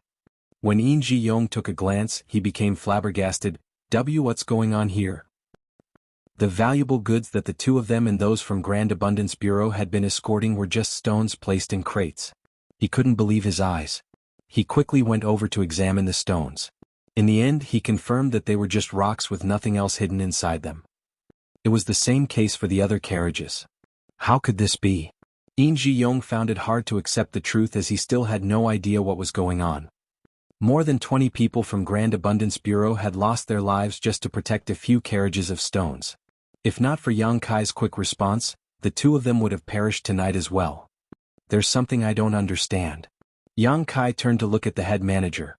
Previously, those from Hidden Treasure Peak barged into the Meng Manor in the middle of the night and kidnapped the eldest young lady from the Meng family. There were quite a few casualties on both sides, and even the second manager lost his life. Supposedly, those from the Meng Manor would never work with you, but this is exactly what happened. Can you tell me the reason behind it? The head manager was no longer as calm and collected as before because he felt helpless at the fact that the other party had seen through everything. However, he chose to say nothing and simply stared at Yang Kai with a grim expression. Yang Kai held both the saber and sword in his hands while shuffling towards him. With his gaze lowered, he said, "A person who doesn't speak is no different from a corpse." The head manager replied grimly, "I can only tell you that I received a piece of information that you would pass through this place while escorting goods. However, the person who told me this has nothing to do with the Meng Manor." "Who is that person associated with, then?" Yang Kai asked while standing in front of him. The head manager shook his head, apparently unwilling to reveal anything. "Farewell then." As soon as Yang Kai finished speaking, he pushed out his saber and sword at the same time. Although the head manager had put his guard up, he was still unable to ward off both weapons. His head was sent flying away while blood spurted out from his neck. On the other hand, Yang Kai leaped onto a horse and picked up the dazed In Ji-yong before clenching his thighs. The next moment, they galloped off in a particular direction. Chapter 48-29 One step too late. After the head manager was killed, the bandits from Hidden Treasure Peak madly chased after Yang Kai and In Ji-yong while the latter killed those who pursued them. It wasn't until the break of dawn that they were finally safe. In Ji-yong was already soaked in blood, and there were cuts all over his figure. With that said, those were not comparable to his mental fatigue. In front of a river, Yang Kai cupped some water with both hands and washed his face. After that, he leaned against the tree trunk and panted. Unable to contain the doubt in his mind, In Ji-yong gazed at him and asked, "Little brother, just what is happening?" The incident on this night was too strange. He wasn't really a bright person, so he was unable to figure it out. He just had a feeling that he and Yang Kai were sold out. After measuring his words, Yang Kai said, "It's me who has dragged you into this." In Ji-yong replied, "What are you talking about?" That's really the case, Yang Kai reiterated. Those from the Meng Manor want me dead. That was why they told us to escort some goods and orchestrated an attack in the middle of the night. Yin Ji Yong parted his lips, not knowing what to say. They were the eldest young lady's personal bodyguards, but they were suddenly tasked with escorting some goods to Great Abundance City. However, the goods from the Meng Manor were just a bunch of stones. On the other hand, the bandits from Hidden Treasure Peak lived in the opposite direction from their route, but they had laid an ambush around this business route in advance. Moreover, before the head manager's death, he said that someone told him Yang Kai would pass by Upward Mound while escorting some goods. All of this showed that Yin Ji Yong had been dragged into a scheme. Is there a partnership between the Meng Manor and Hidden Treasure Peak? Yin Ji Yong found it hard to accept the notion. It wasn't that he was surprised that those from the Meng Manor were in contact with bandits. As a wealthy family, it was expected that those from the Meng family had contacts in both the authorities and the underworld. Nevertheless, just like what Yang Kai had said the day before, those from Hidden Treasure Peak had kidnapped the eldest young lady, so there was supposed to be a blood feud between them. Given how the Meng family patriarch doted on the eldest young lady, there was no room for partnership between the two. That might not be the case. Yang Kai shook his head. There is something in between that connects the Meng Manor and Hidden Treasure Peak. Yin Ji Yong came to his senses. Are you saying that there is no direct partnership between the Meng Manor and Hidden Treasure Peak? Instead, there is a middleman between them? Yang Kai nodded. Regardless, I've dragged you into this mess. Yin Ji Yong still couldn't figure it out. But why do those from the Meng Manor want you dead? Did you do anything wrong? Yang Kai shook his head as he didn't want to explain anything. He finally understood why there were more people who were hiding around the eldest young lady's residence recently, and the reason Chuer's gaze was filled with resentment whenever she looked at him. It was apparent that they were the patriarch's spies. The fact that the eldest young lady and Yang Kai were in love must have been exposed, which was why the Meng family patriarch wanted him dead. There was no way Meng Deyi would allow his treasured daughter to fall in love with a mere guard. As for Yin Ji Yong, he was really innocent in this matter. Yang Kai rose to his feet and declared, Brother Yin, you'd better leave now. Stay away from White Jade City and go to a place where the Meng family can't find you. Yin Ji Yong was startled. What about you? Yang Kai leaped onto the horse and turned around. There's a matter I have to settle. Upon finishing his words, he drove the horse to leave. Yin Ji Yong called out to him from behind, but upon getting no reply, he had no choice but to grit his teeth and leave. There was no way he could return to White Jade City. Those from the Meng Manor hadn't managed to achieve their goal this time, so if he dared to show up, he would certainly lose his life. Just like what Yang Kai had said, he could only go to a place where no one would recognize him. A few days later, a young man covered in dust passed through the city's gates. When he looked up, he saw two new faces on the wanted list on the wall. Both of them were private guards of the Meng Manor. One of them was named Yang Kai while the other was Yin Ji Yong. The painter was pretty skillful as the two pictures were quite lifelike. On the wanted list, it was said that both of them were the private guards of the Meng Manor, but they had worked with the bandits from Hidden Treasure Peak and ruthlessly killed more than 20 people from Grand Abundance Bureau at Upward Mound before stealing a lot of goods that belonged to the Meng Manor. They were cold-blooded and unforgivable. With a dispassionate expression, Yang Kai looked away and directly entered the city. He had put on a disguise so he could easily fool the people who were looking for him. He had lived for many years and killed countless people, so it was expected that he had learned various skills and techniques. He wasn't particularly good at disguising himself, and in the eyes of the experts, he must have made a lot of mistakes. However, his skill was good enough for him to deal with this kind of situation. Nevertheless, not long after he entered the city, Yang Kai realized that he was being stalked. This surprised him quite a bit. When the stalker barged into the alley, Yang Kai, who had been hiding in the dark, instantly appeared and clenched his neck. The stalker was apparently shocked as he pleaded, "Please don't kill me.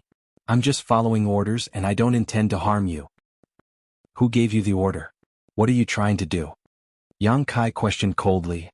Seeing that the stalker shook his head, Yang Kai exerted more force with his hand. The person widened his eyes in horror, but he still wouldn't expose anything. Just when he thought he was about to get killed, Yang Kai suddenly tossed him away. Having just escaped from death's door, the stalker coughed violently and panted. "Speak. What's going on?" Yang Kai asked. The stalker got to his feet with difficulty and looked at Yang Kai with a terrified expression. With his head lowered, he replied, Sir said that he wants you to follow me to another place." Before Yang Kai even replied to him, he went on to say, "Sir also said that you don't have to worry about anything as he has no intention to harm you. If he wanted that, I just needed to shout loudly and you wouldn't be able to leave White Jade City. There's no point in going to such trouble." "I would kill you before you could shout," Yang Kai threatened. The stalker trembled. "Even if I can't shout, someone else will." "Is your sir threatening me?" Yang Kai narrowed his eyes. The stalker shook his head. "No, no, no. It's just his way of showing his sincerity. That was exactly what Sir said, so please don't blame me." Yang Kai was suddenly interested in the so-called Sir. After giving it a thought, he asked, "Do you know who I am?" The stalker shook his head again. "I have no idea. I'm just following orders." "Lead the way then," Yang Kai nodded. The Sir behind this person must be aware of Yang Kai's identity, and he had found out that the latter had entered the city. It meant that someone could recognize him just now. Perhaps that Sir had been observing the surroundings somewhere near the city's gates. However, just like the stalker had said, he could expose Yang Kai's identity by simply shouting it out loudly. By then, Yang Kai would never be able to leave White Jade City. In that case, he could only play it by ear. He wanted to find out who was behind all this and what their intentions were. They took countless turns as Yang Kai followed that person. He suddenly realized that White Jade City was currently bustling with noise as the sounds of drums could be heard from time to time. As though noticing his doubt, the person at the front said in a small voice, "In 3 days, the Meng Manor's eldest young lady and our young city lord will be getting married. It's wonderful news for all of us in the city." "They'll be married in 3 days?" Yang Kai was astonished upon hearing that. "That's right. The young city lord has personally proposed marriage, and the Meng family patriarch agreed to it. It could be said that the Meng family has found a powerful backer." Yang Kai's face fell as he realized he was one step too late. Feng Qingxi had made a quick and decisive move. During the encounter at Gratitude Shrine, Yang Kai said that he had a better chance of winning the eldest young lady's heart as he was close to her. However, he was soon asked to escort some goods following the Meng family patriarch's order. Eventually, there was an ambush that awaited him. Now, he had lost all his advantages while Feng Qingxi had gained the upper hand. He didn't think that Feng Qingxi was a despicable person. He had his own motives for coming to this samsara world, so he had to do his best to achieve his goals. The person with better methods would have the last laugh. The fact that he was ambushed should have nothing to do with Feng Qingxi. He reckoned that it was the Meng family patriarch's doing. However, Yang Kai had no idea who the middleman between the Meng Manor and Hidden Treasure Peak was. From Yang Kai's perspective, he naturally wouldn't allow the wedding to take place. However, he didn't have enough time to come up with a solution in just 3 days, and he was now faced with this situation that was shrouded in mystery. "We've arrived at our destination." The man stood in front of a house and extended his hand. Yang Kai nodded and stepped into the house, but there was no one inside. He turned to look at the man, who appeared embarrassed. "Sir told me to bring you to this place, and there were no further instructions. He said that you'll realize he really means no harm after you enter."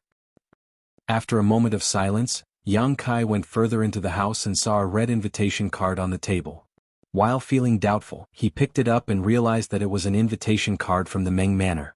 With this invitation card, he would be able to attend the eldest young lady's wedding in 3 days. Yang Kai arched his brow as he felt a sense of discomfort that his intentions had been seen through. This invitation card was apparently targeted at him. The mastermind realized his thoughts and even created an opportunity for him. There was no doubt that this invitation card was difficult to come by, as the average person wouldn't be able to get his hands on one.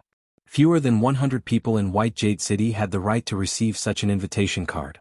The mastermind left behind one invitation card here for him, which suggested that the person had a powerful background. The person who led Yang Kai to this place secretly fled while the latter was going through the invitation card. Yang Kai didn't bother stopping him. Since the mastermind had made such an arrangement, he naturally wouldn't harm Yang Kai in the short term. It was obvious that this person wanted Yang Kai to make a scene at the wedding. His scheme would definitely be revealed by then. Yang Kai didn't intend to be led by the nose as he pocketed the invitation card.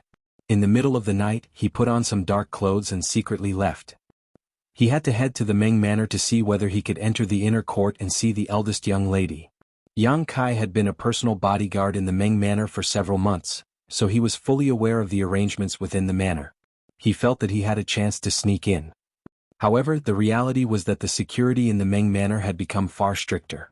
He still hadn't found a chance even after waiting for a long time, so he could only give up in the end.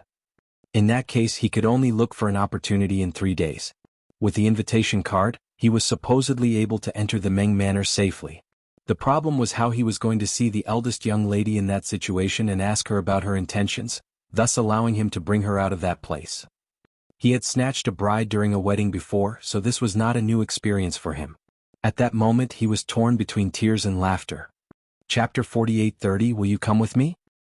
There was no doubt that the most noble great force in White Jade City was the City Lord's mansion, which ruled over several 100,000 citizens. No one in the city would dare to be disrespectful to them. On the other hand, the Meng family was one of the most prestigious families in White Jade City and was extremely wealthy. Therefore, when word got out that both parties would soon be connected through marriage, it sent a shockwave across the entire city. It was rumored that the Meng Manor's eldest young lady was a stunning beauty that was rarely seen in the world, while the young city lord was handsome and talented. They were undoubtedly a perfect match. On the wedding day, the entire White Jade City was bustling with noise as countless buildings were decorated with red ornaments on the outside to celebrate the occasion. All the citizens seemed to have been infected by the jolly atmosphere of this wedding, as the entire city was engulfed in a festive atmosphere. The team that would fetch the bride departed from the City Lord's mansion and headed to the Meng Manor with sounds of music playing along the way. The bridegroom, who was clad in red clothes, was riding a well-built horse, which was also decorated with red ornaments as befits the occasion. In the meantime, Yang Kai, who had put on a disguise, showed the invitation card at the entrance and easily got into the Meng Manor. While pretending to be taking a stroll around the grounds, he surreptitiously got closer to the inner court. He had been a private guard in the inner court for several months, so he was fully aware of the situation inside, including the places where the personal bodyguards would hide. Over the past few days he had repeatedly attempted to sneak into the Meng Manor. However, due to the stricter security, he was unable to achieve his goal. It was an important day for the Meng Manor, and they were short of staff everywhere, so although the security in the inner court remained strict, it was still within Yang Kai's ability to grasp. Hence, it was a great chance for him. After avoiding some of the personal bodyguards who were hiding in the dark, he flipped over a wall the height of a person and entered the inner court. He was as agile as a cat while ensuring that he made no noise. Without stopping, he made a turn and hid behind a rockery garden. A moment later he stepped. A private guard had been knocked out within the rockery. Like a gecko, Yang Kai climbed up the wall and reached the roof. When he jumped down more than 10 breaths later, another private guard from the inner court was knocked out on the roof. More and more private guards were knocked out. In just a cup of tea's time, Yang Kai had incapacitated all the private guards around the eldest young lady's residence. After that, he headed straight to the building where the eldest young lady resided. In front of the building stood 2 stern-looking personal bodyguards. With their hands on the hilts of their weapons, they looked around vigilantly. With the smell of alcohol wafting from his body, Yang Kai staggered forward and covered his mouth, as though he would throw up at any moment. This alerted the 2 of them. It was apparent to them that this person was a guest at the wedding, but it puzzled them as to how he even reached the inner court. Even if he had lost his way, the personal bodyguards outside should have stopped him. How did anyone even arrive at this place? The 2 personal bodyguards exchanged glances, after which one of them raised his hand and snapped, "Stop right there. You're not supposed to be here." With his hand covering his mouth, Yang Kai waved at them with his other hand. At the same time he stumbled over and crashed into them. The personal bodyguard who spoke earlier frowned and stepped forward in an attempt to stop this mannerless guest. As soon as they came into contact though, the personal bodyguard froze on the spot while Yang Kai was heard throwing up. The other personal bodyguard soon realized that something was off. Just when he was ready to go over, the drunk guest appeared right in front of him the next moment like a phantom. His clear eyes suggested that he was not intoxicated at all. Flabbergasted, the personal bodyguard unsheathed his saber, but it was too late. Yang Kai hit the other person's neck with the side of his palm. The personal bodyguard turned limp and collapsed to the ground. At the same time, the other personal bodyguard behind him fell to the ground as well. Yang Kai let out a breath and adjusted his clothes. Then he stepped into the building and walked up the stairs. Although he had been a private guard in the inner court for several months, it was actually the first time he stepped into this building. He just knew that the eldest young lady usually lived on the 2nd floor. The room door on the 2nd floor was closed, but someone could be heard speaking in a small voice inside. It was Chuer. You look stunning today, eldest young lady. Don't you agree, Chen Chen? The next instant, Chen Chen was heard replying in a gentle tone, eldest young lady has always been good-looking.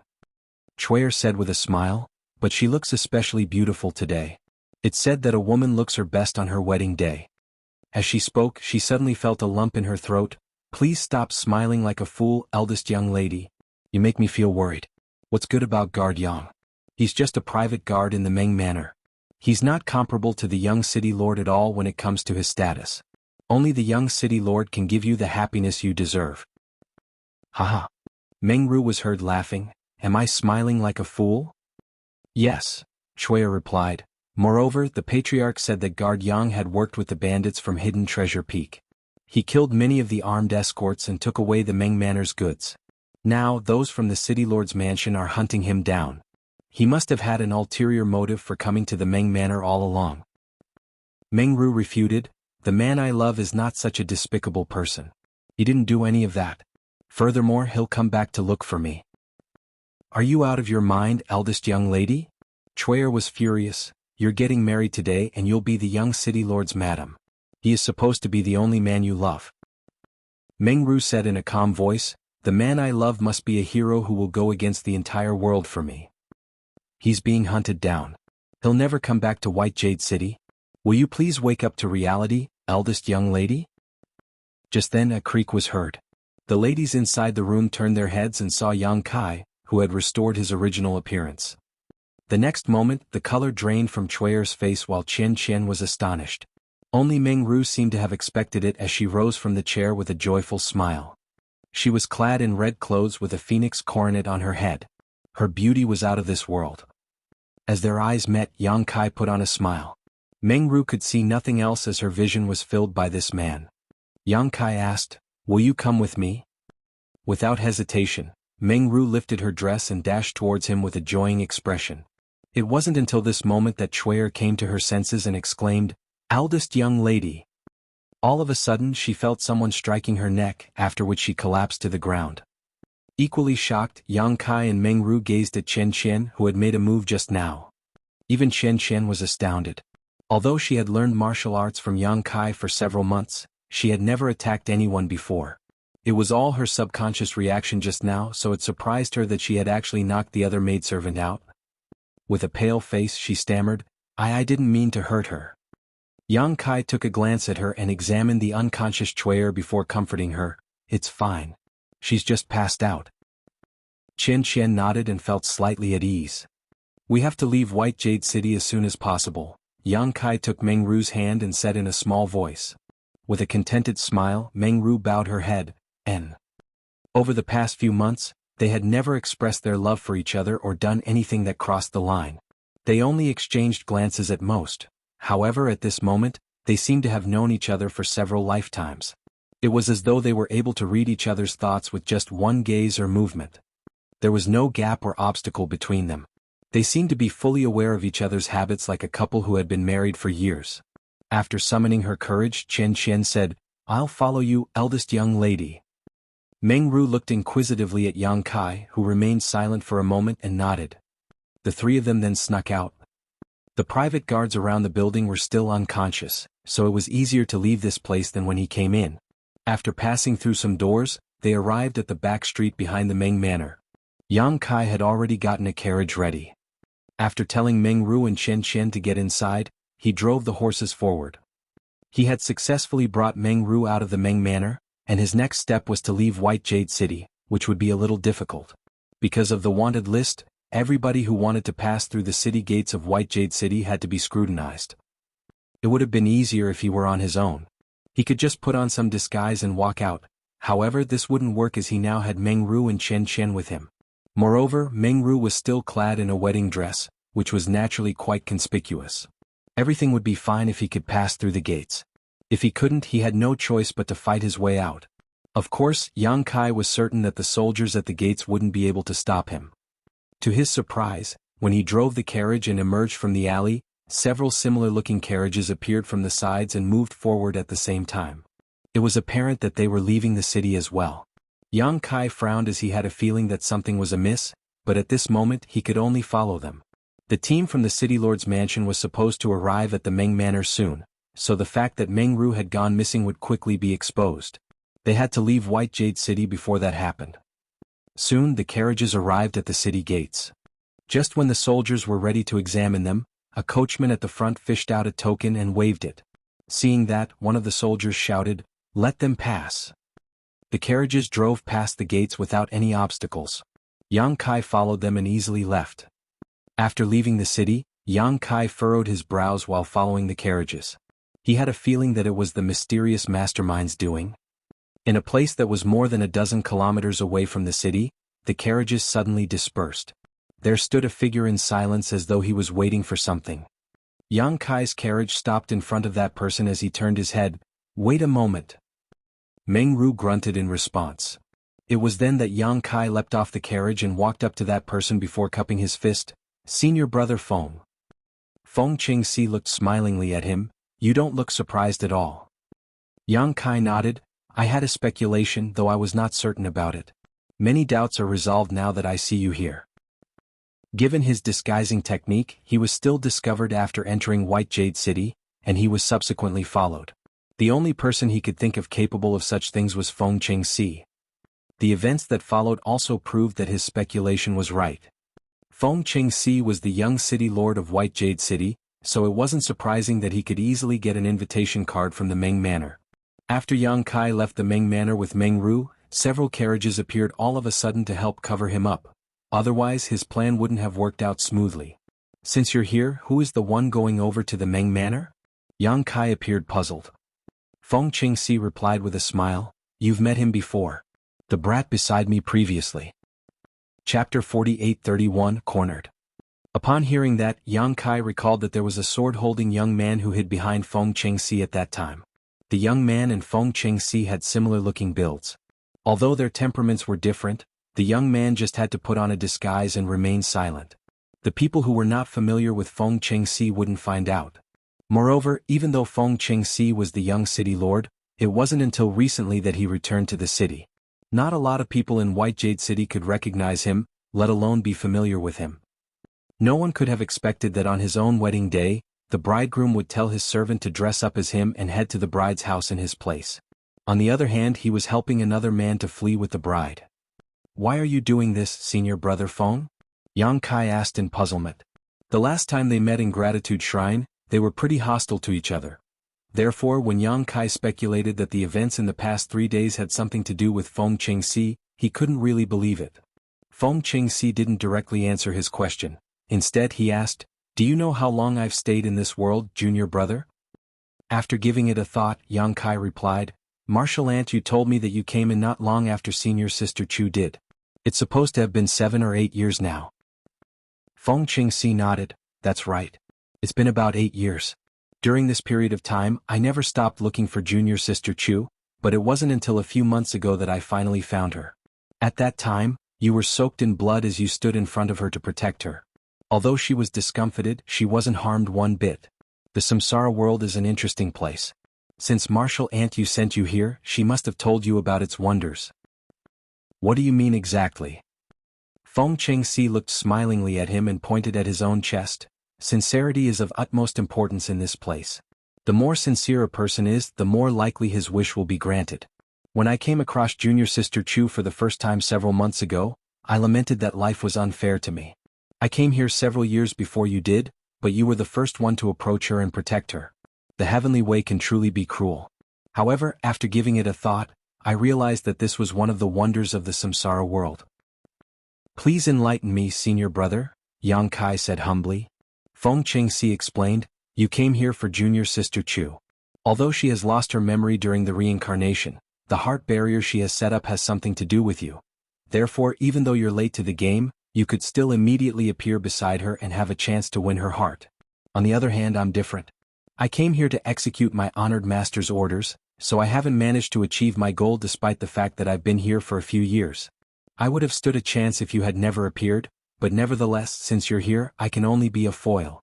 I suppose that was the reason I suddenly had the urge to return to White Jade City a few months back." Yang Kai fell into his thoughts. Feng Qingxi went on to say, "Sincerity will affect the events that take place in this samsara world. Junior sister Chu is lucky enough to have someone like you who is willing to protect her even if your life is at stake. I believe that even if you two come across the same kind of danger in the real 3000 worlds, you will still make the same decision and will never betray her. Therefore in this life, it's pointless for me to keep staying here. To do so will go against my true heart. Yang Kai saluted him. Many thanks for helping us, senior brother. Feng Qingxi waved his hand. There's no need to thank me. I've just realized what it is I should do, however you have to work harder. Although I have no idea what kind of heart barrier junior sister Chu has set up for herself, I suppose it won't be easy to pass the tests. If you can't help her shatter the heart barrier, she'll be lost in the Samsara pavilion forever. If that happens, Inyang Cave Heaven won't let you off. I'll do my best to bring her out of this place safely. That's for the best, Feng Qingxi nodded. I have another thing to ask you though. Go ahead. Yang Kai took a glance at the carriage. It seems that I still haven't managed to help senior sister Chu shatter the heart barrier. What can I do to help restore her memory? Feng Qingxi replied with a smile. It's different for everyone. In fact, you have already done more than enough, but junior sister Chu still hasn't retrieved her memory. It seems that her expectations of you are quite high, so you'll have to work harder. I'll lend you a hand as well. Upon hearing that, Yang Kai frowned. Certainly he would work hard, but the other man didn't specify how much more he had to do. Instead, he felt that Feng Qingxi's smile was somewhat ominous, especially when the latter said that he would lend Yang Kai a hand. Yang Kai had a feeling that something terrible was about to happen. Also, it's the City Lord's mansion that has partnered up with Hidden Treasure Peak, Feng Qingxi said. It's also the City Lord's mansion's arrangement that you were attacked when escorting goods.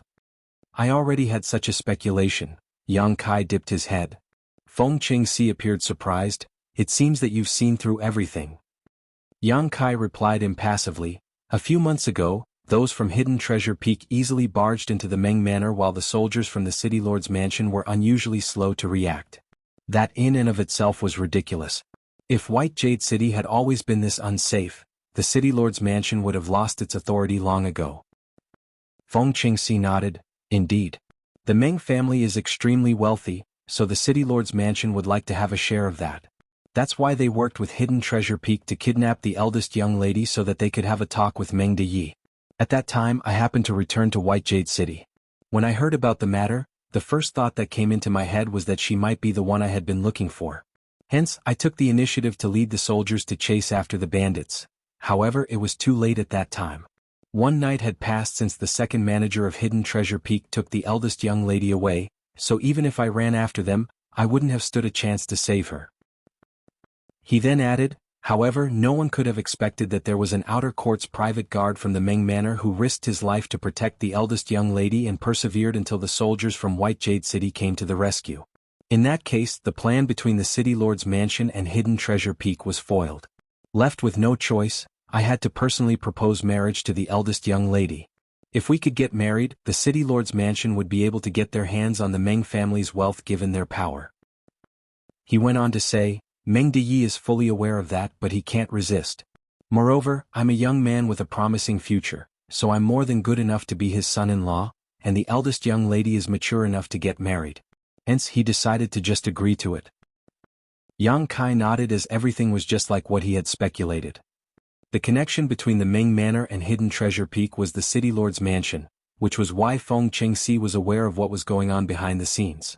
After agreeing to the proposal, Meng Deyi told Yang Kai and Yin Zhiyong to escort some goods to another city while the Meng Manor provided some information to those from City Lord's mansion, who would then contact Hidden Treasure Peak in order to have the two of them killed. Nevertheless, no one could have expected that Yang Kai wasn't a native in this world. Instead, he was a sixth-order open heaven realm master who was incarnated into this place, so he had some skills and strength that were simply unimaginable to others here. Many thanks for enlightening me, senior brother. Yang Kai cupped his fist. It wasn't until this moment that he figured out the things that had been puzzling him. Alright, we should stop talking. You're supposed to flee now. The Meng Manor must be in chaos and they'll soon be after you. Feng Qingxi waved his hand. Yang Kai thanked him again and leaped onto the carriage before driving the horses forward.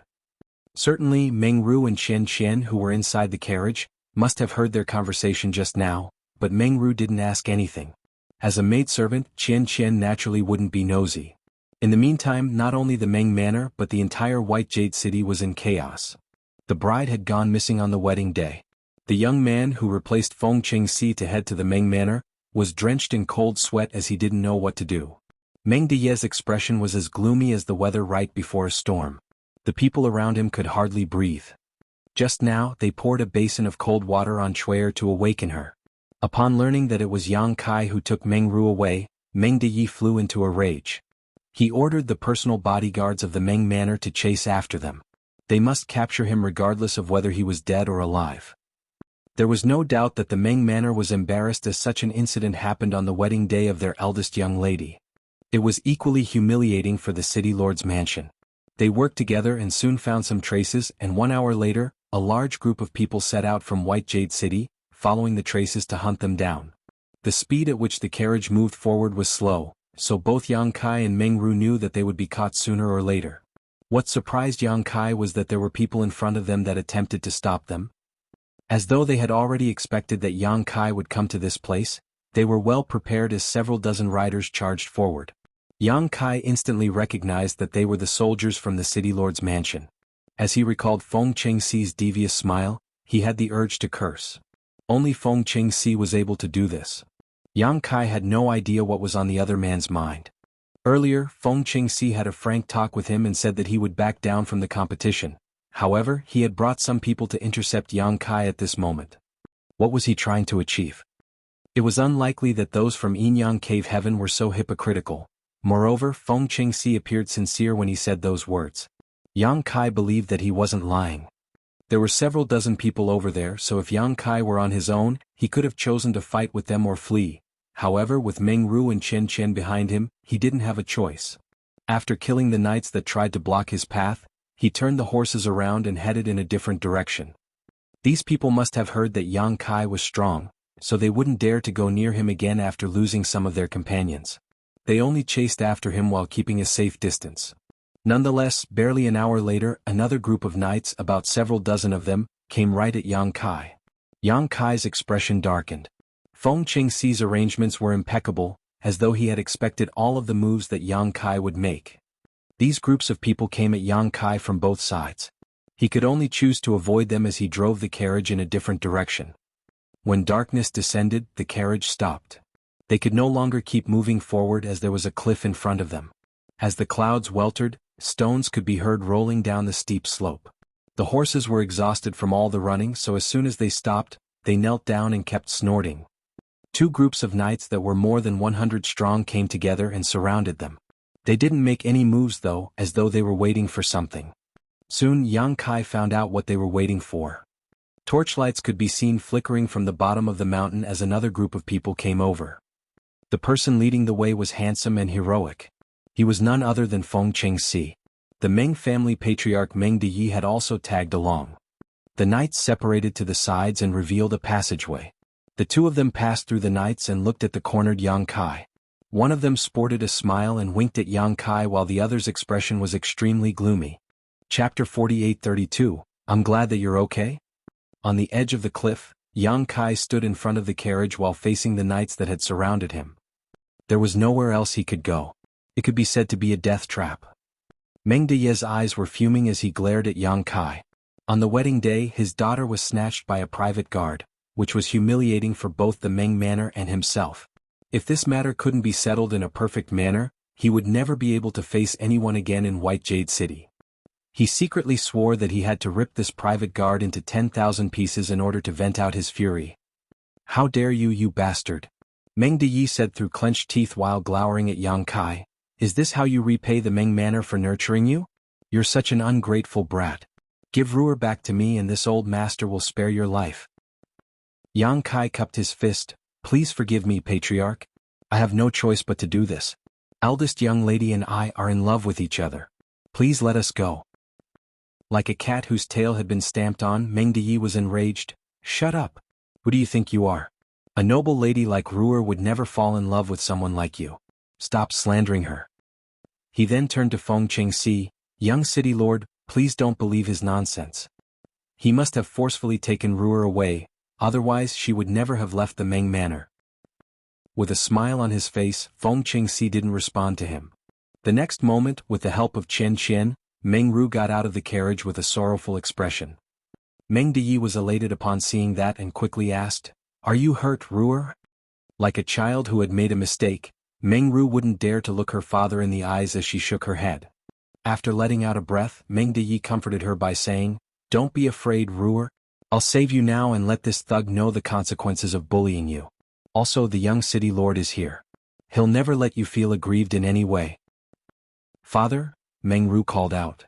Meng Deyi quickly replied, "I'm here." Meng Ru hung her head low. "Father, please let big brother Yang and me go." As if struck by lightning, Meng Deyi instantly sported a livid expression as he stared at his daughter with a pair of piercing eyes. "What did you say?" He could reprimand Yang Kai for spouting nonsense just now and dismiss it out of hand, but it was a different case when Meng Ru said it.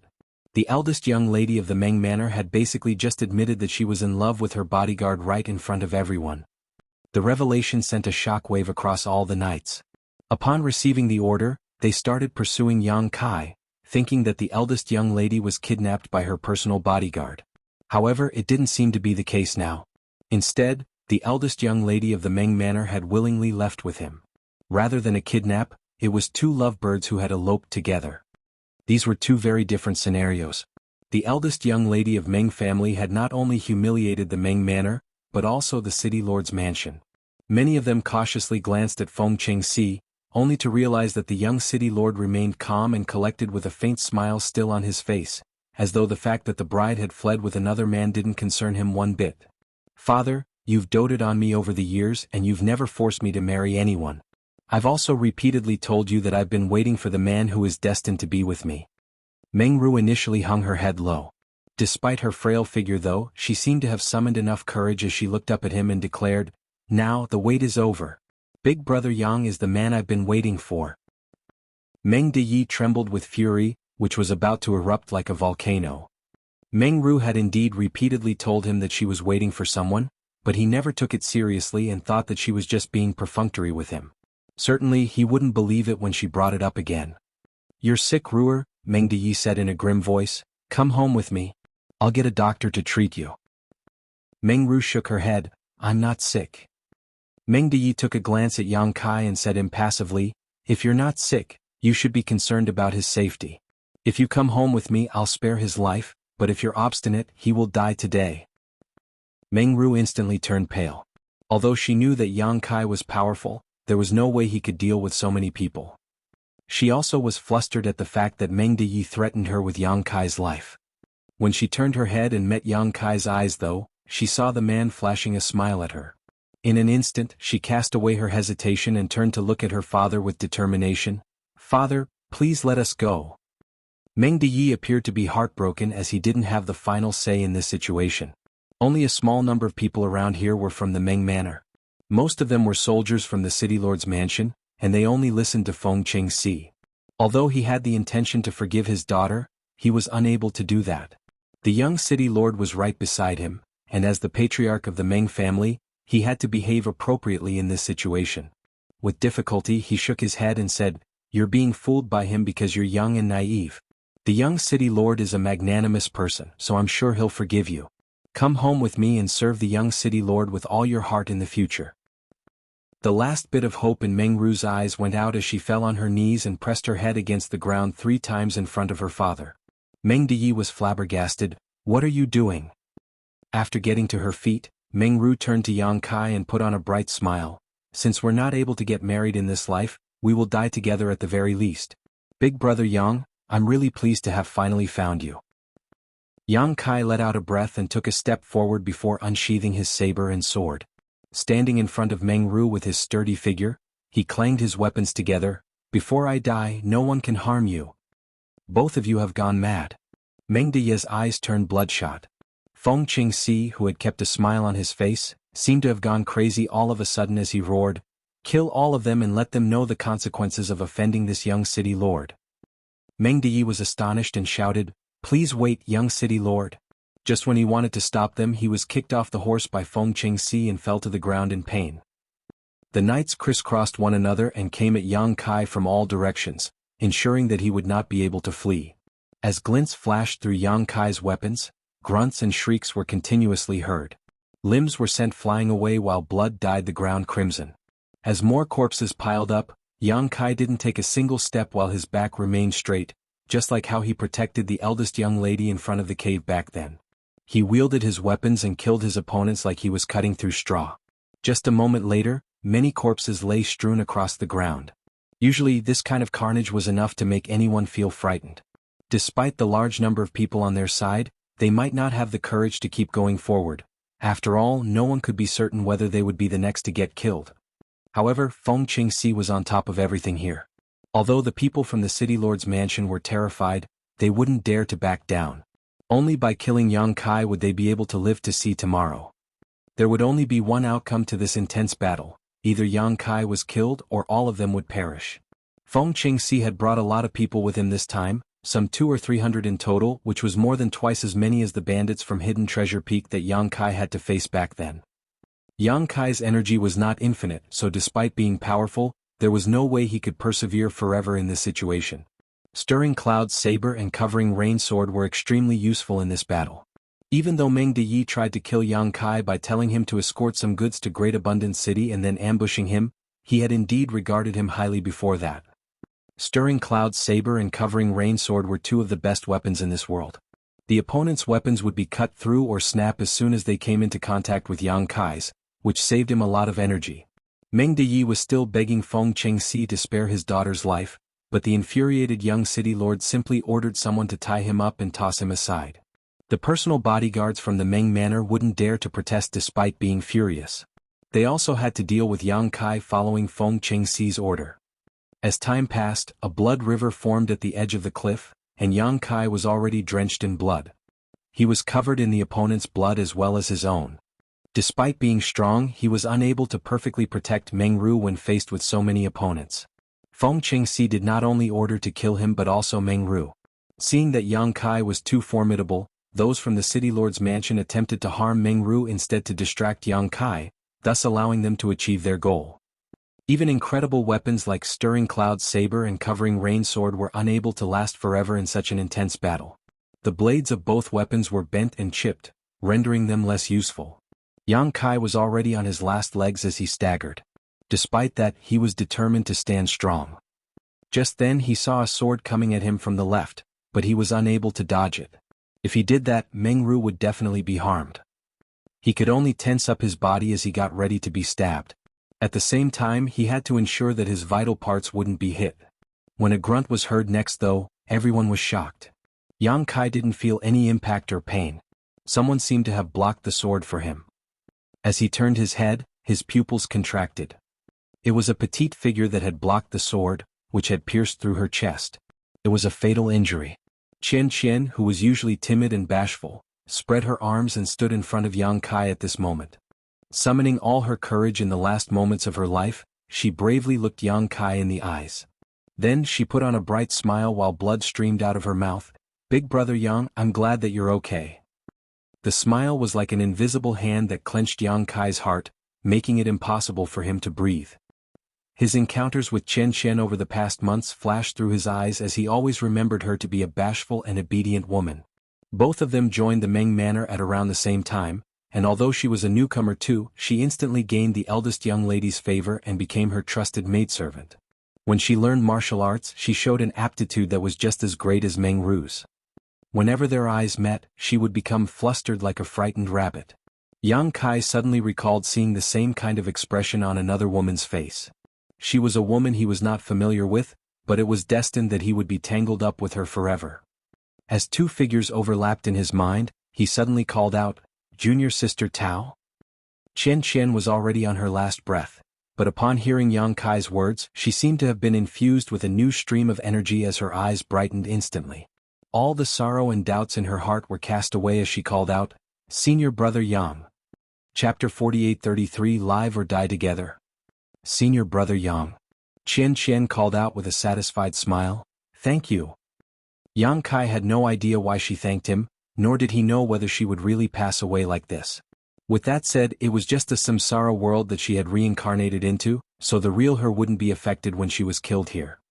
However, he had never expected that Tao Lingwan had also come to this samsara world. and she had been by his side without him knowing the whole time. At the critical moment she had even blocked a fatal sword strike with her body for him. Both Feng Qingxi and Yuxiang Dai had said that sincerity was of utmost importance in the samsara world. The more sincere a person was, the more likely his or her wish would be granted.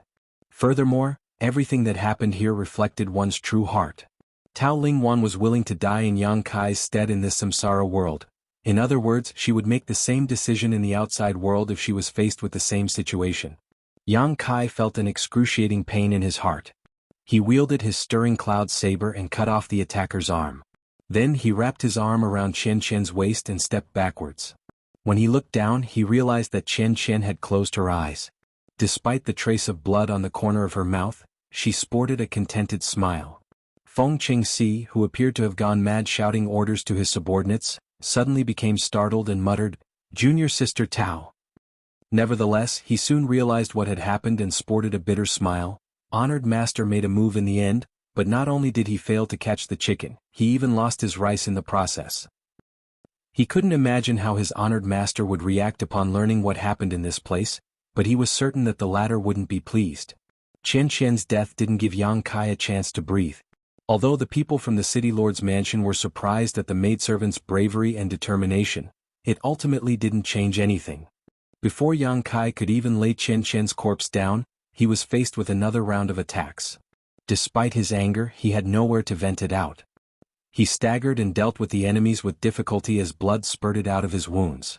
Meng Ru picked up a sword and wielded it at the enemies with gritted teeth, determined to fight alongside Yang Kai. She had never fought with anyone before, let alone killed a person. However, after learning martial arts from Yang Kai for a few months, she had built a solid foundation, so she was in a far better state than when she was saved by Yang Kai previously. At that time she found it hard to even pick up a sword. Nevertheless, at this moment she was somewhat intimidating when wielding her blade.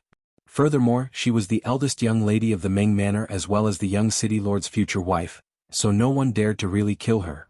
Qian Qian's death seemed to have shocked Feng Qingxi, so while riding his horse he simply looked up at the sky and sighed. It was getting late, so it was time everything ended. Despite the fact that he hadn't managed to achieve his goal after staying in this world for a few years, he never lost hope as he was determined to complete the task given to him by his honored master. However, the moment he realized his true heart, he discovered that all he really felt was fatigued. Everything he had done in this samsara world seemed to be nothing more than a farce. The young city lord leaped into the air and flew over everyone like a bird. With a dazzling light flashing through his weapon, he came right at Yang Kai. Yang Kai saw the attack and knew it would be fatal. Although he wanted to ward it off, he was powerless to do that. Just like what happened to Qian Qian, the sword penetrated his chest. However, Feng Qingxi apparently didn't intend to kill him. The sword didn't pierce into his heart, thus allowing him to survive. Yang Kai was already on his last legs with countless wounds on his figure. After getting struck by the attack, he fell backwards and collapsed into Meng Ru's arms. Despite the fact that blood was streaming out of his mouth, he looked gratefully towards Feng Qingxi. All of a sudden, he realized how he was supposed to break Chu Huashang's heart barrier. He had also figured out the reason Feng Qingxi had done all of this. Feng Qingxi didn't say anything as he gently nodded. "Big brother Yang," Meng Ru said in a choking voice. She covered the wound on his chest with her fair hand, but she was unable to stop the blood from spurting out. Soon her hand was dyed red. Yang Kai took her hand. "It's useless. I'm sorry for not being able to protect you." Meng Ru's face was already soaked in tears as she repeatedly shook her head. "It's me who has dragged you into this." She knew that given Yang Kai's strength, he would have been able to flee if he were on his own despite being surrounded by so many people. However, with her around he could not run away. The soldiers gathered around him but did not immediately make a move. They were horrified by the power Yang Kai had showcased earlier, but at the same time, they mourned for a dying hero. All of a sudden, Meng Ru stopped crying and put on a smile. As she stroked the man's face, she said gently, "I'm sorry for what happened in this life. Let me protect you in the next." Upon finishing her words, she carried Yang Kai up and turned around before leaping off the cliff without hesitation. Under the moonlight, they looked like two lovebirds that sought eternal freedom. When the tied-up Meng Deyi saw this, he instantly passed out. Feng Qingxi let out a breath while feeling exhausted.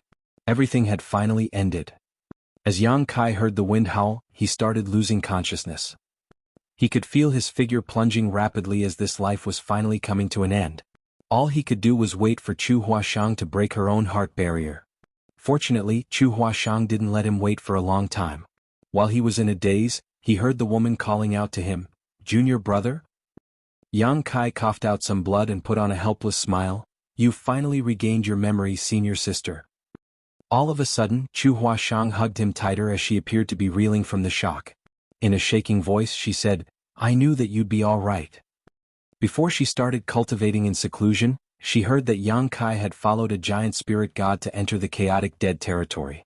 Everyone from Yinyang Cave Heaven was certain he was dead, but she firmly believed that he was still alive.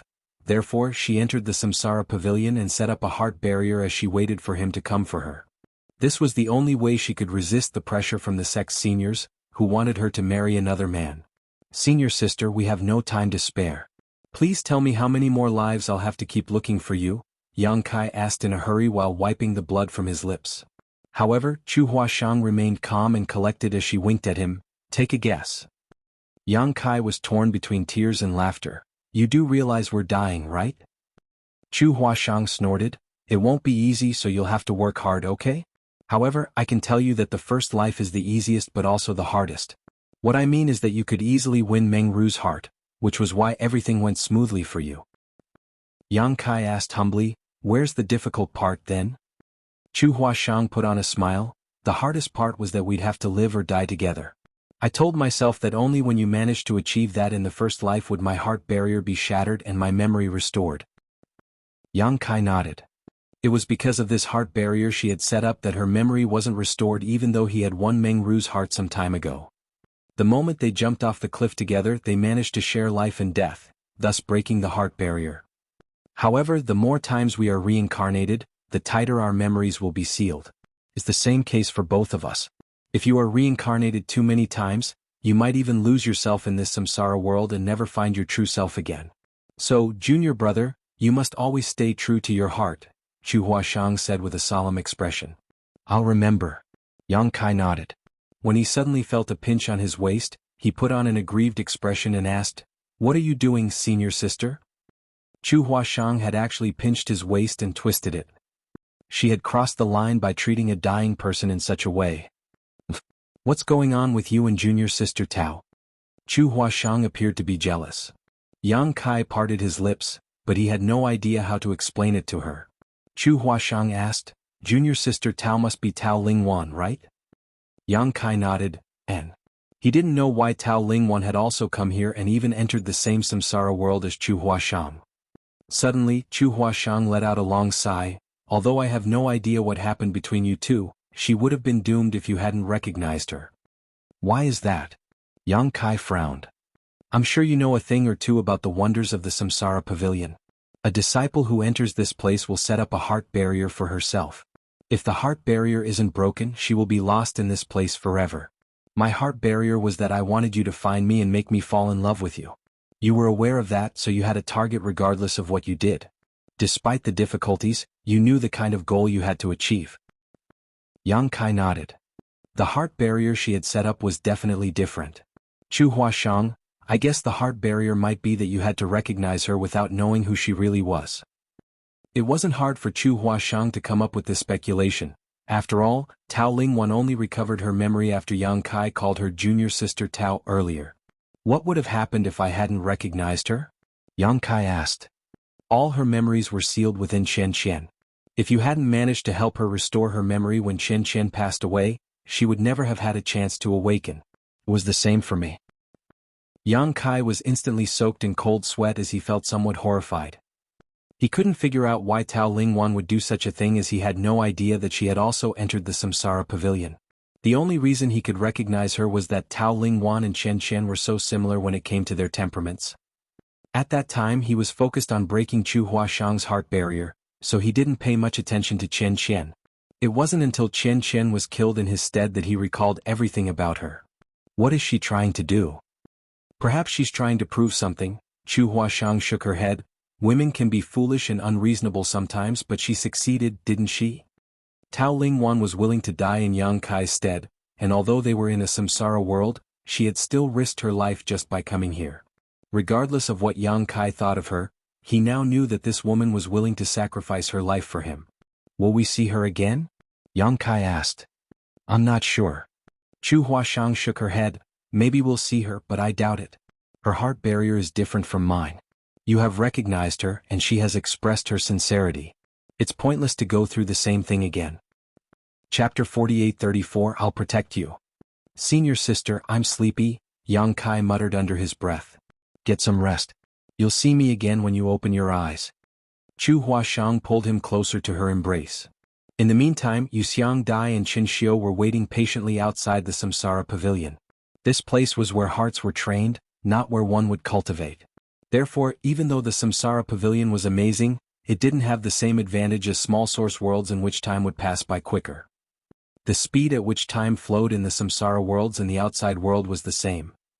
It had been 3 months since Yang Kai entered the Samsara Pavilion, and no one knew what was going on with him inside. It wasn't certain if he shattered Chu Huashang's heart barrier or had even found her. Certainly they were worried, but as outsiders their worries were meaningless. It all hinged on Yang Kai's own capabilities.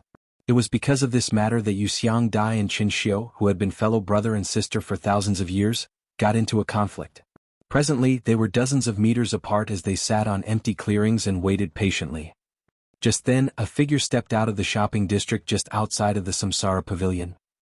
Sensing something, Qin Xiu immediately opened his eyes and glanced at that person. Following that, he let out a breath almost imperceptibly. Yuxiang Dai noticed the person as well.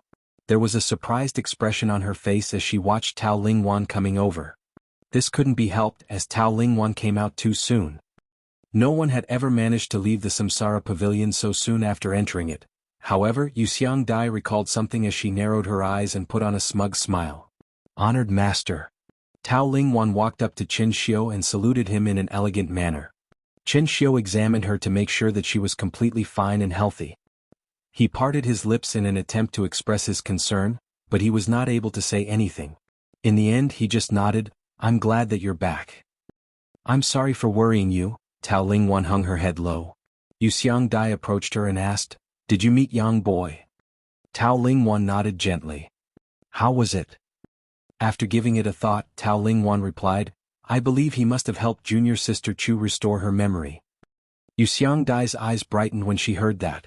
Then she let out a breath. That's good. That's good. Qin Xiu asked, Did you see him? Tao Lingwan nodded her head. Yes. Qin Xiu stopped asking further. Since Yang Kai had helped Chu Huashang restore her memory, it meant that he had broken her heart barrier. Hence, he had succeeded in this life. On the other hand, Feng Qingxi had not managed to achieve his goal even though it had been 8 or so years since he entered the Samsara Pavilion. Although Qin Xiu had already expected it, he was still disappointed upon learning the outcome. As they spoke, Feng Qingxi stepped out of the Samsara Pavilion and saluted Qin Xiu and Yuxiang Dai. Like a friendly senior, Yuxiang Dai patted the young man's shoulder and comforted him by saying, Sincerity can never be forced. You must not think that you're inferior to the other party just because you've lost this competition. You're a core disciple of Yin-Yang Cave Heaven after all, and a bright future is ahead of you. However, love is not something which one can control at will. Feng Qingxi obediently saluted her. Many thanks for your teaching, martial aunt. A gleeful Yuxiang Dai then shot Qin Xiu a glance and mocked. So what if you've done everything you can to set others up? Look at the outcome now. You're the one who has suffered a setback in the end. I suggest that you stop being so short-sighted, senior brother. A dispassionate Qin Xiu glanced at her. Waner is my disciple as well as a member of Yin-Yang Cave Heaven. Yuxiang Dai batted her eyes and suddenly said through clenched teeth, It's basically a buy one get one free deal. We have made a loss. Tao Lingwan started blushing furiously. She found it hard to deal with Yuxiang Dai, who could be unrestrained in her words sometimes, and when she thought of the fact that she had to face Chu Huashang in the future, she couldn't help feeling guilty. Although she was just executing her honored master's orders, she was the one who had acted in the end. After struggling internally for a bit, Yuxiang Dai made up her mind, Senior brother, be prepared. When that brat exits the Samsara Pavilion, we'll let him marry Xiao Huashang and Waner. Qin Xiu arched his brow. How are they going to get married? Yuxiang Dai snorted. Of course he has to get married into Yin-Yang Cave Heaven. No core disciple has ever left the sect after getting married. There was finally a smile on Qin Shio's usually stern-looking face. He nodded and said, "That's wonderful. You should stay here then. I'll tell the higher-ups about it and let them make a decision." Yu Xiangdai bowed her head, after which Qin Shio left the place with his disciples. The conflict between them was resolved after they came to an agreement. Some heavy things seemed to have pressed against Yang Kai's body as he realized that it was pitch black around him. He tried his best to break free from this situation but to no avail. He even found it increasingly difficult to breathe. For a moment he thought that he was going to lose his life here and now. After falling off the cliff alongside Chu Huashang, he moved on to the next life. However, he had not the foggiest idea about the situation in this place. As soon as he opened his eyes, he realized that he was buried beneath some things. The sounds of people wailing and dying could faintly be heard, but they soon quieted down. Just then, a ray of light came into his sight as the heavy things on his figure were taken away. He got to his feet with difficulty and immediately examined his body. When he was beneath the heavy objects, Yang Kai already felt that something was off, and upon first examination, he realized what was wrong. Presently he was just a boy around 12 or 13 years old. It was no wonder that he didn't have much strength as his body had shrunk. What the? Yang Kai secretly cursed. The reason he entered this samsara world was to break Chu Huashang's heart barrier. In order to do that, he had to win her heart. How was such a young brat supposed to do that? Did he have to grow up first? At this moment he was standing on some debris. It was apparent that he was pressed under a collapsed house just now. He caught a whiff of a pleasant scent as a figure came into his sight. Looking up, he instantly saw the familiar face. The words, "Senior Sister Chu," almost spurted out of his mouth. Presently, Chu Huashang was just standing in front of him. She was clad in tight-fitting clothes with a sword at her waist. She tapped the dust off his shoulder and asked gently, "Are you all right, little one?" "Little one?" Yang Kai's brow twitched. "Where are your parents?" Chu Huashang asked. Yang Kai didn't know how to reply to her. Thinking that he was still reeling from the shock, Chu Huashang hesitated for a bit before letting out a sigh. Then she bent her back and took his hand. "Don't be afraid. You should follow me from now on. I'll protect you." Yang Kai had the urge to curse. This would definitely be a life that he would never want to look back on. He could already imagine that when he and Chu Huashang got out of the Samsara Pavilion, she would certainly tease him whenever she remembered this. However, there was nothing he could do at this moment. With that said, he felt fortunate that he saw Chu Huashang as soon as he opened his eyes. He could grow up by her side and slowly get closer to her heart. All of a sudden he recalled what Mengru said to him when she carried him up and jumped off the cliff. "I'm sorry for what happened in this life. Let me protect you in the next." Her wish had been granted. In this life, it would be her turn to protect him. The Samsara Pavilion was indeed an amazing place where sincerity was of utmost importance. When Mengru jumped off the cliff, she must have had a strong desire to protect Yang Kai in the next life, which was why her wish was granted after the reincarnation. In this life, Chu Huashang was one of the brightest disciples in a major sect. Not only was she talented and powerful, she was also beautiful. She had countless admirers within the sect, and even the rising stars from other sects had heard of her. There was never a lack of people who proposed marriage to her, which made Yang Kai feel apprehensive as he was worried that the sect's elders would pressure her to accept one of those proposals. Fortunately, she was an important figure in the sect, so she had a say in this matter. If she didn't agree, no one could force her. After Yang Kai was brought back to the sect, he became a disciple and started cultivating under her tutelage. They rapidly became closer to each other. In this life, Chu Huashang was like a master or elder sister to him. As time passed, Yang Kai grew up to be an adult. Unfortunately, in this life his aptitude was terrible. Regardless of how hard he cultivated, he was still much weaker than Chu Huashang. Perhaps it had something to do with Mengru's last wish. He reckoned that he would really have to be protected by Chu Huashang in his life. Additionally, since he was an adult now, he realized that she started looking at him with a different kind of gaze, which was filled with a sense of longing. This made him feel secretly pleased. As she continued to protect and take care of him, her love for the man became increasingly conspicuous. However, due to the difference between their age and seniority, she wouldn't dare to cross the boundary. Upon that realization, Yang Kai decided to take the initiative to pursue her. She would always blush and feel her heart pounding against her chest whenever he approached her. When he turned 20 years old, there was finally a breakthrough in their relationship. Following Yang Kai's years of pursuit, she finally cast away the worries in her heart and accepted the man, who was 10 years younger than she was and who she had saved all those years ago. The heart barrier was shattered, and Chu Huashang once again recovered her memory. There wasn't really any difficulty to speak of in this life, it just took Yang Kai a lot of time to win her heart.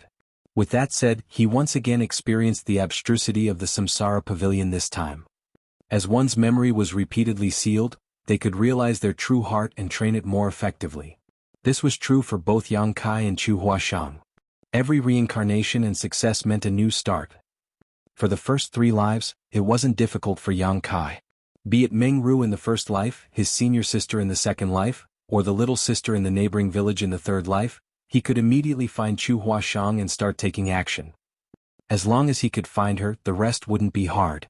That was because her heart barriers had something to do with him, so he had a natural advantage when it came to breaking them. However, after the third life the difficulty began to increase. In the fourth life it took him half a year before he found Chu Huashang, and during that period of time he came across a lot of danger and almost lost his life. Chapter 48-35 The Ninth Life. It was the same case in the fifth life, and it became even more difficult to break Chu Huashang's heart barrier. It was no longer easy to win her heart. After they met each other they even got into a fight due to some misunderstandings. The level of difficulty further increased in the sixth life. She no longer looked like her original self. Instead she appeared with an entirely different face, just like what happened to Tao Lingwan, who was reincarnated as Chen Chen in her first life. However, Tao Lingwan's situation was unique. Her heart barrier was that Yang Kai had to recognize her true identity without knowing who she actually was. Therefore she wouldn't appear before Yang Kai with her original appearance. It was different for Chu Huashang. Her appearance didn't change in the first 5 lives, so Yang Kai could instantly recognize her after finding her. Nevertheless, in the sixth life she had turned into an entirely different person. If Yang Kai hadn't repeatedly made sure she was Chu Huashang, he would have missed her. The more reincarnations one went through in the Samsara Pavilion, the more difficult the challenge would be. One's memory was greatly affected during reincarnation, and for every reincarnation, Chu Huashang's memory would be sealed. Yang Kai was fine initially, but as he went through rounds of reincarnation his memory began to be affected as well. They moved on to the 7th life, 8th life and finally arrived at their 9th life. There were a lot of grand halls in the Grand Qi Temple where many powerful cultivators resided. The fight between the forces of righteousness and evil had persisted for hundreds of years. Due to the never-ending war, countless people had lost their lives. As a result, the entire continent had turned into living hell where blood rivers had formed. About 100 years ago, Grand Qi Temple was born from an alliance of 7 sects. Only the most powerful and upright person had the right to become the temple master of Grand Qi Temple and lead all the righteous great forces in the world. On the other hand, there were those from White Lotus sect who were good at bewitching people and causing trouble in the world. In this chaotic world, they had taken on innumerable disciples to fight against Grand Qi Temple, becoming their greatest enemy. There were victories and losses on both sides following years of fighting between the righteous and the wicked. Evil had steadily gained the upper hand over the past few decades, but perhaps the righteous would gain an upper hand in the decades that followed. However, regardless of which side was at an advantage, they couldn't completely destroy the other. There were the top 7 sects on the continent, which were Divine Method Hall, Grand Battle Sect, Swaying Willow Sect, Hidden Sword Villa, Shooting Star Palace, Emerald Smoke Sect and Lion Hall. These were the 7 sects that had propped up the righteous side and jointly founded Grand Qi Temple. It had been about 130 years since Grand Qi Temple was born. There had been 4 temple masters in the past who had all died in the battle against the powerful masters from White Lotus sect. Yang Kai, who was in his prime, was the 5th temple master of Grand Qi Temple. He was from one of the 7 sects, Divine Method Hall. His mastery over the spear was unrivaled, and he was an upright and honest man. After the 4th temple master passed away 3 years ago, he single-handedly saved Grand Qi Temple, which was on the brink of falling apart. In comparison, the 5th temple master was much stronger than the previous 4 temple masters when it came to raw strength, determination, and intelligence. In fact, as the temple master, he had launched dozens of attacks on White Lotus sect in the past 3 years and been victorious every time. As a result, White Lotus sect had suffered immense losses. Everyone believed this was an opportunity for Grand Qi Temple.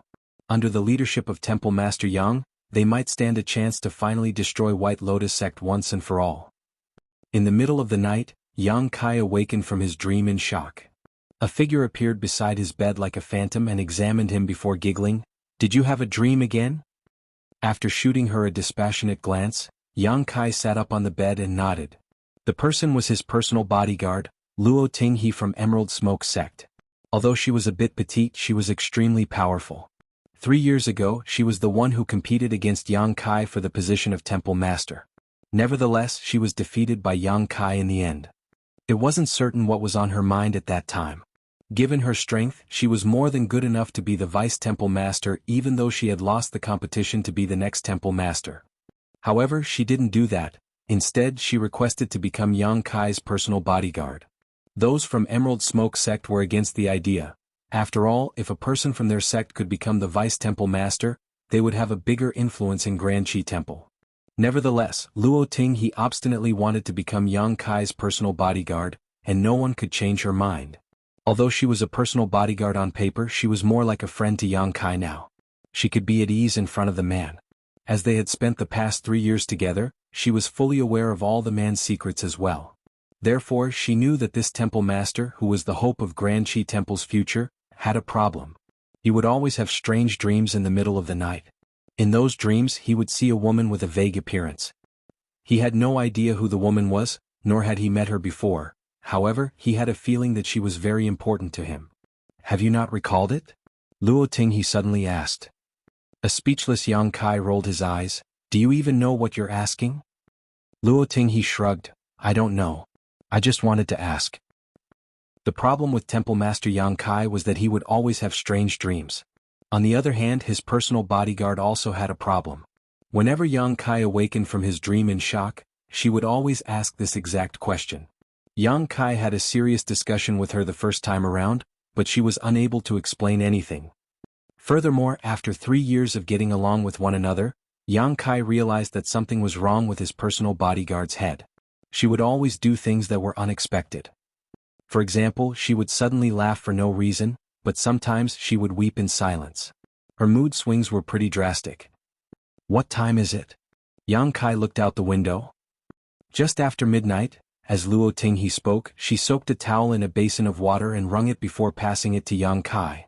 After taking it, Yang Kai wiped his face and felt refreshed. However, the vague image of that woman in his dream still lingered in his mind. He had a feeling that the woman in his dream was someone very important to him, but as he went through the past experiences in his life, he was certain that he had never met her before. This strange matter puzzled him. Just then, a slight noise was heard coming from outside. Yang Kai's gaze turned ferocious while Luo Tinghe's petite figure instantly disappeared from the spot. A cold breeze swept through the gap of the door. A moment later, Luo Tinghe returned to the room with blood still dripping from her sword. Yang Kai looked up while a calm and collected Luo Tinghe said, "Some of the conceited disciples from White Lotus sect wanted to assassinate you. How many of them are still alive?" Yang Kai asked in a grim voice. 3. Luo Tinghe chuckled. "You must do whatever it takes to find out everything they know." Yang Kai snorted. "Don't worry." Luo Tinghe nodded repeatedly. "I'll dig out everything from their heads." Upon finishing her words, she turned around and left. The next day, powerful cultivators gathered together in the main conference hall of Grand Qi Temple. There were 6 Vice Temple Masters under Temple Master Yang Kai. Since Yang Kai was from Divine Method Hall, which was one of the 7 sects, the other Vice Temple Masters were the ones who were in charge of the remaining 6 sects. Under the Vice Temple Masters were the Hall Masters. There were about 30 of them. These were the managers of Grand Qi Temple that had gathered together. They could command all the cultivators in the world who belonged to the righteous path. At this moment, all of them were gazing at Yang Kai. The past 3 years were more than enough time for Yang Kai to build sufficient authority as the 5th Temple Master. Presently, he remained silent, and even though there were a lot of people in the Grand Hall, no one dared to say anything. A moment later, Yang Kai suddenly opened his eyes and said, "In 10 days, those from White Lotus sect intend to hold a sacrificial ceremony in East Star City and refine a 10,000 soul banner." All of them had their expressions changed drastically upon hearing that. Vice Temple Master Gan Wenshan, who was from Grand Battle sect, asked in horror, "Are you serious, Temple Master?" Yang Kai nodded. Xiao He personally obtained the information from the assassins last night. At the mention of Xiao He, all of them shuddered, including Vice Temple Master Xia Hongtao, who was also from Emerald Smoke sect. Although Luo Ting he appeared to be crazy sometimes, all of them knew how ruthless she was. She was the oddest one in Grand Qi Temple. If not for the fact that she had never done anything wicked, and that she was really from Emerald Smoke sect, many would have condemned her as the things she had done were no different from, if not worse than, those from the wicked path. No one could hide any secrets following her interrogation. Yu Xingzhou, who was from Shooting Star Palace, frowned. Can we believe what the assassins have said? Holding a sacrificial ceremony in East Star City to refine a 10,000 soul banner is no small matter. It's supposed to be a top secret that only the leaders of White Lotus sect have the right to know. Yang Kai explained, it's a major event to hold a sacrificial ceremony in East Star City, so they will need a lot of people to carry it out. Even if White Lotus sect wanted to hide this news, some people might still be able to figure out what's going on. Xiao He has already speculated that something like this was about to occur, so this conclusion is not entirely based on what the assassins have said. Upon hearing that, Yu Xingzhou nodded. In that case, East Star City will be in danger. Yang Kai rose from the seat and declared, although East Star City is not big, there are still around 100,000 residents, all of whom are innocent. If those from White Lotus sect succeed in refining the 10,000 soul banner, many more innocent people will be affected. We have to stop them. Moreover, the 10,000 soul banner is very important to White Lotus sect, so the White Lotus matriarch might personally host the sacrificial ceremony. If we can kill the White Lotus matriarch in East Star City, White Lotus sect will definitely collapse. The fight between the righteous and wicked path that has spanned hundreds of years will come to an end, and peace will be restored to our world. Upon hearing that, all of them felt their blood boiling as they got up and said, we will follow your lead, Temple Master. With a satisfied expression, Yang Kai nodded. He calmly gave the orders as it was apparent that he was well prepared. When all the arrangements were made a moment later, Yang Kai swept an authoritative glance over them. This is a great opportunity for Grand Qi Temple. If we succeed, we'll be able to destroy White Lotus sect. All of you should lead your own people and wait for further orders. Any leak of information will be punishable by death. Chapter 48-36, Unable to recognize each other. In the middle of the night in East Star City, only the sounds of dogs barking and babies crying could be heard from time to time. Under the moonlight, Yang Kai was standing on top of a tower and looking down with a pair of eagle-like eyes. Below the calm surface was a violent undercurrent. The people from Grand Qi Temple and the disciples from White Lotus sect had hidden themselves in this small city, but they seemed to be aware of each other's presence. An hour to midnight, the first conflict broke out. It ended just as quickly as it started though, and nothing much had been affected. However, the second and third conflicts soon followed. An hour after midnight, the battle was in full swing and carnage could be seen on every street of East Star City. All of the citizens shut their doors and wouldn't even dare to breathe loudly. Just then, a high-pitched sound was heard coming from a particular direction. Yang Kai's eyes turned ferocious as he looked in that direction. Booms were continuously heard coming from over there. As the world energy surged, more than 10 figures engaged in an intense battle. Lights flickered following the use of different secret techniques. Despite the long distance, Yang Kai could immediately see a middle-aged woman who was clad in white robes. She was none other than the White Lotus matriarch. White Lotus sect was founded a long time before Grand Qi Temple. The current sect master of White Lotus sect was this White Lotus matriarch, who was known for her ruthlessness. Countless sects had been destroyed on the continent because they had offended White Lotus sect. Although those from Grand Qi Temple had launched several attacks to kill White Lotus matriarch, they hadn't managed to achieve their goal so far as she was cunning and elusive. Just like they had expected though, the White Lotus matriarch had really appeared to host the sacrificial ceremony in East Star City. At this moment she was leading some of the powerful masters from White Lotus sect to break through the siege. Unfortunately, several Vice Temple masters from Grand Qi Temple had joined forces to stop them, so they were unable to break free for the time being. With that said, the White Lotus matriarch was one of the most powerful cultivators on the continent. Although the Vice Temple masters from Grand Qi Temple were fairly strong themselves, they were unable to keep her trapped for long. After several exchanges of moves, one of the Vice Temple masters was wounded by a sword. A violent force exploded in his body, rendering him powerless to fight. It wasn't certain if he could survive. Yang Kai leaped off from the top of the tower and flew towards them like an eagle. While in midair, he lifted his spear. In that instant, the White Lotus matriarch felt cold all over her body. When she turned her head, her expression changed drastically. She threw the people around her away without any hesitation, and as a glint flashed through her blade, a sword wave slashed at Yang Kai. As Yang Kai flourished his spear, and the sword wave shattered. Blood started streaming out of a wound on his face that was caused by the remnant sword chi, yet he did not even bat his eyes as he continued with his attack. The next moment, the White Lotus matriarch was sent flying away while spraying out a mouthful of blood. She seemed to have lost all her strength. Technically speaking, both Yang Kai and the White Lotus matriarch were equally matched, as they were some of the most powerful cultivators in the world. However, Yang Kai had basically launched a sneak attack while the White Lotus matriarch was unsuspecting, which was why she suffered a serious setback. Before the enemy even landed, Luo Tinghe appeared right on the spot where she was falling. No one knew when Luo Tinghe had appeared. She was just as silent as a phantom, but a sword cry was heard coming from her weapon. From the looks of it, it was as if the White Lotus matriarch took the initiative to throw herself onto the sword. At the most critical moment, the White Lotus matriarch forcefully twisted her figure to make sure her vitals wouldn't be pierced. Despite that, she was still greatly harmed by Luo Tinghe as the sword penetrated her chest. However, the White Lotus matriarch had also managed to land a palm on Luo Tinghe with all her might and sent her flying away. Luo Tinghe crashed into a house, and it wasn't certain whether she was dead or alive.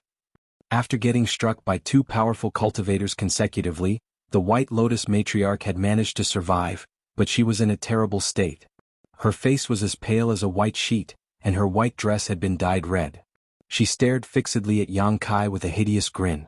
As she performed different hand seals, she said through clenched teeth, "Activate." The next moment, she crouched down and pressed her hands against the ground as a violent force burst forth. It was too late for Yang Kai to stop her. The entire East Star City shook as everyone found it hard to keep their balance. The blood flowing on the ground seemed to have been infused with life as it squirmed and formed a gigantic spirit array. An eerie red light engulfed the entire East Star City as everyone could hear the sounds of crying and howling, and the cold wind which was whipped up made them shudder. The expressions of the Vice Temple Masters changed drastically. Xia Hong Tao from Emerald Smoke Sect exclaimed, "The 10,000 Souls Array." Seizing the chance, the White Lotus matriarch escaped and disappeared into the darkness. Her voice could be heard saying from a distance, "I'll remember what all of you from Grand Chi Temple have done to me today. I'll make you pay a price that's 100 times greater than this." After hesitating between chasing after the enemy and saving lives for a moment, Yang Kai made a decision as he ordered, "Break the array and save the people." If this spirit array was allowed to fulfill its purpose, all 100,000 innocents in East Star City would be sacrificed. The White Lotus matriarch certainly shouldn't be allowed to escape, but they still had a chance to kill her in the future. The most important thing for them now was to save lives. There were other remnants of White Lotus sect in the city who still steadfastly guarded the array nodes. However, since the White Lotus matriarch had fled, the disciples from White Lotus sect were now leaderless. On the other hand, those from Grand Chi Temple were still moving forward in an orderly manner following the Temple Master's instructions.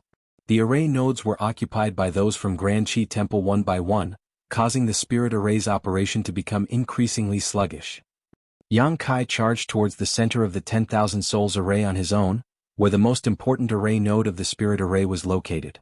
As long as it was destroyed, the spirit array's efficacy would be halved.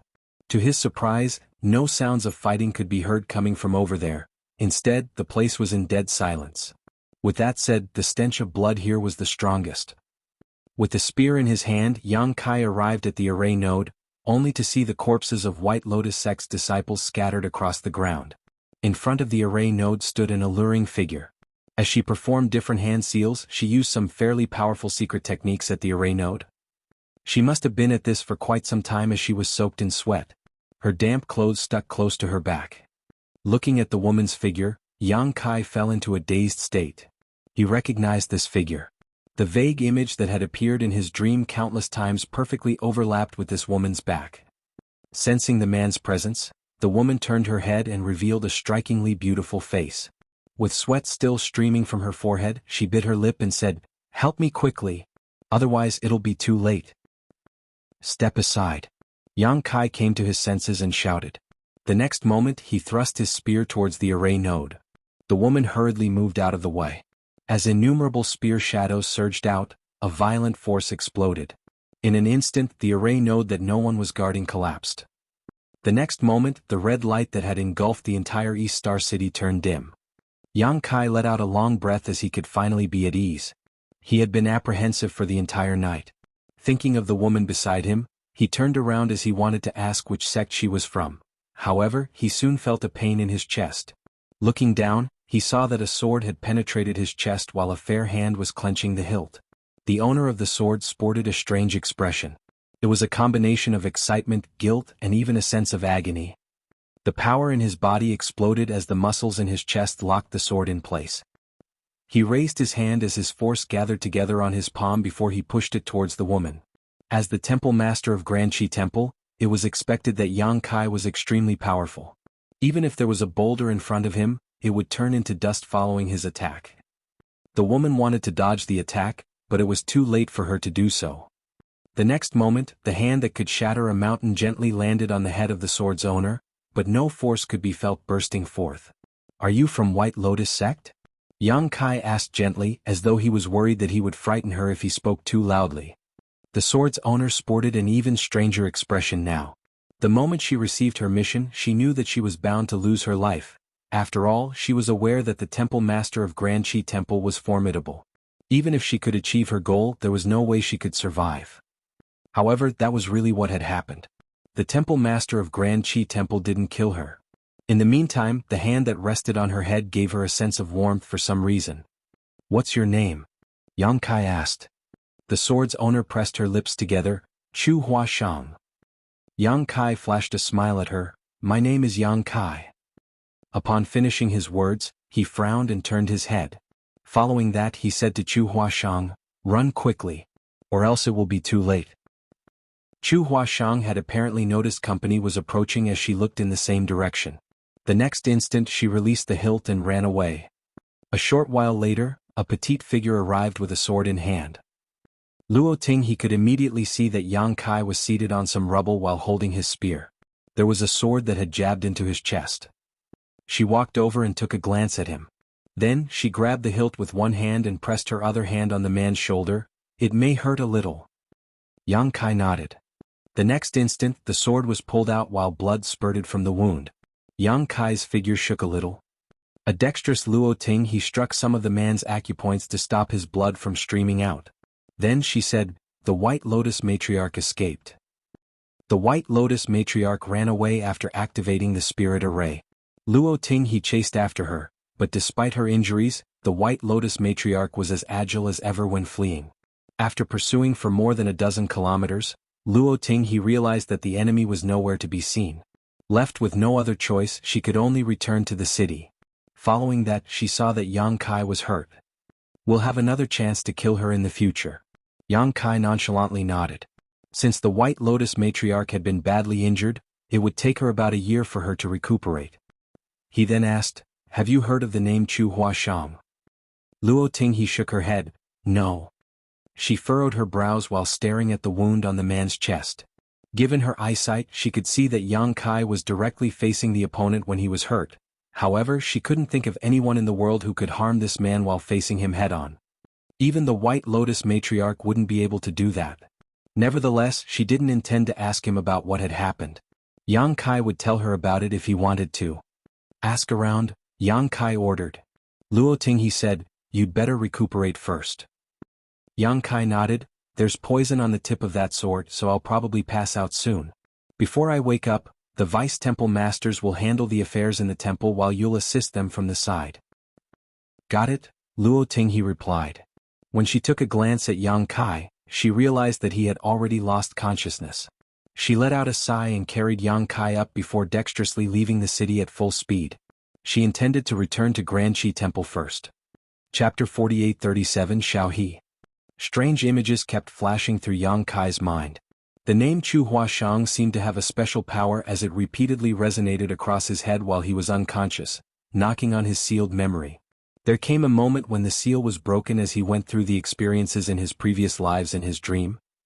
The figure that had always been vague in his dreams finally became crystal clear. As she turned her head, a joyful and coquettish face came into his sight. Yang Kai abruptly opened his eyes. He was still weak due to the injury and poison he had suffered from. Even though he was strong, it was impossible that he could fully recover as soon as he awakened. Everything around him looked familiar to him. He supposed he was in his own bedroom in Grand Qi Temple. A person was seated beside his bed. The only person who could enter his bedroom as she pleased and protected him while he was unconscious was none other than Luo Tinghe. At this moment she was looking at him with a weird expression. As though realizing something, she once again asked the question she had asked countless times before, "Have you recalled it?" Yang Kai nodded his head. An energized Luo Tinghe asked, "What did you recall?" "Many things." Yang Kai struggled to sit up, but he didn't have the strength to do so. Seeing that, Luo Tinghe quickly helped him up and placed a pillow behind his back. Then she stared at him with a longing expression. "Tell me all about it."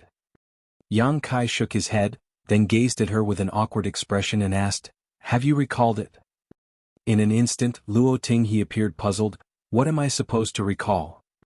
"I don't know." In the dream he finally shattered the shackles that had locked his memory and remembered who he truly was. He recalled where this place was and his reason for coming here. Yang Kai felt a lingering fear in his heart and realized once more how mysterious the Samsara Pavilion was. It was already his 9th life. After living in this world for so long, he had forgotten about who he was, not to mention the fact that he was supposed to shatter Chu Huashang's heart barrier. After many rounds of reincarnation, his memory had been greatly affected. If he hadn't come across Chu Huashang by chance this time, his memory wouldn't have been restored. He would have still regarded himself to be the temple master of Grand Qi Temple who strived to achieve victory for the righteous path. The challenge he had to face in this life was unusually difficult. Now he was the temple master of Grand Qi Temple while Chu Huashang was a disciple of White Lotus sect. Both parties had been arch nemesis for a very long time. During their first encounter, Chu Huashang thrust her sword into his chest and almost killed him. This wasn't a good sign. He reckoned that he had to come up with a good plan in order to win her heart and shatter her heart barrier in this kind of situation. Besides that, the existence of Luo Tinghe concerned him. After his memory was restored, Yang Kai realized that his personal bodyguard was no ordinary person. That was because she had been by his side since the 6th life. In the 6th life he saved a starving beggar who was none other than Luo Tinghe. The person had the same name and appearance as his current personal bodyguard. He initially thought that she was just an illusory figure in the samsara world, so he wasn't bothered by it. However, in the 7th life she once again appeared by his side. This time she was no longer a beggar. Instead, she was a valiant general who had made countless contributions on the battlefields. On the other hand, he was the king of the country.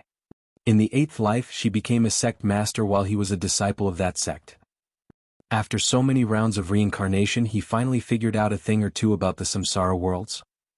These samsara worlds were born on the foundation of Chu Huashang's heart barrier. In other words, her heart was the key to solving the mystery in the samsara worlds.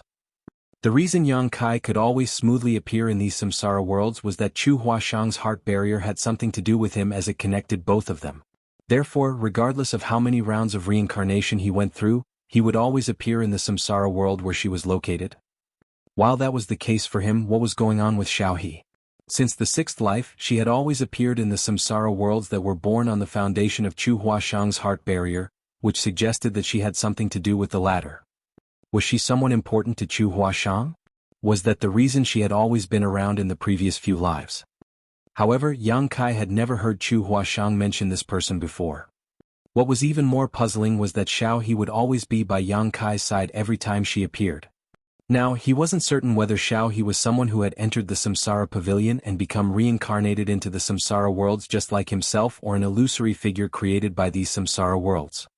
If it was the former, it meant that Luo Tinghe was training her heart in the Samsara Pavilion while her true body was hidden in one of the trees. If it was the latter, she should be a manifestation of Chu Huashang's memories somehow. She repeatedly asked him if he had recalled anything, which seemed to suggest that she was aware that her memory had been sealed too. In that case she was probably not an illusory figure. Instead, she was a real person who had barged into these samsara worlds somehow. However, she was muddle-headed and even acted somewhat crazed most of the time, so it was impossible for Yang Kai to ask her anything about it. Luo Tinghe stared at him with a tilted head for a moment. Upon realizing that he didn't intend to delve into this topic, she stopped asking. Instead she said, "I found out what you want to know. Chu Huashang is one of the saintesses under the White Lotus matriarch. She had only stopped cultivating in seclusion some time ago. The White Lotus matriarch has very high hopes of her. She's a saintess? Yang Kai was rendered speechless.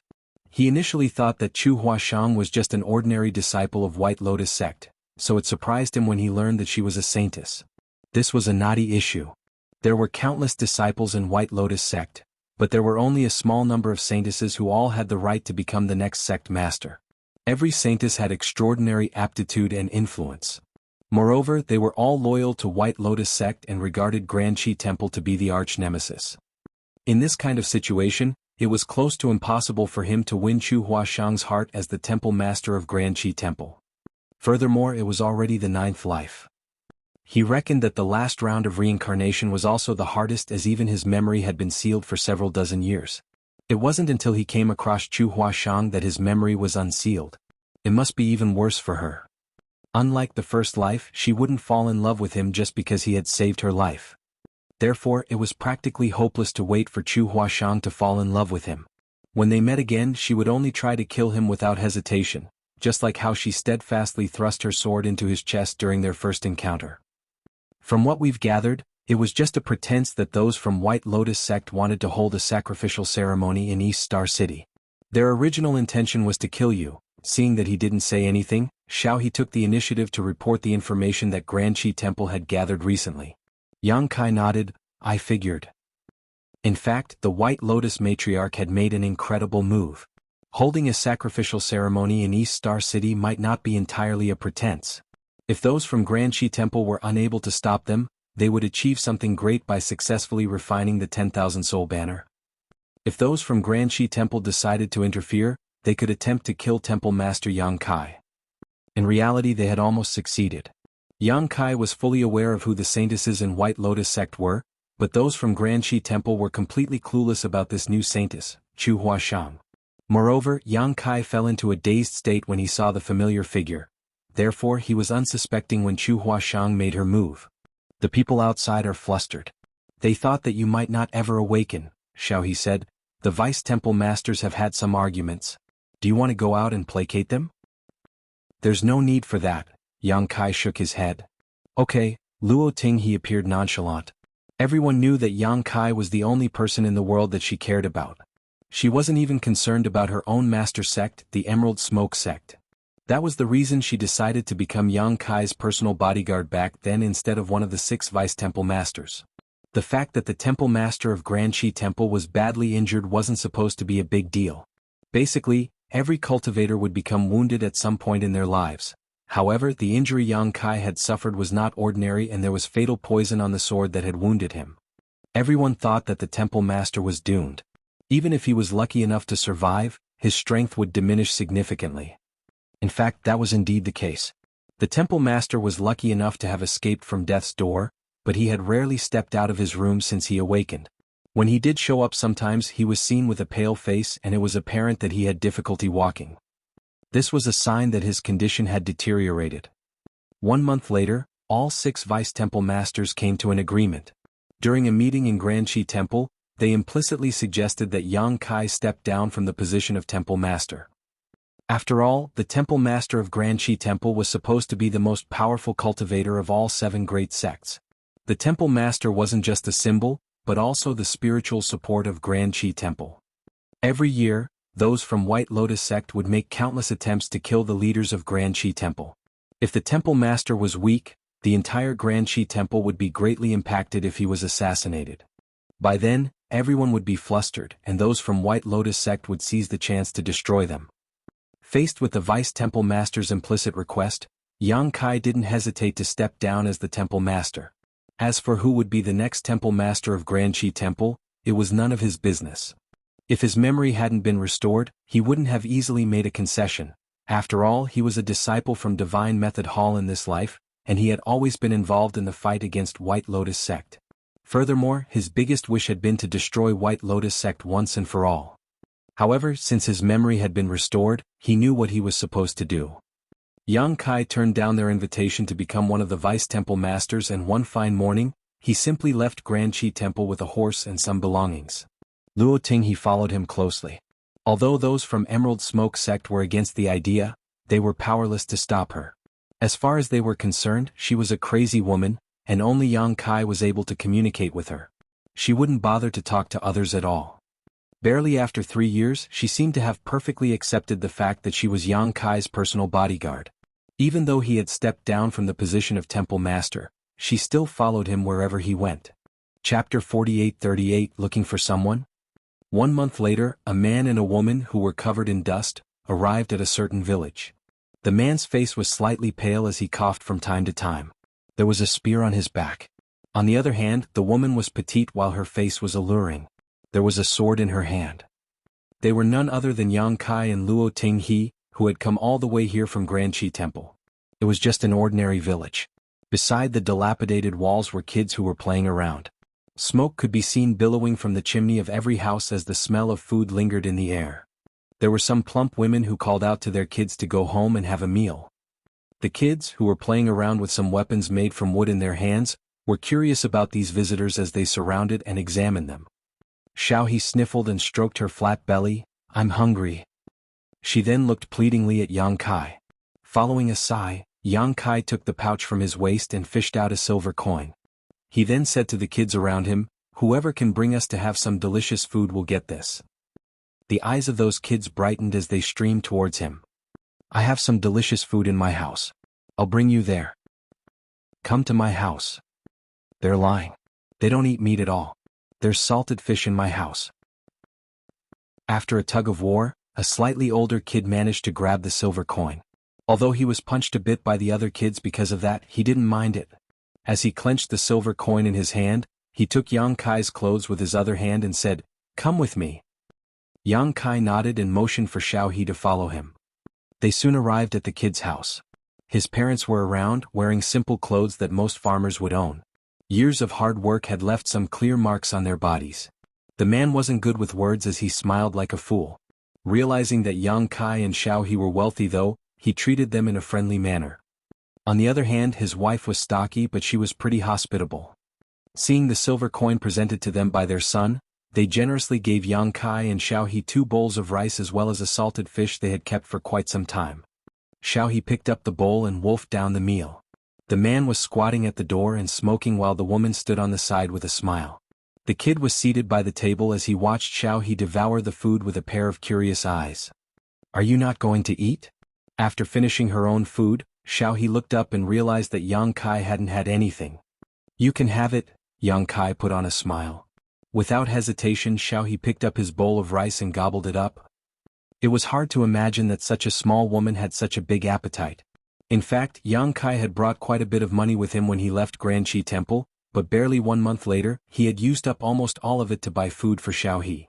"My sister was born to have a big appetite. Please don't mind her, madam." Yang Kai turned to look at the smiling woman. Although the woman was hospitable, she wasn't good with words. Upon hearing that, she waved her hand and said, "It's fine. We still have quite a lot of rice. She can have as much of it as she pleases." Yang Kai then gazed at the kid beside him. "You're still growing. Why don't you eat something?" The kid replied with a smile, "You can eat first. I'll eat later." In response, Yang Kai nodded and stopped objecting. All of a sudden, Xiaohe raised the bowl and said to the woman, "More rice, please." Upon hearing that, the man who was smoking at the door started coughing violently. He almost couldn't breathe because of that.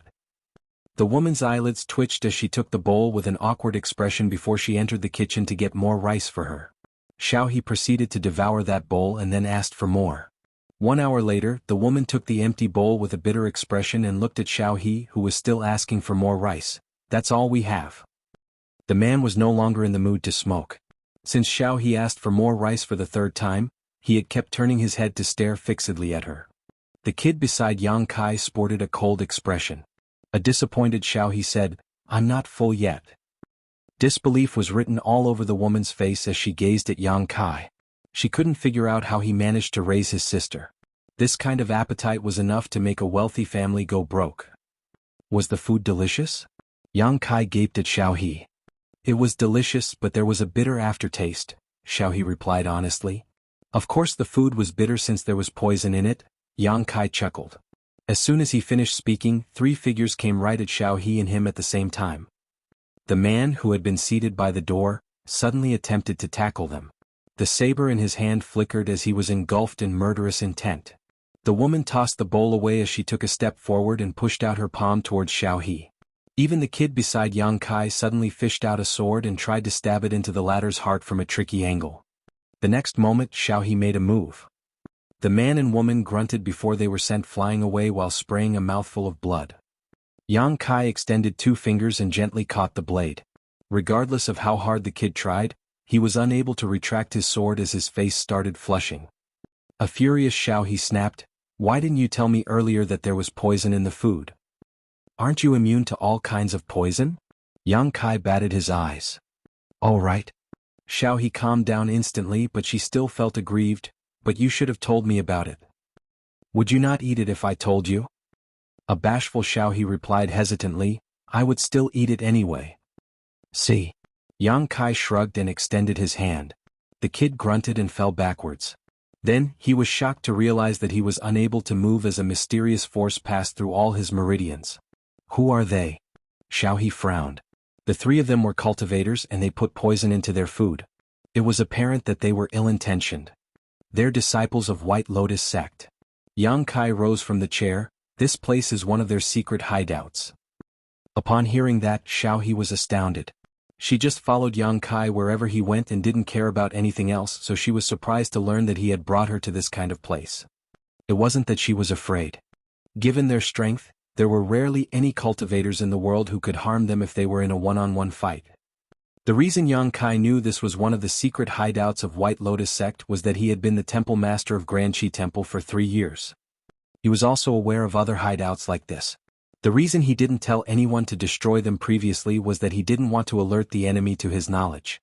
Nevertheless, since he was no longer the temple master, the previous arrangements didn't matter anymore. "What are we doing here?"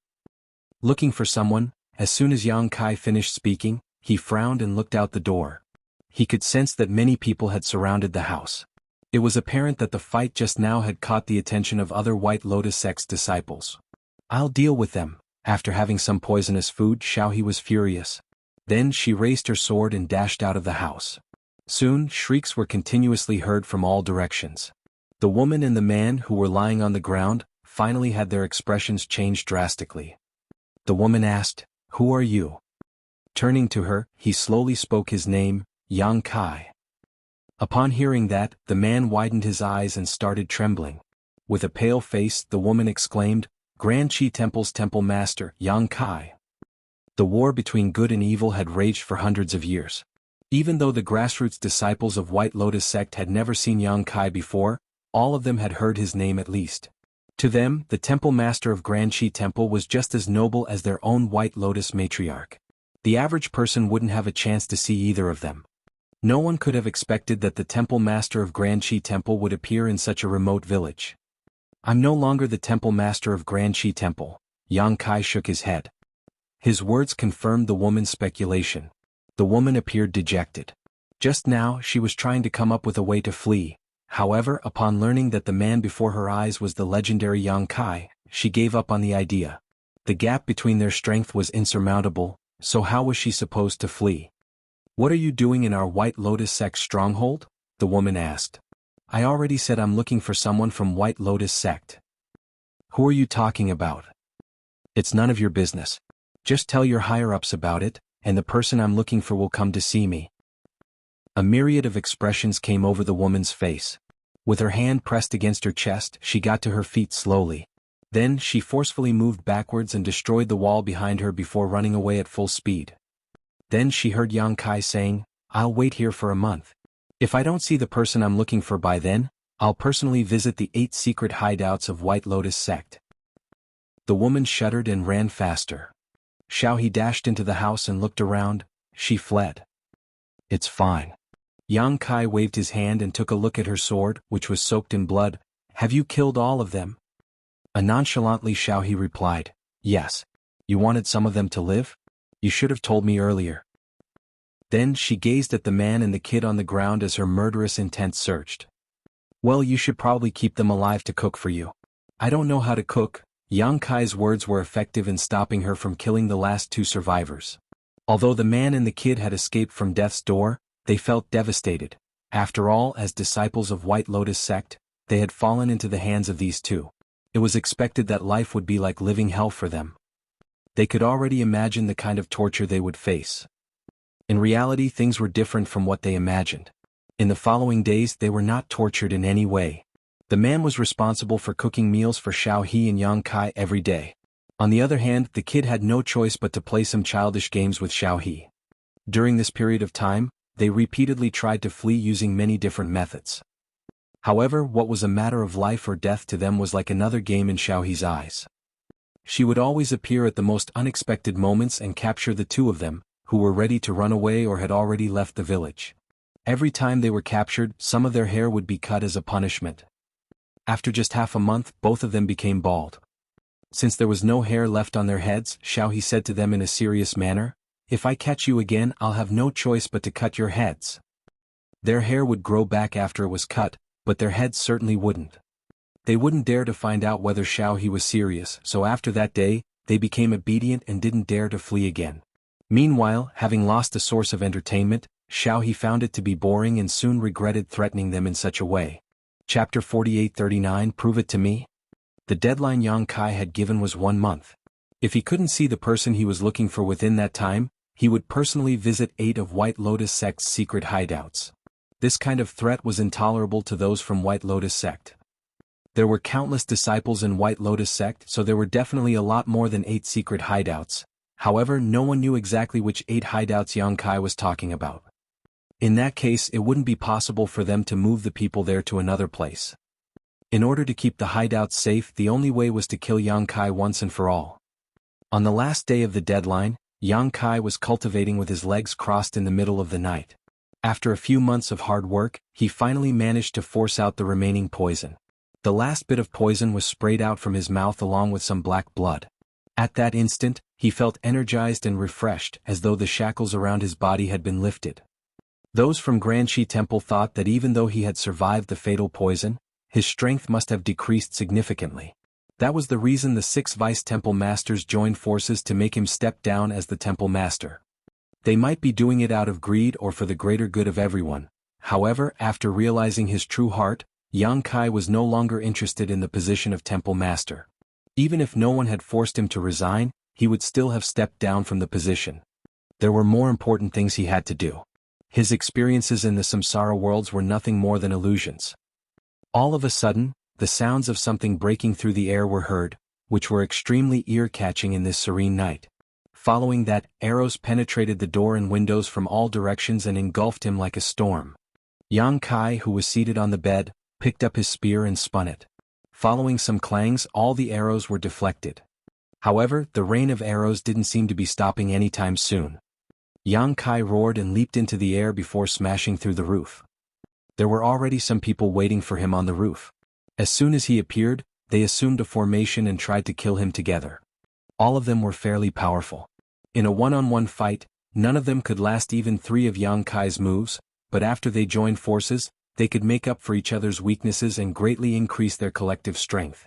After more than 10 breaths of intense battle, Yang Kai grunted and fell backwards.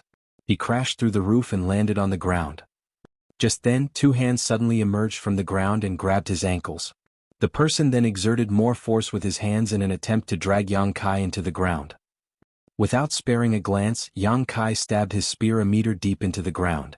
When he pulled out his weapon, the ground was already dyed crimson. The attackers came at him from the rooftop, but Yang Kai wielded his spear and dealt with them. Right then, shrieks could be heard coming from outside the house. Xiao He had made her move. In the darkness, she was like a phantom. Wherever she drifted, enemies would shriek and lose their lives. A moment later, she arrived at Yang Kai's side. The people that had been using a formation were initially an equal match for Yang Kai. However, with Xiao He joining the battle, they instantly found it hard to persevere. Yang Kai and Xiao He had worked together for many years so they could easily coordinate with each other.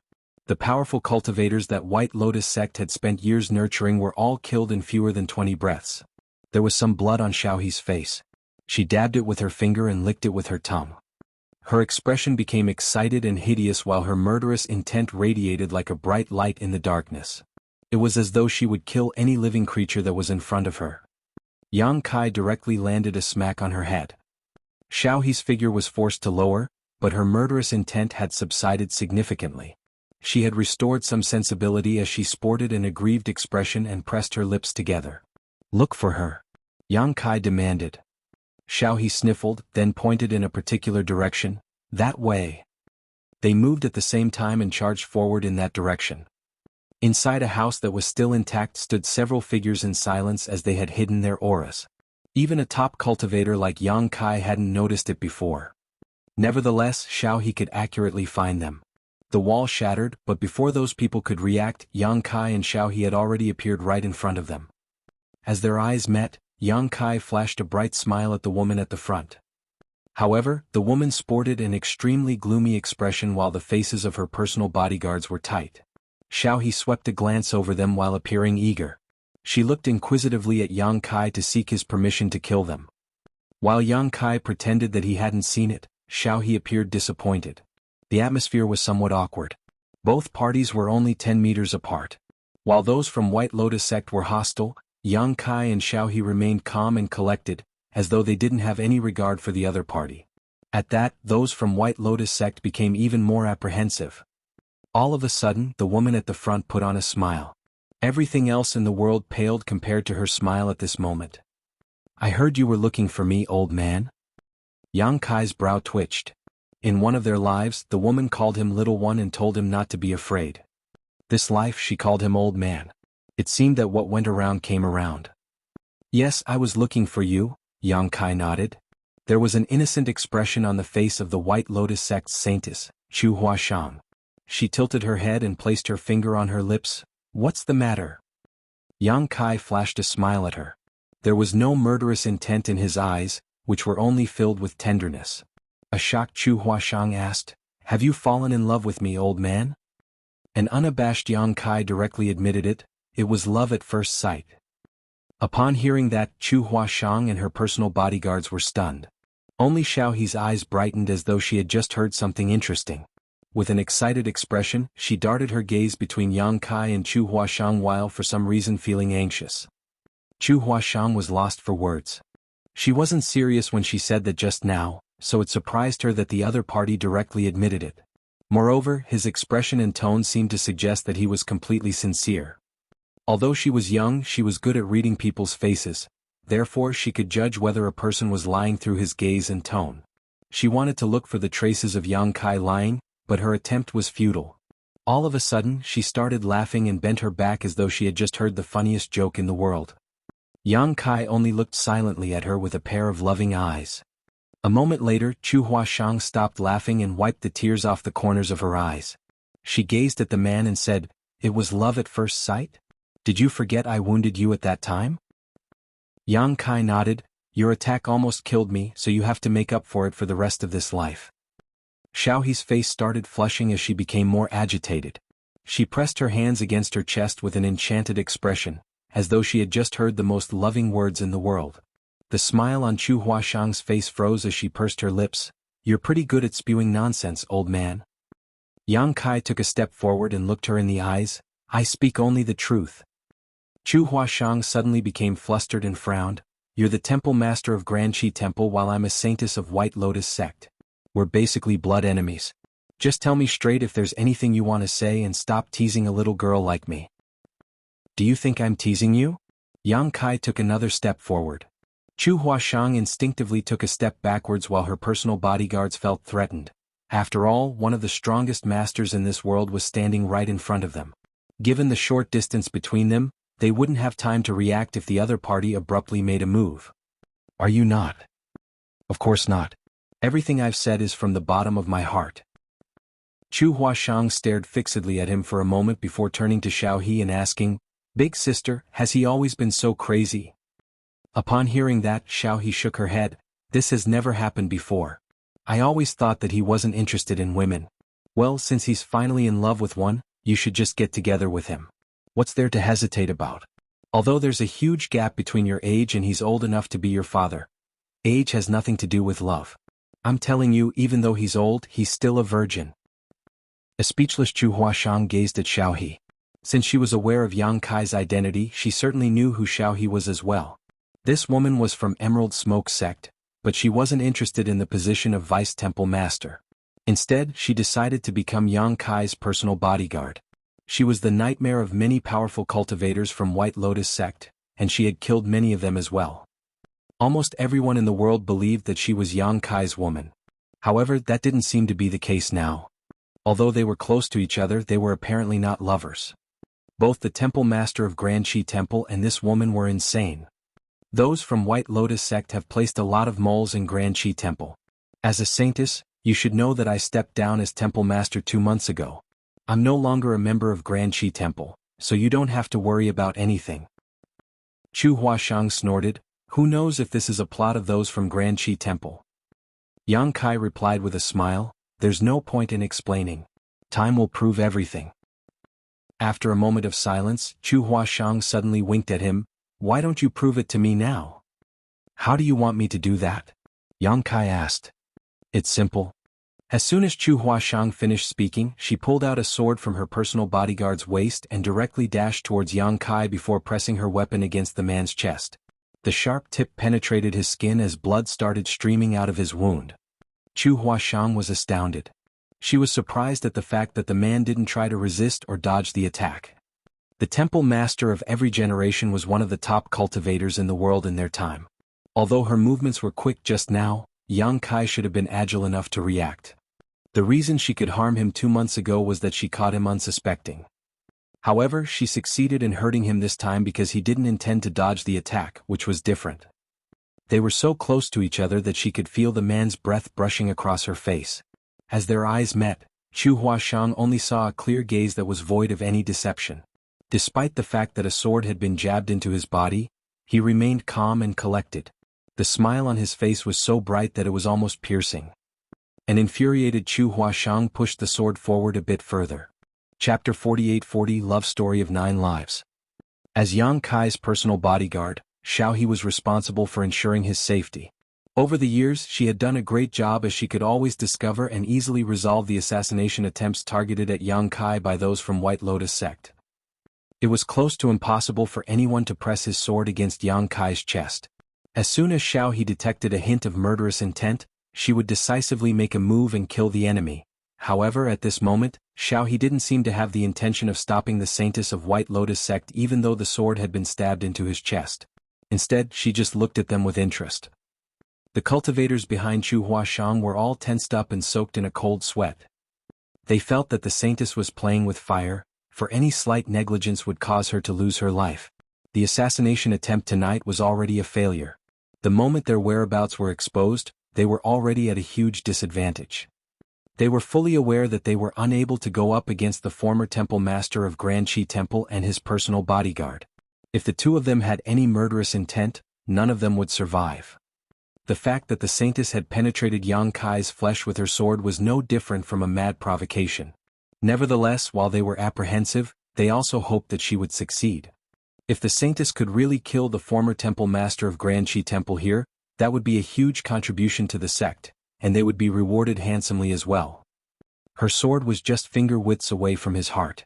If she could penetrate it, Yang Kai would instantly lose his life regardless how strong he was. Although Chu Huashang could easily determine the life or death of the man in front of her, she found it hard to really do it. She had the intention to kill him, and she was aware that her reputation would be greatly enhanced by killing Yang Kai here, which would help her stand a better chance of becoming the next sect master of White Lotus sect. However, there seemed to be a voice in her heart that kept screaming at her that she would regret it for all her life if she really made a move. A myriad of expressions came over her, then she said through clenched teeth, "You're insane." As soon as she retracted her sword, blood started streaming out of the man's wound. She wouldn't dare to look him in the eye as her gaze anxiously moved away. After tossing the sword at one of the personal bodyguards, she ordered, "Let's go." The moment she turned around, Yang Kai clenched her arm. "What are you doing? Let go of my arm." Chu Huashang demanded. "Kill them all." Yang Kai ordered, then carried Chu Huashang up with both hands. She intended to resist, but he exerted some kind of force through his hands and rendered her powerless to do so. Like a tornado, Xiaohe charged towards the personal bodyguards as sword lights flashed through her weapon. By the time she stopped in her tracks, the personal bodyguards had already all collapsed to the ground. Carried in the man's arms like a child, Chu Huashang felt utterly ashamed. She kept thumping her fists against his chest, but her action was rather coquettish since she had lost her strength. To the side, Xiao He just watched them with interest. Yang Kai flashed a smile at the woman in his arms. You stabbed your sword into my body twice. You probably can't make up for it for your entire life, so you'll have to continue doing it in your next life. Chu Huashang snapped, I'm not going to make up for anything. I should have killed you just now. Why don't I give you one more chance? Yang Kai winked at her. Chu Huashang snorted, thinking that he was just probing her. She even suspected that if she had really tried to kill him just now, the man would have counterattacked. When that happened, she would have fallen into a worse state than being captured. Since she was unable to defeat him or flee, she decided to make a concession and let him carry her. She took the initiative to wrap her hands around the man's neck to stabilize herself. Wind could be heard howling while the view around her flew backwards rapidly. Where are you taking me? Chu Huashang asked. You'll find out when we arrive, Yang Kai replied nonchalantly. 3 days later, Yang Kai found a lake in a certain valley. There were no traces that suggested that anyone had visited this place before, and the view was excellent. This place was suitable for a reclusive life. After putting the woman down, Yang Kai said to Xiao He, keep an eye on her and make sure that she doesn't flee. Xiao He nodded, don't worry, she won't be able to run away.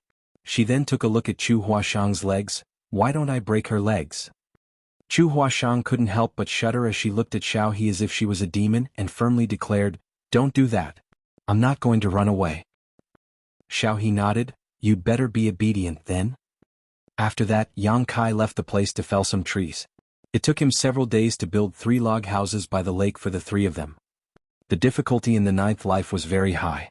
It wasn't until Yang Kai had lived in this world for decades that his memory was restored, so it would be even harder to bring back Chu Huashang's memory and shatter her heart barrier. However, since he had found her, there was a target he could aim to achieve. He was ready to make Chu Huashang slowly open up to him. He believed that she would fall in love with him one day. Moreover, it was a good sign that she had decided to give up on the idea of killing him in the end some time ago. This meant that even though her memory had been sealed, she still had some instincts that pulled her back from killing him. No one would come to this valley. Every day, Yang Kai would head out to hunt some food and collect firewood while Xiao He would keep an eye on Chu Huashang. No one in the world would have thought that 3 top cultivators were living a reclusive life in such a remote place. Time passed by slowly. Initially, Chu Huashang was against this kind of life. Those from White Lotus sect had nurtured her for years. As soon as she stopped cultivating in seclusion, the White Lotus matriarch gave her the title of Saintess. She was also one of the candidates who had the hope of becoming the next sect master. As a powerful young woman with a bright future, it was expected that she hated to live like a captive. Nevertheless, she was clever enough not to try fleeing. That was because she knew that it was impossible for her to flee from Xiao He. With that said, she made sure to let Yang Kai and Xiao He know that she abhorred them by glowering at them every time they met. Other than having meals, she would never leave her house. Yang Kai had already expected it, so he didn't mind it, nor did it bother Xiao He. The only person in the world she was concerned about was Yang Kai. Soon, 3 months had passed. Time could really change a person. Chu Huashang was initially doubtful, but now she could confirm that the man who was old enough to be her father had really fallen in love with her. Although he had restricted her freedom over the past few months, he took very good care of her in all other ways. Every time he looked at her, his eyes were brimming with care. Anyone could see the longing behind his eyes as long as they were not blind. Chu Huashang didn't understand the reason behind it. Before she was captured by Yang Kai, she had only met the man once. At that time, she had stabbed her sword into his chest and almost killed him. She was fully aware that she was beautiful, but she didn't think she was charming enough to make someone like the former temple master of Grand Qi Temple fall head over heels for her. If he could easily be attracted to beauty, he couldn't have become the temple master of Grand Qi Temple. After 3 months of living together, the tension between them had eased. In the middle of the night, Chu Huashang and Yang Kai were lying on the roof of a log house. With their hands placed behind their heads, they looked up at the starry sky. Old man, where did we stop last night? Chu Huashang gazed at the brightest star in the sky and asked. The 8th life, Yang Kai replied. Oh, continue from there, then. Who were you and me in the 8th life? These days, Yang Kai had been telling Chu Huashang about a love story of 9 lives. Everything he had said came from his own experiences, but to Chu Huashang, it was a strange story that was touching enough to elicit tears from naive young people. She was willing to listen to it as there was nothing else she could do here, so it was a good way to kill time. In the eighth life, both of them were from different sects. However, these sects were arch-nemesis, just like what was going on between Grand Chi Temple and White Lotus sect. It was expected that their love story was full of hardship. Nevertheless, they were just common disciples of their own sects, unlike in this life where both of them held powerful positions. Despite the hardship and several attempts to kill each other, they resolved their differences in the end and married. Chu Huashang attentively listened to the story. Although the story itself was banal, Yang Kai was able to make it interesting with his vivid descriptions. It was as though he had personally experienced it. Just then, someone could be heard sobbing from behind them. Without even turning her head, Chu Huashang let out a sigh. "Big sister Xiaohe, why are you crying again?" "It's such a touching story." Presently, Xiaohe was seated with her legs crossed behind them. She started bawling her eyes out as tears slid down her face like pearls with a snapped string. Every time Yang Kai told Chu Huashang about this love story of 9 lives, Xiaohe would come over and listen to it as well. Without fail, she would always break into tears in the end. She was more passionate about the story than Chu Huashang. Suddenly thinking of something, Yang Kai asked, "Xiaohe, if you were the sect master of one of the sects in the 8th life, what would you do after finding out that someone in your sect was in love with a disciple from an opposing sect?" Without pondering on it, Xiaohe replied, "I would have agreed to let them get together regardless of what it took." Yang Kai put on a bright smile. "You really did." "Thanks." Xiaohe was perplexed. "What do you mean?" Yang Kai didn't explain anything. In fact, Xiaohe, as his sect master in the 8th life, had really allowed Yang Kai and Chu Huashang to get together, just like she had said just now. In order to help them, she even decided to destroy the opposing sect despite knowing that she would also be killed, thus clearing the biggest obstacle between the two of them. Now that they were in their 9th life, Xiaohe's reply matched what she had done. Yang Kai could now confirm that Xiaohe was a real person who had barged into this samsara world somehow. However, it wasn't certain about her identity in Yin-Yang Cave Heaven. "Old man, according to you, we're supposedly in our 9th life now, right?" Chu Huashang asked. "Yes, it's the 9th life as well as the last." "Is it because of what we went through in our previous lives that you fell in love with me at first sight?" "Yes." Chu Huashang couldn't help but sneer. "You're pretty amazing, old man. The story you fabricated is so moving that I've almost believed it." Xiaohe appeared beside her and looked down at her. "How could you not believe him? You should believe it and get married to him tomorrow. It's a love story of 9 lives. It will be complete after you two get together." Chu Huashang snapped, "I'm not going to get married. You should do that yourself." After giving it a thought, Xiaohe shook her head. "The person I'm waiting for hasn't found me. I'm not going to get married." Chapter 48-41 Freezing Blood Burning Soul Pill. Xiaohe had always been a straightforward but crazy woman.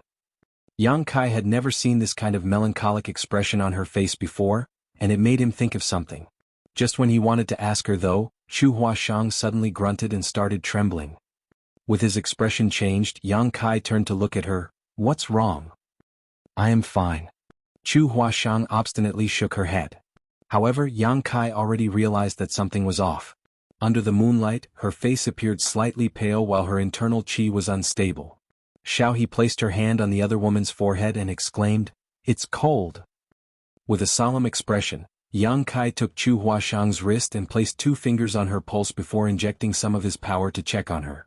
Just like Xiaohe had said, Chu Huashang's figure was as cold as an ice block. While being close to her, he could feel the coldness wafting from her body. Nevertheless, the coldness soon dissipated and was replaced by scorching heat. Chu Huashang gasped for breath. Her vision had turned blurry and her face flushed. Upon examination, he realized that her qi was in chaos. The power she had obtained by cultivating was rampaging around her meridians like an out-of-control horse. Yang Kai and Xiaohe exchanged glances before saying at the same time, "Freezing blood-burning soul pill." There were countless kinds of pills in the world, but the wickedest of them all was the freezing blood-burning soul pill. This pill was invented by the second sect master of White Lotus sect, and its recipe was a top secret. Only the current sect master of White Lotus sect knew how to refine it. The pill was also one of the best ways for the leader of White Lotus sect to control their subordinates. The person who had taken this pill would see their aura turning chaotic if they didn't consume the antidote at regular intervals, just like Chu Huashang was going through now. One would feel extremely cold or hot in a vicious cycle, and the situation would only exacerbate as time passed, eventually resulting in them exploding in a gruesome death. There were countless disciples in White Lotus sect. There were already a lot of disciples in the middle of the hierarchy, not to mention the grassroots disciples. Although the White Lotus matriarch was powerful, she couldn't ensure that her subordinates would always be faithful to her. Therefore, many disciples in the middle of the hierarchy, especially the hall masters, were controlled by her using freezing blood-burning soul pills. Only by gaining the White Lotus matriarch's trust would they be spared from this kind of treatment. Yang Kai initially thought that as a saintess, Chu Huashang had gained the White Lotus matriarch's complete trust, and she didn't have to take the freezing blood-burning soul pill. It wasn't until the poison struck her that he realized he was wrong. Although Chu Huashang was one of the few saintesses of White Lotus sect, she was still controlled by the freezing blood-burning soul pill. From what those from Granshi Temple had gathered, after a person took the freezing blood-burning soul pill, they would have to consume an antidote every 3 months. Otherwise, life would become a living hell for them. After some calculations, Yang Kai realized that it had been 3 months since Chu Huashang was brought to this place. In other words, the last time they met, she must have just consumed the antidote. Since time was up now, the medicinal efficacies of the freezing blood-burning soul pill started taking effect. Whose blood was used? Yang Kai asked with a solemn expression. Needless to say, he knew that the White Lotus matriarch's blood had been used. The refinement of the freezing blood-burning soul pill required human blood, and it also took the same person's blood to produce the antidote. Chu Huashang was the saintess of White Lotus sect. Hence, only the freezing blood-burning soul pill made from the White Lotus matriarch's blood could ensure her loyalty. What should we do now? Xiaohe asked anxiously. She was fully aware of the freezing blood-burning soul pill's effects, so she was afraid that Chu Huashang would lose her life just like that. If Chu Huashang died, she wouldn't be able to see the things she had always wanted to get a glimpse of. After a moment of hesitation, Yang Kai carried Chu Huashang up. While using his own strength to protect her meridians, he walked out and said, "Let's go."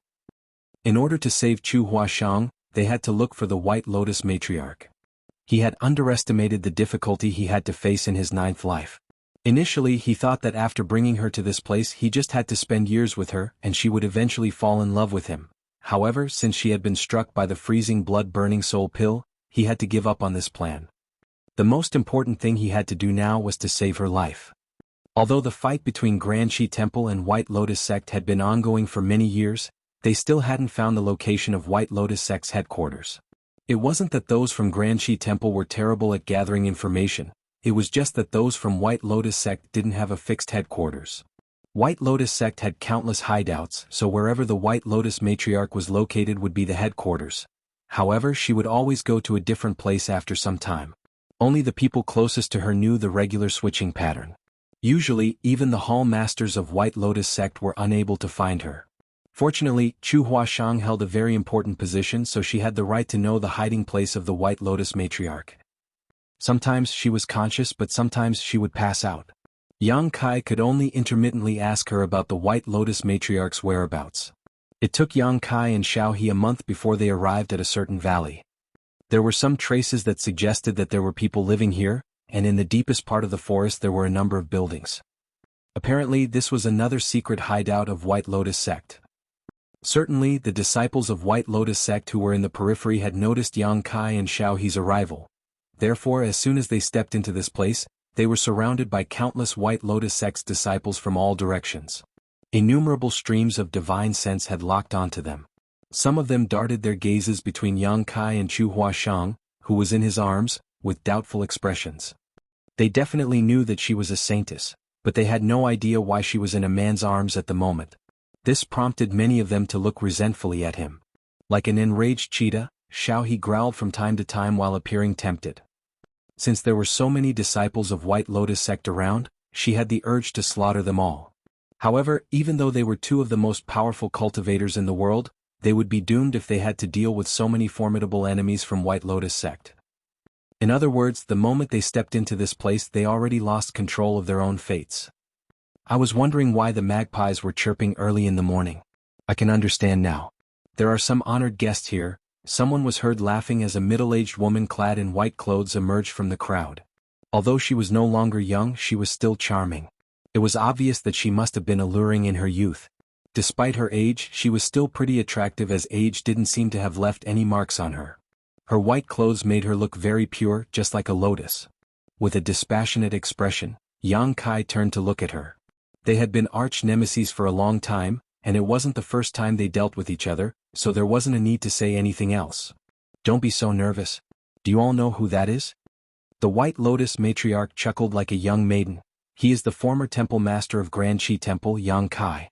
If he wants to kill you all, I won't be able to save you." In an instant, the disciples of White Lotus sect around her appeared flustered. The name Yang Kai was intimidating to the disciples of White Lotus sect as he had killed a lot of their companions. In their eyes, he was their greatest enemy. Upon seeing how her subordinates reacted, the White Lotus matriarch snorted. Then she looked condescendingly at Yang Kai. "What brings you, a temple master of Grand Qi Temple, here?" Yang Kai shook his head. "I'm no longer the temple master of Grand Qi Temple, and they have nothing to do with me anymore. So, you don't have to be resentful of me. I've come all the way here to save a person." The White Lotus matriarch's gaze fell upon Chu Huashang, who was in Yang Kai's arms, and then she asked, "Do you want to save her?" "Yes." The White Lotus matriarch scoffed. "There are only two kinds of people in this world, those that are useful to me and those that are useless. Since she's been captured by you, she's useless. You have the liberty to decide if you want to kill her." The beautiful women behind the White Lotus matriarch were supposed to be the other saintesses of White Lotus sect. Upon hearing what the sect master had said, they appeared elated. All of these saintesses had experienced countless hardships before they were promoted to their current position.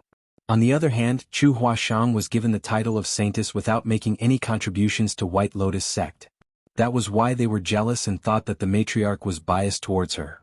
Nonetheless, they wouldn't dare to complain about anything to the matriarch.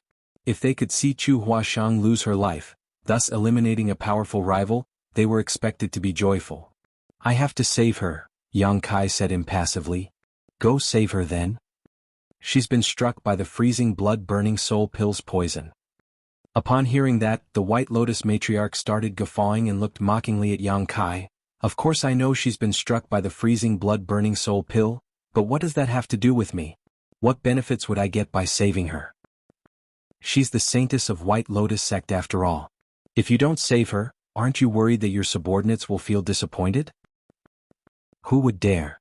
The White Lotus matriarch roared as the disciples of White Lotus sect were instantly frightened. As she swept a glance over everyone with her eagle-like eyes, those who met her gaze couldn't help but hang their heads low. Meanwhile, the saintesses behind her were quivering like quails in the winter.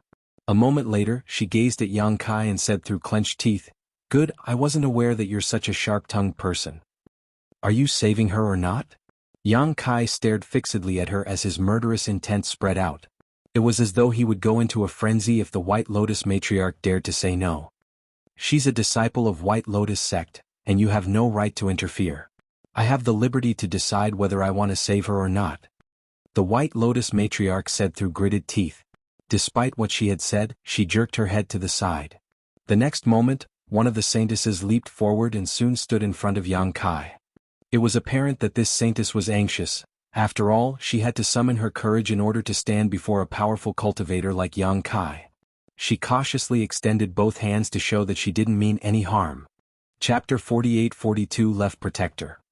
Yang Kai passed Chu Huashang to the saintess, who quickly brought her back to the White Lotus matriarch and put her down in front of the latter. The White Lotus matriarch looked down at Chu Huashang and extended her left hand. As she activated her power, she sucked Chu Huashang towards her and struck the woman's acupoints with her right hand. After a cough, Chu Huashang slowly awakened. She still appeared to be in pain. As the force in her body charged around, she felt cold or hot from time to time, as though she would lose her life by exploding at any moment. Faced with the White Lotus matriarch's impassive gaze, she fell on one knee and said through chattering teeth, "I've brought you a gift, matriarch." The White Lotus matriarch nodded gently. "You've done well. You never disappoint me." Chu Huashang hung her head low. "It is what I should do." "Step aside for now," the White Lotus matriarch waved her hand. Upon hearing that, Chu Huashang got to her feet and stood behind the White Lotus matriarch. Then she fished out a spirit pill from somewhere and stuffed it into her mouth.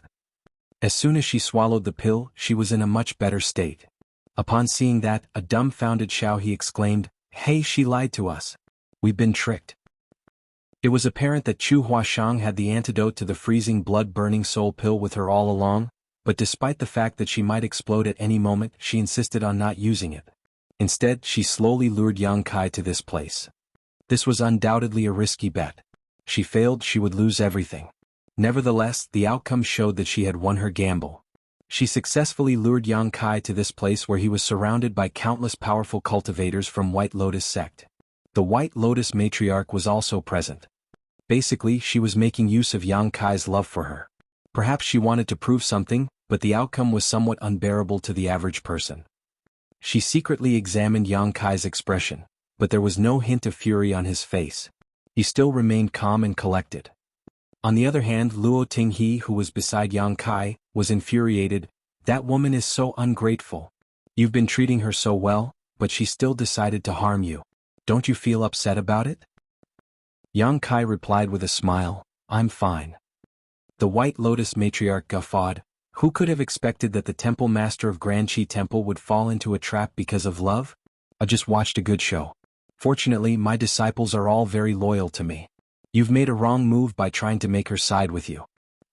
All of a sudden, her voice turned grim. Yang Kai, you've killed countless White Lotus sect disciples over the years. Now that you've fallen into such a state, do you have any last words to say? Yang Kai shook his head.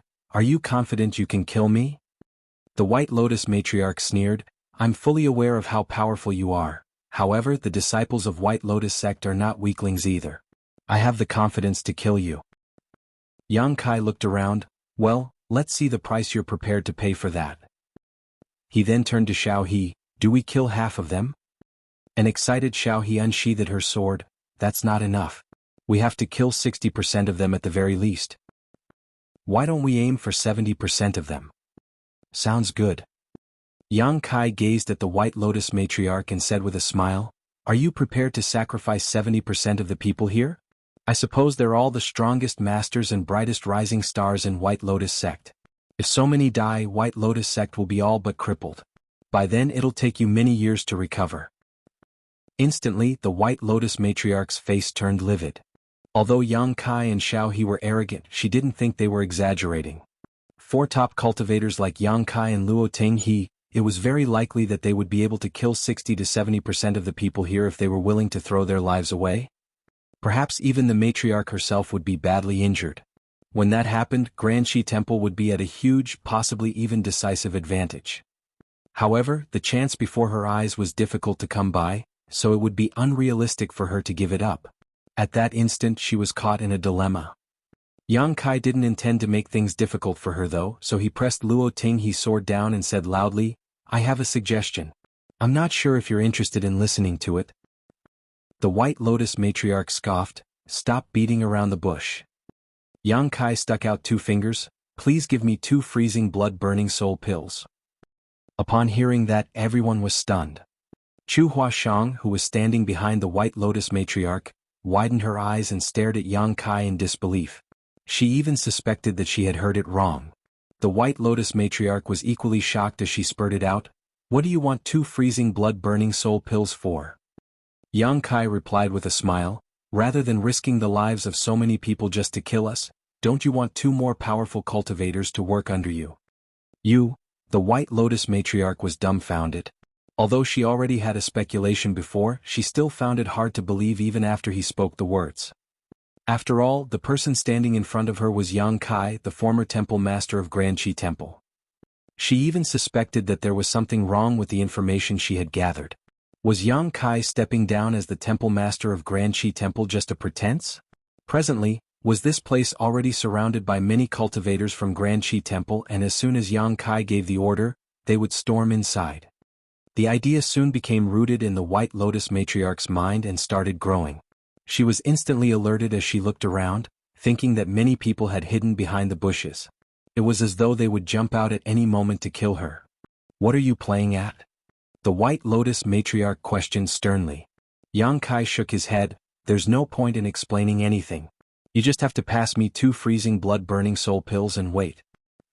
The White Lotus matriarch stared at Yang Kai as though it was the first time they had met. There was a conflicted expression on her face. After all, she was no ordinary woman. Yang Kai's suggestion was tempting to her. Rather than risking the lives of many in order to kill Yang Kai and Luo Tinghe, the power of White Lotus sect would be enhanced greatly if they could take control of these two people. Other than being one of the most powerful cultivators in the world, Yang Kai was also the former temple master of Grand Qi Temple. As soon as the news was spread, it would deal a heavy blow to Grand Qi Temple. Therefore she soon made a decision and fished out a jade bottle, which was filled with red pills. She poured out 2 pills and flicked them at the two of them. Yang Kai and Xiaohe respectively took a pill. The White Lotus matriarch's eyes started brightening as she stared fixedly at Yang Kai. If the man really swallowed the pill, it would prove that he was a trustworthy person, or he could at least be controlled. If he dared to pull a trick, she would immediately give the order to kill him regardless of what price she had to pay. To her surprise, Yang Kai didn't even hesitate to take the freezing blood-burning soul pill in his hand. After examining the pill for a moment, Xiaohe tossed it into her mouth and started chewing it. After gulping it down, she spat and complained, "It tastes terrible. What the hell is it?" Gazing at Yang Kai with an excited expression, the White Lotus matriarch demanded, "Open your mouth and let me see." Yang Kai opened his mouth as he was told.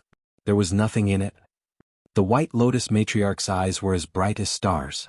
She couldn't help but start laughing as the tears of joy slid down her face. The tensed-up White Lotus sect's disciples could finally be at ease. They exchanged glances and smiled. After Yang Kai consumed the freezing blood-burning soul pill, he would be under their control. Regardless of how powerful he was, he wouldn't be able to escape now. In other words, the former temple master of Grand Qi Temple was now also a member of White Lotus sect. Life was truly unpredictable. This kind of top cultivator was terrifying as an enemy, but now that he was one of them, he gave them a great sense of security. They could already imagine that when he appeared in the battle against Grand Qi Temple, his presence would send shockwaves across the ladder. Kneel down. The White Lotus matriarch suddenly stopped laughing and stared coldly at Yang Kai. Yang Kai slowly shook his head. "It seems you're mistaken about something. Although I've willingly taken the pill, I won't be led by the nose by anyone. From now on, I'll only listen to one person." The White Lotus matriarch's eyes turned piercing as she took a glance at Chu Huashang. Then she said to Yang Kai, "Only I am able to refine your antidote. She can't." Yang Kai replied with a smile, "I believe you won't let the poison kill me." After giving it a thought, the White Lotus matriarch nodded, "Of course I won't. Someone like you is of great help to us. From now on, you shall be the left protector of White Lotus sect, and I will allow you to listen to Chu Huashang only." It was expected that a top cultivator was haughty.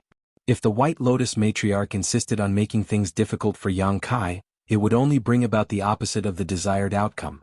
Therefore she decided to make a concession by granting Yang Kai's wish. Although she had given him the title of left protector, that was nothing more than another chain to bind him. Regardless, when word got out that Yang Kai was now the left protector of White Lotus sect, the reputation of Grand Qi Temple would be tarnished. Yang Kai nodded his head, "Many thanks for the promotion, sect master." The White Lotus matriarch then said to Chu Huashang, "You must treat him well from now on." "Yes," Chu Huashang replied with a serious expression. Appearing to be elated, the White Lotus matriarch declared, "Since we have a new left protector, we should celebrate. Come, prepare a banquet now to welcome the new left protector." The disciples of White Lotus sect immediately set to work. There were a lot of animals in the forest that could be hunted. It must have been quite a long time since those from White Lotus sect occupied this hideout. Following the sect master's order, a banquet full of wine and dishes was presented. The disciples, regardless of their statuses, gathered together. The atmosphere was initially awkward, but the place was soon bustling with noises after they drank and celebrated. Yang Kai just sat beside Chu Huashang while there would be people who came over to propose a toast to him from time to time.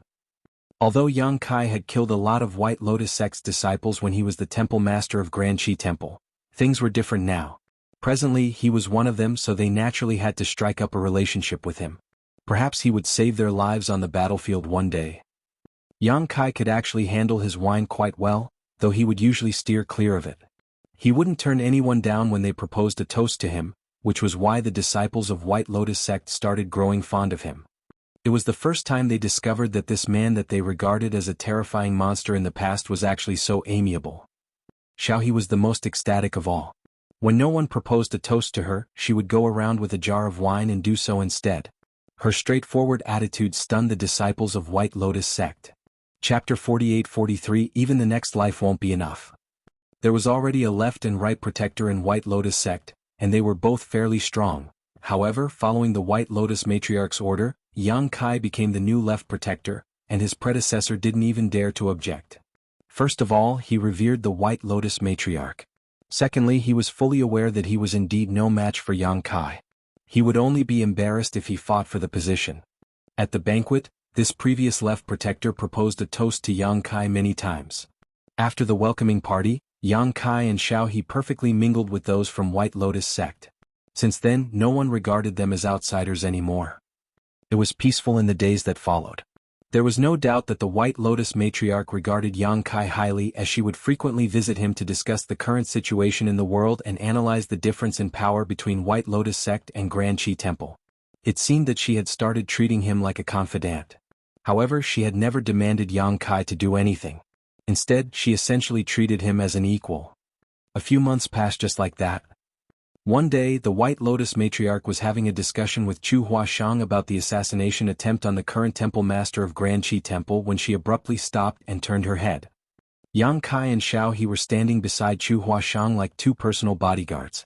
Nevertheless, they couldn't help but start trembling at this moment as a sense of coldness rose within their bodies.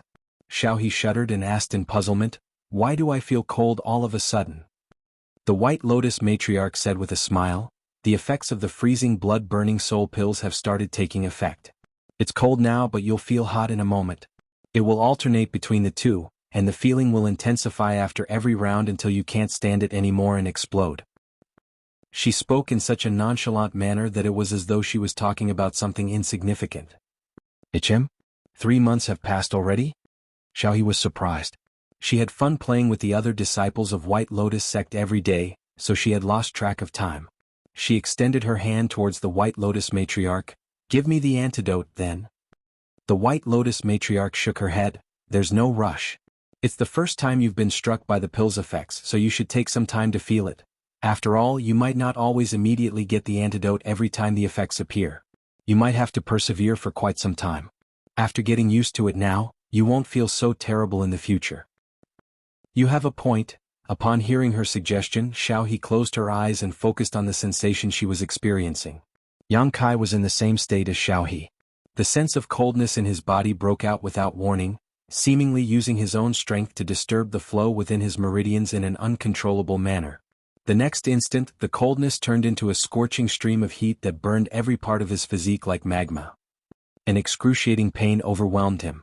Despite his impassive expression, he was already soaked in sweat. He then turned to look at Xiao He in surprise.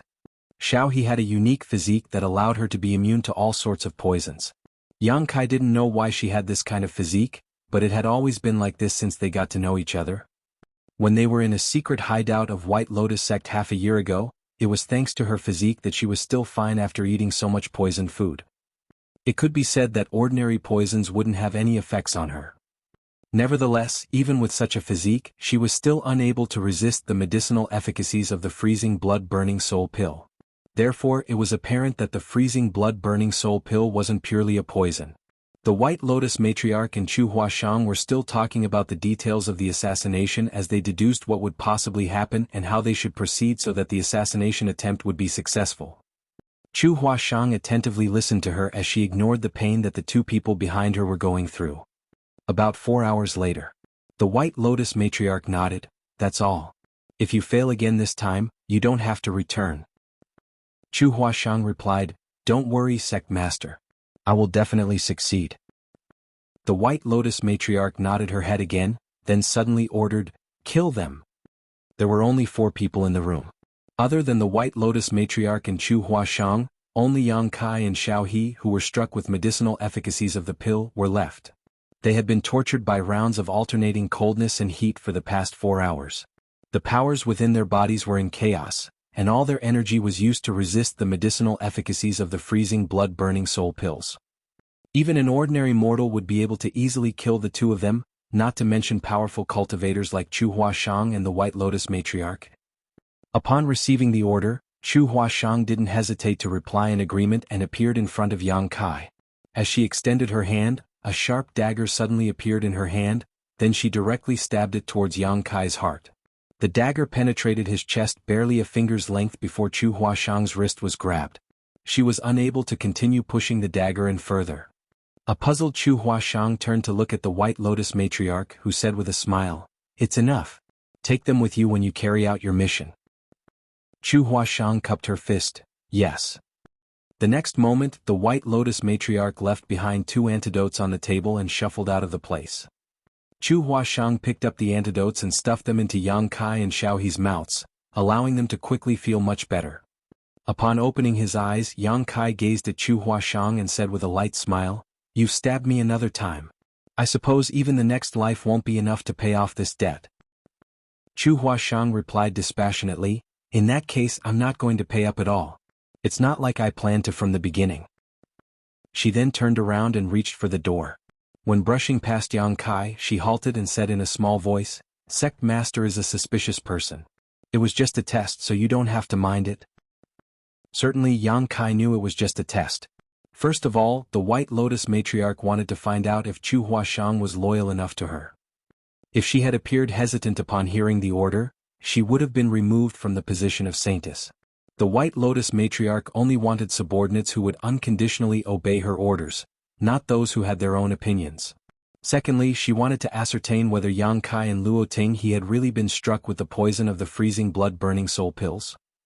Although the freezing blood-burning soul pills were powerful, both Yang Kai and Luo Ting he were some of the most formidable cultivators in the world. Hence, the White Lotus matriarch wasn't certain if she could control them using the freezing blood-burning soul pills. If they only pretended to be struck with the medicinal efficacies, she wouldn't be able to find out the truth. When Chu Huashang made a move, Yang Kai was completely powerless to resist, which suggested that he was really affected. Just a simple order could allow the White Lotus matriarch to cast away a number of her doubts. It could be said that she was a very cunning person. After Yang Kai stepped down as the Temple Master of Grand Qi Temple, the 6th Temple Master was Yu Xingzhou, who was from Shooting Star Palace. He was already one of the 6 Vice Temple Masters when Yang Kai was still the Temple Master, and he was slightly more powerful than the other Vice Temple Masters. Moreover, he had built up enough reputation so it was reasonable that he became the next Temple Master. Usually, it would be extremely difficult to assassinate the Temple Master of Grand Qi Temple. When Yang Kai was still the Temple Master, he had encountered countless assassination attempts, but those from White Lotus sect would always fail in the end. Nevertheless, there was a great chance to succeed today. It was the 80th birthday of the Palace Master of Shooting Star Palace. As his legacy disciple, Yu Xingzhou was expected to return to celebrate the occasion. It was also the biggest news in the world recently as countless cultivators headed to Shooting Star Palace.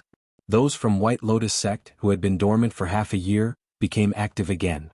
After the White Lotus matriarch was badly injured in East Star City back then, she went into hiding to recuperate. It wasn't until recently that she fully recovered. When those from White Lotus sect finally made a move, it sent a shock wave across the world. Temple Master Yu Xingzhou was assassinated on the way back to Shooting Star Palace. All 16 masters from Grand Qi Temple who had accompanied him were also killed. Many cultivators who were heading to Shooting Star Palace also lost their lives. It was apparent that those from White Lotus sect were trying to create a disturbance. The 80th birthday of the Palace Master of Shooting Star Palace was supposed to be a joyous event, but it turned into a calamity instead. Upon learning the news, the aged Palace Master fell ill. Additionally, when it was revealed that Yu Xingzhou was killed by Yang Kai's supreme limitless spear art, all the people on the righteous side were shocked. It had to be noted that the supreme limitless spear art was unique to Yang Kai, and no one else had mastered it. Some experienced cultivators who didn't believe the news headed to the scene and looked into the matter, but they all expressed with grief that Yu Xingzhou was indeed killed by Yang Kai's spear technique. In other words, the 6th Temple Master of Grand Qi Temple was killed by the 5th Temple Master. In fact, there was already a rumor spreading around that after Yang Kai stepped down as the Temple Master of Grand Qi Temple, he brought his trusted aide Luo Ting he to betray the righteous path and side with White Lotus sect. Now he was the left protector of White Lotus sect. However, no one believed the news as everyone knew the efforts Yang Kai had made against the White Lotus sect when he was still the Temple Master. Those from Divine Method Hall were especially resentful of people who spread such rumors and would always defend Yang Kai's reputation in public. Nevertheless, those from Divine Method Hall wouldn't dare to say anything this time. Yang Kai's supreme limitless spear art was very special. He had tried looking for disciples with excellent aptitudes from Divine Method Hall in an attempt to pass down his spear technique. However, after 2 or 3 years, those bright disciples were unable to grasp the abstrusity of this art. They could learn the basics but none could master it. Hence, Yang Kai was the only one who could use the supreme limitless spear art in this world. Since there was solid evidence now, even those from Divine Method Hall were unable to stand up for Yang Kai. After the temple master of Grand Qi Temple was assassinated, the world descended into chaos. In the meantime, those from White Lotus sect made a comeback and caused everyone to fall into a state of terror. The palace master of Shooting Star Palace passed away several days after he fell ill.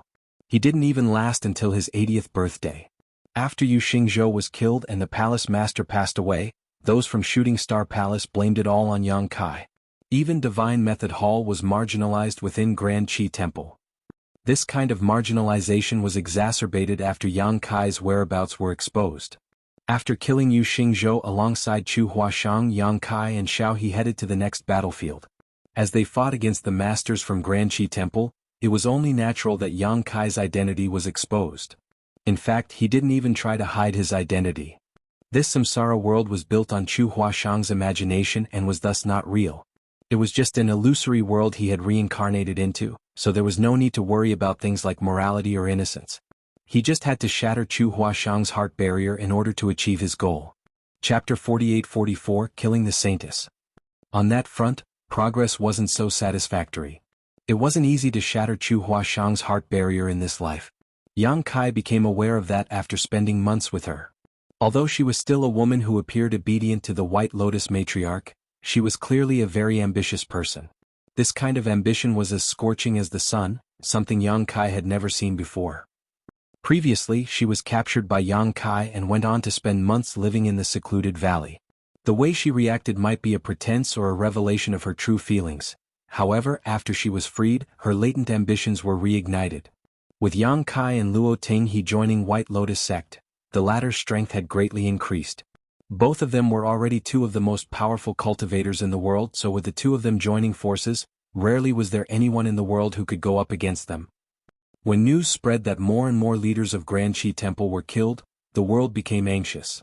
If the 7 major sects could work together at this point, they might stand a chance to weather the storm. However, because of Yang Kai, the entire Divine Method Hall was marginalized. Even Emerald Smoke sect, which was the sect that Luo Tinghe hailed from, received this treatment. Moreover, following the assassination of Temple Master Yu Xingzhou, Grand Qi Temple became leaderless. The entire Grand Qi Temple had descended into chaos.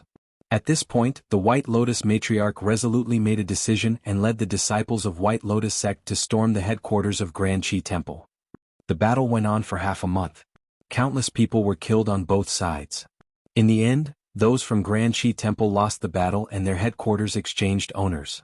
The cultivators from the 7 major sects who survived retreated to their own sects to recuperate. The power that those from White Lotus sect had showcased in this war sent a shockwave across the world. In the past, they would only launch sneak attacks as they were as furtive as rats. Although everyone knew that White Lotus sect had taken on a lot of disciples, no one knew the exact figure. This time they finally experienced it. When storming into the headquarters of Grand Qi Temple, the countless disciples of White Lotus sect were like a rising tide. After the war, White Lotus sect became a name that most people would fear. The White Lotus matriarch had done something that her predecessors had never managed to achieve. She had successfully occupied the headquarters of Grand Qi Temple. Over the past 100 years, those from White Lotus sect had made 3 attempts on Grand Qi Temple, but all 3 attempts failed. There was even a time when the sect master of White Lotus sect was killed in battle. After successfully seizing the headquarters of Grand Qi Temple, the White Lotus matriarch saw her reputation rising to unprecedented heights. Following the incident, those from White Lotus sect also had their own headquarters, which originally belonged to those from Grand Qi Temple. They were now visible to the public, which was unlike in the past when they had to hide in the dark. In this battle, Yang Kai had put in a lot of effort as he had killed more than 20 masters from Grand Qi Temple, which contributed greatly to the success of White Lotus sect occupying the headquarters. It wasn't until this moment that the White Lotus matriarch had complete trust in him. Because of him, Chu Huashang's status in White Lotus sect was fortified. Initially there were other saintesses who were equal matches for her, but she was now the most outstanding of them all. The White Lotus matriarch regarded her especially highly. Although it was never made official, all the disciples of White Lotus sect believed that Chu Huashang would be the next sect master.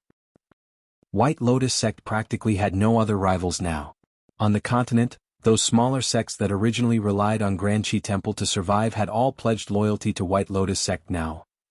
Like a snowball, the power of White Lotus sect increasingly strengthened. Yang Kai returned to this familiar headquarters barely a few months after he had left. He still lived in the place he had previously resided, and every day he would follow Chu Huashang around to protect her. All the disciples of White Lotus sect knew that whatever demands Chu Huashang came up with, Yang Kai would immediately execute regardless of whether they were reasonable or not. It could be said that Yang Kai was the biggest contributor in helping Chu Huashang attain her current status. If not for him, the several assassination attempts wouldn't have been carried out so smoothly and caused immense pressure to the leaders of Granqi Temple. Those from White Lotus sect wouldn't have been able to defeat Granqi Temple with ease either. Chu Huashang became increasingly ambitious following her rise in status and the White Lotus matriarch's appreciation of her. She was practically the second most influential person in White Lotus sect now. Presently Yang Kai and Xiao He were following Chu Huashang as they walked along a corridor. From the opposite direction, a charming woman who was leading her two personal bodyguards approached them. As their eyes met, the charming woman flashed a smile at Chu Huashang and nodded, "Little Sister Chu." Chu Huashang responded with a smile, "Big Sister Tian." This charming woman was one of the other saintesses of White Lotus sect. Before the rise of Chu Huashang, she was the most outstanding saintess as she was slightly more beautiful and powerful than the others. She was also most valued by the White Lotus matriarch at that time. "Where are you going, little Sister Chu?" Tianjie asked with concern. Chu Huashang replied, "I just visited the sect master and was going to get some rest now. Are you going to visit the sect master as well, big sister?" Tianjie put on a faint smile. "No, I'm just walking around since I have nothing to do. In the past, I thought that Granqi Temple's headquarters was profound and mysterious.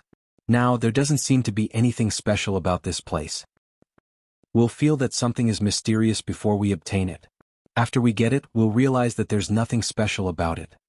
Chu Huashang smiled gently. Tianjie shot her a meaningful glance and chuckled, "You have a point, little Sister Chu, however we'll long for something before we get it. As for whether it's really so mysterious, we'll only find out after obtaining it. Don't you agree, little sister?" "You're quite right." Chu Huashang nodded, then sported a cold expression. "I heard you're interested in my personal bodyguard, big sister." A shocked Tianjie refuted, "Where did you hear such a rumor, little sister? Everyone in the sect knows that he's your personal bodyguard. Why would I even have my eyes on him?" Chu Huashang said with a smile, "Oh really? Why did someone not sleep in the middle of the night yesterday and sneak into his room while naked, then?" A sense of fury overwhelmed Tianjie as she glowered at Yang Kai, who was behind Chu Huashang. She had never expected that he would tell Chu Huashang about this kind of matter. On the other hand, Yang Kai remained unfazed. Just then, Chu Huashang charged forward as she extended her fair hand and circulated her strength in an attempt to seize Tianjie's neck. Tianjie had never expected that Chu Huashang, who was also a saintess of White Lotus sect, had the guts to make a move on her. The assault on a fellow disciple was a taboo in White Lotus sect, which was why she hadn't managed to react. Fortunately, the personal bodyguards behind her never put down their guard.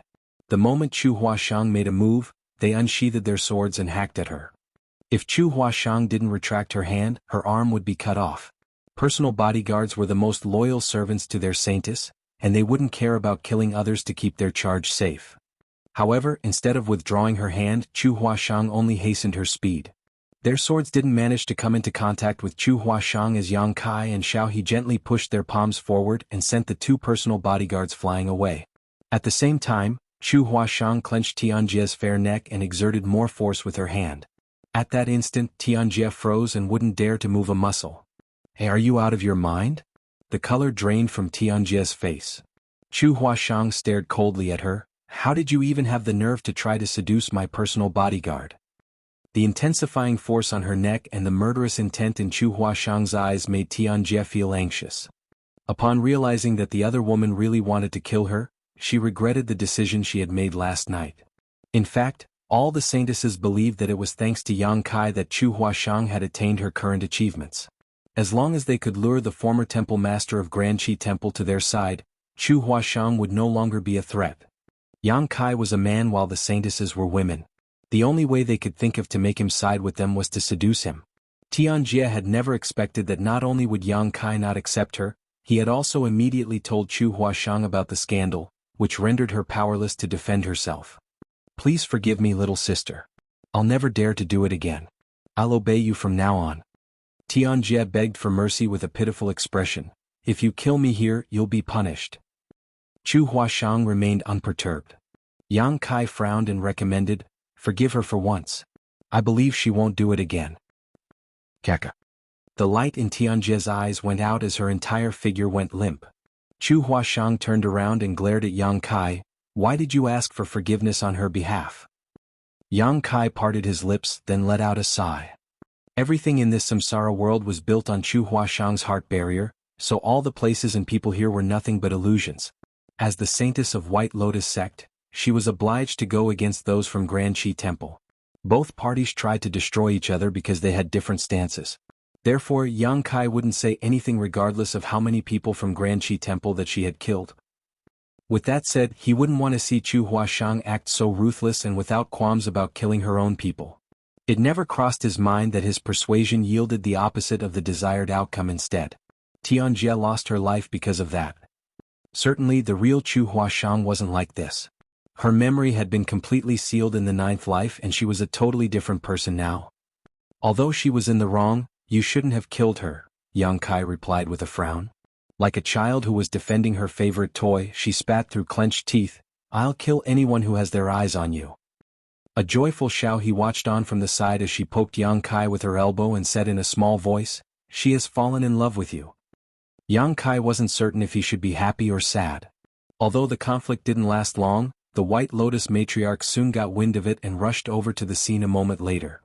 Upon seeing Tianjie's corpse, she sported a gloomy expression.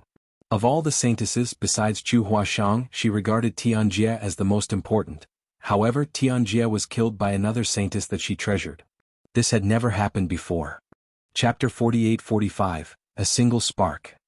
Chu Huashang was confined following her actions. It was a taboo to assault a fellow disciple within White Lotus sect, not to mention that a saintess was killed for no reason in public. Everyone knew that if the murderer wasn't Chu Huashang, she would have lost her life then and there. The White Lotus matriarch wouldn't allow anyone to challenge her authority and the saintesses were valuable assets of White Lotus sect. Only the sect master had the right to determine their life or death. There was no doubt that Chu Huashang had crossed the line. Certainly, the other saintesses were gleeful that such an incident had happened. Everyone believed that regardless of how much Chu Huashang was treasured in the past, the sect master would no longer regard her as important following the incident. On the other hand, Chu Huashang was confined in an underground prison. The prison was where those from Granqi Temple imprisoned their enemies in the past. It was cold and damp, so it wasn't suitable for humans to live long-term. The White Lotus matriarch had also ordered that no one was allowed to visit her, and only a small amount of water and food would be provided to her every day. In that case, regardless of how powerful Chu Huashang was, her health would deteriorate as time went by. The prison was guarded by some powerful cultivators, so there was nothing Yang Kai could do. Certainly he could barge into the prison and he believed that no one could stop him. However, by doing so, he would only bring bigger trouble to Chu Huashang. He had to wait for a chance and one came sooner than expected. After those from Granqi Temple were destroyed, those from White Lotus sect took over their headquarters. Following the war, countless people from the 7 major sects were either killed or injured. Those who were still alive had returned to their own sects to recuperate. As expected, the White Lotus matriarch wouldn't miss this opportunity to destroy the rest of the survivors as it was her biggest dream to rule over the righteous path and the wicked path. Now the chance was right in front of her eyes. As long as she could devastate the 7 major sects, she would pull off a feat that the other sect masters of White Lotus sect had never been able to achieve before. Since many of the powerful cultivators from the major sects were either killed or wounded, it was the best time for White Lotus sect to launch a decisive attack and destroy them once and for all. However, those from White Lotus sect were used to acting in the shadows, so it wasn't their forte to deal with those sects directly. The reason they could occupy the headquarters of Grand Qi Temple previously was that they had some distinct advantages. Moreover, they had also suffered a lot of losses after the war. Now, the White Lotus matriarch had fallen into an embarrassing situation as she didn't have anyone who could help her to deal with the 7 major sects. It wasn't that her subordinates were weak. She had many underlings who were good at one-on-one fights or assassinations. However, they were not skillful enough when it came to leading an army and marshalling soldiers. Such an opportunity was hard to come by, and if they missed it they might not get another one. It was at that moment that Yang Kai and Xiao He suddenly barged into the main conference hall. The White Lotus matriarch sported a displeased expression and looked at him. "What's wrong, left protector?" Because of Chu Huashang, the White Lotus matriarch had been giving Yang Kai the cold shoulder recently. Rumor had it that the reason Chu Huashang was so reckless was that she had Yang Kai on her side. That was why she was so haughty. Regardless of whether the rumors were true, the White Lotus matriarch had to show everyone that she was acting impartial in this matter. Yang Kai cut to the chase by saying, "Give me 500 people and I'll destroy Lion Hall within 1 month." The other hall masters broke into a commotion upon hearing that. They were having a discussion on launching an attack on Lion Hall just now. Of the 7 major sects, Lion Hall was currently the weakest. That was the reason they had to target them first. This war was very important, so those from White Lotus sect had to ensure they wouldn't fail in their attempt. If they won the battle, their morale would be boosted. If they lost the battle, the advantages they had accumulated would be gone for good. The discussion hadn't gone smoothly. According to their estimation, in order to destroy Lion Hall, they had to send 1,500 people to gain the upper hand, and they must be prepared to suffer an immense loss. Certainly, they felt that Yang Kai had overestimated himself even though he was the former temple master of Grand Qi Temple. The White Lotus matriarch gazed at him with narrowed eyes. "What if you can't destroy them?" Yang Kai replied flatly, "You have complete control over my life or death. If I can't achieve my goal, I'm willing to die as a punishment." The White Lotus matriarch's lips curled up. "So, you are aware that I also have control over your life or death. Since your life belongs to me, it's not up to you to make decisions about it. Otherwise you won't be risking anything." Yang Kai frowned. "What condition do you have then?" The White Lotus matriarch was apparently well prepared. In fact, she had already come up with such a plan after Chu Huashang was imprisoned following Tianjie's death, so she said, "If you fail, Chu Huashang will lose her life." Yang Kai was willing to take the freezing blood-burning soul pill and join White Lotus sect for Chu Huashang. The White Lotus matriarch believed that by threatening to kill Chu Huashang, Yang Kai would do his best to achieve his goal. That was the reason she had only confined Chu Huashang instead of punishing her according to the sect's rules. She needed a competent general who could lead the army for her, and Yang Kai was the most qualified. However, she didn't want to take the initiative and asked him to do it lest she appear desperate. Now, everything was within her control. "Good." Yang Kai directly agreed to it. "However, I'd also like you to agree to a condition I have." The White Lotus matriarch was fully aware of his intentions. Upon hearing that, she said with a smile, "Don't worry. If you can really destroy Lion Hall in 1 month, I'll forgive Chu Huashang for what she has done." Yang Kai nodded. "It's a deal then." "I'll give you 800 people and I want to see success within a month," the White Lotus matriarch ordered. The next day, 300 people departed from the headquarters of White Lotus sect and headed straight towards Lion Hall. More and more people joined them along the way, and by the time they arrived at the gates of Lion Hall, there were exactly 800 of them. Yang Kai already had some experience in mobilizing soldiers during the war between the Star Boundary and Demon Realm. Forget 800 people, he had even commanded 800,000 people in battle before. Attacking Lion Hall might be a difficult task to others, but it was just a matter of time in his eyes. Those from Lion Hall were alerted long before the soldiers of White Lotus sect arrived. Not only was the entrance closed, but they had also set up some traps and a grand array to deal with the enemies. These 800 disciples from White Lotus sect didn't immediately launch an attack though. Yang Kai and Xiao He spent the next 10 days leading the powerful cultivators from White Lotus sect to launch continuous probing attacks both day and night. Sometimes, several raids would take place at the same time. Lion Hall was like a dilapidated house during a storm, so they were unable to fend off the disciples of White Lotus sect, who relentlessly attacked them from all directions. 10 days later, those from White Lotus sect had lost more than 300 people while half of the Lion Hall's leaders were killed. Countless other cultivators from Lion Hall were also killed or injured and morale was low. It wasn't until this moment that Yang Kai gave the order to deal directly with the opponents. The remaining 500 White Lotus Sect's disciples were high-spirited as they stormed into Lion Hall. Following a bloody carnage, they occupied Lion Hall. When Yang Kai returned to the headquarters of White Lotus Sect, about 1 month had passed since he offered to destroy Lion Hall. The White Lotus matriarch was elated as she held a celebratory feast for Yang Kai. At the banquet, Chu Huashang, who had been confined for 1 month, reappeared and she was seated beside the White Lotus matriarch. They looked as close as a mother and daughter. Destroying Lion Hall served as a good start as those from White Lotus sect aimed to conquer the world. In the next 3 years, they launched even more attacks on the remaining 6 major sects. There were victories and losses on both sides, but generally speaking, White Lotus sect gained the upper hand. After Lion Hall was destroyed, Divine Method Hall, Swaying Willow sect, Shooting Star Palace, Hidden Sword Villa, and Emerald Smoke sect were also wiped out. White Lotus sect practically had no rivals in the world anymore. It had come to a point where those who showed the slightest disapproval of White Lotus sect would be killed without mercy. The smaller sects either had to go into hiding in the mountains or submit to White Lotus sect. Of the 7 major sects, only the struggling Grand Battle sect remained. A hero would always emerge in chaotic times. An extraordinary person from Grand Battle sect soon attracted everyone's attention. He was the legacy disciple of the current sect master of Grand Battle sect. His name was Lin Tai Do, which had something to do with the sect's name. He was brought back to the sect when he was a young child and was a righteous man who hated all things evil in the world. Besides that, he also had exceptional aptitude and intelligence. It had only been 20 years since he joined the sect, but he was already more powerful than all the previous sect masters of Grand Battle sect. He was only 25 years old now. Those from White Lotus sect were high-spirited as they charged towards Grand Battle sect. They initially thought that it would be an easy victory, but it turned out that they were faced with an unimaginable challenge. Under Lin Tai Do's leadership, the battle against White Lotus sect went on for about half a year. A lot of disciples from White Lotus sect were killed, but they hadn't managed to achieve their goal. An infuriated White Lotus matriarch directly ordered Chu Huashang to occupy Grand Battle sect within 3 months.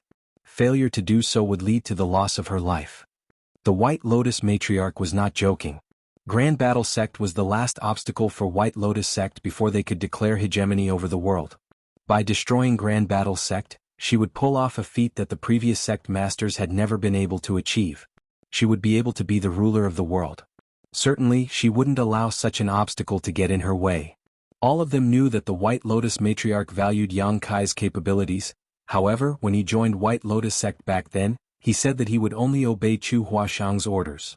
The White Lotus matriarch was unable to directly give orders to Yang Kai, so she could only make use of Chu Huashang. Upon receiving the order, Yang Kai once again showcased his talent and capabilities in leading an army. It took them 2 months before they finally seized Grand Battle sect. The White Lotus matriarch personally made a move to kill the sect master of Grand Battle sect, which would mean that they had finally gained total victory. However, after the war they realized that many of the important figures from Grand Battle sect had already fled, including the young and famous Lin Tai Do. Although the White Lotus matriarch had given the order to find their whereabouts, she wasn't really bothered. After all, the 7 major sects had been destroyed. From now on, White Lotus sect was the only supreme entity that could lead the righteous and wicked paths on this continent. Nevertheless, a single spark could start a huge blaze. The White Lotus matriarch had never expected that Lin Tai Do would bring huge trouble to her one day. Over the next 6 months, everyone on the continent went through a period of terror under the rule of White Lotus sect. The disciples of White Lotus sect became increasingly ruthless, which caused everyone to be resentful of them. On the other hand, Lin Tai Do gathered the remaining members of the 7 major sects together and attracted other disgruntled people to join him before he started a 20-year war against White Lotus sect. When the 7 major sects were destroyed, not everyone was killed. Some of them were lucky enough to have survived. Since they had a blood feud with White Lotus sect, they naturally wanted to obtain their revenge. Chapter 48-46 The Wind Rises. Other than the 7 major sects, countless people in the world were resentful of White Lotus sect. Under their reign of terror, innumerable people lost their friends and family. That was why more and more people gathered around Lin Tai Do. Since White Lotus sect now ruled over the world, they had no more rivals left.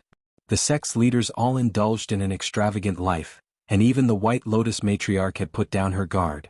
It wasn't until half a year later when Righteous Union, led by Lin Tai-do, rose into the light that the White Lotus matriarch was alerted.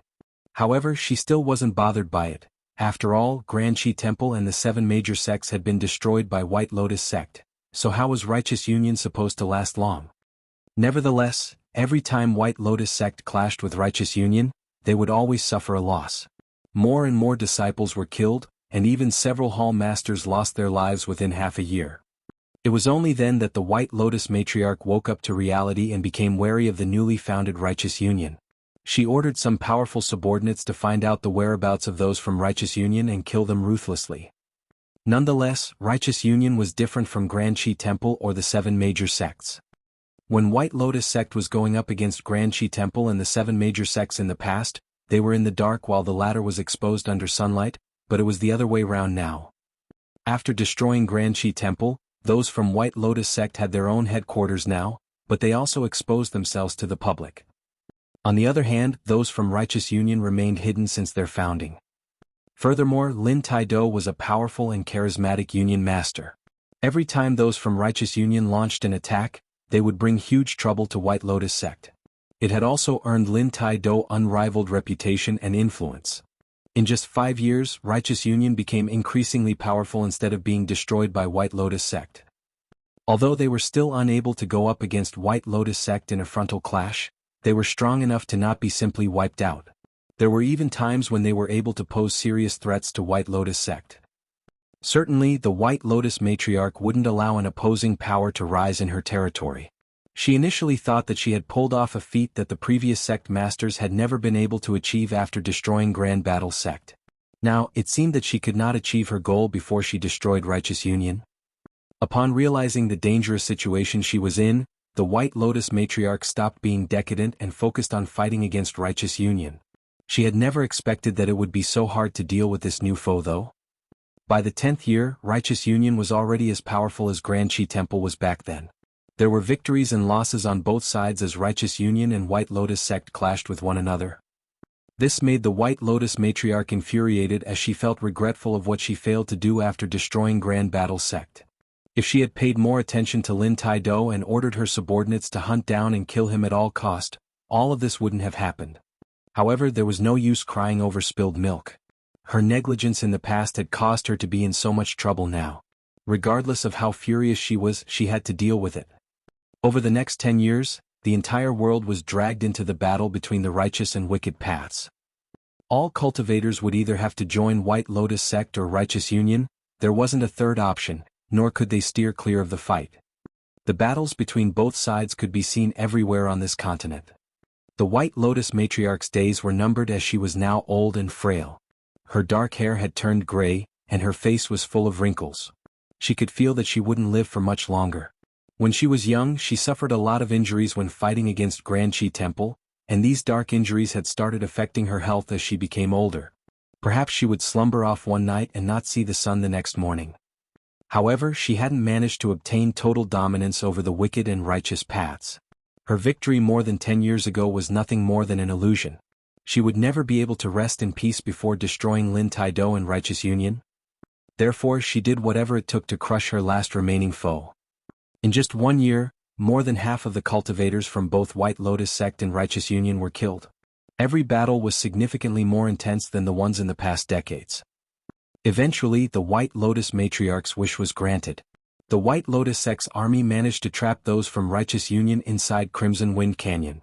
Crimson Wind Canyon was a natural canyon where the wide path could accommodate dozens of horses while the narrow spots would only allow several people to pass by at once. The sides of the canyon were tall precipices. With both sides of Crimson Wind Canyon blocked, those from Righteous Union had practically fallen into a death trap. Yang Kai was the biggest contributor in successfully blocking them here.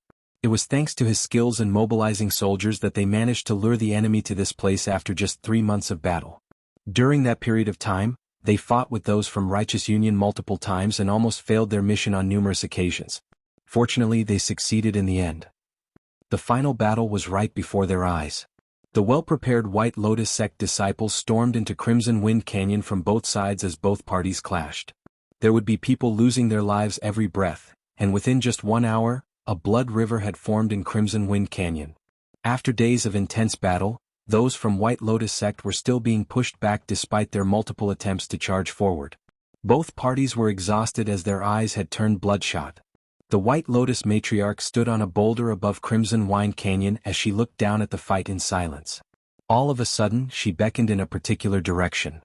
Chu Huashang took a few steps forward and stood beside her. The White Lotus matriarch asked, "Chuer, do you have any solution to destroy the enemy?" Chu Huashang was fully aware of what was going on as she had been watching the fight all along, so she frankly replied, "We have to kill their leader. The others in Righteous Union pose no threat to us. As long as we can kill Lin Taido, Righteous Union will collapse." Upon finishing her words, she cupped her fist. "Sect Master, please allow me to personally slay Lin Taido." The White Lotus matriarch shook her head with a smile. "I'm glad that you're so loyal.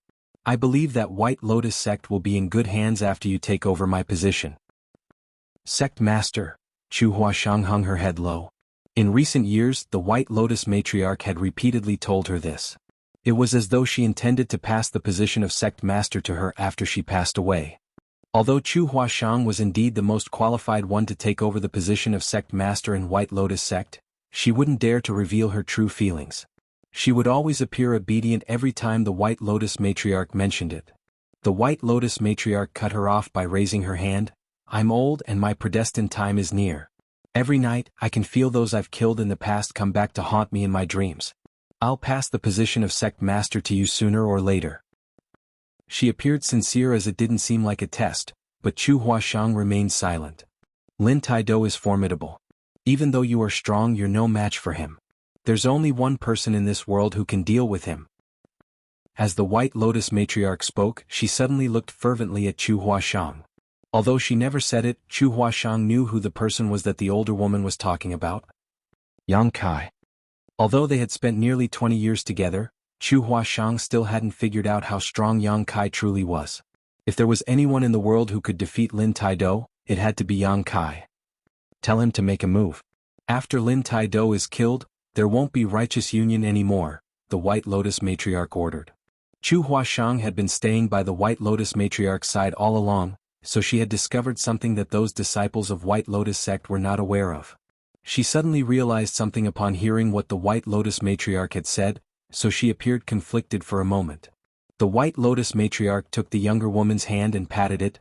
"I know you're an ambitious person who wants to take over the position of sect master. You want to be the noblest woman in the world. Love doesn't really matter to you, does it? I'm sure you've realized Yang Kai's feelings for you after spending 20 years with him. Why do you always keep a distance from him? I promise you that after this war, I will pass you the position of sect master. That's my only wish before my death. After you become the sect master, you'll rule over both the wicked and righteous paths." Chu Huashang pressed her lips together and appeared hesitant. "Think it over." The White Lotus matriarch shot her a glance and spoke no further. She knew that Chu Huashang would make a wise decision. As expected, Chu Huashang lifted her head a moment later and replied, "I will give him the order." "Go on." The White Lotus matriarch nodded. It was only then that Chu Huashang turned around and flew towards the canyon. On one side of the canyon, Yang Kai was monitoring the battle. Time didn't seem to have left any marks on him even though 20 years had passed. He looked almost the same as the time when he first joined White Lotus sect. Although he was also older now, he wasn't as wrinkled as the White Lotus matriarch. Xiao He still steadfastly stayed by his side. Yang Kai saw Chu Huashang the moment she arrived as he flashed a smile at her. "Is the sect master running out of patience? Tell her that Righteous Union will collapse within 7 days. Although Lin Taido is impressive, this is all he can do." Chu Huashang stared silently at him for a moment before saying, "I want you to kill Lin Taido. Now." Yang Kai arched his brow. Chu Huashang nodded almost imperceptibly. After a moment of silence, Yang Kai put on a smile. "Anything you say. If you want him dead now, I'll behead him right away. I'm sure he won't be able to go against my spear." Chu Huashang's face turned pale. She parted her lips in an attempt to say something, but she couldn't utter a word in the end. Seemingly thinking of something, Yang Kai fished out something from his pocket and passed it to her. Keep this and don't let anyone discover it. A flustered Chu Huashang took it in a dazed manner. After taking a glance at where the White Lotus matriarch was located, Yang Kai said in a small voice, "You must never trust the White Lotus matriarch." In an instant, Chu Huashang became stunned as if struck by lightning while the color drained from her face. When she raised her head, she realized that Yang Kai was already stepping towards the battlefield with his spear. Xiao He followed him closely.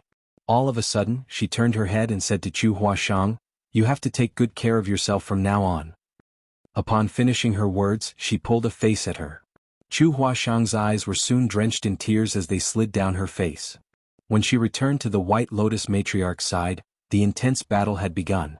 The morale of White Lotus sect's disciples had been boosted with Yang Kai joining the battle. Those from Righteous Union who initially could go up against them, were instantly put at a disadvantage as more and more of them lost their lives. The White Lotus matriarch looked down at the battle with a smile. "Chuer, you're lucky to have a man who is so loyal to you." Chu Huashang remained silent while feeling heartbroken. Chapter 48-47 Farewell. Both sides had respectively sent more than 10,000 people to take part in the battle. Towards the end of the battle only 10% were left. Even the most powerful cultivators were unable to ensure their own safety in this kind of situation. Lin Taido was eventually killed by Yang Kai while the rest of the leaders of Righteous Union were all destroyed. However, Yang Kai had been badly injured. After all, he was much older than Lin Taido, so he was no longer as energetic as in the past. He had to take the risk of getting wounded in order to kill Lin Taido with his spear. Xiao He was also soaked in blood as her aura was weak. Both of them were on their last legs. Before the remaining White Lotus sect's disciples could cheer for their victory, they heard rumbling sounds coming from the cliffs. At that moment, the ground started shaking. When those who were still alive looked up, their expressions changed drastically. That was because huge rocks could be seen rolling down the precipices while burning arrows rained down on them. Although Yang Kai was drenched in blood, he still held his spear firmly and looked up in a particular direction. Over there, the White Lotus matriarch no longer appeared frail as she looked down with a flushing face. Behind her was Chu Huashang, who clenched her fists while trembling slightly. When rocks and burning arrows finally buried the entire Crimson Wind Canyon, the White Lotus matriarch couldn't help but start guffawing. The last obstacle that hindered her from ruling over the world wasn't Righteous Union, but Yang Kai. She had never been a match for Yang Kai since the beginning. Even though Righteous Union was destroyed, she still couldn't be the overlord of the world. Now this obstacle was finally wiped out. The death chi that had surrounded her over the years vanished in an instant, and there seemed to be fewer wrinkles on her face now. Judging from how healthy she looked, she could probably live for decades to come. Chu Huashang knew that she had been set up. The White Lotus matriarch had made use of the ambition that had been burning in her heart for years. In recent years, the White Lotus matriarch always appeared to be frail in order to help fan the burning ambition in her heart. The boisterous White Lotus sect's disciples around Chu Huashang cheered for their victory. However, the noises sounded so distant to her, as though everything in this world had nothing to do with her anymore. Righteous Union and Lin Taido were destroyed while Yang Kai was killed. There was nothing in the world that could stop White Lotus sect from dominating the world. White Lotus sect was now the only great force in the world, and the White Lotus matriarch finally showcased zest that was unlike her age. She was worshipped like an overlord in the headquarters of White Lotus sect by all others. 2 months later, a metallic tang permeated the grand hall. There was a dagger plunged into the White Lotus matriarch's chest as she lay on her throne, her clothes soaked in blood. She pressed her hand against her chest while gazing at Chu Huashang in disbelief. "Why you dare?" Chu Huashang was standing on a spot that was a couple of meters away from her. Even though the White Lotus matriarch was dying, a cunning person like her might make the final strike before her death. Certainly, Chu Huashang wouldn't give her the chance. Despite her alluring face, she looked as devious as a viper at this moment. With a dispassionate expression she said, "Why wouldn't I dare?" The White Lotus matriarch coughed up blood. "I haven't passed you the recipe for the freezing blood-burning soul pills. If I die, you won't be able to live either. You'll die in just 3 months. She had complete trust in the freezing blood-burning soul pills, so she had never been suspicious of Chu Huashang. That was the reason she was caught off guard. Only the sect master of White Lotus sect had the right to take control of the freezing blood-burning soul pills. Every sect master would pass the recipe to their successor before their death. "Are you talking about this?" Chu Huashang suddenly fished out a jade bottle from her clothes and poured out dozens of red pills. The White Lotus matriarch widened her eyes in disbelief. How can this be? Where did you get the recipe? She was certain that she had never told anyone the recipe before, nor had she left behind any clues about it. There was no way Chu Huashang could have obtained it. He gave it to me. Chu Huashang appeared melancholic when she spoke about that person and recalled the incident in Crimson Wind Canyon 2 months ago. Yang Kai passed her something before he left. After the war ended, she checked it and realized that it was the recipe for the freezing blood-burning soul pills antidotes. Judging from the weathered look of the scroll, it must have been more than 10 years old. In other words, Yang Kai had already obtained this recipe more than 10 years ago. He and Xiao He had probably resolved the poison of the freezing blood-burning soul pills long ago and were no longer controlled by it. He could have left at any moment, but he had always stayed by her side instead. Regardless of how unreasonable her demands were, he had never refused her. Even when she ordered him to die, he still willingly obliged. Certainly, the White Lotus matriarch knew who the person was that Chu Huashang was talking about. After becoming startled for a moment, she put on a bitter smile. I'd never expected that he was an expert in the alchemic Tao on top of everything else. Yang Kai had somehow obtained the antidote recipe while being clueless about it. The only possibility that the White Lotus matriarch could think of was that merely through ingesting and studying the antidotes he got every 3 months, he was able to determine the ingredients and figured out the recipe.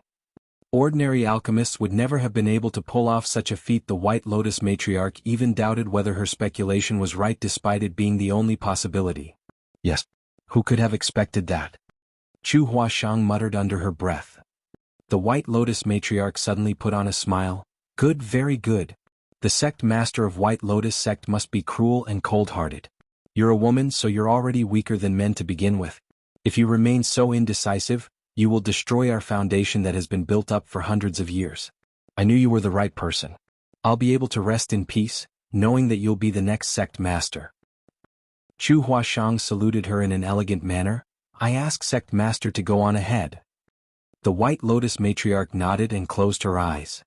Her aura became increasingly weaker until it was completely gone. A moment later, Chu Huashang stepped forward and placed her finger under the White Lotus matriarch's nose.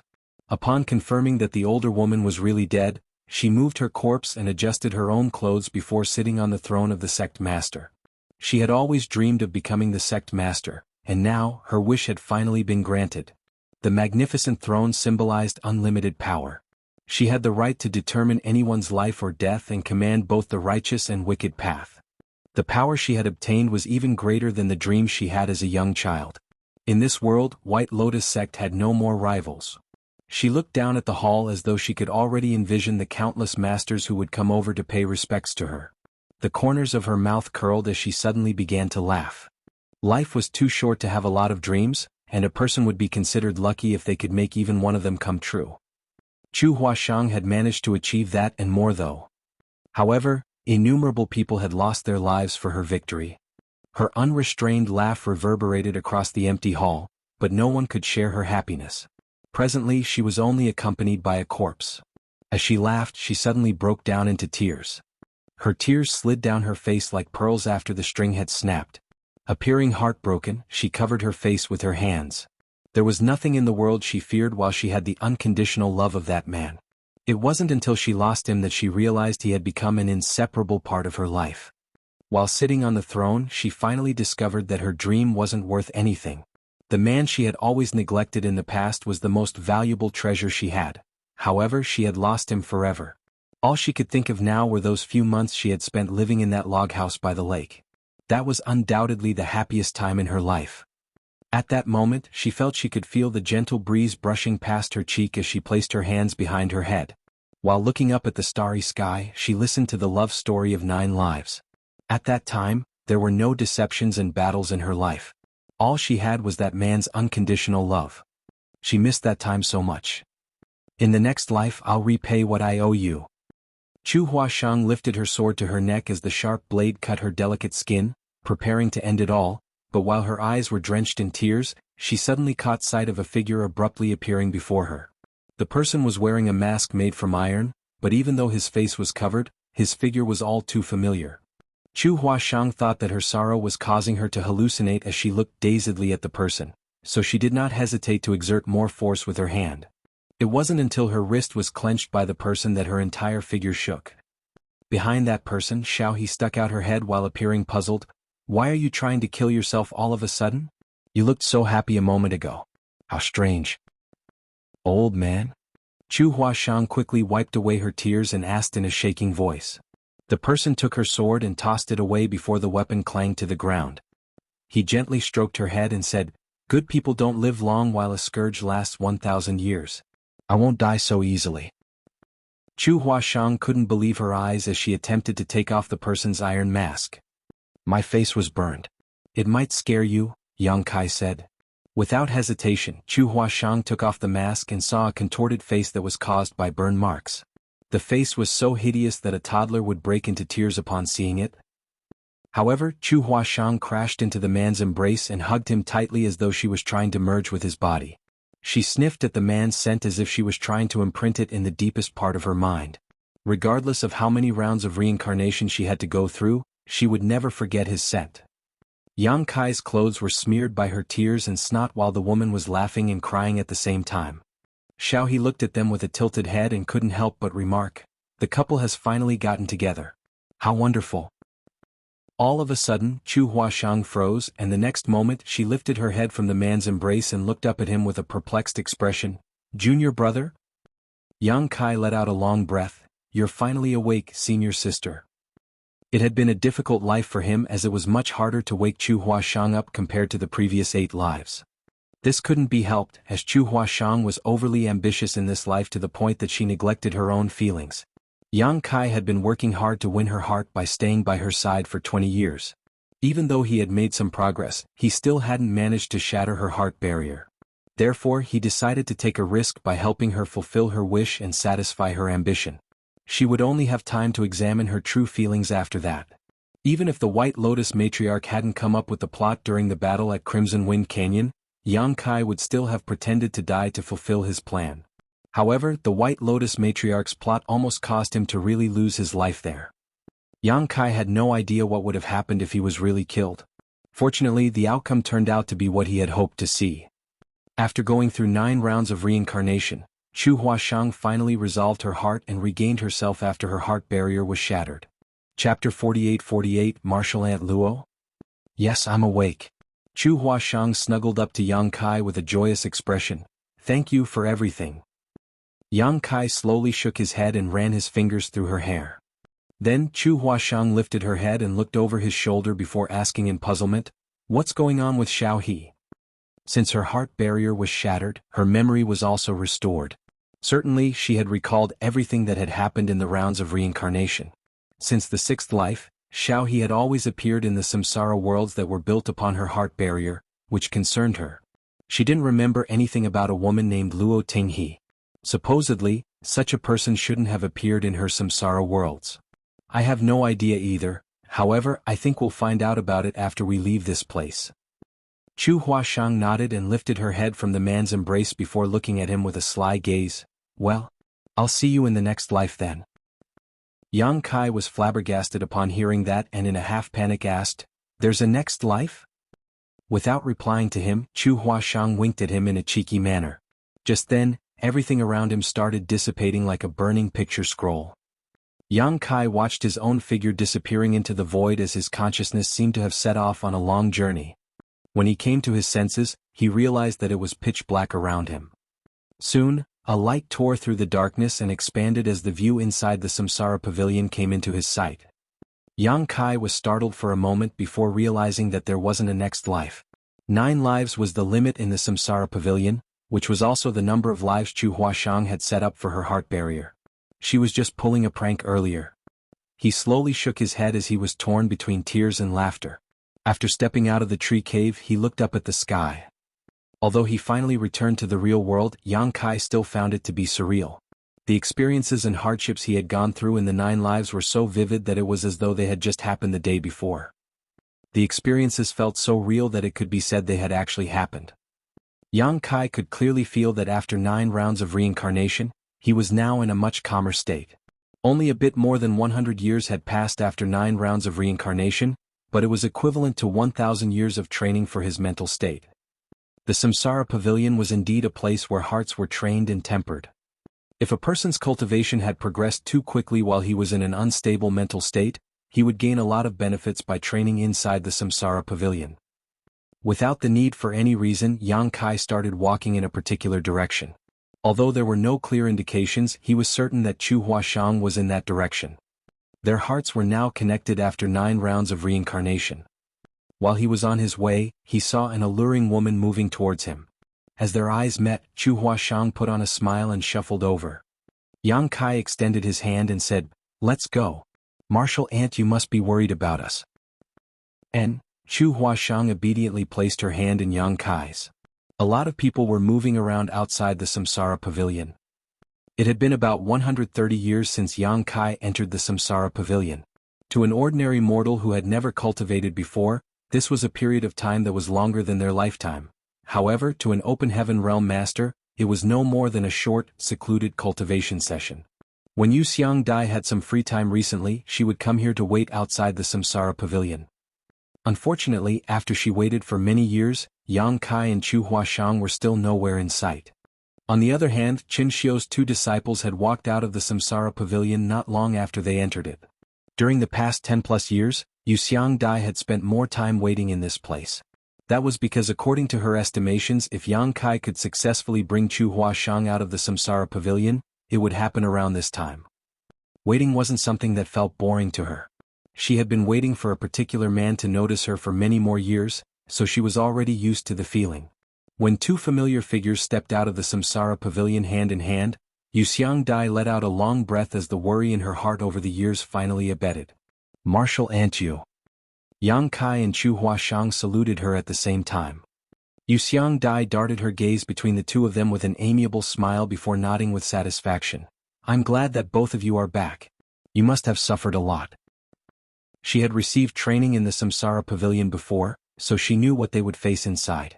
Contrary to her initial assumptions, the heart barrier that Chu Huashang had set up must have been extremely difficult to overcome, so the hardships they had gone through must be more intense than her own experiences in the past. "Many thanks for your concern, Martial Ant," Yang Kai said. Yu Xiang Dai shook her head. "It's nothing. In any case, both of you must be exhausted. Go get some rest now." "There's no hurry." Yang Kai shook his head and turned to look in the Samsara Pavilion's direction. "Let's wait a while longer." A puzzled Yu Xiang Dai asked, "What are you waiting for?" Chu Huashang knew what Yang Kai was waiting for, but just when she was ready to ask Yu Xiang Dai whether the latter knew someone named Luo Tinghe, Yu Xiang Dai widened her eyes in disbelief as she looked over their shoulders. At that moment, a powerful aura could be felt rapidly approaching them. Chu Huashang turned her head and saw Xiaohe descending from the sky with a smile. She soon landed on the ground. Yang Kai and Chu Huashang traded glances as they had already expected it.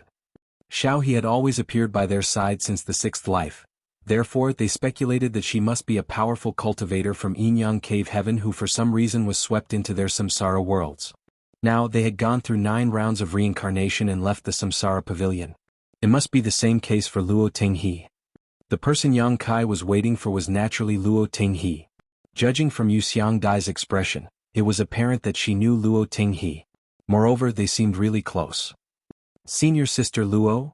Disbelief was written all over Yu Xiang Dai's face as she spoke in a shaking voice, clearly on the brink of breaking into tears as she asked, "Is that really you? Senior Sister Luo?" Upon hearing how Yu Xiang Dai addressed the woman, Chu Huashang realized something. Luo Tinghe and her honored master were supposedly from the same generation, but she had never heard of her before. "Xiao Dai." Luo Tinghe called out with a smile. The next moment, Yu Xiang Dai crashed into Luo Tinghe's arms and hugged her tightly as her shoulders trembled. Luo Tinghe's face twitched as she gazed at Yang Kai and Chu Huashang with a helpless expression. She patted Yu Xiang Dai's back and said, There.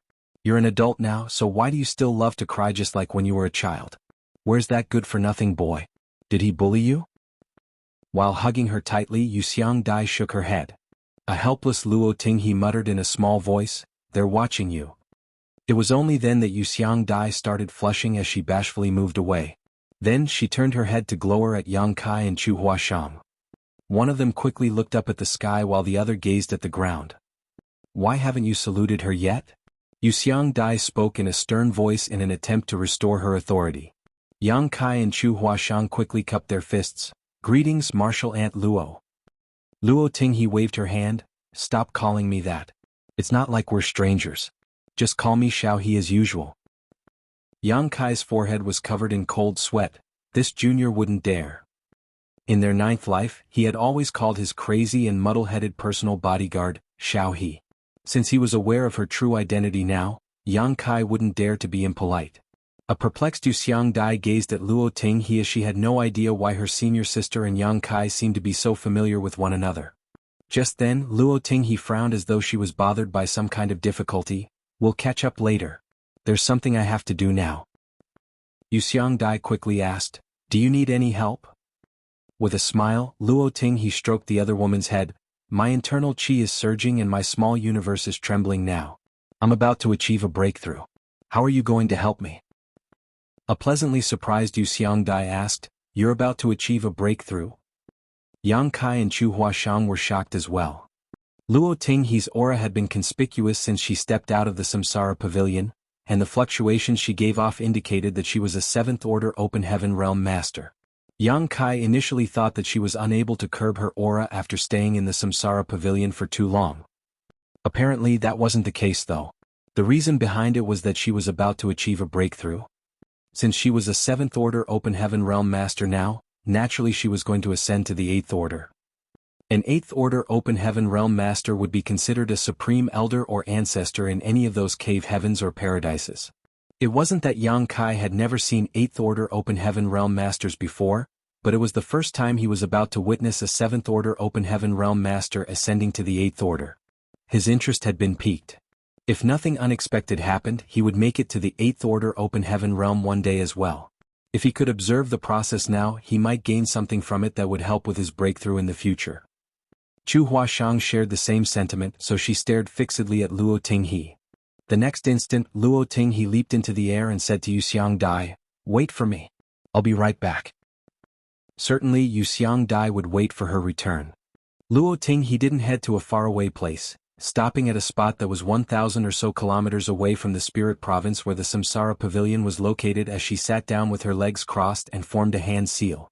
The world force swirled around her as the illusory phantom of her small universe flickered behind her back.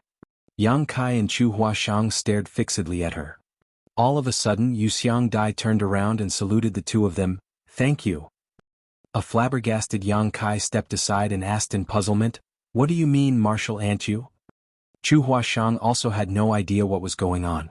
She didn't understand why Yuxiang Dai saluted them as they were her juniors. Yuxiang Dai said, thank you for bringing senior sister Luo out of the Samsara Pavilion. Yang Kai exchanged glances with Chu Huashang, then shook his head, you've got it wrong, Martial Aunt you. We didn't do anything. Instead, Martial Aunt Luo helped us a lot. It is we who should thank her. Yuxiang Dai put on a smile, do you know how long senior sister Luo has been trapped inside the Samsara Pavilion? Before they could reply to her, she went on to say, it has been 2,000 years. 2,000 years. Yang Kai and Chu Huashang were astounded upon hearing that. Although they had speculated that Luo Tinghe was a powerful cultivator from Yinyang Cave Heaven who had barged into their samsara worlds, they hadn't expected that she had been trapped inside for 2,000 years. The Samsara Pavilion was a place where Yinyang Cave Heaven disciples trained their hearts. Although the place appeared serene, it was paved with danger. Regardless of whether they cultivated the heartfelt Tao or the heartless Tao, Yinyang Cave Heaven's disciples had to fall in love at some point in order to advance. Chapter 48-49 Incredible Contribution. It was rumored that the disciples of Yinyang Cave Heaven were all lascivious people. However, they didn't know that these seemingly unscrupulous people were the most loyal partners out there. A lot of Yinyang Cave Heaven's disciples entered the Samsara Pavilion to receive training and set up heart barriers for themselves, but they became lost inside forever. Since time immemorial, countless Yinyang Cave Heaven's disciples had been trapped inside the Samsara Pavilion as they were no longer able to tell reality and illusion apart. They had lost their way in the rounds of reincarnation. Luo Tinghe was one of them. There had never been any news about her since she entered the Samsara Pavilion 2,000 years ago. It wasn't until this day that she reappeared. Senior sister cultivated the heartfelt Tao, and she had a partner who was also deeply in love with her. Although the challenge was difficult for them, they were supposedly able to surmount it. Unfortunately. What happened? Chu Huashang asked with anxiety. Although she knew that something must have happened that caused Luo Tinghe to be trapped inside the Samsara Pavilion for 2,000 years, she still couldn't help but feel nervous at this moment. Yuxiang Dai shook her head and let out a sigh. Senior sister is a willful person. When she decides to do something, no one can stop her. That day, Brother Su had an argument with her, saying that no one could pass the test of 9 reincarnations in the Samsara Pavilion. Senior sister argued that she could do it, so she entered the Samsara Pavilion without telling anyone about it. Brother Su and I were unable to stop her, and at that time Senior Brother Sun was trying to break through to the 8th Order Open Heaven realm. Although she didn't explain who Senior Brother Sun was, Yang Kai and Chu Huashang knew that he was supposed to be Luo Tinghe's partner. She had faith in the love between them, and she believed that Senior Brother Sun would be able to bring her out of the Samsara Pavilion, so she didn't have a discussion with him before that. An accident happened when Senior Brother Sun was trying to ascend to the 8th Order, and he passed away. Yuxiang Dai appeared melancholic as she recalled the incident from 2,000 years ago. The higher the order in the Open Heaven realm, the harder it is to achieve a breakthrough. Although Senior Brother Sun was well prepared, he still failed in his attempt in the end. Was that why Martial Ant Luo was trapped inside the Samsara Pavilion? Chu Huashang asked. Yuxiang Dai nodded. Since Senior Brother Sun had passed away, no one could shatter Senior Sister Luo's heart barrier anymore. That was why no one was able to bring her out of that place. Chu Huashang suddenly recalled something as she said, "So, the person that Honored Master had mentioned was Martial Ant Luo." Yuxiang Dai shot her a curious glance. What did Brother Su say? Chu Huashang replied, "There was once when Honored Master was quite drunk. He said he had wronged a senior sister long ago, but he didn't delve into it, so I wasn't sure what he was talking about. Now, it seems that the person he had mentioned was Martial Ant Luo. If he hadn't argued with Luo Tinghe, she wouldn't have dashed into the Samsara Pavilion on a whim and become trapped inside it for such a long time." Yuxiang Dai snorted, he's guilty of wronging more than just one senior sister." Chu Huashang knew a thing or two about what was going on between her honored master and Yuxiang Dai, but she wouldn't dare to say anything now, so she just stuck out her tongue at Yang Kai. All of a sudden, Yang Kai realized a problem. Martial Uncle Sun passed away after Martial Aunt Luo entered the Samsara Pavilion. It wasn't until 2,000 years had passed that she got out of the Samsara Pavilion. Does it mean that she isn't aware of what happened? I suppose she's aware of it. Yuxiang Dai put on a bitter smile. Back then, Brother Su and I entered the Samsara Pavilion to look for her. There was once when we finally found her and told her about the news. At that time, her memory had been restored, but she soon reincarnated into the next life. Brother Su and I couldn't find her again after that. Yang Kai nodded in response. A puzzled Chu Huashang asked, "In that case, how did Martial Aunt Luo manage to leave the Samsara Pavilion together with me?" Yuxiang Dai replied, "That's where I have to thank you. Both of you have been through 9 reincarnations, right?" Yang Kai and Chu Huashang nodded their heads together. At that time, Brother Su argued with Senior Sister that no one could ever pass the test of 9 reincarnations. Senior Sister said that she and Senior Brother Sun could do that, so she entered the Samsara Pavilion without telling anyone. Brother Su and I thought that the heart barrier she had set up must have something to do with Senior Brother Sun and her, and that they must experience 9 reincarnations together for her to leave. However, now it seems that it was just one of the ways to break the heart barrier. Another way to do it was to witness another couple passing the test of 9 reincarnations. The two of you completed just that, so Senior Sister Luo's heart barrier was also shattered. That was why she could leave the Samsara Pavilion. Upon hearing her explanation, Yang Kai said, "It was no wonder that Martial Aunt Luo had started appearing by our side after the 6th life. It seems that our reincarnations had something to do with her heart barrier." That was the only reasonable explanation. Yang Kai had always wondered why Xiao He had started appearing by Chu Huashang and his side with different identities since the 6th life. He initially thought that she was a powerful cultivator from Yinyang Cave Heaven whose consciousness happened to be tangled up with their reincarnations. Now, it seemed that it had something to do with the heart barrier she had built as she had to witness another couple completing the test of 9 reincarnations. Hence, she started taking part in their journey in the 6th life. The experiences in the previous lives were still alright, but when Yang Kai recalled that he had been bossing Luo Tinghe around when she was his personal bodyguard in the 9th life, he couldn't help but feel guilty. He thus asked in a small voice, Martial Ant Yu, is Martial Ant Luo a small-minded person? Yuxiang Dai shot him a glance. What's wrong? Did you do anything wrong to her in the Samsara Pavilion? Yang Kai quickly denied it. No, no, no. How could that be possible? Yuxiang Dai smiled gently. I don't know if senior sister is a small-minded person, but brother Su was always bullied by her when he was a boy. Both of us were raised by senior sister, so while she's like an elder sister, she is also like a mother to us. If brother Su finds out that she has gotten out of the Samsara Pavilion, I'm sure he'll be relieved. Yang Kai said nonchalantly, when Martial Uncle Su returns to Yinyang Cave Heaven, he'll naturally find out about this good news. Yuxiang Dai and Chu Huashang fell silent. A lot of people are coming. Yang Kai suddenly looked into the distance. Although they were 1,000 kilometers apart, Yang Kai could still feel the surging world force coming from Luo Tinghe. As they spoke, the elders from Yinyang Cave Heaven who had rarely stepped out of their homes began showing up. It was apparent that they became aware of the ascension attempt. Qin Xiu rushed over to this place with his 2 disciples as they watched the ascension from a place that was several dozen kilometers away from Yang Kai. Beside him were Tao Ling Wan and Feng Qingxi, who gently nodded at Yang Kai. In response, Yang Kai nodded back at them. There were also a lot of 6th Order and 7th Order Open Heaven Realm Masters that Yang Kai had never seen before. In just over an hour, hundreds of Open Heaven Realm Masters had arrived in groups or as individuals as they found suitable locations to observe Luo Tinghe's ascension. It was rare to see a 7th Order Open Heaven Realm Master ascending to the 8th Order even in the Cave Heavens and Paradises, so whenever that happened, it would attract countless Open Heaven Realm Masters to come over. To those who intended to make it to the 8th Order, such observation was greatly beneficial to them. Even those who didn't have the chance to ascend to the 8th Order, they could still watch it as they might get something out of it. Although Yang Kai couldn't detect the presence of any 8th Order Open Heaven Realm Masters, he could faintly feel that some people were paying attention to this place in the dark. There was no doubt that they were the ancestors of Yinyang Cave Heaven. Senior sister is a genius who is one of the most talented people in the Cave Heavens and Paradises. When she ascended to the Open Heaven Realm, she did so directly to the 7th Order. There was a proud expression on Yuxiang Dai's face when she mentioned Luo Tinghe. Yang Kai and Chu Huashang were astounded. She directly broke through to the 7th Order? Yuxiang Dai nodded. The 2 of them exchanged glances and saw the shock in each other's eyes.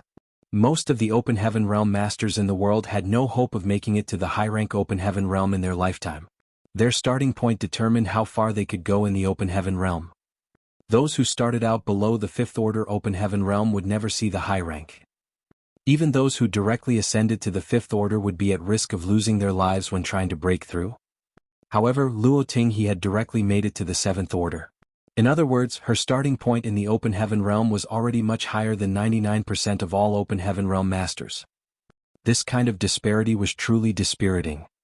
Yang Kai knew that there were people who could directly ascend to the 7th Order as he too had such a dream in the past. Only by directly ascending to the 7th Order would one stand a chance to reach the highest 9th Order. That was the peak of the Open Heaven Realm. Nevertheless, life was not a bed of flowers. Although he had a solid foundation and heritage, Yang Kai was forced and made his decision to ascend to the 5th Order Open Heaven Realm outside of Shadowless Cave Heaven in the end. After he consumed a mid-rank world fruit, his starting point in the Open Heaven Realm became the 6th Order, which was equivalent to the core disciples from the Cave Heavens and Paradises. At that time he didn't understand why those from the Cave Heavens and Paradises repeatedly stopped him from ascending to the 7th Order and even risked tarnishing their reputations to oppress him, so he was furious about it. Although he found out that it had something to do with the Black Ink clan at a later time, he still couldn't get over it completely. After all, his pursuit of the peak of the martial Tao had been cut off. This was something that was unforgivable. In the 3,000 worlds, apparently, only the disciples born in the Cave Heavens and Paradises who were proven to be loyal and righteous had the right to directly ascend to the 7th Order. Even taking all 108 Cave Heavens and Paradises into consideration, only one such disciple would emerge every 1,000 years or so. Luo Tinghe was one such disciple. It was the greatest honor to be able to directly ascend to the 7th Order, and it was also a symbol of power. Only a person like her had the right to take a peek at the greatest power of the 9th Order.